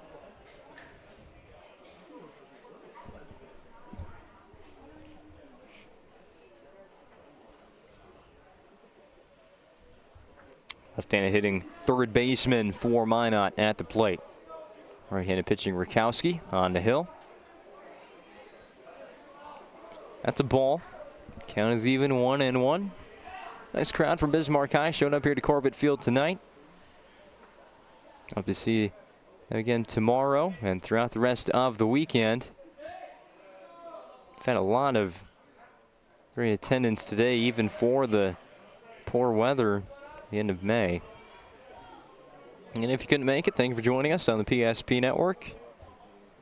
Check out our social media pages for tournament updates throughout the week. And for the debut of the fall 2024 schedule. That's coming up soon.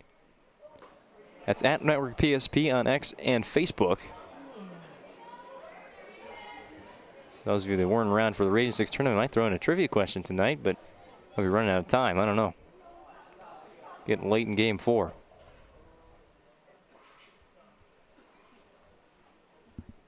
Three and 1 the count to Tegan Schindler. That's a base hit by its textbook definition. And also score Rodacher from second base. It's 9-0 Minot.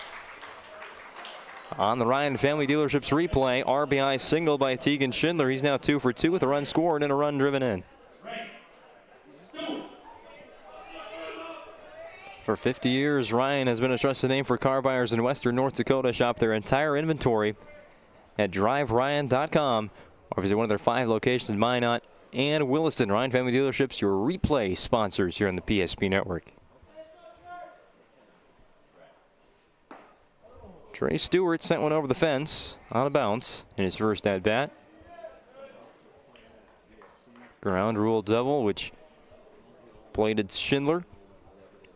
The first run of 3 in the home half of the second inning for the Magicians. 1 strike to Stewart. That one misses too far inside.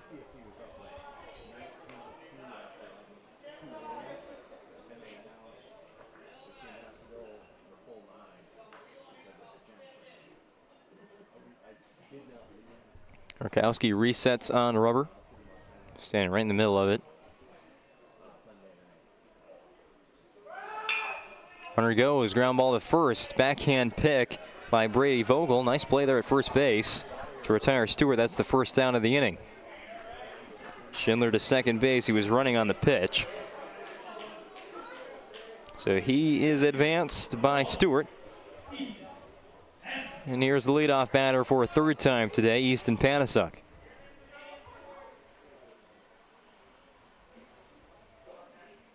Rakowski leans way back on that back leg, setting the stretch. Pushes off the mound, throws home. Panasuk another bunt. This time he'll be retired. Retired on the 1-3 putout. Does his job advancing Schindler to third base for Aiden Deal. 2 outs for Deal. Runner on third base. Minot High looking to even go up 10 runs here at the end of the 3rd. Run rule goes into effect in the 5th.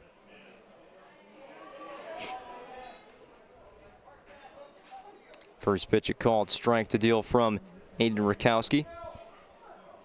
We don't know the pitch count number for sure. It resets every inning on the scoreboard. In the air, but foul.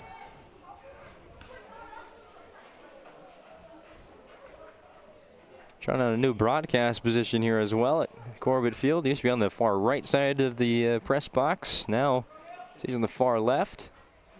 Pretty nice spot over here. Problem is, can't see where that ball went.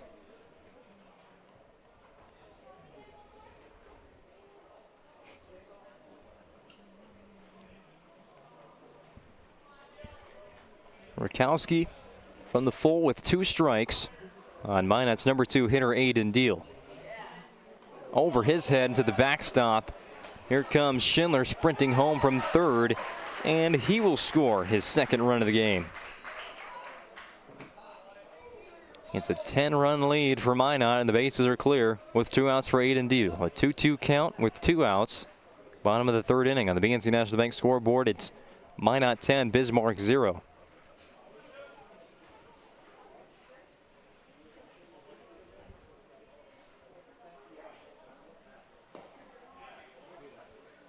Missing low for ball 3 is Aiden Rakowski.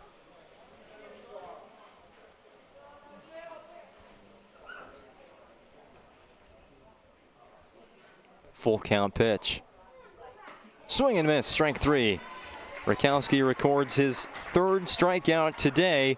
Minot adds another 3 runs in the 3rd on the BNC National Bank scoreboard. After 3 complete innings from Corbett Field, it's Bismarck 0, Minot 10. It's iKeating Furniture World's 90th anniversary sale. Now's the time to celebrate, update, and redecorate. From furniture for every room to flooring that brings it all together, you'll find incredible anniversary savings on just what you want, just what you need. Step up to better sleep on a Sealy, Stearns & Foster, or Tempur-Pedic mattress, all comfortably priced. Plus, no interest for 5 years. Don't miss this one, the 90th anniversary sale. Going on now at iKeating Furniture World. At NCC, Northwest North Dakota is our backyard.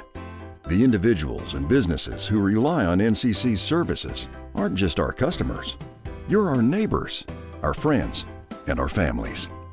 That's why we're committed to providing the high-quality internet, video, phone, and security systems you need to stay connected with the friendly, local service you deserve. NCC, making connections in Northwest North Dakota. Breathe in I can't believe I wrecked my car. There's some things in life we can't control. But what's important is how we respond. At Jerome's Collision Center, they provide the highest quality of service, assuring the job gets done stress-free and making it feel like a breath of fresh air. And to give you peace of mind, they handle the insurance. Are you even a therapist? Don't worry about it. Jerome's, they're the experts. Jerome's.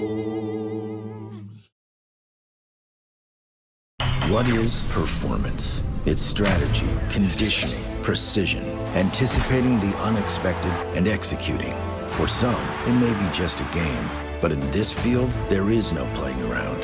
You need to give it your all. You need to give it the max. Ag Vision Max by Farmer's Choice. An all-in-one playbook for growers developed by agronomists specific to your goals. It's a precise guide to maximize your field's performance.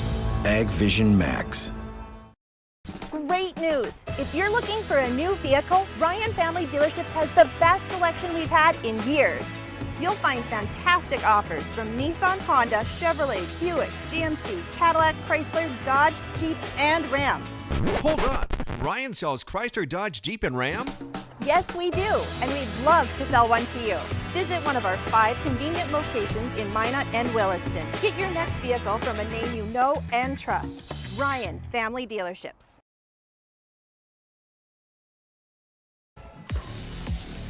We have ourselves a Serve Pro pitching change here heading into the 4th inning from Minot and Corbett Field. With 24/7 emergency service and trained technicians using advanced technology and specializing in fire and water cleanup and restoration, it's Serve Pro. The new pitcher in for Minot High is the catcher Kellen Burke. He replaces Carson Deaver on the mound. A nice 3-inning start for Carson today. He faced 11 batters in the game, going a perfect 8 for 8 to start the game before giving up the triple to Ethan Rakowski. Walked his next batter, Connor Harvison, and then got the final out of the inning against Quinn Hafner. And that was the end of his day. And the big number there for him, he finishes with 44 pitches, meaning Carson Deaver can come back tomorrow and pitch at the very least. He's also available for Saturday as well. Just got a 3-inning start to his region tournament, and now they turn the ball over to Kellen Burke. Burke making...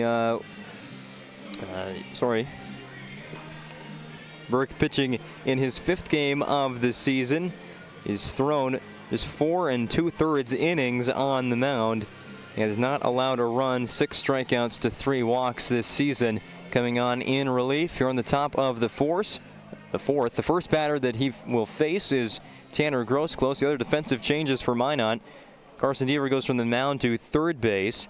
Third baseman Tegan Schindler, he comes out of the game. Blaze Ostrom comes into the game as catcher to replace Kellen Burke, who moves to pitcher.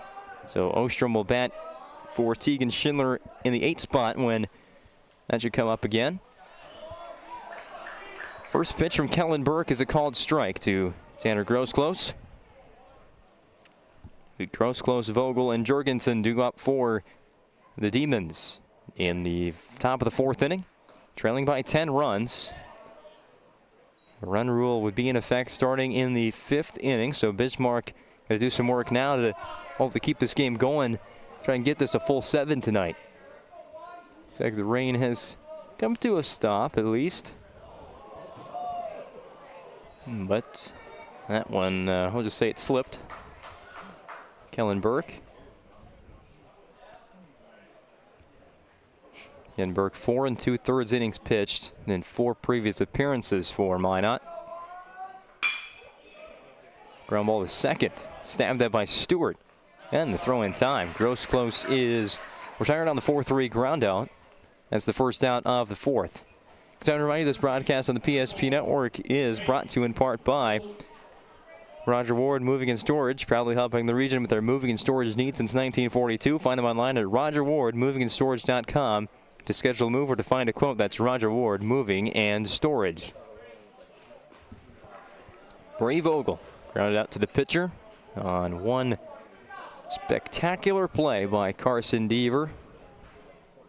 Hard to even rule that out in the book for Vogel. It was a well-hit ball up the middle, just a great play made by Deaver. Now Vogel a chance to get on base for the first time in a 2-0 count against Kellen Burke. Burke telling his catcher Blaze Ostrom. Burke has a catcher himself where to set up. Looking for an outside pitch to the right-handed hitting Brady Vogel. Instead, that one came a little bit more inside of the strike zone. It is a foul ball off the bat of Vogel. 2 balls and 1 strike to Bismarck's first baseman. This time finds that outside part, but it is a ball. Vogel will be followed by Kieran Jurgensen in the Demons' batting half of the 4th inning.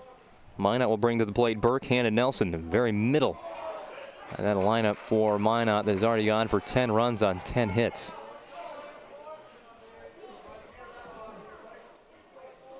Full count to Brady Vogel. A pitch from Kellen Burke. Swing and a miss. Strike 3. First K of the day for Kellen Burke. Strikes out Vogel swinging on 6 pitches. And brings to the plate Kieran Jurgensen.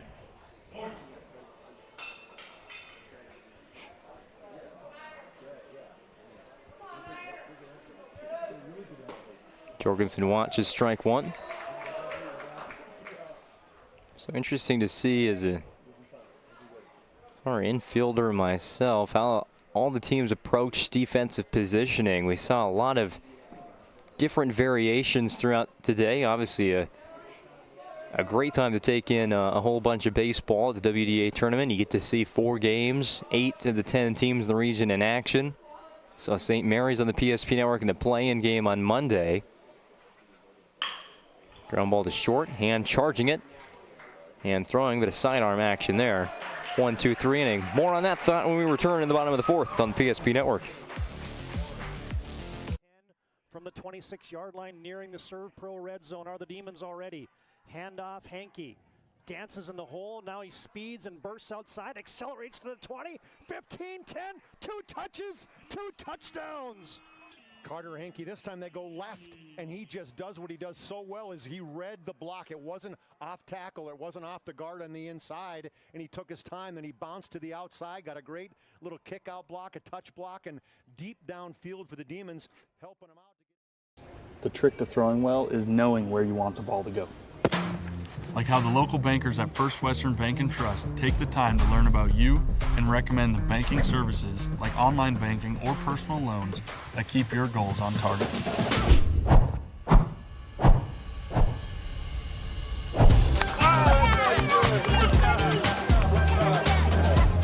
First Western Bank and Trust. You can bank on us.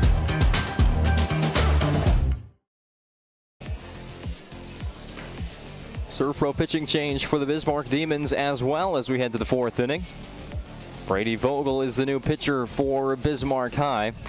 He replaces their starter Aiden Rakowski after he goes 3 innings, allowing 10 runs. There was 10 hits. 4 errors behind him really cost the Demons at sometimes in those first 3 innings. Rakowski also, he did not walk a single batter, striking out 3. So despite the hard contact from Minot High, a nice pitching performance from Rakowski, keeping it in the zone and looking for his defense to make some plays, but that just didn't happen all the time for Bismarck in his 3-inning outing. Threw 70-some pitches, so he won't be available tomorrow, but I do believe inside the pitching rules, unless it's 75 for 2 days rest, he could be back on Saturday for Bismarck High. Again, Brady Vogel is the new pitcher. This is Serve Pro pitching change with 24/7 emergency service and trained technicians using advanced technology and specializing in fire and water cleanup and restoration. It's Serve Pro. I do believe that it was 45 for 0 days, up to maybe 75 for 2 days. Figured that out as the tournament goes along. Leadoff batter in the bottom of the 4th inning for Minot is Kellen Burke, who is the relief pitcher in for Minot. Trying to figure out the defensive changes for Bismarck as well, because I don't think Aiden Rakowski is still on the field. It's a new first baseman in, of course, with Vogel going from first to pitch. It's a 1-1 count to Burke. Swings at the 1-1 offering and fouls it to the Minot High dugout.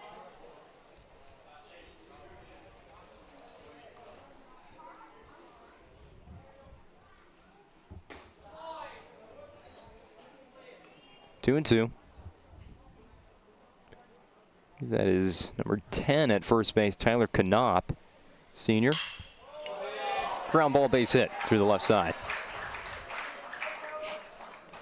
Now, Tyler Knopp, the new first baseman for Bismarck. He replaces Brady Vogel, and he'll be entered in the lineup for Aiden Rakowski.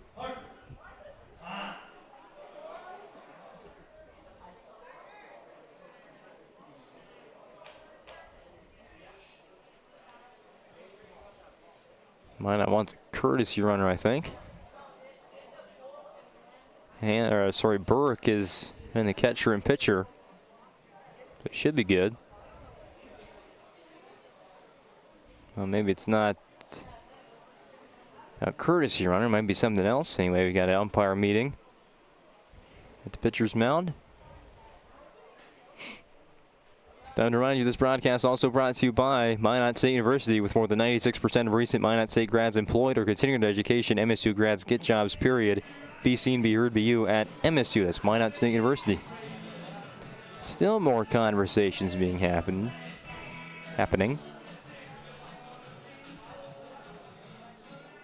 And no courtesy runner, so Kellen Burke stays at first base. Pickoff move from Vogel. Not in time. Parker Hahn, the batter.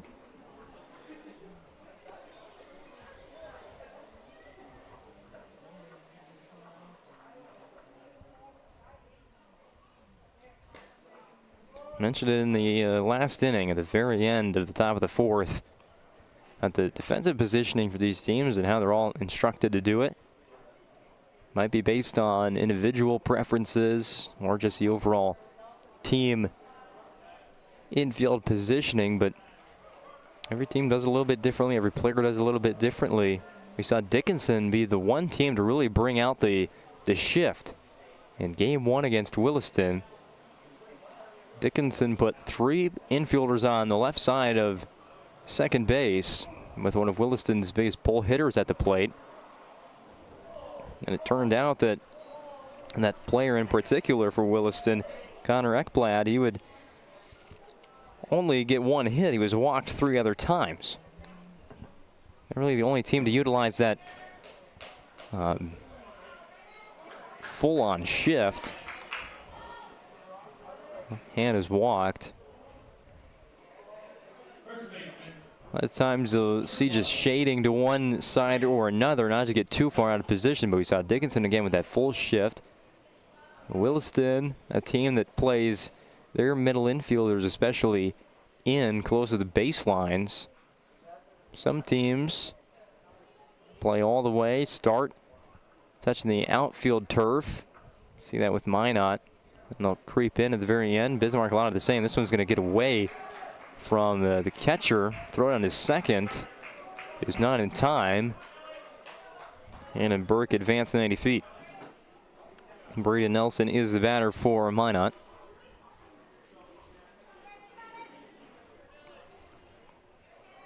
Bismarck, it seems pretty normal depth there for their middle infielders.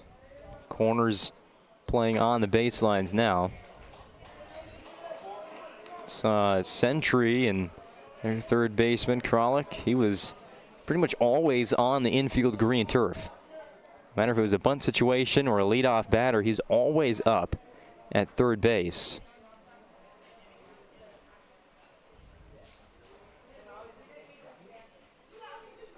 One to Nelson. Hits it in the box. Comes back after a foul ball.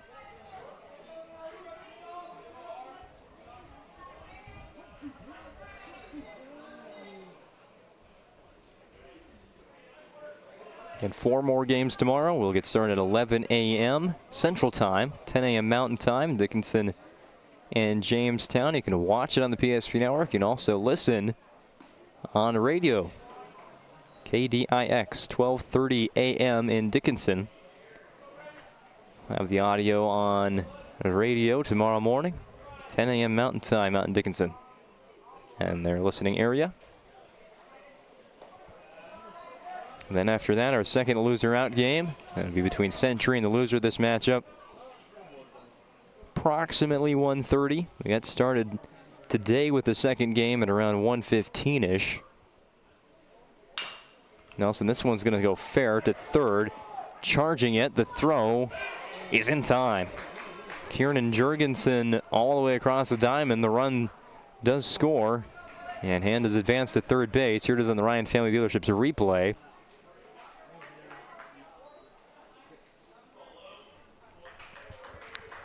I just realized I haven't said it one time today. How about a credit to our umpires showing up for this tournament. They're a huge part of putting these things together, and the respect today and every day, every game day. 3 umpire crews here for the tournaments.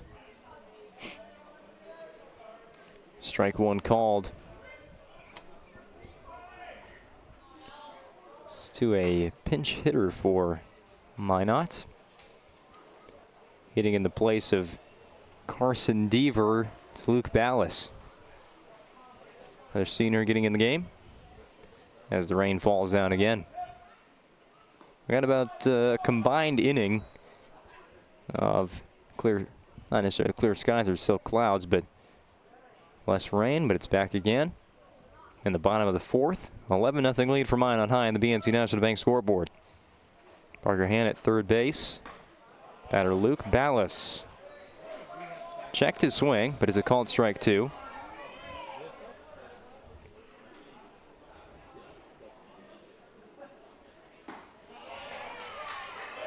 And that's strike 3. Fogel records his first strikeout. Now bring up Adam Rodocker. Rodocker 1 for 2 with a single. Came around to score in the last inning for Minot.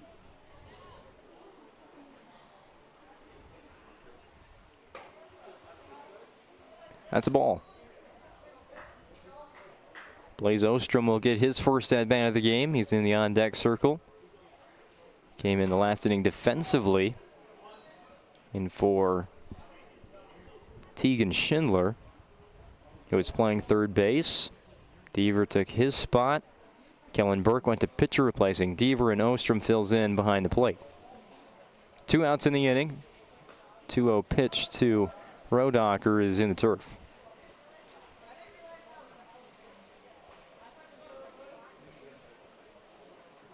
It does look like we will get these 4 games in all today without any delays or postponements. It's definitely the #1 subject of debate when showed up to the ballpark today. Grounded to second base. A nice play by Drew Taylor. Ends the 4th inning. Minot High goes for one more run, and they can end it if they can shut out the Demons in the 5th inning.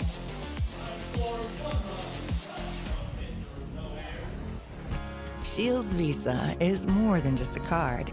It's the freedom to go. It's a gateway to explore and do more of what you love. Imagine where the Shields Visa can take you.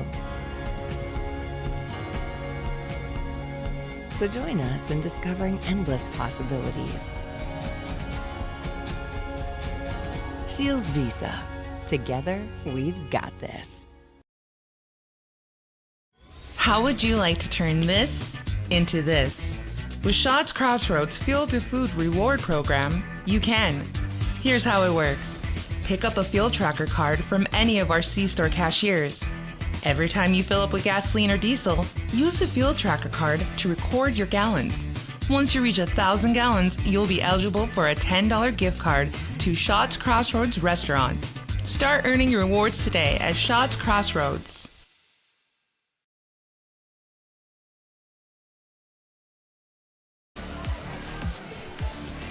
Following the final out of this game today of the Planning Team Financial Advisors Shots Crossroads post-game show.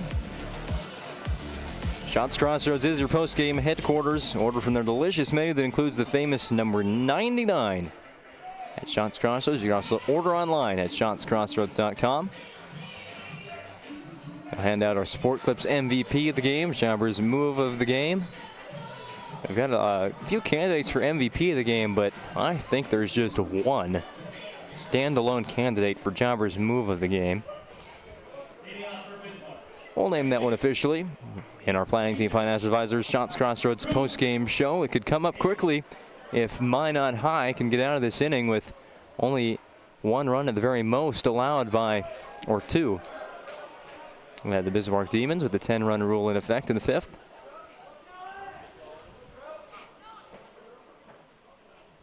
One strike to start the inning from Kellen Burke to Drew Taylor.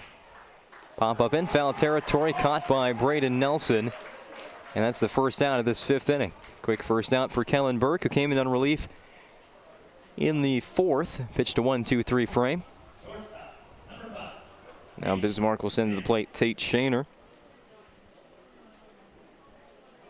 Just his 2nd time up to the plate. See if we can get Eckroth up to the dish. He'll be due up next for Bismarck, and then it'll be the pinch hitter, Tyler Knopp, due up next. He's yet to get a plate appearance. He came in defensively during the pitching change. There's a base hit, giving a good chance for Knopp to come up to the plate. 1-out hit for Bismarck shortstop Tate Shaner. Here it is on the Ryan Family Dealerships replay. Out to right field. And Shaner is on base for the first time. Just a sheet of rain here falling at Corbett Field. Magician's looking for a few final outs. Bismarck saying, let's keep playing in the rain as long as this baseball game doesn't go final.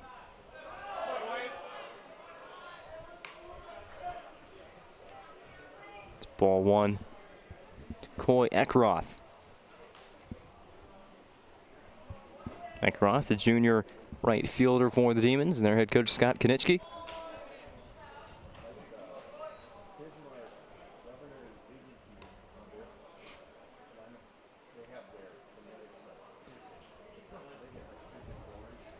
One ball and 1 strike after that foul ball by Eckroth.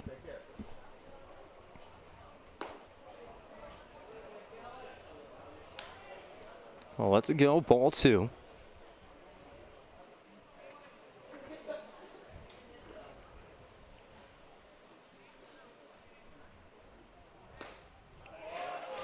Swinging a foul tip into the glove of Ostrom for strike 2. Trying to see here if Luke Ballas, where he enters in the game, but I think Devers back at 3rd as a re-entry for Minot. Carson Devers back patrolling 3rd base. Luke Ballas came in as a pinch hitter for Dever in the last inning. I was looking for him in the defense, and he's not out there.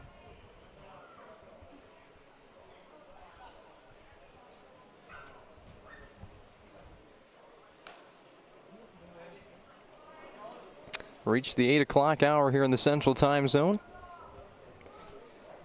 And makes it 9 hours of baseball coverage today.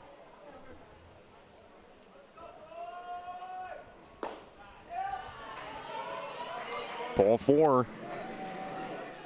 Burke walks Coy Eckroth. 1st and 2nd, 1 out now for the new batter for Bismarck. He came in defensively, Tyler Knopp. In the 4th. Now getting his first opportunity to swing the bat.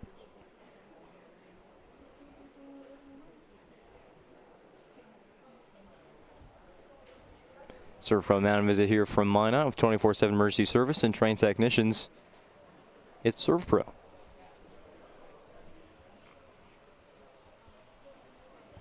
One ball, no strike count from Burke to Knopp.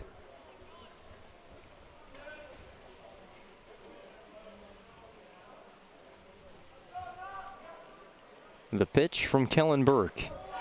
Right down the middle. Wonder what Blaze Ostrom was telling him during that mound visit. Gonna throw a nice pitch there.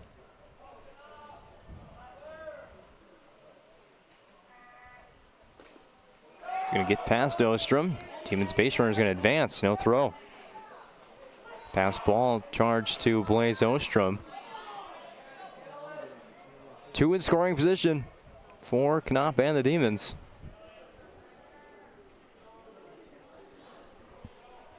Bismarck looking for 1 run Oh no, they're looking for 2 runs in this inning to keep this game going. Giant swing there from Knopp, but a miss. 2-2. Double play now out of the works for Minot, at least on the ground.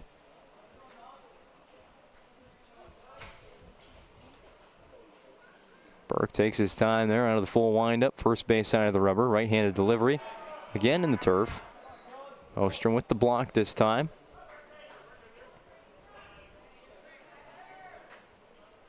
Count moves to full in this at-bat between Kellen Burke and Tyler Knopp.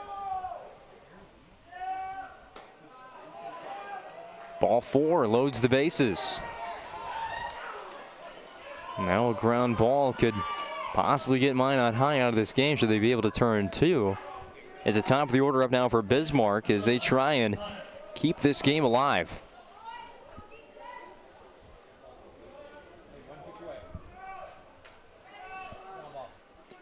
First pitch to Connor Harbison. Over 1, he walked his last time to the plate. Strike from Kellen Burke. After a 1-2-3 4th inning that Burke tossed, he's gone into some trouble here in the 5th inning.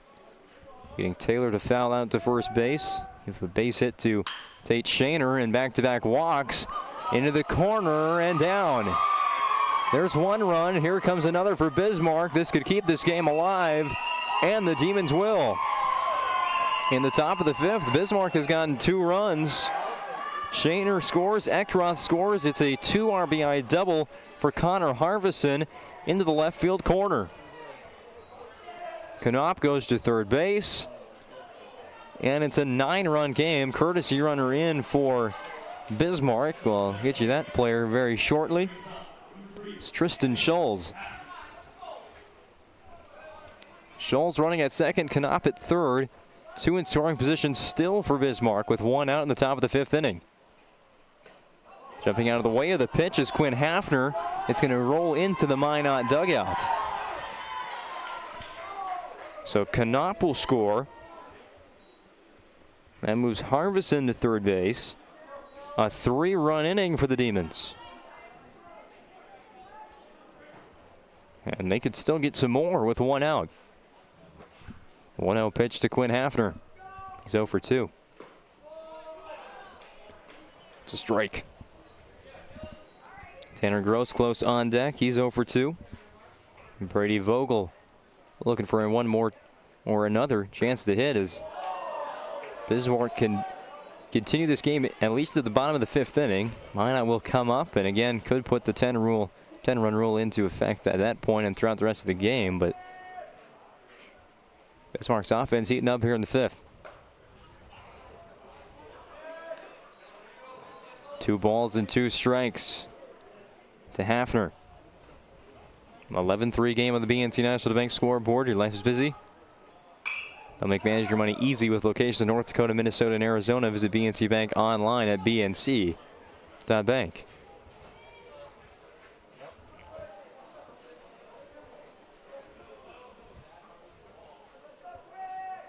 Payoff pitch from Berg. Strike 3 on the slider.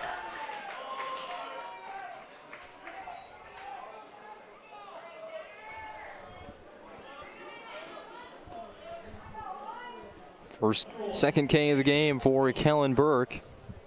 There's 2 outs in the top of the 5th for Tanner Grosclose. Starts him off with a strike.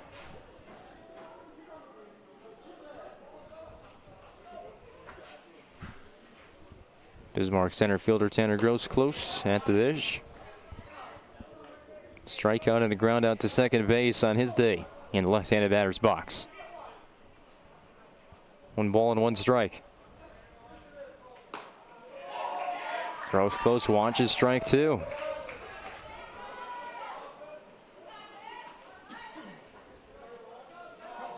Kellen Burke trying to end this 5th inning. Gets a check swing from Grosclose and a pitch that just barely scraped over home plate. Evens the count again at 2 apiece. Burke's delivery is fouled off past Bismarck's third base coach.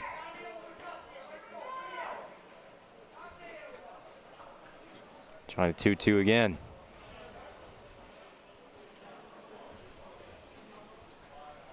Everybody should be good.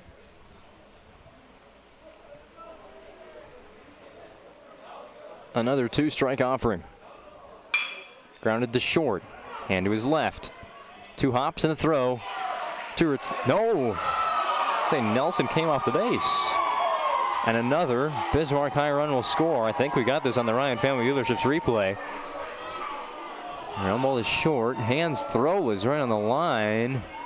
Okay, maybe that lean brought the heel off the base. Braden Nelson. The gross close is safe. One more time on the Ryan Family Dealerships replay while we got a chance.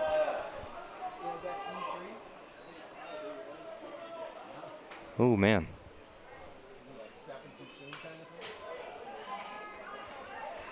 Foul ball from Brady Vogel.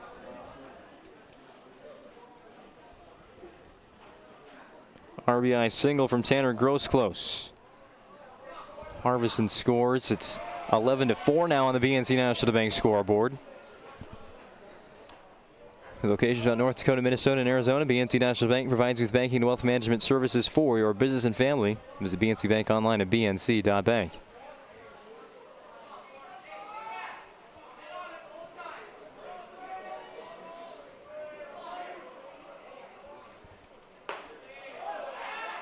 Throw back to first base will not get Grossclose.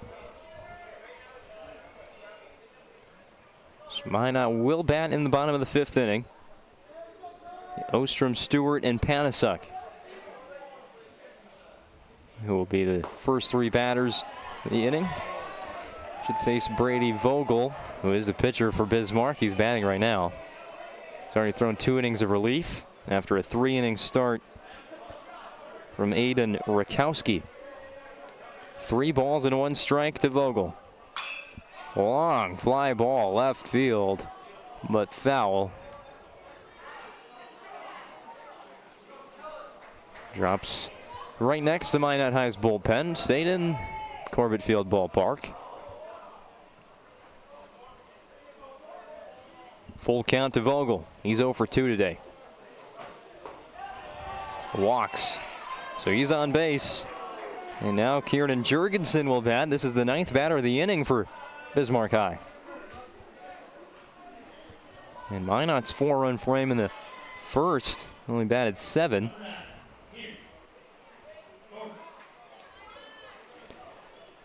Courtesy runner coming in for Bismarck. It's going to be Kane Hustis for the pitcher, Brady Vogel.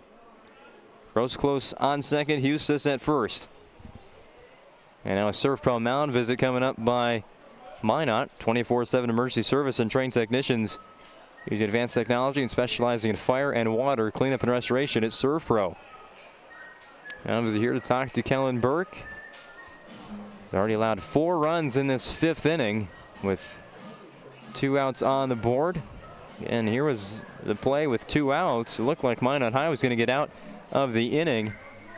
Hanfield's ground ball is short, but they say Nelson's heel came off the base. You can watch it again here on the Ryan Family Dealerships replay. Grossclose with the hustle play. Nelson just that little bit off of first base, kept this inning going, and since then, Brady Vogel's been walked. We had a pitching change, and they're still playing out in the rain.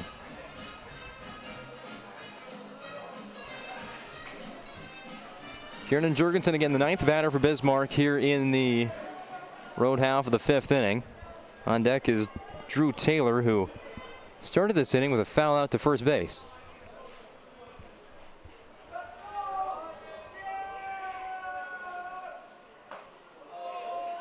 And strike 1 called.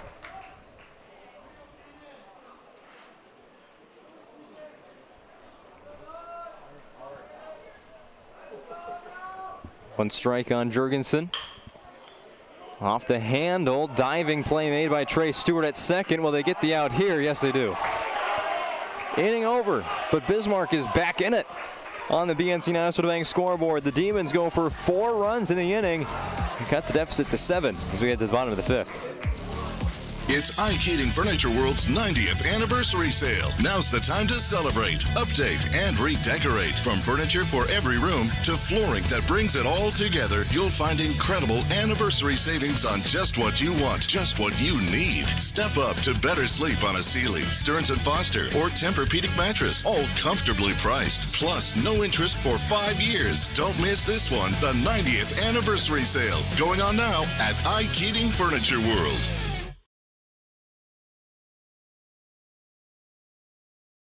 Great news! If you're looking for a new vehicle, Ryan Family Dealerships has the best selection we've had in years. You'll find fantastic offers from Nissan, Honda, Chevrolet, Buick, GMC, Cadillac, Chrysler, Dodge, Jeep, and Ram. Hold up. Ryan sells Chrysler, Dodge, Jeep, and Ram? Yes, we do, and we'd love to sell one to you. Visit one of our 5 convenient locations in Minot and Williston. Get your next vehicle from a name you know and trust. Ryan Family Dealerships. When facing disaster, it's not just the things we lose, but the memories. But there's hope. ServPro, with decades of experience in Minot and Bismarck, is always ready. Our certified professionals don't just restore homes, they rebuild lives. Because to us, you're not just a client, you're family.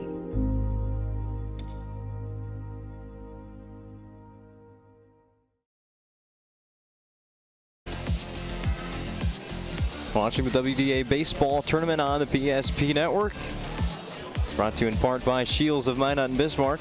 They have every sporting good imaginable from fashion to footwear. They are proud supporters of the PSP Network's mission of promoting local athletes.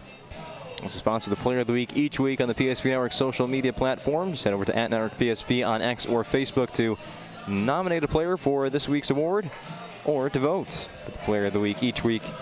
Shields of Minot and Bismarck. Bottom of the 5th here from Minot. The Magicians had their 11-run lead cut to 7 after a 4-run 5th inning by the Bismarck Demons at the top of the 5th. Magicians will bat Blaze Ostrom, Trey Stewart, and Easton Panasuk on the bottom of the 5th. That's ball 1. Second inning of relief for Brady Vogel. He came in the 4th for Bismarck starter Aiden Rakowski from his first base position. Gave a 1-hit, walked another. After that, a ground out to third, which scored a run, struck out Luke Ballas, and then got Adam Rodacher on a ground out to second base. After a tough start, a good finish to the first inning of relief for Mr. Vogel. He's going to walk Blaze Ostrom to lead off the 5th. So Minot High could have won it on the run rule in the top of the 5th inning, allowing less than 2 runs. They gave up 4, and now they need 3 to try and walk it off by the run rule. Trey Stewart, a double and a ground out. He's 1 for 2. First pitch, a strike from Brady Vogel. Broadcast also brought to you in part by Northern Plains Heating and Air. Over 25 years of experience as your heating and air experts in the factory authorized dealer for AeroSeal. There's no other choice to seal your heating and air game than Northern Plains. Find them online at northern-plains.com. Check over to first base. Ostrom is safe.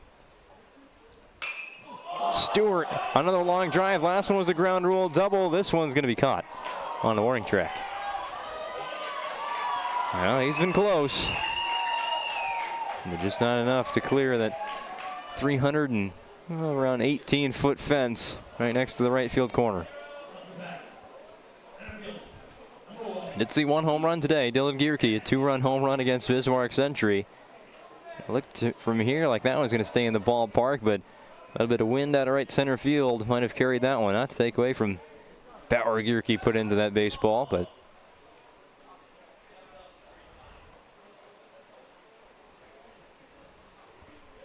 after Stewart's fly out to right, top of the order is up for a 4th time. Easton Panasuk ducking out of the way of the pitch. Again, Bismarck's going to throw over, try and get Ostrom. Again, he's safe. Panasuk single, double, and a sac bunt. He's 2 for 2 with 2 runs scored. He's also brought in a run. Strike one to number 1.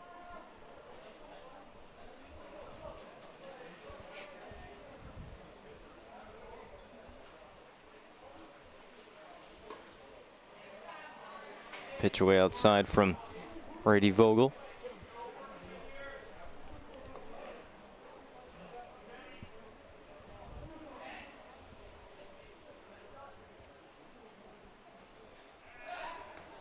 Another throw over.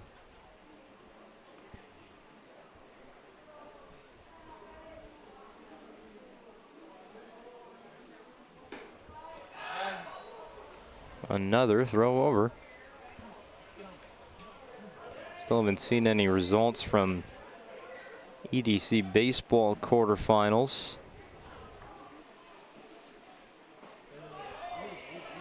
That's strike 2 called to Panasuk. This is the EDC Quarterfinals. They were supposed to start on Tuesday. Rain moved it to Thursday, and then they said that they played at the Higher Seeds ballpark instead of at one fixed location for the whole tournament. It's going to drop in left field. A hit for Easton Panasuk. There's 2 on, and the final run is at home plate in Aiden Deal. 3-hit game for Easton Panasuk. Ostrom running at second. So the EDC matchups today, quarterfinal round. Fargo South is at Shanley. That game started up, and they should all be final by now. Fargo South is at Shanley. That's the 1v8 matchup. The Deacons are the top team out east.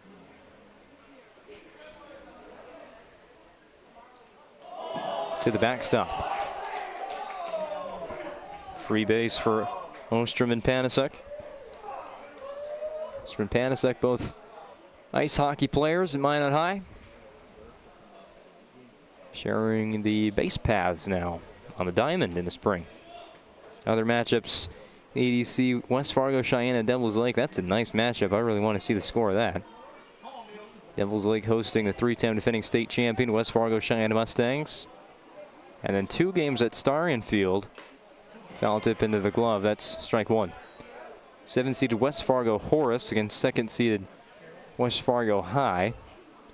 6-seeded Fargo North at 3rd-seeded Fargo Davies.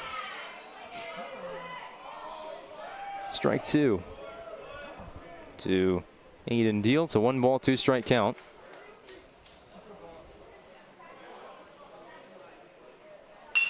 Ground ball to third. Oh, just barely caught. And there by Kieran Jurgensen. Ostrom is jacked back to third base. There's 2 outs in the inning for Kellen Burke.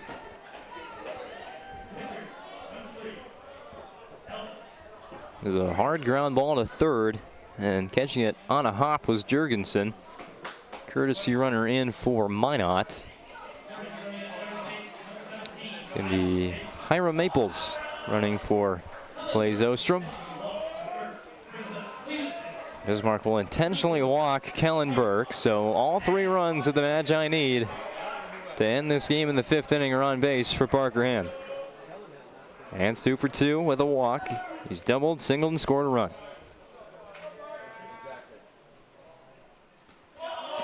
Pitch gets by the catcher, Harvison. Maples is safe.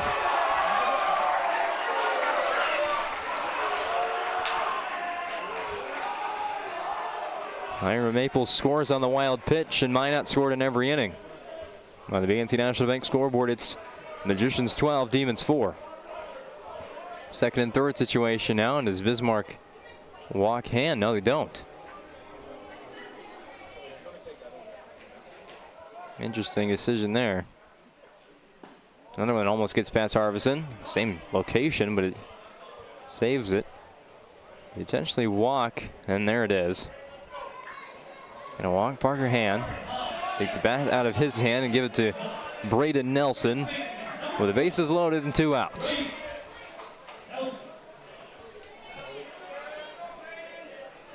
2 runs could walk it off via the run rule here in the bottom of the 5th inning. Nelson lost the top hand on the bat. I did see a ball go in fair play in Game 3 when the bat fell out of the grip completely of a Century batter. That's a pretty impressive feat. Most of the time you see that, it's a swing and miss. There's already 2 strikes on Nelson. Vogel trying to get out of this inning with the bases juiced. That's just barely a foul tip.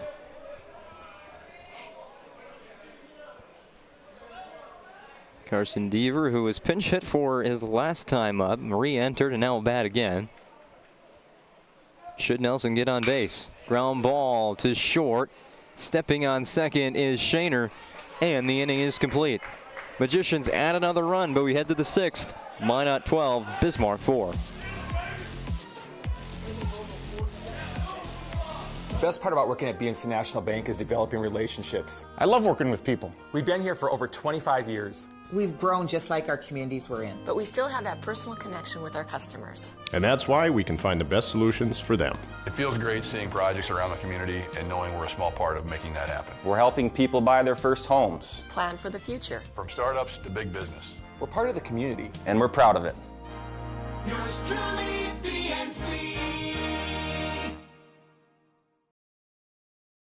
Whether it's getting an education, making priceless memories, learning to play, playing to learn, or simply getting where you need to go, the team at Ackerman Estvold has been behind these projects and countless others, developing critical infrastructure, valuable spaces, and even some good old-fashioned fun. Entrusted with the things you know, but delivering more than you may realize. Ackerman Estvold, trusted for decades and decades to come.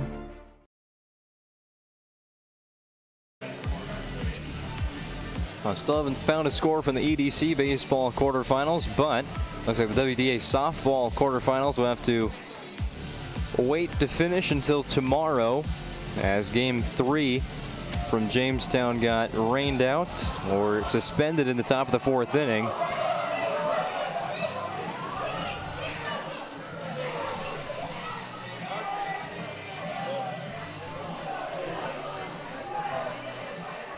Something going on here in the Corbett Field grandstand.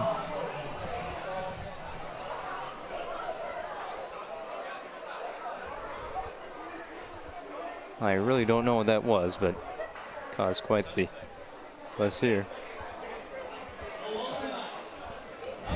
Anyway, Jamestown trailing Bismarck High 2-7 in the WDA softball quarterfinals. It got suspended. It will be made up tomorrow at 11 a.m. Central Time. Taylor with the ground ball to second base, and then ends the inning.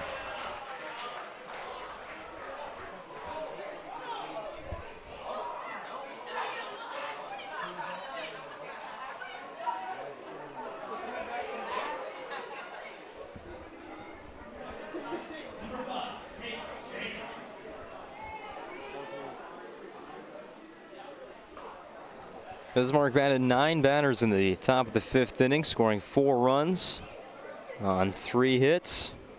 There was 3 walks. And left runners on base.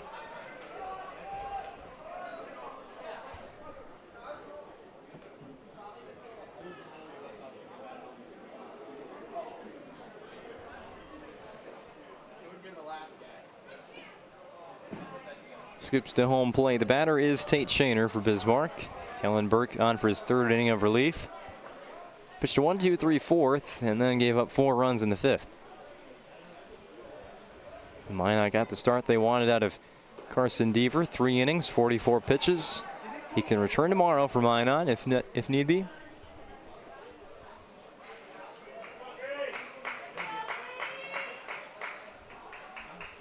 Got a pinch hitter in for Bismarck.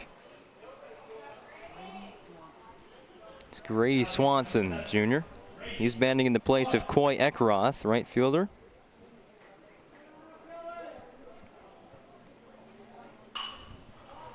Swing of the first pitch he sees in this tournament. It's a foul ball.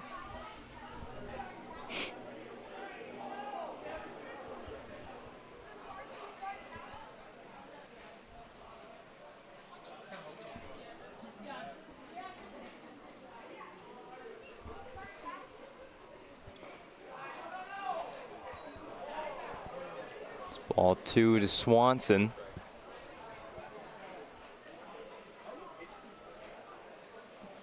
A little lighter rain here at Corbett Field than we had in that 5th inning, the long inning.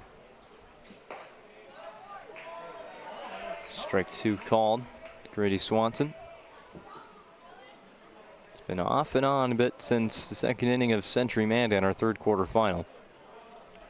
Another chilly day prepped for tomorrow. Cold, strike 3. 3rd K of the day for Minot's pitcher Kellen Burke.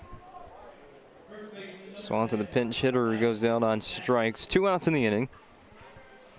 And another pinch hitter in for Bismarck.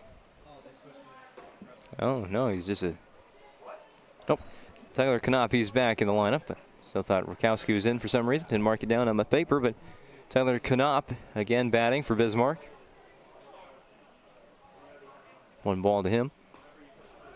And ball 2. Burke needs a new baseball.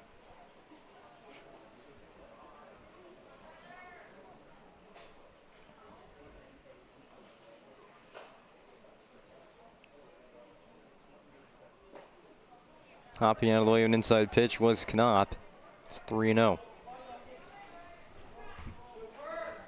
Despite having the canopy in their dugout, Minot High needs another umbrella. Bismarck has him beat, though, with 4 dugout umbrellas. That's a walk to Knop, and now we're going to get a serve pro pitching change. Kellen Burke unable to finish this one on the mound. 24/7 Mercy Service and Strength Technicians using advanced technology and specializing in fire and water cleanup and restoration. It's Serve Pro. We'll see what this pitching change entails when we return on the PSP Network. Nobody thinks about personal injury until it happens. But when injury strikes, so will your bills and the turmoil and everything you'll miss out on. It's a mess and you need someone to help it all make sense. That someone is Schweigert, Clemene, and McBride. We know the territory and the process, and we work smart and hard to get you results. It's easier to get back to normal knowing there's a team behind you. We're the ones the other side doesn't want you to call. We're on your side. We're Schweigert, Clemene, and McBride. When facing disaster, it's not just the things we lose, but the memories. But there's hope. ServPro, with decades of experience in Minot and Bismarck, is always ready. Our certified professionals don't just restore homes, they rebuild lives. Because to us, you're not just a client, you're family.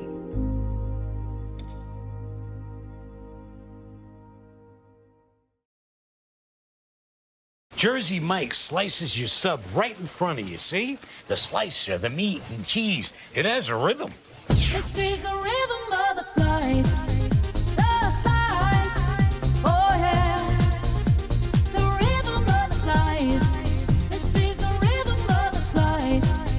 The slice. Oh yeah. Order for Danny? Sliced right in front of you. It's a Jersey Mike's thing. A sub above.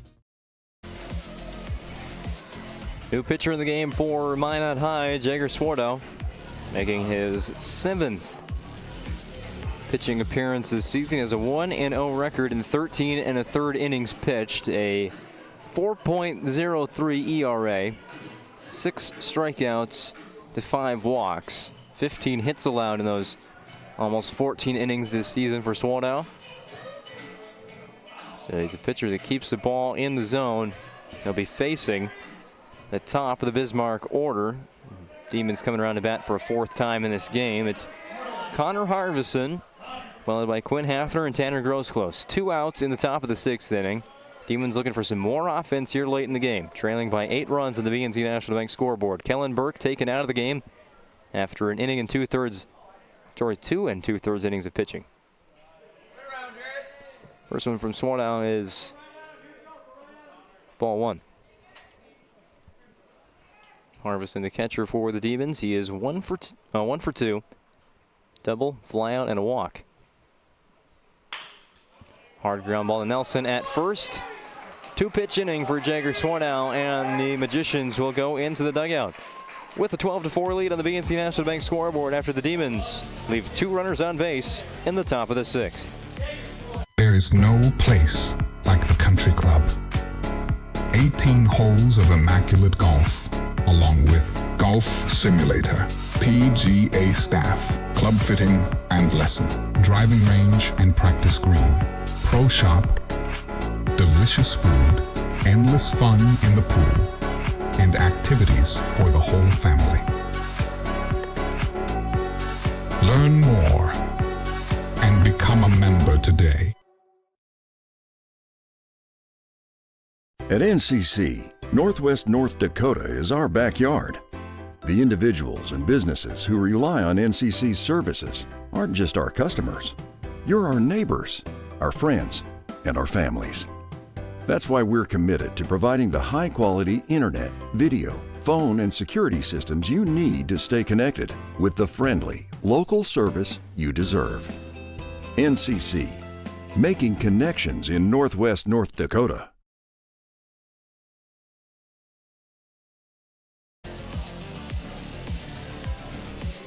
Serve Pro pitching change for the Bismarck High Demons during the inning break. 24/7 emergency service and trained technicians using advanced technology and specializing in fire and water cleanup and restoration. It's Serve Pro. New pitcher for the Demons is Coy Eckroth, who was pinch hit for by Grady Swanson in the last inning. He returns as the pitcher for the Demons. See if we can bring out some of the other changes, if there were any. Thought we got a new catcher, but no. It is back to Connor Harvison, so I believe that is all the changes for Bismarck. Just the pitching change as Eckroth returns to the lineup now on the mound. Freddie Vogel, he's come out of the game. So Eckroth re-enters as the pitcher for Bismarck. Bottom of the 6th inning, he'll face Carson Deaver, Adam Rodacher, and Tegan Schindler.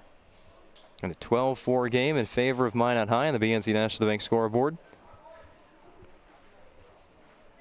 Deaver, he was pinch hit for earlier on by Luke Ballas. Ballas struck out and Deaver went back in at third base. Deaver started out this game with 3 strong innings of start. Still in line for the win. That's ball 1. Is going to get past behind catcher Connor Harvison. At the plate, Deaver has struck out and singled and scored. Another one off the glove of Harvison.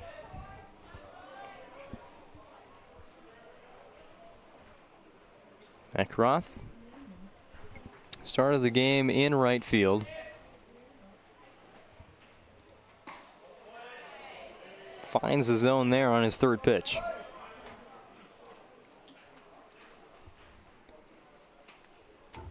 Junior left-handed pitcher for Bismarck High on in relief. Bismarck continues to play. Really going to need to keep Minot off the scoreboard here in the 6th. Way ahead of it was Carson Deaver, 2-2.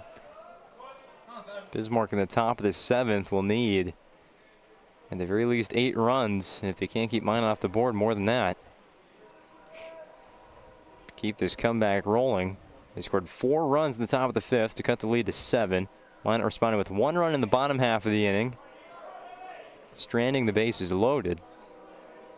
Now Carson Deaver will lead off the 6th. Minot scored in every inning. 4 runs in the 1st, 3 runs in the 2nd, 3 runs in the 3rd, 1 run in the 4th, 1 run in the 5th.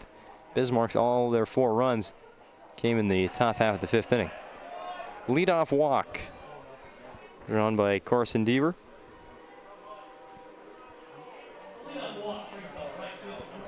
Brings it Adam Rodacher to the plate. And a hard hit single in the 3rd inning.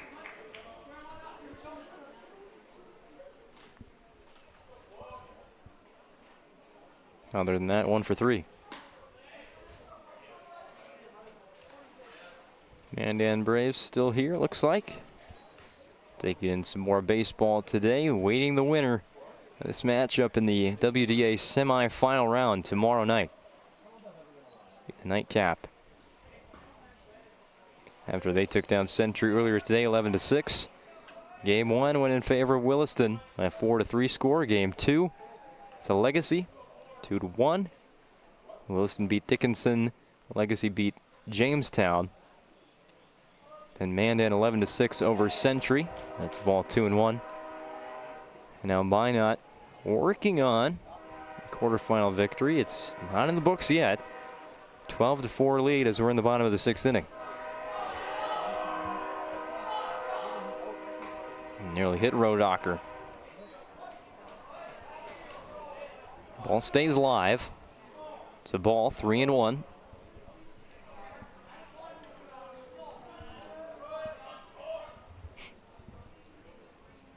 Another train passing through behind Corbett Field.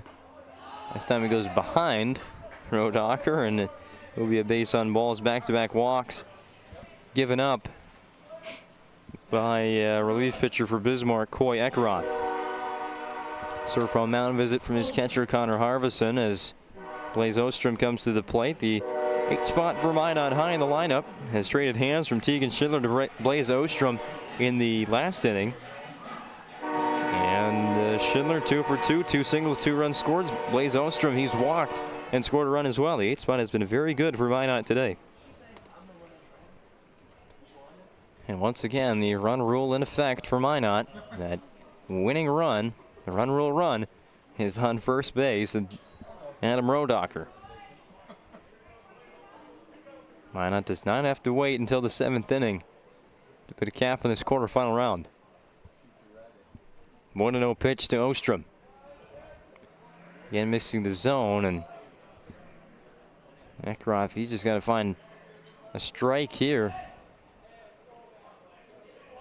He's walked the first 2 batters he's faced in this WDA tournament.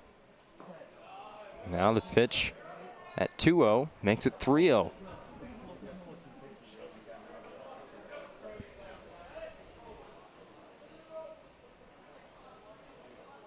The rain is almost completely let up here, not totally.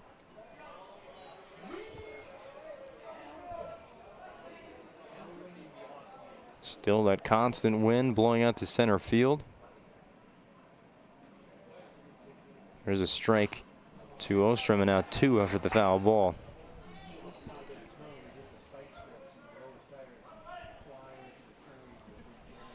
Ostrom had walked and scored his first plate appearance.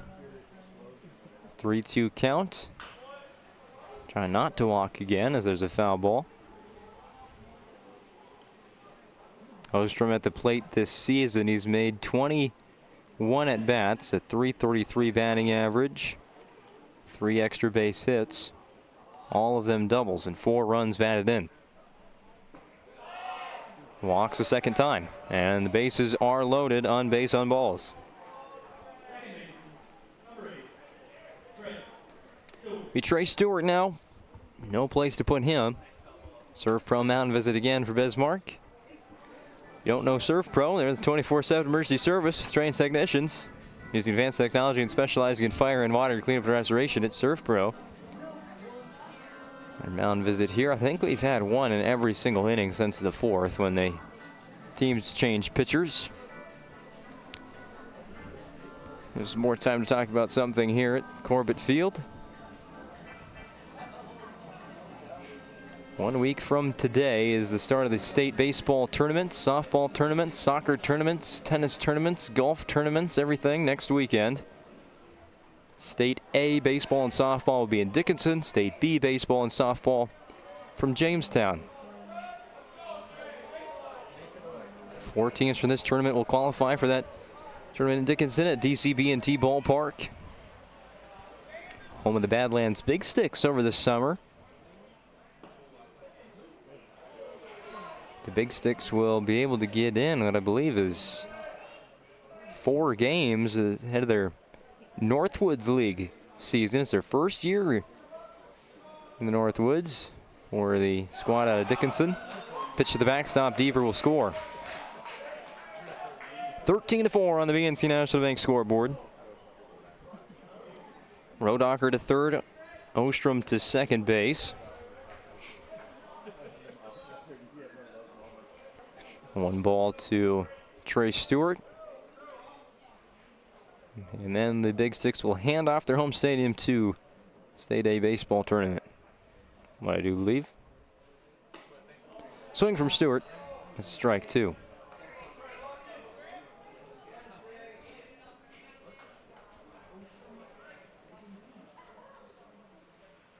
State B baseball tournament and softball tournaments are set.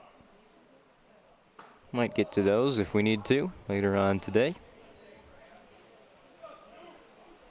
That 14th run for Minot is at third base. 2-2 count to Trey Stewart. Top of the order on deck will be the 5th time up for Minot's top of the lineup. Swing and a miss, strike 3. First K of the day for Coy Ekroth. 1 out in the bottom of the 6th. Infield in for Bismarck, with the only force out being first. Panasuk has singled twice, doubled once, and hit into a sac bunt. 3 for 3 day at the plate for Minot center fielder. Ground ball foul. That actually bounced off of, catcher's interference. Panasuk's swing hit Connor Harvison, so they'll give him the free base on the catcher's interference, and Harvison says he's good.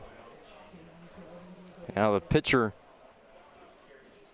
Jagger Swarto, comes in to hit in Aiden Deal's spot. I think that's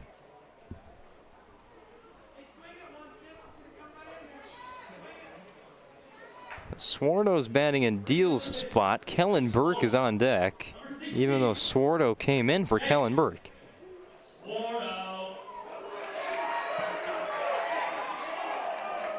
Really not sure how that substitution worked the way it did. Swarto was hit by the pitch, wasn't he? Nope, hit the turf first.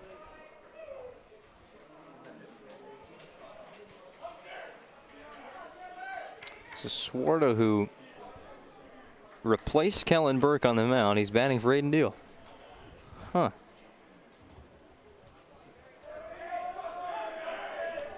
Gets a plate appearance here against Bismarck in the WDA quarterfinals. Again, almost hit.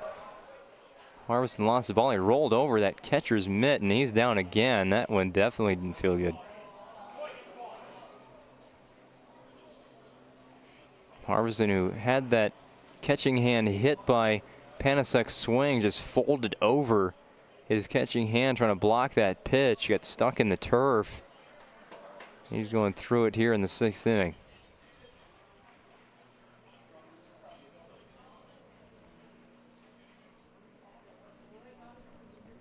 Bases loaded with 1 out in the 6th. WDA losers out.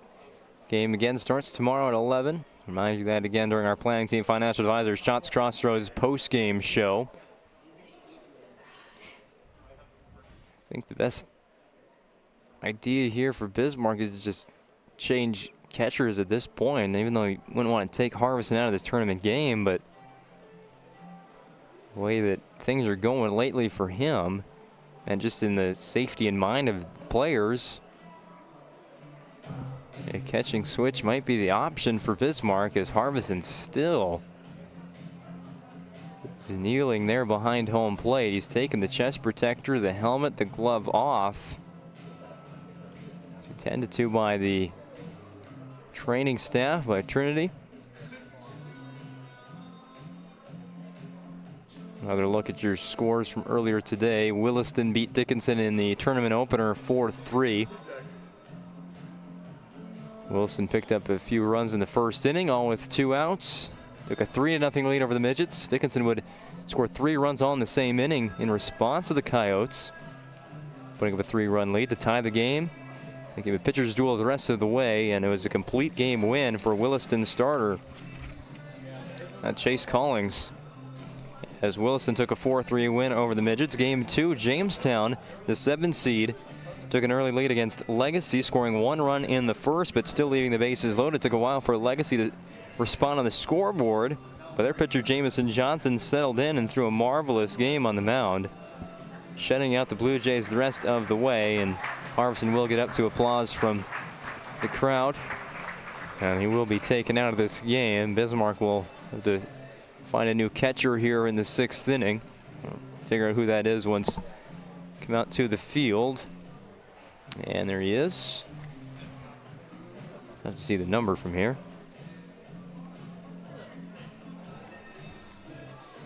So he's going to be Tate Fisher, the new catcher for Bismarck, number 6. In the game for the Demons, they'll get a few warm-up tosses here from the pitcher. Bismarck, Coy Eckroth. The Legacy picked up a 2-1 win over Jamestown in game number 2. Game number 3 was had our most runs offensively at the time being. Mandan and Sentry, as we expected, going to see a lot of offense in that matchup, and we did. And then putting up 11 runs over the Patriots, winning 11-6. Advancing the semifinal round. Mandan, the defending West Region champions, on the semifinal round, looking for back-to-back West Region pennants. All right, back to baseball. 2-0 count. Jager Swarto, the batter. Coy Eckroth, the pitcher. Bases loaded, 1 out. It's a wild pitch. Here comes the throw home. It's going to be off the helmet of Rodacher, and Minot will win the game in 6 innings. Your final score in a run rule shortened game. The 4th of 4 quarterfinals. Minot 14. Bismarck 4. We'll have the planning team financial advisor Shots Crossroads post-game show coming up next to wrap up a full day from Corbett Field. It's iKeating Furniture World's 90th anniversary sale. Now's the time to celebrate, update, and redecorate. From furniture for every room to flooring that brings it all together, you'll find incredible anniversary savings on just what you want, just what you need. Step up to better sleep on a Sealy, Stearns & Foster, or Tempur-Pedic mattress, all comfortably priced. Plus, no interest for 5 years. Don't miss this one, the 90th anniversary sale, going on now at iKeating Furniture World. The best part about working at BNC National Bank is developing relationships. I love working with people. We've been here for over 25 years. We've grown just like our communities we're in. But we still have that personal connection with our customers. And that's why we can find the best solutions for them. It feels great seeing projects around the community and knowing we're a small part of making that happen. We're helping people buy their first homes. Plan for the future. From startups to big business. We're part of the community. And we're proud of it. Yours truly, BNC. We want it all. We want our dog to fetch it. Drop it. And drop it. Clean it. We want to fix it ourselves. And actually fix it. We want to order the market price lobster.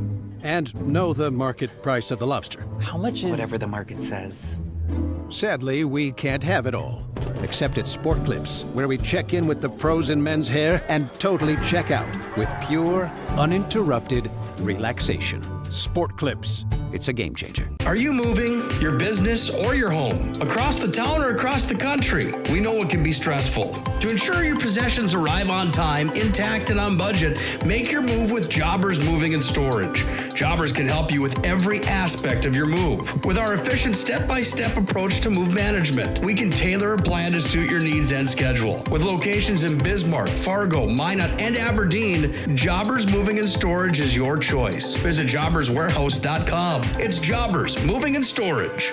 Whether it's getting an education, making priceless memories, learning to play, playing to learn, or simply getting where you need to go, the team at Ackerman Estvold has been behind these projects and countless others, developing critical infrastructure, valuable spaces, and even some good old-fashioned fun. Entrusted with the things you know, but delivering more than you may realize. Ackerman Estvold. Trusted for decades and decades to come. It's time to wrap up another full day at Corbett Field here in a quadruple header of baseball on the PSP Network. The WDA quarterfinal round finished up with a Minot High victory. The number 1 seed advances to the semifinals. They'll face the Mandan Braves, number 5 seed, in tomorrow night's nightcap at approximately 6:30 p.m. Central Time. Bismarck, the 8 seed, drops the loser out game against Capital City rival Bismarck Century, the number 4 seed, in tomorrow's second game. Here's how the 4th quarterfinal went down in our planning team finance advisors Shots Crossroads post-game show game recap. Carson Deaver, the ace for Minot High, got the ball in game number 1 and pitched a 1-2-3 first inning, including 2 strikeouts.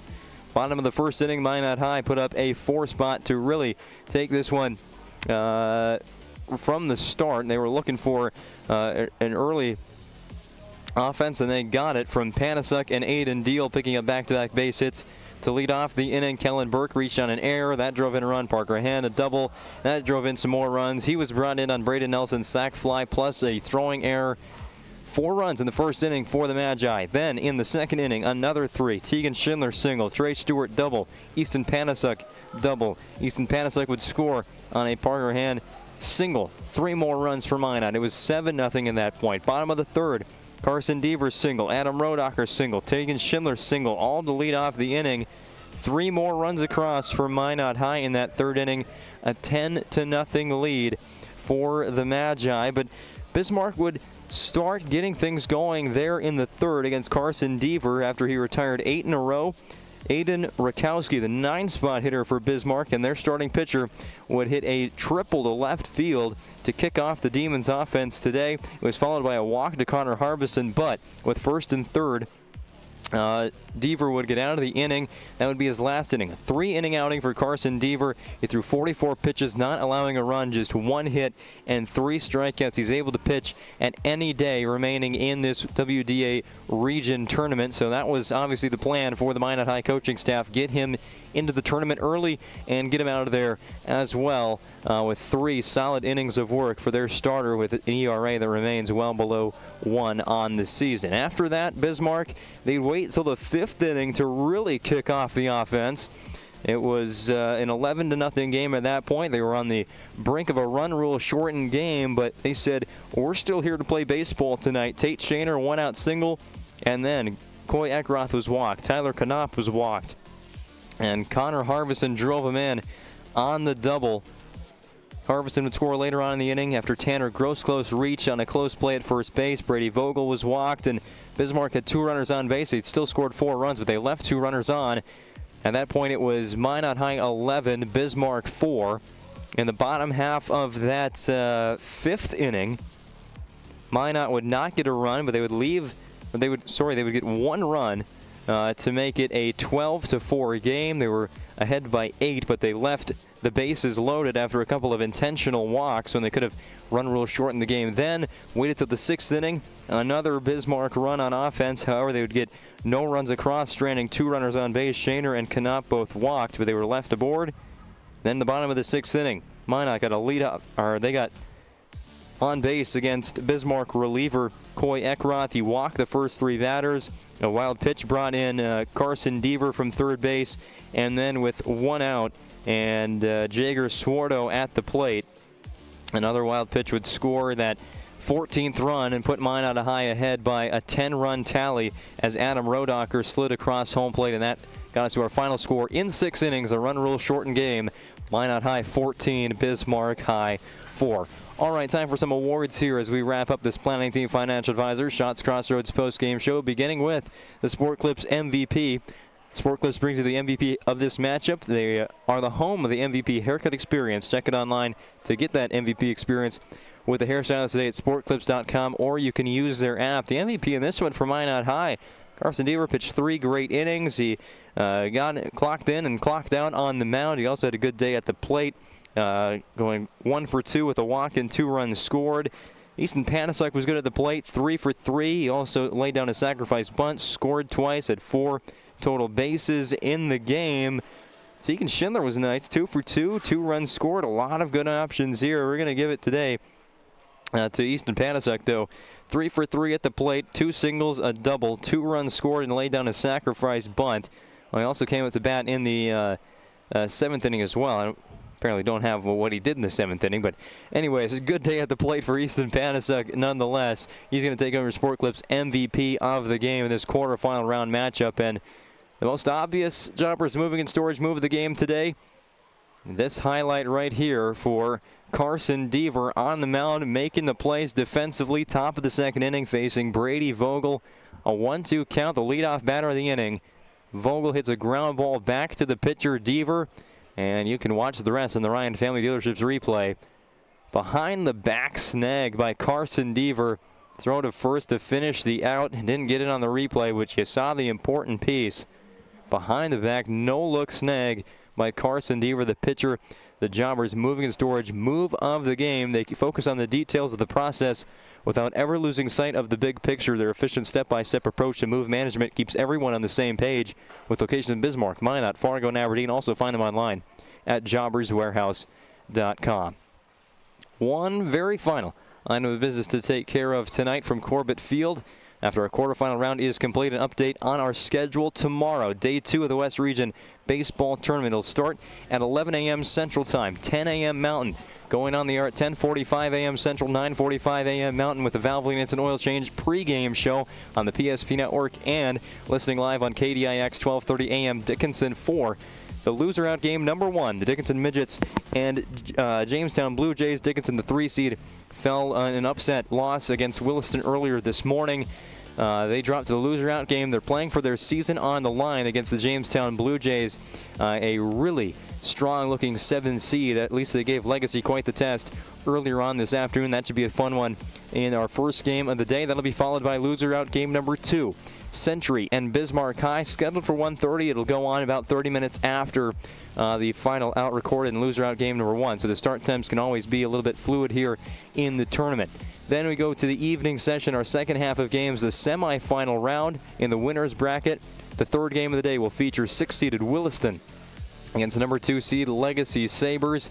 And then the nightcap, 5th seed Mandan takes on the top seed Minot High. That's your schedule tomorrow. We've got 4 more games from Corbett Field, so it's time for me to get home and get rested for another 4 more games of baseball and another around 10 hours of coverage of baseball again tomorrow from the WDA Baseball Tournament. That does it for day number 1 from Corbett Field on the West Region Baseball Tournament on the PSP Network. We thank all of you for tuning in. Hope to see you again tomorrow, but until then, I'm Owen Patterson saying good night, everybody.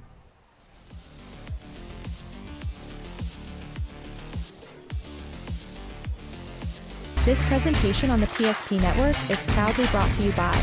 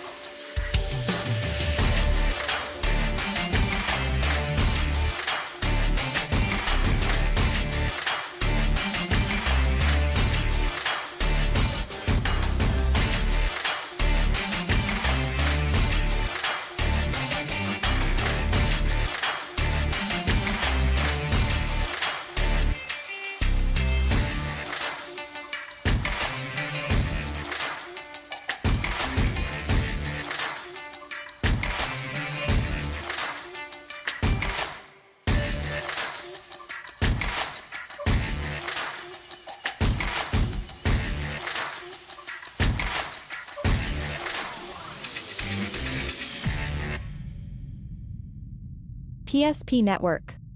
It's game day. Whether you're looking for a full-service financial plan or planning for farm or business succession, Planning Team Financial Advisors is here to help you work toward achieving your financial goals. With locations in Bismarck, Garrison, and Center, our full-service team of professionals are dedicated to helping you work towards achieving your financial goals. Visit us online, planningteam.com. Securities offered through LPL Financial, member of Finland Civic. Investment advisory services offered through New Edge Advisors, LLC, a registered investment advisor. New Edge Advisors, LLC, and Planning Team Financial Advisors are separate entities from LPL Financial. How would you like to turn this into this?